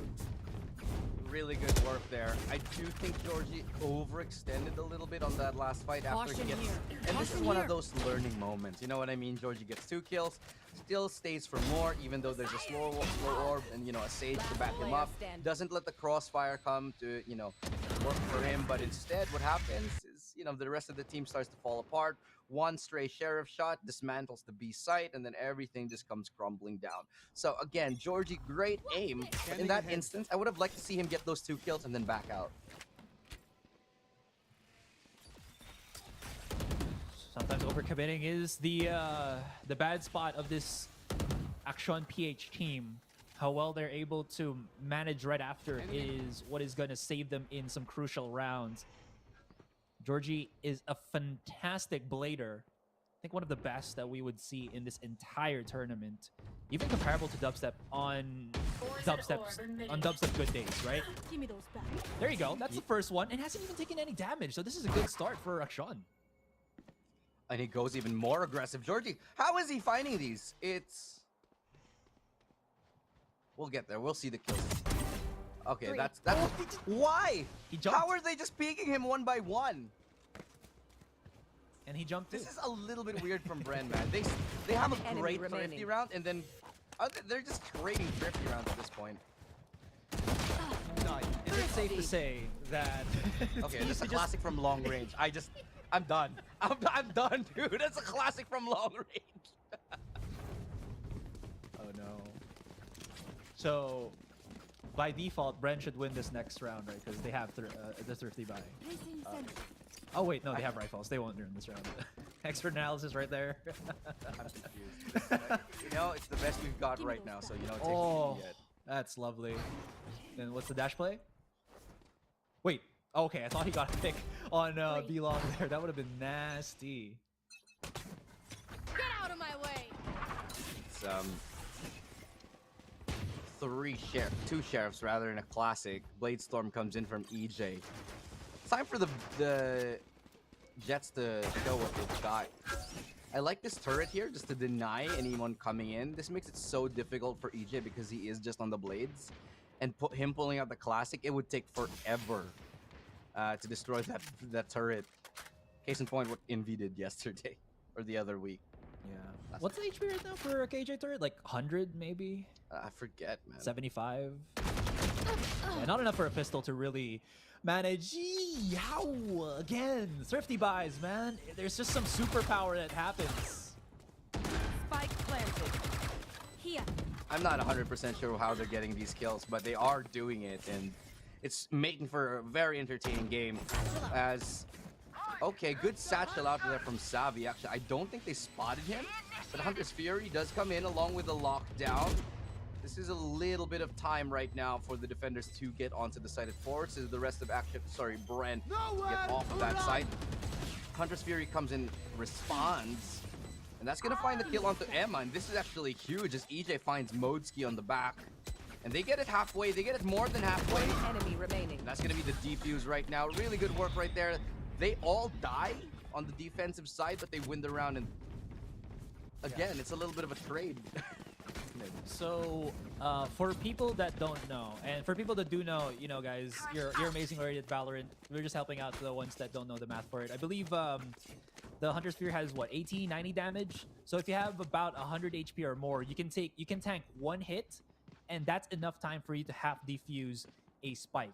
So they risk the biscuit on that. They lose one person, it's fine. They still have a wall, and even if EJ did have the blades, I don't think he had enough mobility as a jet to actually go over the wall, have the spot head of Are You There, and actually stop him from defusing the spike fully. So it's a really good gamble for APH, and as you mentioned, it costed them all of the players, but they're pretty stacked on money that it doesn't really matter to them. They can just full buy again in this round because of the wins that they've racked up already. Have racked up decent amount of it's just thrifty round after thrifty round. Again, going back to Bren, they had like what 3 sheriffs on that one, and they still managed to make it happen. They get onto the site, but Action PH obviously they go ahead with the defuse. These rounds are coming down to the wire, and this scoreline is quite deceiving. This potentially could be a 2-5 for Bren. This could have really gone either way. But right now, shaping up for an A-side attack. A lot of the utility being dished out here. Not going to be doing too much to force players out, but they will be spotting Savvy AK as he tries to enter in. No one playing close, everyone playing far back. Everyone's just running for dear life for the moment, as they respect the utility of Bren. It is a good style right now, but they don't really have to. There's no smoke that's blocking the vision of APH, and everybody on Bren that's a high ground is getting shot down. This is literally reverse Obi-Wan Kenobi. You have the high ground, you're screwed. What? It was just really not nice here. That execute from Bren, I wasn't so convinced. Their utility, yeah, they get onto the site, but it was honestly so meaningless because they didn't really have any control. The crossfires fell apart. You already had one guy. I'm not sure. I think it was Hot Sauce. Yeah, it was Hot Sauce. Hot Sauce was supposed to be watching that entrance over onto screens, but he was jiggling left and right, and because he actually checked right and didn't check his didn't trust his team, there were 2 members of Action PH that did actually manage to sneak in, and that allowed Action PH to just simply take the fight and win that round. So a little bit of lack of trust, I think, in that round from Bren Esports, and that led them to that post plant breaking down completely. Aside from that, I guess just the timing as well, right? Because they already saw that nobody from Action PH was peeking, so they were expecting maybe they're just going to fight per post plant. And lo and behold, that wishful thinking became their undoing. And, well, aptly enough, Bren are asking for that timeout. They need to figure stuff out. They got the site, but they can't even play for post plant. Like, they try to plant the spike, but it just gets denied by Action PH at every turn. Yeah, when it comes down to the most important moments, Bren Esports, they haven't been making, I think, the best micro decisions. A lot of it is coming down to the wire, and when it's a game of inches like this, you want every single centimeter, or inch, I just said inch, why did I switch to Imperial? You want every single centimeter you can. So Action PH, they're just happy to run away with it. And this is forcing Bren Esports onto another lesser buy. We're 4 rounds away now. And Bren Esports, they have to stop letting Action PH get away with bloody murder in broad daylight. Yeah, but at least from what this game is starting to teach us, thrifty buys do not make you less of a player. Oh my goodness, there it is. Okay. Bit of a trade, positive in the perspective of Bren here. Even better as Josh S is angry. He is the entry fragging Viper, by the way, using his own utility for his advantage. Zero death yell. Might not expect it. It drops down. Woo! What a swing, but maybe not enough for the retake. We'll see how this goes. He does have full utility here, Elu. And his teammate is coming right in from behind. That's a really huge dart as it spots out everything. Brain freeze way out in the open. They still have time to move their muscles towards the site. He knows where both of them are. They have all the information, but do they need it? Because Zero Death Deal just cleaned them all up with a 4K. And Zero Death Deal easily mopping it up. How have Bren given away another round? They are looking disjointed and confused on the side of Bren Esports as one by one, We're just taking the fights, and they're certainly gonna give him that ultimate. I don't know what that was about. Little tappy Yeah. tap. Yeah. I mean, he had plenty of time to have to fuse that. 4 seconds, right? So Look at how much money he has, by the way. He's at 9K. Spike planted. There they are. oh, okay.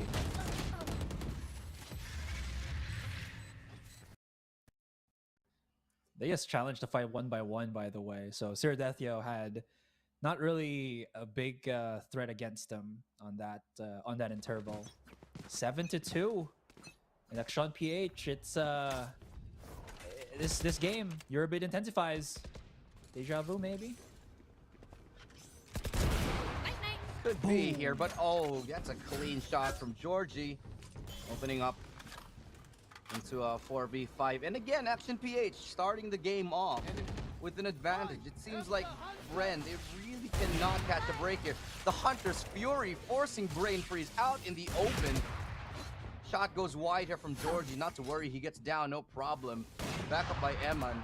From the back of the site here. 3 players left standing for Bren, but they can't get in. There's nothing we can do, and we said this last time. Just the... I really do not agree with how Bren are approaching these attacking sides. Time and time again, they stumble. They don't have the information. They let Savvy go in alongside with EJ, but they don't clear the site. I'm going to say this again. I really don't think the raise works for them on this map. Be that as it may, at least from a clearing the site perspective here, Bren are looking one direction when they should be looking at both. How many times have they kind of fallen on a round because they've just peaked one specific angle? You saw there, I think most of the remaining members of Bren were looking towards the left, near screens where, who was it? Georgie and somebody was positioned at. I think that was Siradethio or Modski. And then Emma just swung out hard all the way from top rafters, but now they've used themselves the boosty wall. Nice little pixel angle. Georgie's gonna have to fall down for the moment. But this has already created the damage. Hot Sauce, how good is his second shot? Third shot, mind you. Well, it's good enough, but not good that he'll be able to clutch out the round as Josh S does have that 3 versus 1, but he sneaked up onto the B site. Yeah, so he can't just plant this at this point, honestly. I don't think he... Well, he's just gonna do it. He does have ult, so that might go in his favor. I do think I would have preferred him to find a kill and then go for it, because that could happen. And out of nowhere, they just spray through it. He goes down without even having seen anyone. He even uses his ulti. And we're at 9 rounds for Ascent PH. They are just totally unstoppable. There's a lot of questions to be asked of Bren Esports right now. Last 1, round in why the have they gone and picked Icebox after getting demolished? 2, why have they stuck onto their raise? It is just not the Bren Esports that we saw in the previous days. They could be looking to push this at that 9-3 curse, right? They do have Savvy with his showstopper. We'll see how this goes. What if we go 10-2 though? Well, the 2-10s are not advisable. Okay, I only hope for the 9-3s. Because Valentine's Day is done. Standing ahead. You missed your chance. I ain't putting that out, man. I mean, I ain't bringing that up. I'm just glad that we are casting on the international. Yeah. Oh! How does Georgie get that? Still again, he gets away with bloody murder, and somehow Aryu misses that one score. Hunter's Fury forces him out. That's a beautiful showstopper, and finally, a little bit of an inch, a modicum of coordination coming in from Bren Esports. It's not great. They're still stalled out in the middle of yellow, and in the middle of B, they still can't get onto the site, but they have gotten a couple of kills, so I guess there's that. They're just playing the very, very aggressive angle that he has. Smart for Bren here to wait for their wall to come out for the moment before anything happens, because Georgie did have his dash. He did, but he's pretty much out of no man's land. Although Hot Sauce playing danger, feeling very confident about his aim, will fall down to Modski, who's now going to be throwing out his mollies just to open up opportunities here. The boost onto Georgie. This is a full commitment because they could use this wall for something else. We gotta be on this bike right here and now. The trades simultaneous. What? Georgie, Modski, Evan. Oh, okay. We have heard about synchronized swimming. This is synchronized fragging, brought to you by Ascent PH. Switching sides. Oh, how? Ooh, mama. How in God's name? I need to see a replay of that. I just wow. That is dirty. Action page is too good right now. Hey, I honestly thought that wall onto Georgie was hella risk, but it'll work. Give us a smiley face. Come on. No. We need the mouth. All right. Look at that. They just... That is just instinct. They didn't even communicate for that. Exactly. Yeah. Georgie got the guy from above. You know, the rest of the guy, they get one guy from yellow, and it's just the perfect crossfire. They win literally each and every single duel on that one. And we go into 10-2. This map might already be done, and it's only just begun right now. EJ trying to desperately make something happen for his team, get himself the early pickoffs. But at this point, it's 10-2. I'm not so sure. That wall, even though it does cover Maze, actually pushes back the rest of Bren onto the back of the site. And Eman has actually already cleared himself up. That Viper wall keeping him a bit safe. Hot Sauce frantically trying to get the pop shots through the smoke of the wall there. Tries to get a little bit cheeky through that as well, but gets spotted by Siradethio, who knew exactly what was the main plan. And now they have a post-plan wall that Bren will have to fight tooth and nail just to break. And this is a 5 versus 1. Brain freeze, the back of the site has already been spotted, and he is can't even win that. He does not have the capabilities to take down Eman at that point. Just heartbreaking. Honestly, write it off. Next map, let's go. Think about the next one. Forget about this one. And I know comebacks can happen, especially on maps like Icebox, but this is just not happening. I feel like it's a non-starter. Action PH are looking too good, and Bren, they're just not looking like they're here to play. It might just be an off day for them or something like that, because this is not the Bren we saw a week ago where they steamrolled Team Secret. They steamrolled everybody, and they're just looking like they're not up to the task right now. Again, I go back to the decision making in terms of the map. I don't think Icebox was the way to go. I don't think Savvy 8K should have been playing on the Raze. It just feels very weak and disjointed all throughout. Yeah. And them being on the weak bye here. Ooh, Josh S. He's angry, but gets spotted. That was unfortunate. He peeked out of his own wall just because he wanted to get out of the vision of the opponent, and then he gets tagged by a random dart. That was so unfortunate. Hot Sauce does get the frag off, but I believe that was Eman who still reacted in time. Now there's a Tetris of walls that will keep Zerodethio safe on that flank. Look how thick that wall is for the DP. That's it. That's double with 2 C's, actually, that wall. Yeah. Zerodethio, man. Oh my god! Oh my god! Zerodethio closes it out in style with a shock dart and the swing outs. Zerodethio is just on another level right now. Him and Georgie, very much alive and well. They are putting on a clinic on this map. Look at that. So nice. Calculated. Just absolutely knew what they had to do. Unfortunately for Bren here, this might be the stop on this map. They do have the buys. They did get a somewhat close round a while ago. We did see a 3 versus 2 in favor of Bren in terms of the numbers, not in weapons though, unfortunately. Coming into this round, they do have the weapons, but half shields are a half measure up against APH, who have been crack shots for the most part. You need as much extra HP as you can muster to weather the storm, so to speak. Bren have yet to really give up the B site here, and that's a good first shot from Breaker. Good start, but they're gonna need more than just a start. You're gonna need more than just a foot in the door to come back from this. A good way to bounce back, certainly, but Modsky making things expensive. Does find the scalp of Brain Freeze and takes it off cleanly. 2v4 right now as the spike still stalled out after she to the side to commit. They send out one, but Hot Sauce and Savvy clean things up. 12-3, excuse me. Choked up on my words there, but Bren Esports, they find one round, so it's not, 12-13-0. But, Asarai, this is pretty much done and dusted still. I'm not going to give audiences, false hope. Maybe just try to bounce back in game number 2 still. It is going to be a a huge climb to get back 9 rounds, if my math does not betray me. I'm pretty sure it is. Yeah, it is. But yeah, it could just be them looking forward to figuring out what's gonna happen on that second map. This Icebox feels like it's already done and dusted. But you never know. You know, Bren could rally with Hot Sauce at the helm. Again, Hot Sauce came from the team looking for, or also known as ex-SB Empire, and has joined since then the Bren roster. He is newly integrated. I'm not sure if this is the first match that he's joined with the team. I mean, he's played last week, but like for being a Bren player, is VCT his first tournament with the team itself? Primarily, I think it is. But he has proven himself to be a fantastic fragger, and you know, in some situations, that's why we see him hitting headshots like that. Yeah, one of the top-rated players. Absolutely insane here. But we're brought back to 4v4 after that res. So Action PH, they've managed to bring equilibrium.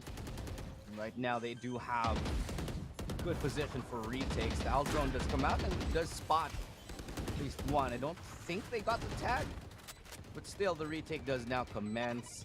Heal does come out for Georgie as well. Should be topped up, but Savvy 8K is going to have something else to say about it. Good recon dart for information. So much has been given. And Savvy tries to entry. Nice shot. He lines a triple right there. Savvy 8K says, not today. We still want to play a couple more rounds. We're not done just yet. And he's going to make at least a little bit of a highlight for the moment. Thank you.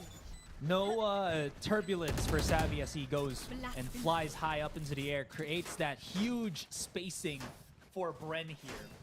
But again, we can, as probably, you know, the Bren fans, they can only hope that every single round is like this for their team. Because again, the road, excuse me, is long and hard. 8 rounds to push this into overtime. And APH, they have a lot of time to figure things out. Yeah, they can just honestly throw this round away, or, and well, not throw it away, but, you know, just make it as expensive as they can. So, you know, challenge economy, force them into a corner, back them into the corner, up until things get a little bit too difficult economically speaking. Just challenge them again and again and again until they can't keep up anymore and maybe take the win, or eventually hope, or maybe just win a round, because there's, again, like you said, so many rounds to play with. Does Eman get through this without getting spotted? Yo, yes! Oh no, Brain Freeze heard it. I think Josh might have spotted him as well. But that, I would have loved to see that work, but it don't, unfortunately. Mochi has been like lethal with this Marshall, dude. He just keeps getting these kills with it, and makes life so expensive for the side of Bren here. But Bren have spread themselves out pretty thinly. The rest of the members now, Action PH, they will be coming onto the site. Good dash in, and they're going to be able to get through it without a problem. Tag does coming through for Savvy. And nice push from Zero Deathio to get one. Makes it even more expensive, as now we're brought to a 3v3. The Bladestorm available for Georgie. If anyone can pop off like this, it's absolutely him. Can't connect with those shots. He'll be fine as he falls down. Brain Freeze will be availing of one kill. But Aryu gets another one, and they take out Georgie. But Aryu, that's a second Sheriff kill. Can he get a third here? Playing around yellow, able to reload. Swings out wide, and it's Aryu with a triple kill on the Sheriff to end the game. Absolutely insane work, and that is one hell of a clutch brought to you by the Republic of Gamers. Stylish finish right there when we least expected it. Are you okay? What? Oh my goodness. You don't see Aryu, again, being the talk of the town for the APH roster when it's all about the highlights, but did he step up on a thrifty buy? We were hyping up Georgie. We're thinking, oh, he got plays. He's got to make this happen. And then Aryu swings out. Maybe it's the Singularity Sheriff buff. Maybe he's just that crack of a shot. And maybe this is why he is part of the APH roster, because everybody can make those insane plays, ending this first game 13-4, Elu. Look at the stats, they don't lie. Georgie and Zero Deathio, both of them having 300 combat score. Georgie with 337. Really just a turnout, strong, solid, standout performance from the members of APH. Yet again, making a statement. Yeah, you really want to play Icebox against us? Alright, we'll let you have Icebox. This is what you get. And now Bren clearly paying the price. A little bit of a, I'd say, a mistake So let's take a look at the highlights of what was honestly an utter tragedy for Bren Esports in that last game.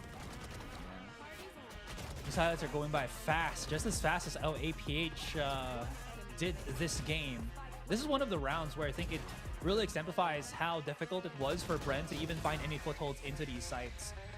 Not sure specifically about the stats, but it feels like Bren can never really go past the let's say 10 to 20 seconds of post plant. They always lose even before that. Oh, that is just absolutely satisfying to see, the simultaneous fragging. It's so sexy to watch. There's just so many of these moments, like this one too, the shock dart swing out spray. Chef's kiss. That was awkward for Josh S. He just like swung out on two. And again, you did mention it. They could have picked this particular map because they knew that they would mostly struggle on it. So they're gonna hope for the second and third map to be much kinder to the Bren team. That could probably make sense in a map veto standpoint, but how it stands, that is such a huge momentum boost mentally for Akshan TH here. That being said, we're gonna prep map 2 for you guys, so don't go anywhere. We'll be back after a short break.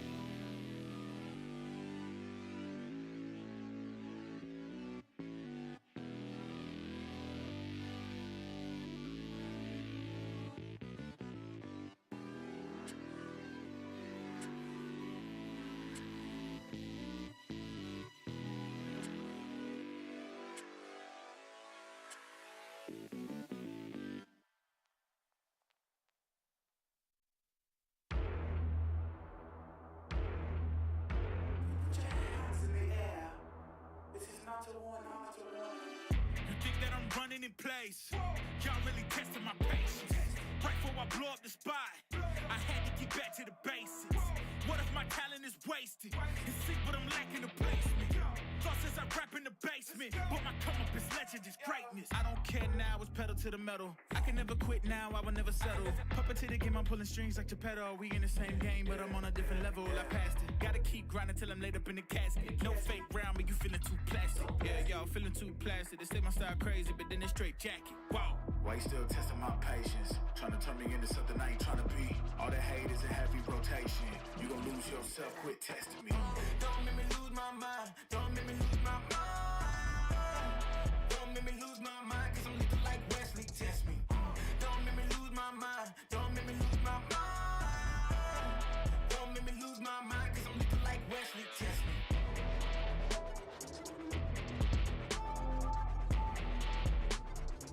Cause I'm looking like Wesley, test me.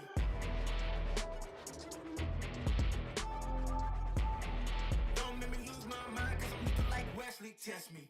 Yeah, guess I know no better. I ain't got no chill, so they call me a devil, I know. Look, I am just a man on a mission. If I want it, then I get it, I go.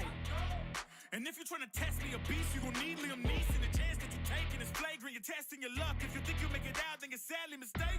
Careful what you putting your stake in, cause I ain't got no patience and no limitations. You trying to figure me out, and I know I don't make sense, but no one's there when you call like you're trapped in the Matrix. You need to take a break from it. I think you should take 6. Cause yes, I hold a throne and no one else can replace this. The pain will only go deeper the harder you chase it. I'm the greatest that you ever met. It's time that you face it. So tell me, Why you still testing my patience? Trying to turn me into something I ain't trying to be. All the hate is a heavy rotation. You gon' lose yourself, quit testing me. Don't make me lose my mind. Don't make me lose my mind.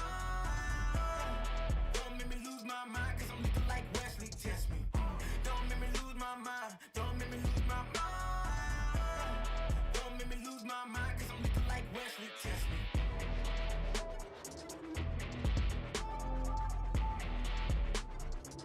Cause I'm looking like Wesley, test me.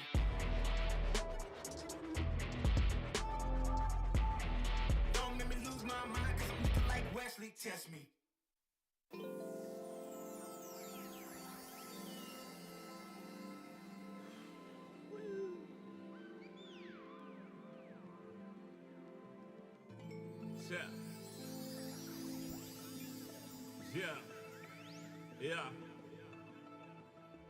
Yeah. The rise before the fall, the glide before the rule, the eyes that saw the soul, the cheer before the goal. I'm here to let you know. Yeah, I'm here to let you know. Yeah, I sky gaze over my taste. Like Peter, this is my space. I'm spacey, I'm crazy over breakbeats. Space gazing in my safe haven. I make statements that embrace waking. Awaken, I'm woke. Taking the road to who you were sure, the celestial scope. The stars blow in your inner. The starts at the core, inner space and more. Your body's a planet for sure. Nurture it with the words I writ. Scribe like highlights, flying saucer. Supply the order, it's the author. Walking on air, walking on water. Blending between borders to let you know this is here to support you. The blend, the blend, the blend, the blend, the blend, the blend, the blend,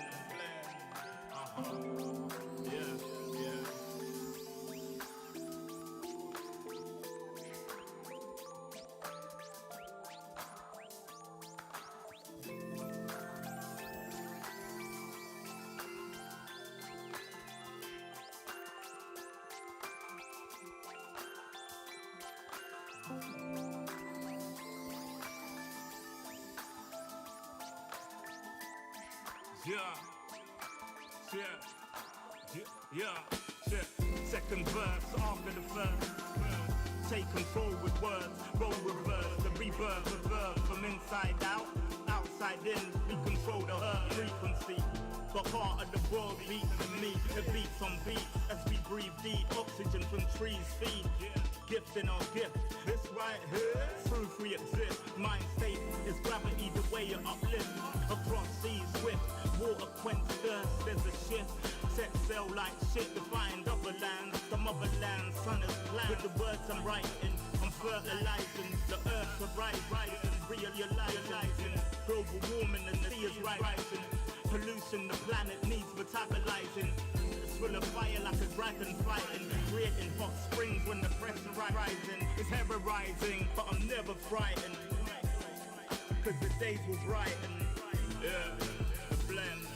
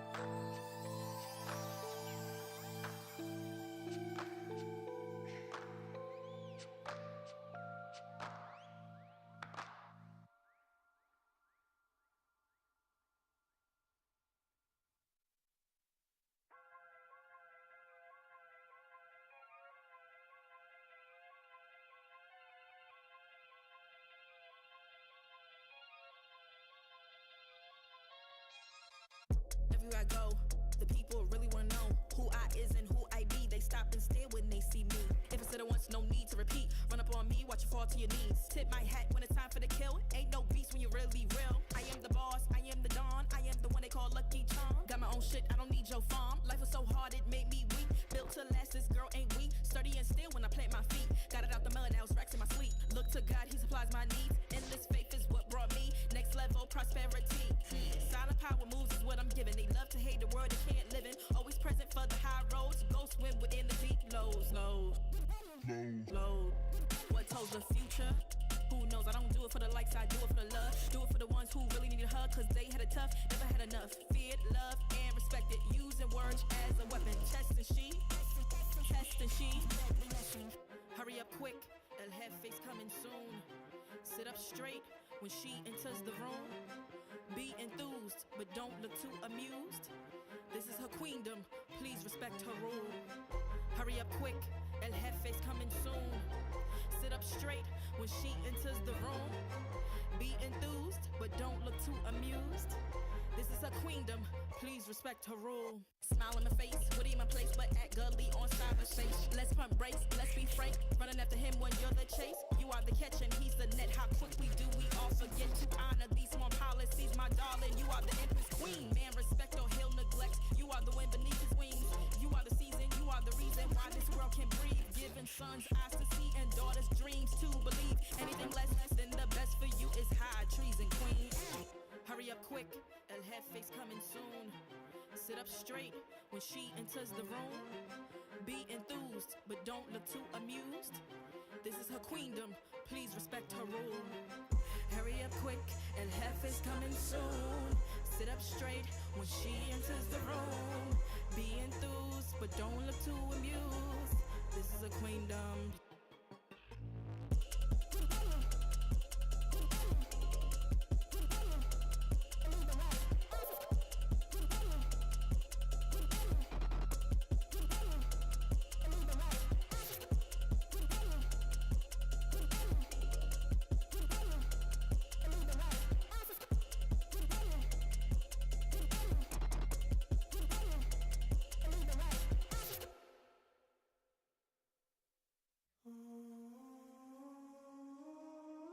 I just gotta flex on the lean. I just wanna rap to the beat. I just wanna back, cause I'm mean. I just gotta go back, I'm a freak. Took up a bit of breather there as we're figuring stuff out. Everybody needs time to figure stuff out. Seems like some of the teams here need to figure stuff out, but we're back from that one. My name is Asar. With me now is Illustrato. Yeah, I know. Speaking from the heart, bro.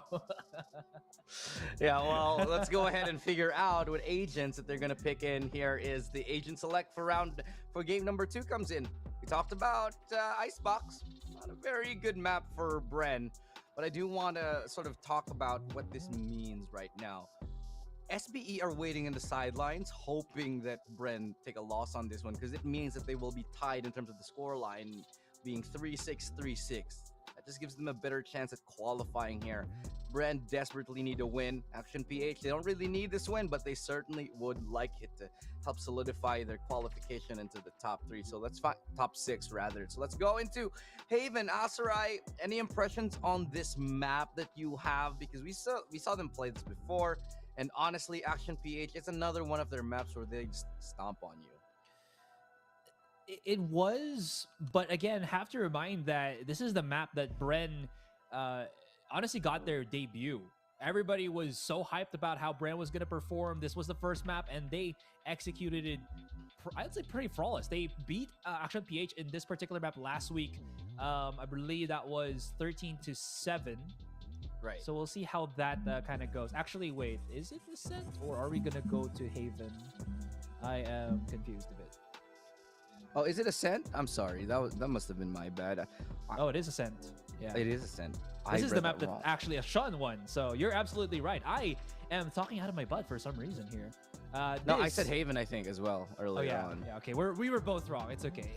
It's good to, communicate our mistakes and talk about it. That's how a healthy relationship should be. Wow, look at you, Mr. Non-Toxic Asarai. Guys. Such growth. Such growth. Not just from the teams here. Also to be a bad boy. Asarai. Yeah. Oh, you're supposed to... All right, wait. That's okay. You can be a non-toxic bad boy. True. I just want to bring out the stat first that on Ascent was the least performing map for Savvy. As I mentioned a while ago, he had a game on, I believe that was Haven, that he had 33 kills. On Icebox, when he was on, he had 16 kills. And Ascent, again, reminding you guys, last week, he had only a measly 9 kills here. And he was playing, what was it? I believe a Breach at that point. Now, he shifted up to the Kaio. Revealing area. Oh, dash in already, as it's an immediate B hit here. There's 2 players from Bren on site looking to lock it down. Brain Freeze swings, and he gets a couple. Pretty good start to the match. It's a lockdown onto that B site. Ryu's only able to find 1 so far, but it's enough to help them get sight, but they don't have the spike. Zero Defio grasping at straws there. He gets 1, but there's just too many targets for him to complete. Those kills on 1-0. Bren Esports, they start strong on this read, shutting down Action PH. Quick hit onto that B side. Yeah, very, very good capping of the push of Action PH there. Yeah. Not even Georgie's going to be buying up a Sheriff here. I wonder. Oh, wait, he did purchase something. Full utility from the looks of things. What is going to be the setup here? That's a little interesting to me, because he buys full utility. I guess if he doesn't use it, he carries it over to the next round anyway. Might be the idea. But, who knows right now at this point. They do go ahead and throw that recon. It does give some information as where to the remaining members of Action PH are. They are towards mid. Nice tap from Josh S. Is able to get Zero Defio. We'll try to fall back a little bit. Just make sure... Ooh, he does take a tag on that 72 HP. Savvy will back him up. Modsky with a right-click close range. Able to find Brain Freeze. Josh S. still hanging on, still surviving with a triple kill. That just leaves 1 player, Modsky, all on his lonesome with a classic in tow. I don't think there's going to be much to be done, and Savvy 8K cleans it up. 2 quick rounds for Bren Esports. And it is, of course, another really good round that they can use to boost their economy, maybe go for that bonus round. But interestingly enough, they're not going to go for a full bonus. We have 2 players buying those rifles. You got Brain Freeze, he's on the Bulldog. You got Josh S, he's able to afford a Vandal. So they're gonna go straight up and buy into this as much as they want. EJ has money for a Vandal, so I'm a little bit surprised he's not gonna go for it and buy along with the rest of his team.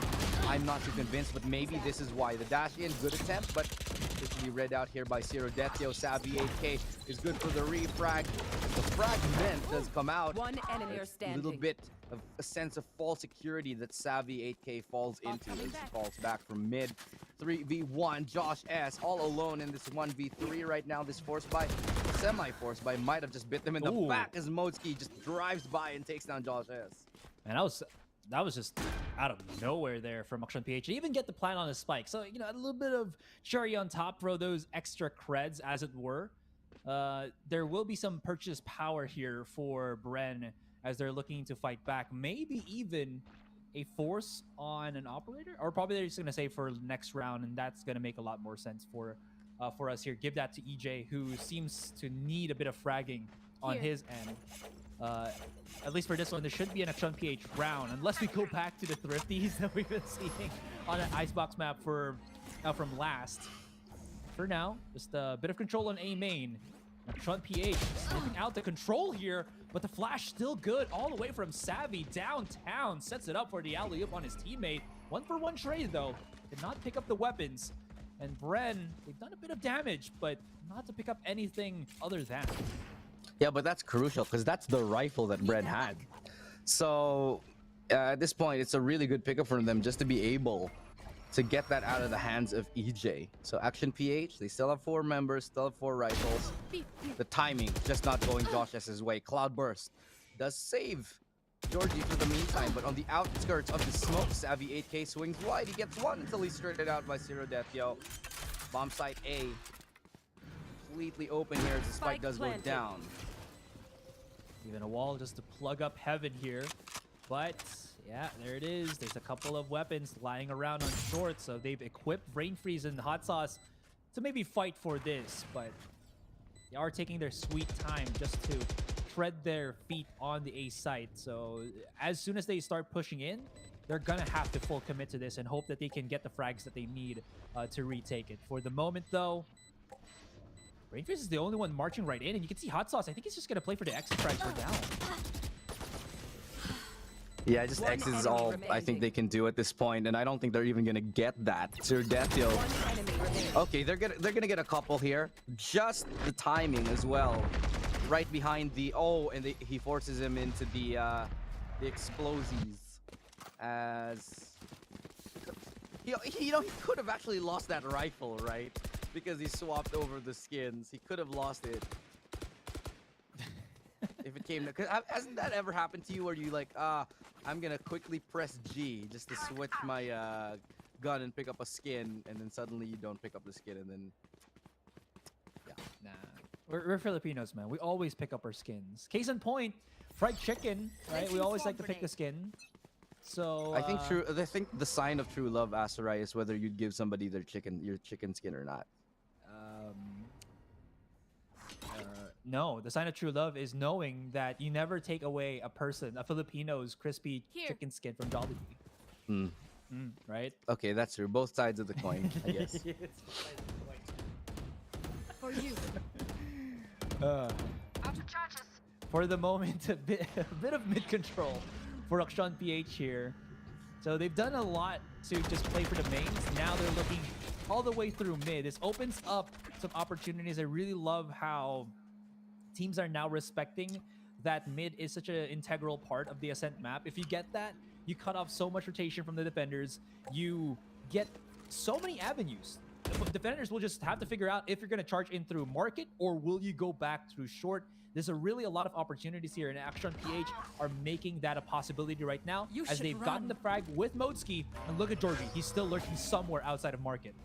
Yeah, all he needs to do is wait there. He doesn't even need to push. He's just going to wait and hope somebody comes into his crosshair, rather, and then just, punish the rotation. That's all he really needs to do, and it's effective. He has a dash if he needs to get out, and he does get out. Relays that information. Good flash. Wow. Coming from Savvy, though, knowing that Georgie might just be there overextending. And the two top players right now for AkshanPH already dealt with it. It's a 3-4. But Brain Freeze and EJ, they're bringing it back, leaving it all into the hands of Zero Deathio. Does not have the ultimate right here, so he has to walk on by. Get a little bit closer. We'll try to go for the wall bag, but there's too many bullets coming in the other way. But oh my god, Zero Deathio manages to find it. Hunter's Fury, he gets it. He taps it, but the defuse has come in anyway. He came down so close. How did Modski do it? He was dead though. That was a knockout on Savvy, who was still active with his null command. Yeah, so he was tripped up. And just okay, because I was confused. I was like, how did Modski kill him? He was dead. Yeah. That was basically it. That was the null command. I actually thought he would have clutched that because Hunter's Fury was there. I would have loved to see the perspective of how he was shooting towards the spike. Because I was a bit confused as to what happened. Because again, he did commit. He got a kill with a shock dart. Yeah, that was the first one. But what about the second defuse? Where they won? Because he didn't die. So that was a full defuse from the defenders then. So I don't know. Who knows? Oh, dash in just to get the Vandal. Will it be worth it at this point? Hard to figure out, but my god, most teams are so crisp with the aim today. It's all just going awry here for Bren. They're playing too aggressively right now. Not really connecting because this is so awkward from the boys here at Bren. The black and gold looking a little bit discombobulated. Hunter's Fury does come through. Not sure. I don't think it's gonna be able to find much value. Not even gonna delay the plan too long, especially now that there's a whole minute for them to play with. Hot Sauce gonna be committing this, knowing that Brain Freeze is just about a breath to actually getting knocked off his block. I'm gonna knock your block off. We'll see how this goes. One enemy remaining. Oh, it is working. God. It is actually working because they cannot fight through the Killjoy ultimate. Now they know he's absolutely there. They just know he's gonna be right there waiting. And Brain Freeze. No way. I doubted him. I was a doubter. He silenced me, Elu. That was a 2v4. That was a 2v4 that he just won basically single-handedly. That is insane coming from Brain Freeze. Just when I thought they threw the round, I was like, man, you guys really dropped the ball on this round. But then Brain Freeze was like, nah, I'm gonna pick up the slack on this one. Kill 4 of the 4 players that are still alive and save his team from getting reset economically. Absolute banger from Brain Freeze, who again, when Bren was doing, you know, the Bren things back in the Haven match last week against Ascent PH, I felt like Brain Freeze was doing a whole chunk of work in some clutch rounds. He wasn't top fragging, but he was getting some muy bien rounds. I'm not sure if that's actually complimenting or not, but there we go. Savvy and Brain Freeze simultaneously aggressively peeking on mid, gets a couple of kills, and APH down 2 at the very start. Really good challenge towards mid here from Bren. One enemy remaining. And they're gonna find so much value. Brain Freeze is just playing duck hunt at this point. He finds another triple kill. RU only left standing with 39 HP. But it's still a 1v2. Definitely clutchable. Definitely winnable. He does have to recover the spike from quite a ways away. But he's gonna try and go. Try to take a 1v1. Not gonna be able to do it. Josh S does it on his counterpart. It's gonna be 5-2. Bren Esports are ahead by 3 now. There it is, the Unico Unicorn, as Glitch Pop gets its target here. BYB fam. Wait, This is going to be Astro yeah, to do timeout them from Astro APH. What? Guardian things I do. Oh, never mind. Sorry. Yeah, that's the kill animation for Glitch Pop. Right? Oh, okay. Yeah. Yeah. People don't realize it because they only expect it slips in front of them, but they don't look up. And like even if like the skin has been up for months now, some people No, because I thought you said it's the Uniqlo Unicorn, and I was like, wait, Valorant did a mashup with like unique. I need this collection. Like you know, I was about to go straight and be like, I need the shirts, I need everything, I need the hoodies. I feel you, dog. I feel you. I do, but they do not, unfortunately. But there is some pretty good swag right now at the Valorant shop. They got their second wave already. I think I saw the Windbreaker, which I am eyeing on, by the way. Wasn't this released at Champions last year? I have no idea. Maybe, but you know what? We're in the Philippines. It takes a while for things to get updated here, so yeah. It is what it is. It is what it is. Well, timeout for Action PH as they are looking a little bit stumped. And I'm liking that they call this timeout a little bit earlier rather than later. So, Get out of my way. to be able to get their bearings back in, figure out what they want to buy. They are going to put Zero Defio on like a hero buy. So I do kind of like that, but that does mean that he will be low on utility if they lose this one. EJ, as I predicted, is gonna be equipped with the operator, so again, they're just stacking things upon things. Oh, they see They two. have flushed out. Yeah, exactly that. Spots out 2. Are they going to be full committed to this? Because there is going to be that Nanoswarm, and EJ is waiting at the precipice of this one. The pinch seemingly actually working for APH here as Georgie and Zero Dathio finds kills to open a side up, but Brain Freeze still in the back of it, but Georgie impales his head with the kunai. Bren, EJ throws out the weapon, has to pick up the rifle here at some point. Are you sneaking up from the back? He's got the timing. He does not miss that. And this is all over right now. EJ, he's just got to turn tail and run, save it.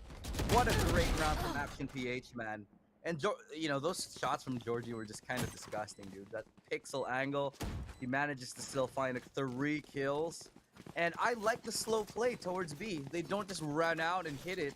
They use their utility, they walk on in, and they just find the kills by patiently kind of dissecting the B site, and that allows them a very good surprise play onto the, you know, the rest of the members here from Bren.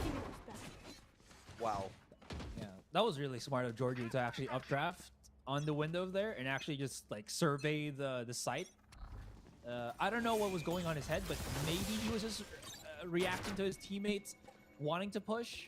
He baited his teammates to try to push in because Bren knew that APH was going to be on the weaker buy, so he snuck one in, and in such a great fashion, so it worked out in the end. This has reset the economy for Bren somewhat, but of course, Thrifties are going to be abound if they're not careful, and Georgie losing his head is the start of that. Bren, I would say, still has the advantage here, even on the weaker weapons. We have seen a lot of Thrifties in this one series alone, and so I wouldn't be surprised if we saw another one coming in. So Hunter's Fury, oh my god, it forces him out in the open. Josh S cleans up the kill, and suddenly it's another, just like Asarai, what is going on? We are just seeing Thrifty after Thrifty potentially able to, okay, we're back in reality. We're back in the normal world. No longer topsy-turvy. 2v2 though, but the members of Bren, they have managed to pick up a couple of weapons here. Ooh. The fragment goes a little bit short from the diffuser, and here comes the Cosmic Divide. I absolutely love that. Still though, there is a double flash from Savvy here. They can maybe make some savvy plays. Wink, wink, pun intended. Oh, that's a triple star. Look at how it's set up. That's going to be flushing out the back of the site. Emma's all alone, and it's have to be Ryu to maybe manage a 2 versus 1, but Savvy opens it up like an absolute animal, and Bren pick up the round. You mentioned normal. It was the new norm, but Bren with Savvy, they got themselves their own brand of normal here. He's a machine, man. Literally. Yeah. And figuratively, just how many times does he get these beautiful flashes for his team, and how many times is he going to come up huge in these very, very vital moments? Just when things are looking really scary for Bren, they're able to pull it through. It's another Thrifty. What a snap from Savvy there. It is another Thrifty. APH, just like Naos, look like they can bleed. EJ's back up with his operator. I think this was the operator that Georgie saved up, right? That's why he got knocked off, because again, Georgie was, I believe, trying to anti-frag with a sniper. EJ, he's gonna actually risk the biscuit. Nah, he's not. He's just gonna wait for the passive angle for the moment. He still has his dash. He's at a really good spot where he doesn't need his teammates to really help him out. They do have the Astra for that all-around goodness of utility. So if he does get charged on, there will be a suck and a smoke that he can fall back on just in case. So it's all going to rely now on Georgie on his A short of how he can actually keep this. Savvy, he's setting up. He could actually get bamboozled from the back. And Georgie times it. A second kill would be huge right about now, but that's going to work out. Savvy and EJ work fast to delay the attackers from coming into the site. Good shot. Oh, I thought he had it lined up, but he just didn't. And the entries coming in from Eman and RU. Able to secure the site. It goes down. 3v2. Lockdown ready for Moti. Will he use it? Will he need to? Hot Sauce finds Eman wandering about in the open, meandering. And now they have to rejoin so far away. The last player right now, Motski, so far removed. He uses the lockdown. But I don't know, man. They're just gonna try to stick this defuse here. Hot Sauce is ready for it. A little bit of a misplay here for Action PH. As they could have had that round, but Motsuki, I think, was way too far away from his team. That was just unfortunate. I really thought it was a solid round for Akshan there. The timing could have been devastating for Bren. Georgie almost came through with a double kill, to be honest, on short there, as he knocked Josh S and almost Savvy. And even if his teammates could have gotten that, as you mentioned, Motsuki was just way too far from the rest of the squad to prove any matter whatsoever. And EJ still at the operator. Ooh, jiggle. Another one to follow. And they're still looking to challenge EJ. The audacity of APH, but they will pay the price as they try to peek him out one by one. Action PH, they're kind of overheating at this point. Yeah, I'm not so sure about that, honestly. Maybe the tilt coming through, the decision making on that, not 100% rock solid. Last player remaining. Guys, let's go challenge that operator in the pistol. Guys, I got a great idea. That if anybody of your friends comes up with you with that voice and has that idea, just say no. Otherwise, that's what happens. Yeah. You know, if you hear voices inside your head, they come to you, they talk to you. You gotta silence them right now. It don't work that way. Yeah. Peek mid, peek the up with a pistol. Yeah, that tiny voice inside your head saying. And there's like 3 of them that do the it. greedy play. Hey, it's really good to actually peek EJ, even if that's an operator. He can't Why are hit his you shots. old? I don't know. You sound like Deckard Cain. Stay a while and listen. Oh, listen to this. Boom goes the dynamite as the operator connects on Motsuki. No, he didn't. As he just tries to jiggle. He just wanted to do a peekaboo. Georgie? No, Georgie can't handle the EJ show right about now. But Emma does have the revive. We're still into the 4 versus 4. And Brave Freeze using his utility to stave off the offense coming in from the attackers. They can take a slower pace here and maybe go all the way around. This could catch Josh S, who is already on top mid. And APH, yeah, they do. He's gonna hear him though. They could, but he's not gonna be able to catch him on the cross. If he does, he's gonna get refragged quickly here. So let's see how Josh S capitalizes on this one. Oh, he gets one. Stars coming in. He finds another one. Right for 3. He lines them all up. It's a quad kill for Josh S on the flank. Switching sides. No. Bad Josh S. You're not supposed to be that good. Yeah, look at that. Just repositions, does not overcommit to the fight, and he just holds the tight angle, and they had to commit to it. They didn't have time. They knew that Josh S was still there, so they had to just do whatever they can to manage through, and boy, they did not manage. Josh S, from Sunsparks to Bren, shows to us that he got the right stuff. Yeah, man, Josh S, dude. Oh my God, from Archangel all the way here. Now an Action PH roster. What's a play? And this is just looking like a direct inverse of what we saw in the previous game, where Bren Esports just were not in it. Now it's Action PH. We're looking like they're fumbling across the map, and they can't get anything done at all. Whether it's map control, whether it's taking a site, whether it's retaking, it just seems like they're just not on it. And this is their map pick too, so we're seeing a little bit of a weird action here where people are just stealing each other's map pick, but it is 9-3. Having said that,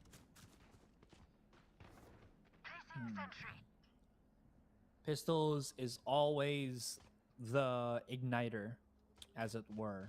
Sean PH now on the defending side.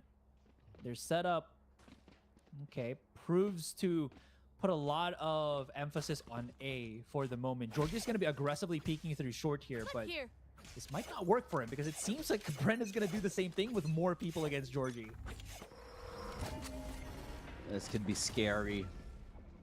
As now they're going to go for mid this time. Okay, it's a mid split here. They're going to send 3 bodies down. They do spot 1, so it's a lot of an indicator now. And the rest of the members, they bury themselves onto site here, Action PH. They send Zero Detio towards that far back site now, just to hold the line. And they're just throwing out utility after utility, hoping to catch him out. And it's working because Zero Detio and Georgie, I'm getting so dizzy. I cannot. And they're just getting kill after kill, but Brain Freeze, they get 2. Dude, that was a suck from RU too, and that kind of messed up the aim. But this should be a winnable round, HP-wise at least. All they got to do now is play it safe and not really overcommit to the fight. That stun will not connect onto Brain Freeze. He still has a fighting chance in this one, as long as he can hit those headshots. Doi Asarai. But in any case, he is tucked away in the corner. Nothing left to the imagination right now for Ascent PH, and all they have to do is really just run down the clock and slowly but surely push right back in. 2 more bullets. What is Ascent PH doing? They gave the 1v1 fight in segments to Brain Freeze. And that, ladies and gentlemen, is your ROG clutch presented to you by Republic of Gamers. What the hell? I mean, how many times has Brain Freeze got to prove that you don't want to 1v1 him? Sure, his team lost the last series, but it's not a good idea to keep peeking him like that time and time again. Sure, you were confident, but overheating, I think, like you said, Asura, earlier on. Best way to describe it. Now it's an attempt at the A side here for Bren, and they have everything. There's 3 players with crossfire set up, but the flash is just as good. Only Joji is able to get 1 kill, but the site left completely vacant. 1 enemy remaining. Modesky. He's got that thin smoke to cover himself from the rest of the Bren boys. EJ's right on top of Jenny here. And Modesky tries to challenge. He's actually making it quite expensive, but it's just that, the expense. But Bren's going to be happy about that round. It's 11-3, and whatever APH buys up into this round, Bren's not going to be afraid of it, because, again, they have such a massive advantage over the APH roster. This is the point where you want to spare no expense, because, the money, it starts to not matter, not too much. Building bank, not really going to matter when you're already at 11. So you want to get to 13, and you're going to do whatever it takes to get to that 13, including buying a Vandal on Brain Freeze. If there's anyone you want to put that gun in the hands of, it's in Brain Freeze. He's at 17-7. He's going for the hero play. Let's see if it works right now. Action PH, they've got full rifles across the board here. They got information on 1 player towards that A site. He's going to get off the site right now, but the rest of the utility does come in towards A, but they're going to fall back, try their luck towards maybe mid, or try to get some more information towards B. There is absolutely no fortification on mid at all. And look at how far back Modesky has pressed himself on. He is well aware of where Savvy throws out the KO blade, and he has made sure that he can have at least a fighting chance of not getting tagged by it. Because you saw how easy it was for Bren to push in onto the sites when Savvy deactivates APH's utility, right? So with that being said, Modesky's gonna have to play far back.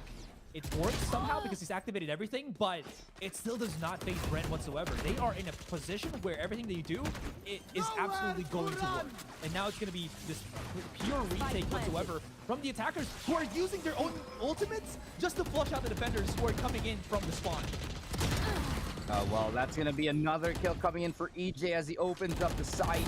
3v5. Brain Freeze finds another, and this is looking like it's done and dusted. Zero Deathyo only alive here up against 5, wondering where the hell the rest of his teammates went. This is a very, very different look from what we saw last time. It was 11-4 the last time around.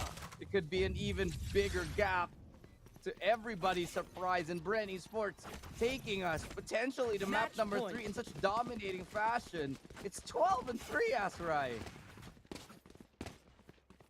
This is better than what we saw from the first game, where APH was also quite dominant. It's just the series of just pure domination per map. So what, Haven is gonna be either Bren or APH's double? 13-0, I don't know. 13-0. We haven't seen that, I believe, right? I think the closest we had was 13-3, 13-2 maybe, if I'm not mistaken. Yeah.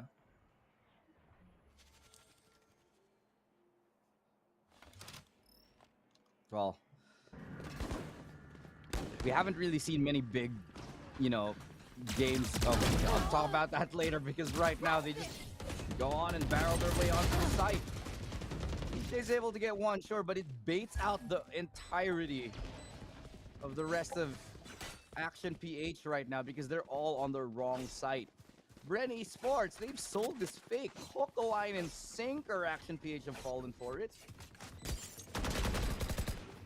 And the amount of time that they burn just to rotate, what is that? A good 10 to 15 seconds from site to site on Ascent?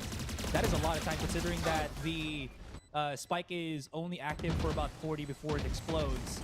And this has allowed Bren to play that post plan, set their utilities, and force APH to come one by one. Eman, he stepped up to the plate, to the pedestal, but there was 3 looking straight at him, dead in the eye. And we are going to game number 3 with Bren finishing up this round 13-2. There we go. Game number 3 with Bren Esports making a statement. They get stomped in game number 1. They stomp right back. They stomp the yard is what we're seeing in this dance-off in Valorant. As it's an incredibly tight game, sort of, because they're stomping each other. And we're going to game 3 in a very, very strange way. It's a very strange game that we're seeing, Asaray, but I am absolutely loving it. So let's take a look at the stats to help us maybe sort out what we just saw. See how that goes. 12 kills for Georgie as the top fragger for APH. That is a huge, or a huge deficit. That's the word I'm looking for. For Bren, you mentioned it already. Brain Freeze, an absolute baller. He has been having the game of his life on this one. And mind you, Brain Freeze does not explode that often. It's always Savvy, EJ, and maybe even Josh S. But he's the quiet player. From last week, we also mentioned this, how they were able to get that dub over Team Secret, and he was just cool, calm, and collected. Well, with that being said, let's check out the highlights real quick here and see what happened. The good stuff that transpired in that second game. Now let's take a little bit of a closer look now, as we are pretty much going into, I'd say, dangerous territory going to game number 3. But like I said, Southville Esports, I want to go back to them, and I know this wasn't their game, but a lot is actually riding on this one. This is pretty much a game for who is going to potentially be at the bottom. This loss right here, the first loss from Bren, this win from Bren means that they avoid being at the bottom. They avoid being overthrown by Southville, and this keeps them towards the middle of the competition. So if they can win this, if Bren win this, they're going to feel a lot more secure in their chances of qualifying in the top 6. For sure. They are somehow out of the water in a way because Team Secret still does have that 0 wins, but they haven't played at all this week too. In any case, we'll figure that out later on, but what is here is the match happening right now. Game number 3 is going to go underway in a bit. We'll just go for a break, for a quick breather, so don't go anywhere, guys. Last game of the day will happen in just a moment.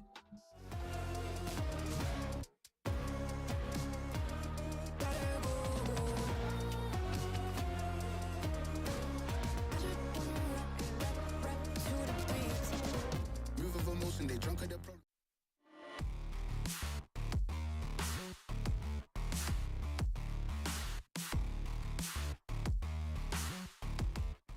On road and they starting. She knows this cause she is the same. She's trying to stop playing games. They was on road and they starting. She knows this cause she is the same. She's trying to stop playing games. Where the people at, what they really want to know. Who's your lovers and who are your bros? Who are the enemies you do keep close? Who are the people that you shouldn't know? Where the people at, what they really want to know. Who's your lovers and who are your bros? Who are the enemies you do keep close? Who are the people that you shouldn't know? I just gotta flex on the lean. I just wanna rap to the beat. I just wanna back, cause I'm mean. I just gotta go back, I'm a freak.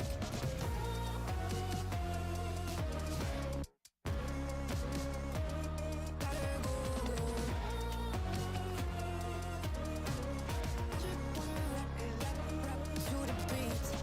The chains, my vest, my watch, my belt, my cheese, my house, my sneakers, my blouse. I just party hard, topping the 1 in the chart. I've already won, babe, I didn't even start. Flexing on ya, flexing on lean. Flexing on ya, flexing on me. I just gotta go, but I wanna hold on. I can't let you go, but I gotta stay strong. Unless you heard it from me, then you ain't heard it from me. Got it from me, all the energy extra. You don't wanna see me with the hitters. Generations caught up, look how things will switch. People they're quick, now they wanna move at the bits. Boy wanna go to bitch, nah. Now I'm moving. I gotta do what I do. I'm really here on my ones now instead of 4 3s or 2s. And now it's F from Paris. I could have been effing you in Paris. I don't wait for the drop, I just flow from the pot.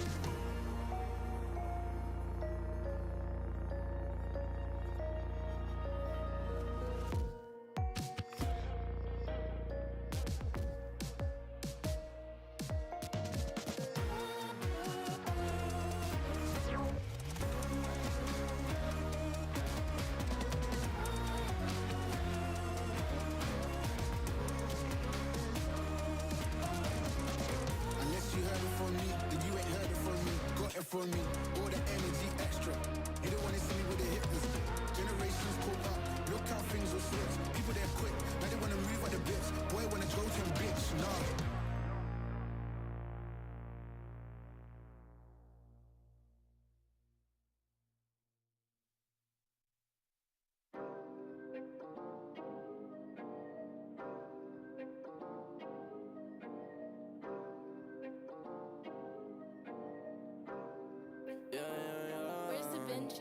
Working a 9 to 5, I had to go and feed the guys. Nobody did it right, I had to show them how to grind. I had to beat the odds, this is the life I live for God. Taking a step at a time, we going up, we headed to Mars. Taking them chances, making decisions, you know I'm never gonna lie. Till you let go, I'm copying all of them, who you gon' be inside. I cannot fake it, I gotta face it, I gotta do the time. You gotta wait, make for a great pay, make sure you're doing your job. Gotta deal with the patience, 200 every occasion. Going to different locations, how they got when I need some direction. Me and Vinci go up every session. Cook it up, yeah, you know it's no pressure. Yeah, you know how we do it, we all in. We can slow up and you never catch us. Working a 9 to 5, I had to go and feed the guys. Nobody did it right, I had to show them how to grind. I had to beat the odds, this is the life I live for God. Taking a step at a time, we going up, we headed to Mars. You know my slimes, they came from the bottom to top. They can define us, they tryna find us, boy, I know you with the ops. We not the same, no, you can compare me, I don't belong in the box. Don't try to play me, no, I'm not friendly, this is everything I got. Ain't no playing around, this is no playground. It no matter, I do what I say now. I'ma go give them something to say now. Got them stuck on my back like a spray ground. See, easy, don't gotta complain. I'm a shooter, got eyes in my van. They said that I would never make it, they thought I was crazy, they said I'm insane. Working a 9 to 5, I had to go and feed the guys. Nobody did it right, I had to show them how to grind. I had to beat the odds, this is the life I live for God. Taking a step at a time, we going up, we headed to Mars.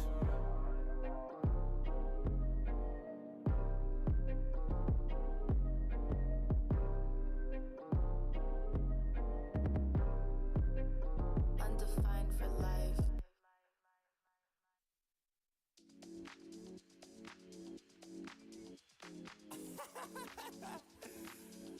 Oh man, what you talking about, man? What? You're so crazy, bruh. Wasn't too long before I realized a whole lot of truth just realized. 2 groups faking the real guys, and both of them plotting on your meal size. Gotta be more, is this real life? Got a bad hand, but I still try.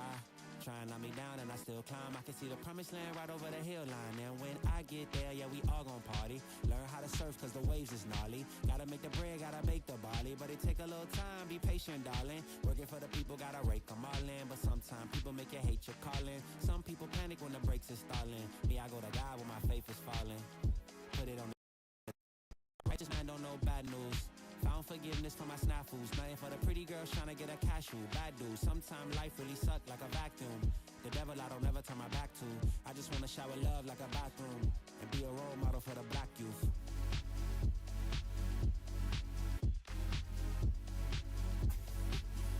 Here you go. Here you go again. Talking all that. What? What is you talking about, man? Wasn't too long before I realized a whole lot of truth just realized. 2 groups faking the real guys, and both of them plotting on your meal size. Gotta be more, is this real life? Got a bad hand, but I still try.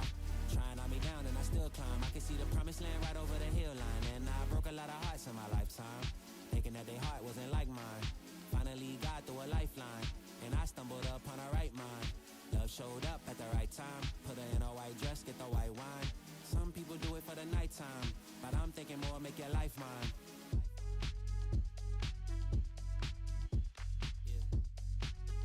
Is it possible we could last forever and ever and ever?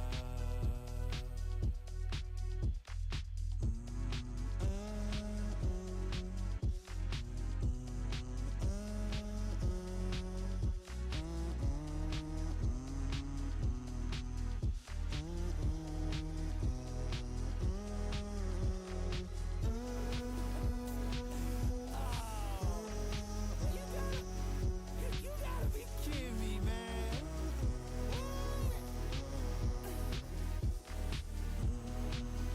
Ah, this is crazy.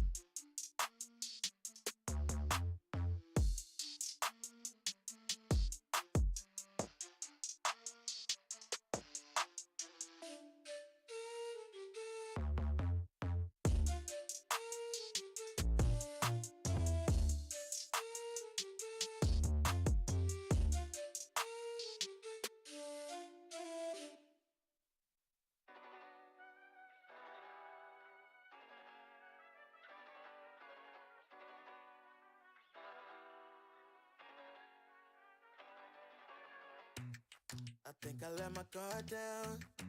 Certain things ain't the same now.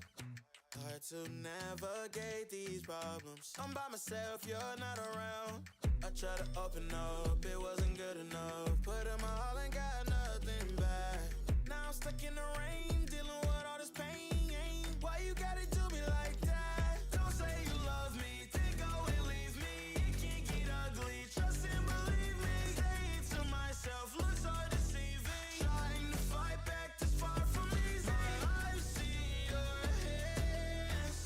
Delilah, don't you know my eyes see your hands. Delilah, don't you know my heart turned cold, lost control. Looking at this beautiful distraction. Fell in love with a fatal attraction. I really let my guard down, now relaxing. Why did I open up? She taking way too much. Put in my all and got nothing back. I'm feeling so ashamed, I fell into your game. Why you gotta do me like that? Don't say you love me, then go and leave me. It can't get ugly, trust and believe me. Say it to myself, looks so deceiving. Trying to fight back this far from easy. I see your hands. Delilah,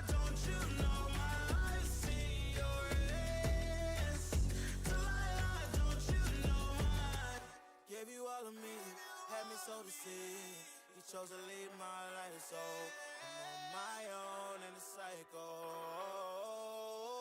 I can't believe you say you love me, then go and leave me. It can't get ugly, trust and believe me. Saying to myself, looks are deceiving. Trying to fight back, just far from easy. Life's in your hands.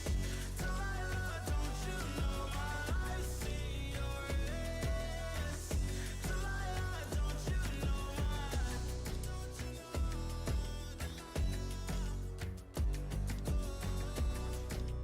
Life's in your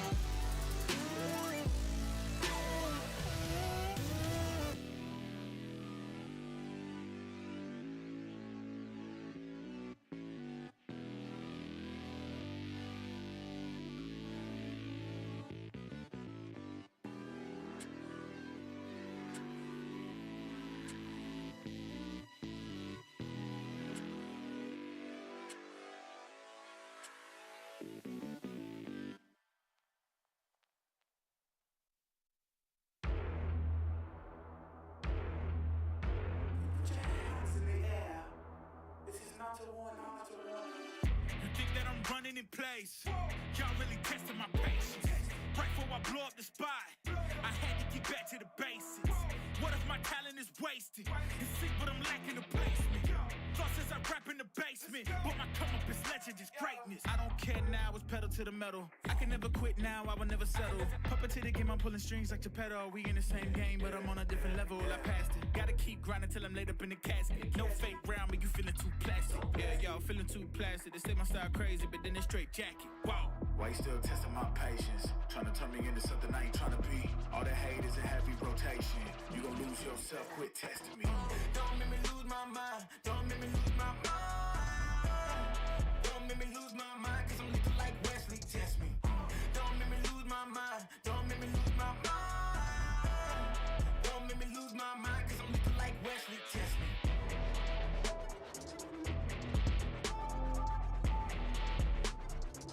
Cause I'm looking like Wesley, test me.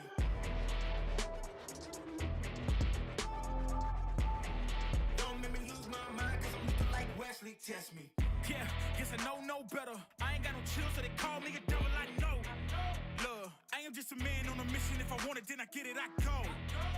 And if you're trying to test me a beast, you gon' need Liam Neeson. The chance that you taking is flagrant. You're testing your luck. If you think you make it out, then you're sadly mistaken. Careful what you putting your stake in, cause I ain't got no patience and no limitations. You trying to figure me out, and I know I don't make sense, but no one's there when you call like you're trapped in the Matrix. You need to take a break from it. I think you should take 6. Cause yes, I hold a throne and no one else can replace this. The pain will only go deeper the harder you chase it. I'm the greatest that you ever met. It's time that you face it. So tell me, Why you still testing my patience? Trying to turn me into something I ain't trying to be. All the hate is in heavy rotation.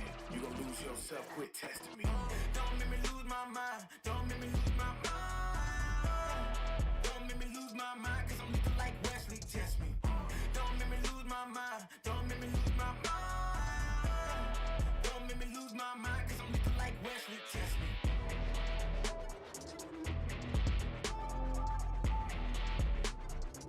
Cause I'm looking like Wesley, test me.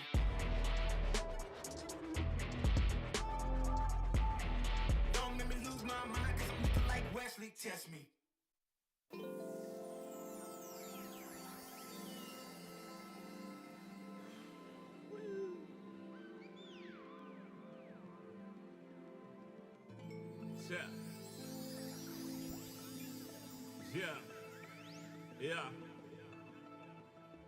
Yeah. The rise before the fall, the glide before the rule, the eyes that saw the soul, the cheers before the goal. I'm here to let you know. Yeah, I'm here to let you know. Yeah, I sky gaze over my taste. Like Peter, this is my space. I'm spacey, I'm crazy over breakbeats. Space gazing in my safe haven. I make statements that embrace waking. Awaken, I'm woke. Taking the road to who you ashore. A celestial scope. The stars explore in your inner. The starts at the core. Inner space and more. Your body's a planet for sure. Nurture it with the words I've written. Scribe like highlights. Flying saucer. Supply the order, it's the author. Walking on air. Walking on water. Blending between borders to let you know. This is here to support you. The blend. The blend. The blend.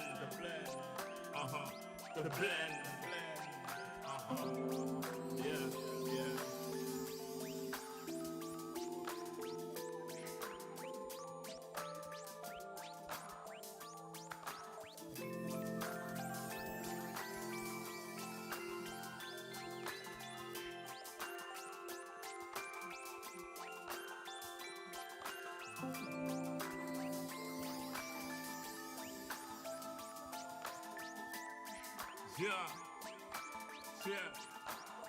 Yeah. Second verse after the first.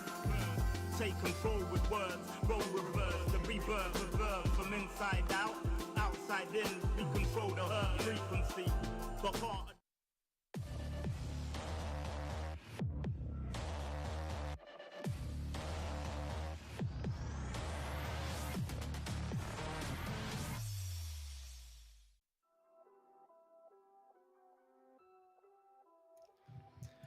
And here we are back with the panel after the first two games. We should have had a third, but hey, we're going to get to that in just a bit. I'm Black and Blue. With me is Asarai and Illustrato. They were casting the English side of things. Before we get on to anything else, I just want to get your opinions on those opening 2 maps that we had. Asarai, I'll start with you. Again, we just, I believe, saw the evolution of Ascent PH, at least in the first map. Come second map, it was a whole other ballpark. It seems like Bren knew exactly what they had to do, and all of our predictions went to the wayside. Well, there's a quick breakdown for you guys, but unfortunately, with how things go, it's an online tournament. We have some announcements to make, a surprise for you guys, and for that, Ilu's got the word. Wow, oh, thanks. Really making me the bearer of bad news here, but yeah, unfortunately, we have a disqualification. Ascent PH having technical issues. We gave them a lot of time apparently to sort it out, but they weren't able to sort out their technical issues within the time period. So they do take a loss on that last map. A little, not even a little bit. It's like super anticlimactic what happened. Nobody's happy with this, obviously, but it is what it is. Obviously, we would have hoped for like a separate, like, you know, backup plan contingencies for the side of Ascent PH, but I guess they just don't have it for now, and that's why they're taking a DQ on the last map.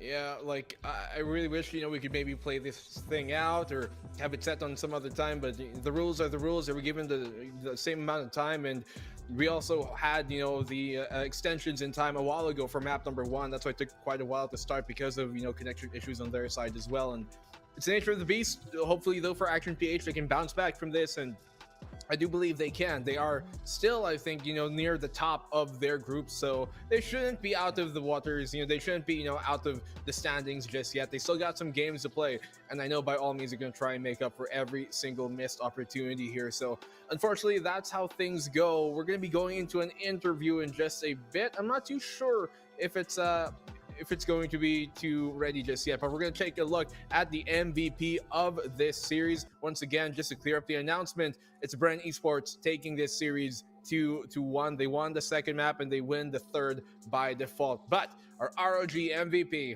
shall be Brain Freeze. He had some amazing clutches here, Asarai, especially on that pistol on Ascent. Wasn't he the MVP from last time? I think I was maybe Savvy and then Brain Freeze got the interview, but both those players really went above and beyond, especially Brain Freeze. Yeah, he's merited the MVP for these 2 games, especially the last one. That pistol clutch from him was unbelievable. And again, quite on the sidelines, but when you need him to pop up, similar to what RU did on the first map, he does what is needed for his team to get the dub. I just want to say, honestly, I'm not 100% happy about this, but my prediction rate is still like totally on point here. I did predict 2-1 for Bren. I just didn't think it would go this way. But with a performance like this, I think we could have all argued on this panel. All of us would be in agreement that this series could have gone either way.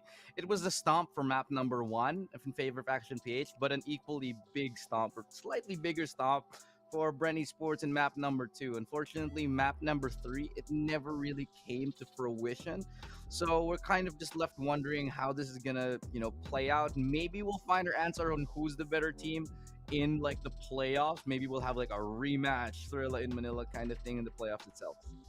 Yeah, unfortunately, you know, we could not get the full conclusion of things, but who knows, maybe this might just kind of stir up a rivalry between these 2 teams, because they've got unfinished business, words left on the table who have yet to be said, and I'm sure that these guys are going to try and prove every single bit of why they are here. And it's been a great series, it's been a great day, and while it's due to a default at the end of things, at the very least, the timeline, it continues. You know, all 3 teams today, which played the same teams last week, were able to get the revenge, were able to come out with a series win at some certain extent here at the end of the day, with, you know, earlier on, Naos losing to LFO, which didn't go that way initially on. And then Southbuilt able to win 2-0 versus Zeal as well, who they lost to last weekend. And then now also Bren, you know, coming back and getting this win somehow versus Ascent PH. What do you guys think is really the biggest kind of contributing factor here? Astra, I'll go with you on why these teams are able to come back and really turn things around. I mean, at least at base level, just to finish off what my point here, it feels like they just experienced it first and were able to adapt after a week of break. That's literally that. I feel like that was the thing, and maybe it's also the early tournament jitters that could have been up against these top performing teams. But whatever the case, I feel like it still works out in the end for all of us. Well, there you go. We're going to go to the interview here with Donut. I'm not too sure who we're going to be talking to, but I'm sure these Bren players will want to give us a word from them. So here we go with the interview.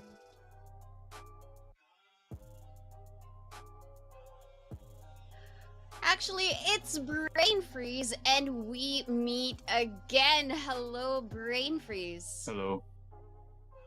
Okay, so, well, actually, the first map wasn't something that you guys won. Did you expect this to happen yet again in Icebox? Because you seem to be very adept when it comes to really reading the counter strats. So what did you think about the first map? Well, the first map, obviously we didn't do well. We expected APH to just come out swinging, and we got that. We got the full force of all their swings, and they played really well on Icebox. Well, you mentioned them getting the momentum. How did you guys strike back in the map of Ascent? Because it seems as if you guys were on a roll as compared to the map of Icebox. Well, we knew that we just had to move on, or else if we stayed on our loss, we wouldn't be able to win the next map. So we just tried to reset our mentality and stick to our game plan on Ascent, because we were feeling pretty confident with our adjustments.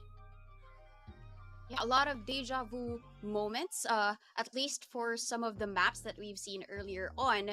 But I think it's opposite day. So did you try and assess how APH was able to win against you last week? And then how did you do better for this specific matchup? Yeah, for sure we studied our games, because every time you lose, you have to figure out what went wrong and how you can prevent that from happening in the next game. And we just tried to do some adjustments to see if we could counter them, and I think it went well. Yeah, it did so. I mean, it's pretty good that you were able to win the map of Ascent in such good form and fashion.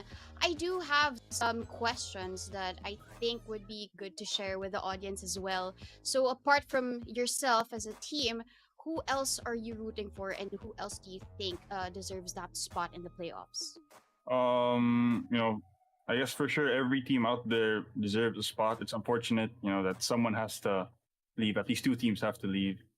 But I guess for now, I think Team Secret deserves a spot for sure. Yeah, and you're going against them in day number 3 of week number 2. So you've already beaten them. Do you think you have the confidence to do so again? If we don't get in over our heads, then maybe we can do it again. But I expect it to be again a very hard-fought game between Team Secret and us. Well, that's something that we expect from you and as well as the viewers. So thank you so much for joining us again, Brain Freeze, for the interview. So that concludes our discussion. We go back to Black and Blue for the final thoughts. Thank you.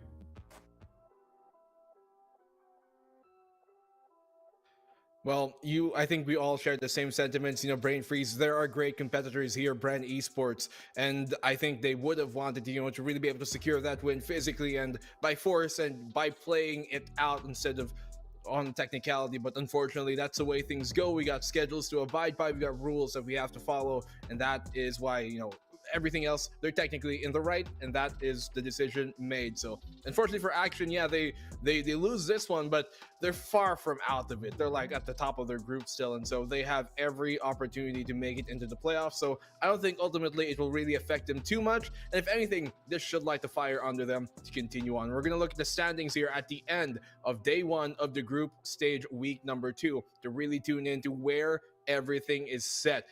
Illustrado, I want to get your thoughts on this. Nothing changing too much in terms of the standings at the end of the day, but those gaps, they're getting closer.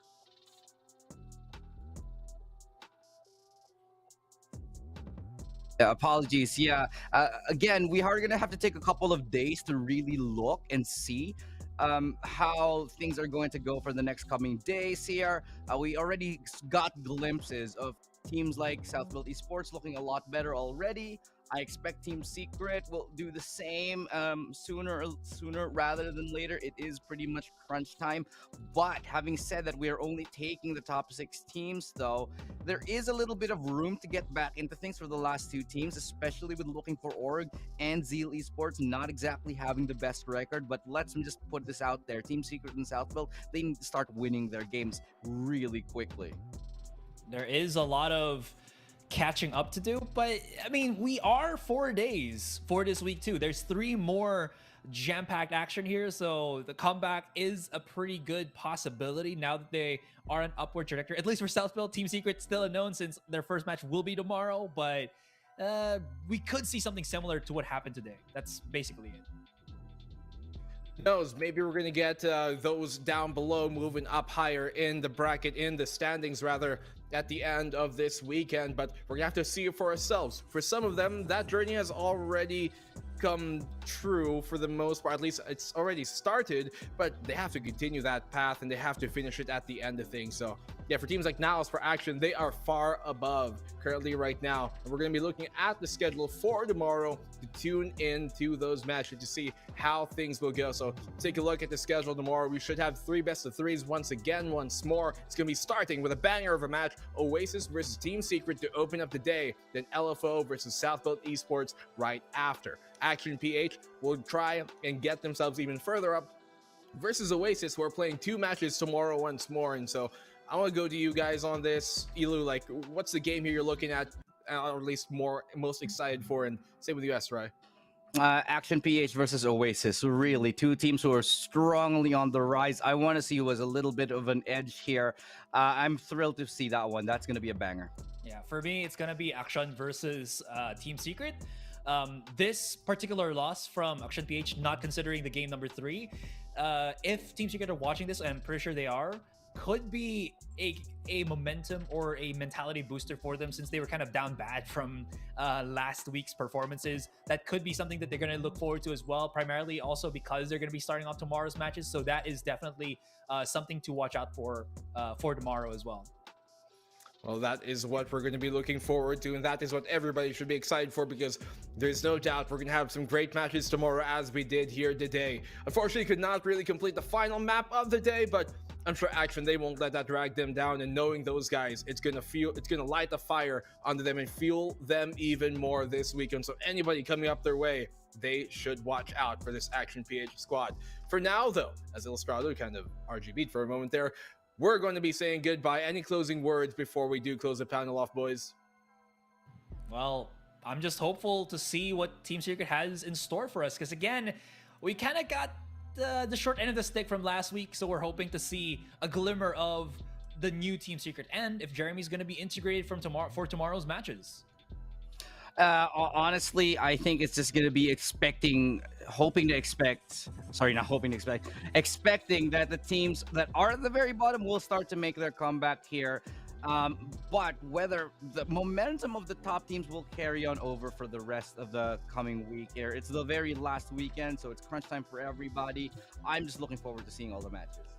There you go, guys. Tune in tomorrow once again, back on here to check out the Filipino VCT circuit officially in its 2nd week, day number 2. I am Black and Blue. With me is Asarai and Illustrato. Thank you guys for joining us here on the panel, and thank you guys, viewers, for tuning in, because we're going to have one heckin' day tomorrow. Peace out. Good night. We'll see you guys then.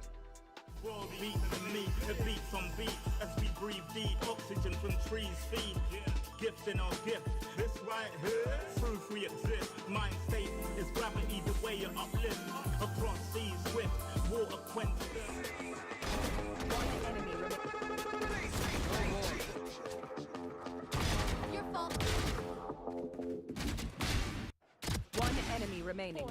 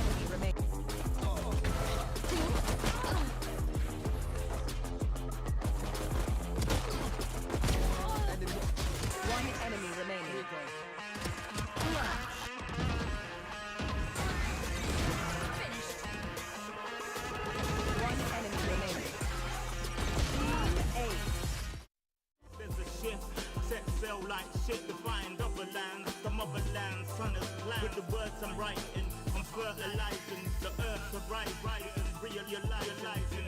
Global warming and the sea is rising. Pollution, the planet needs metabolizing. It's full of fire like a dragon fighting. Creating hot springs when the pressure rising. It's terrorizing, but I'm never frightened. Cause the days will brighten. Yeah, the blend.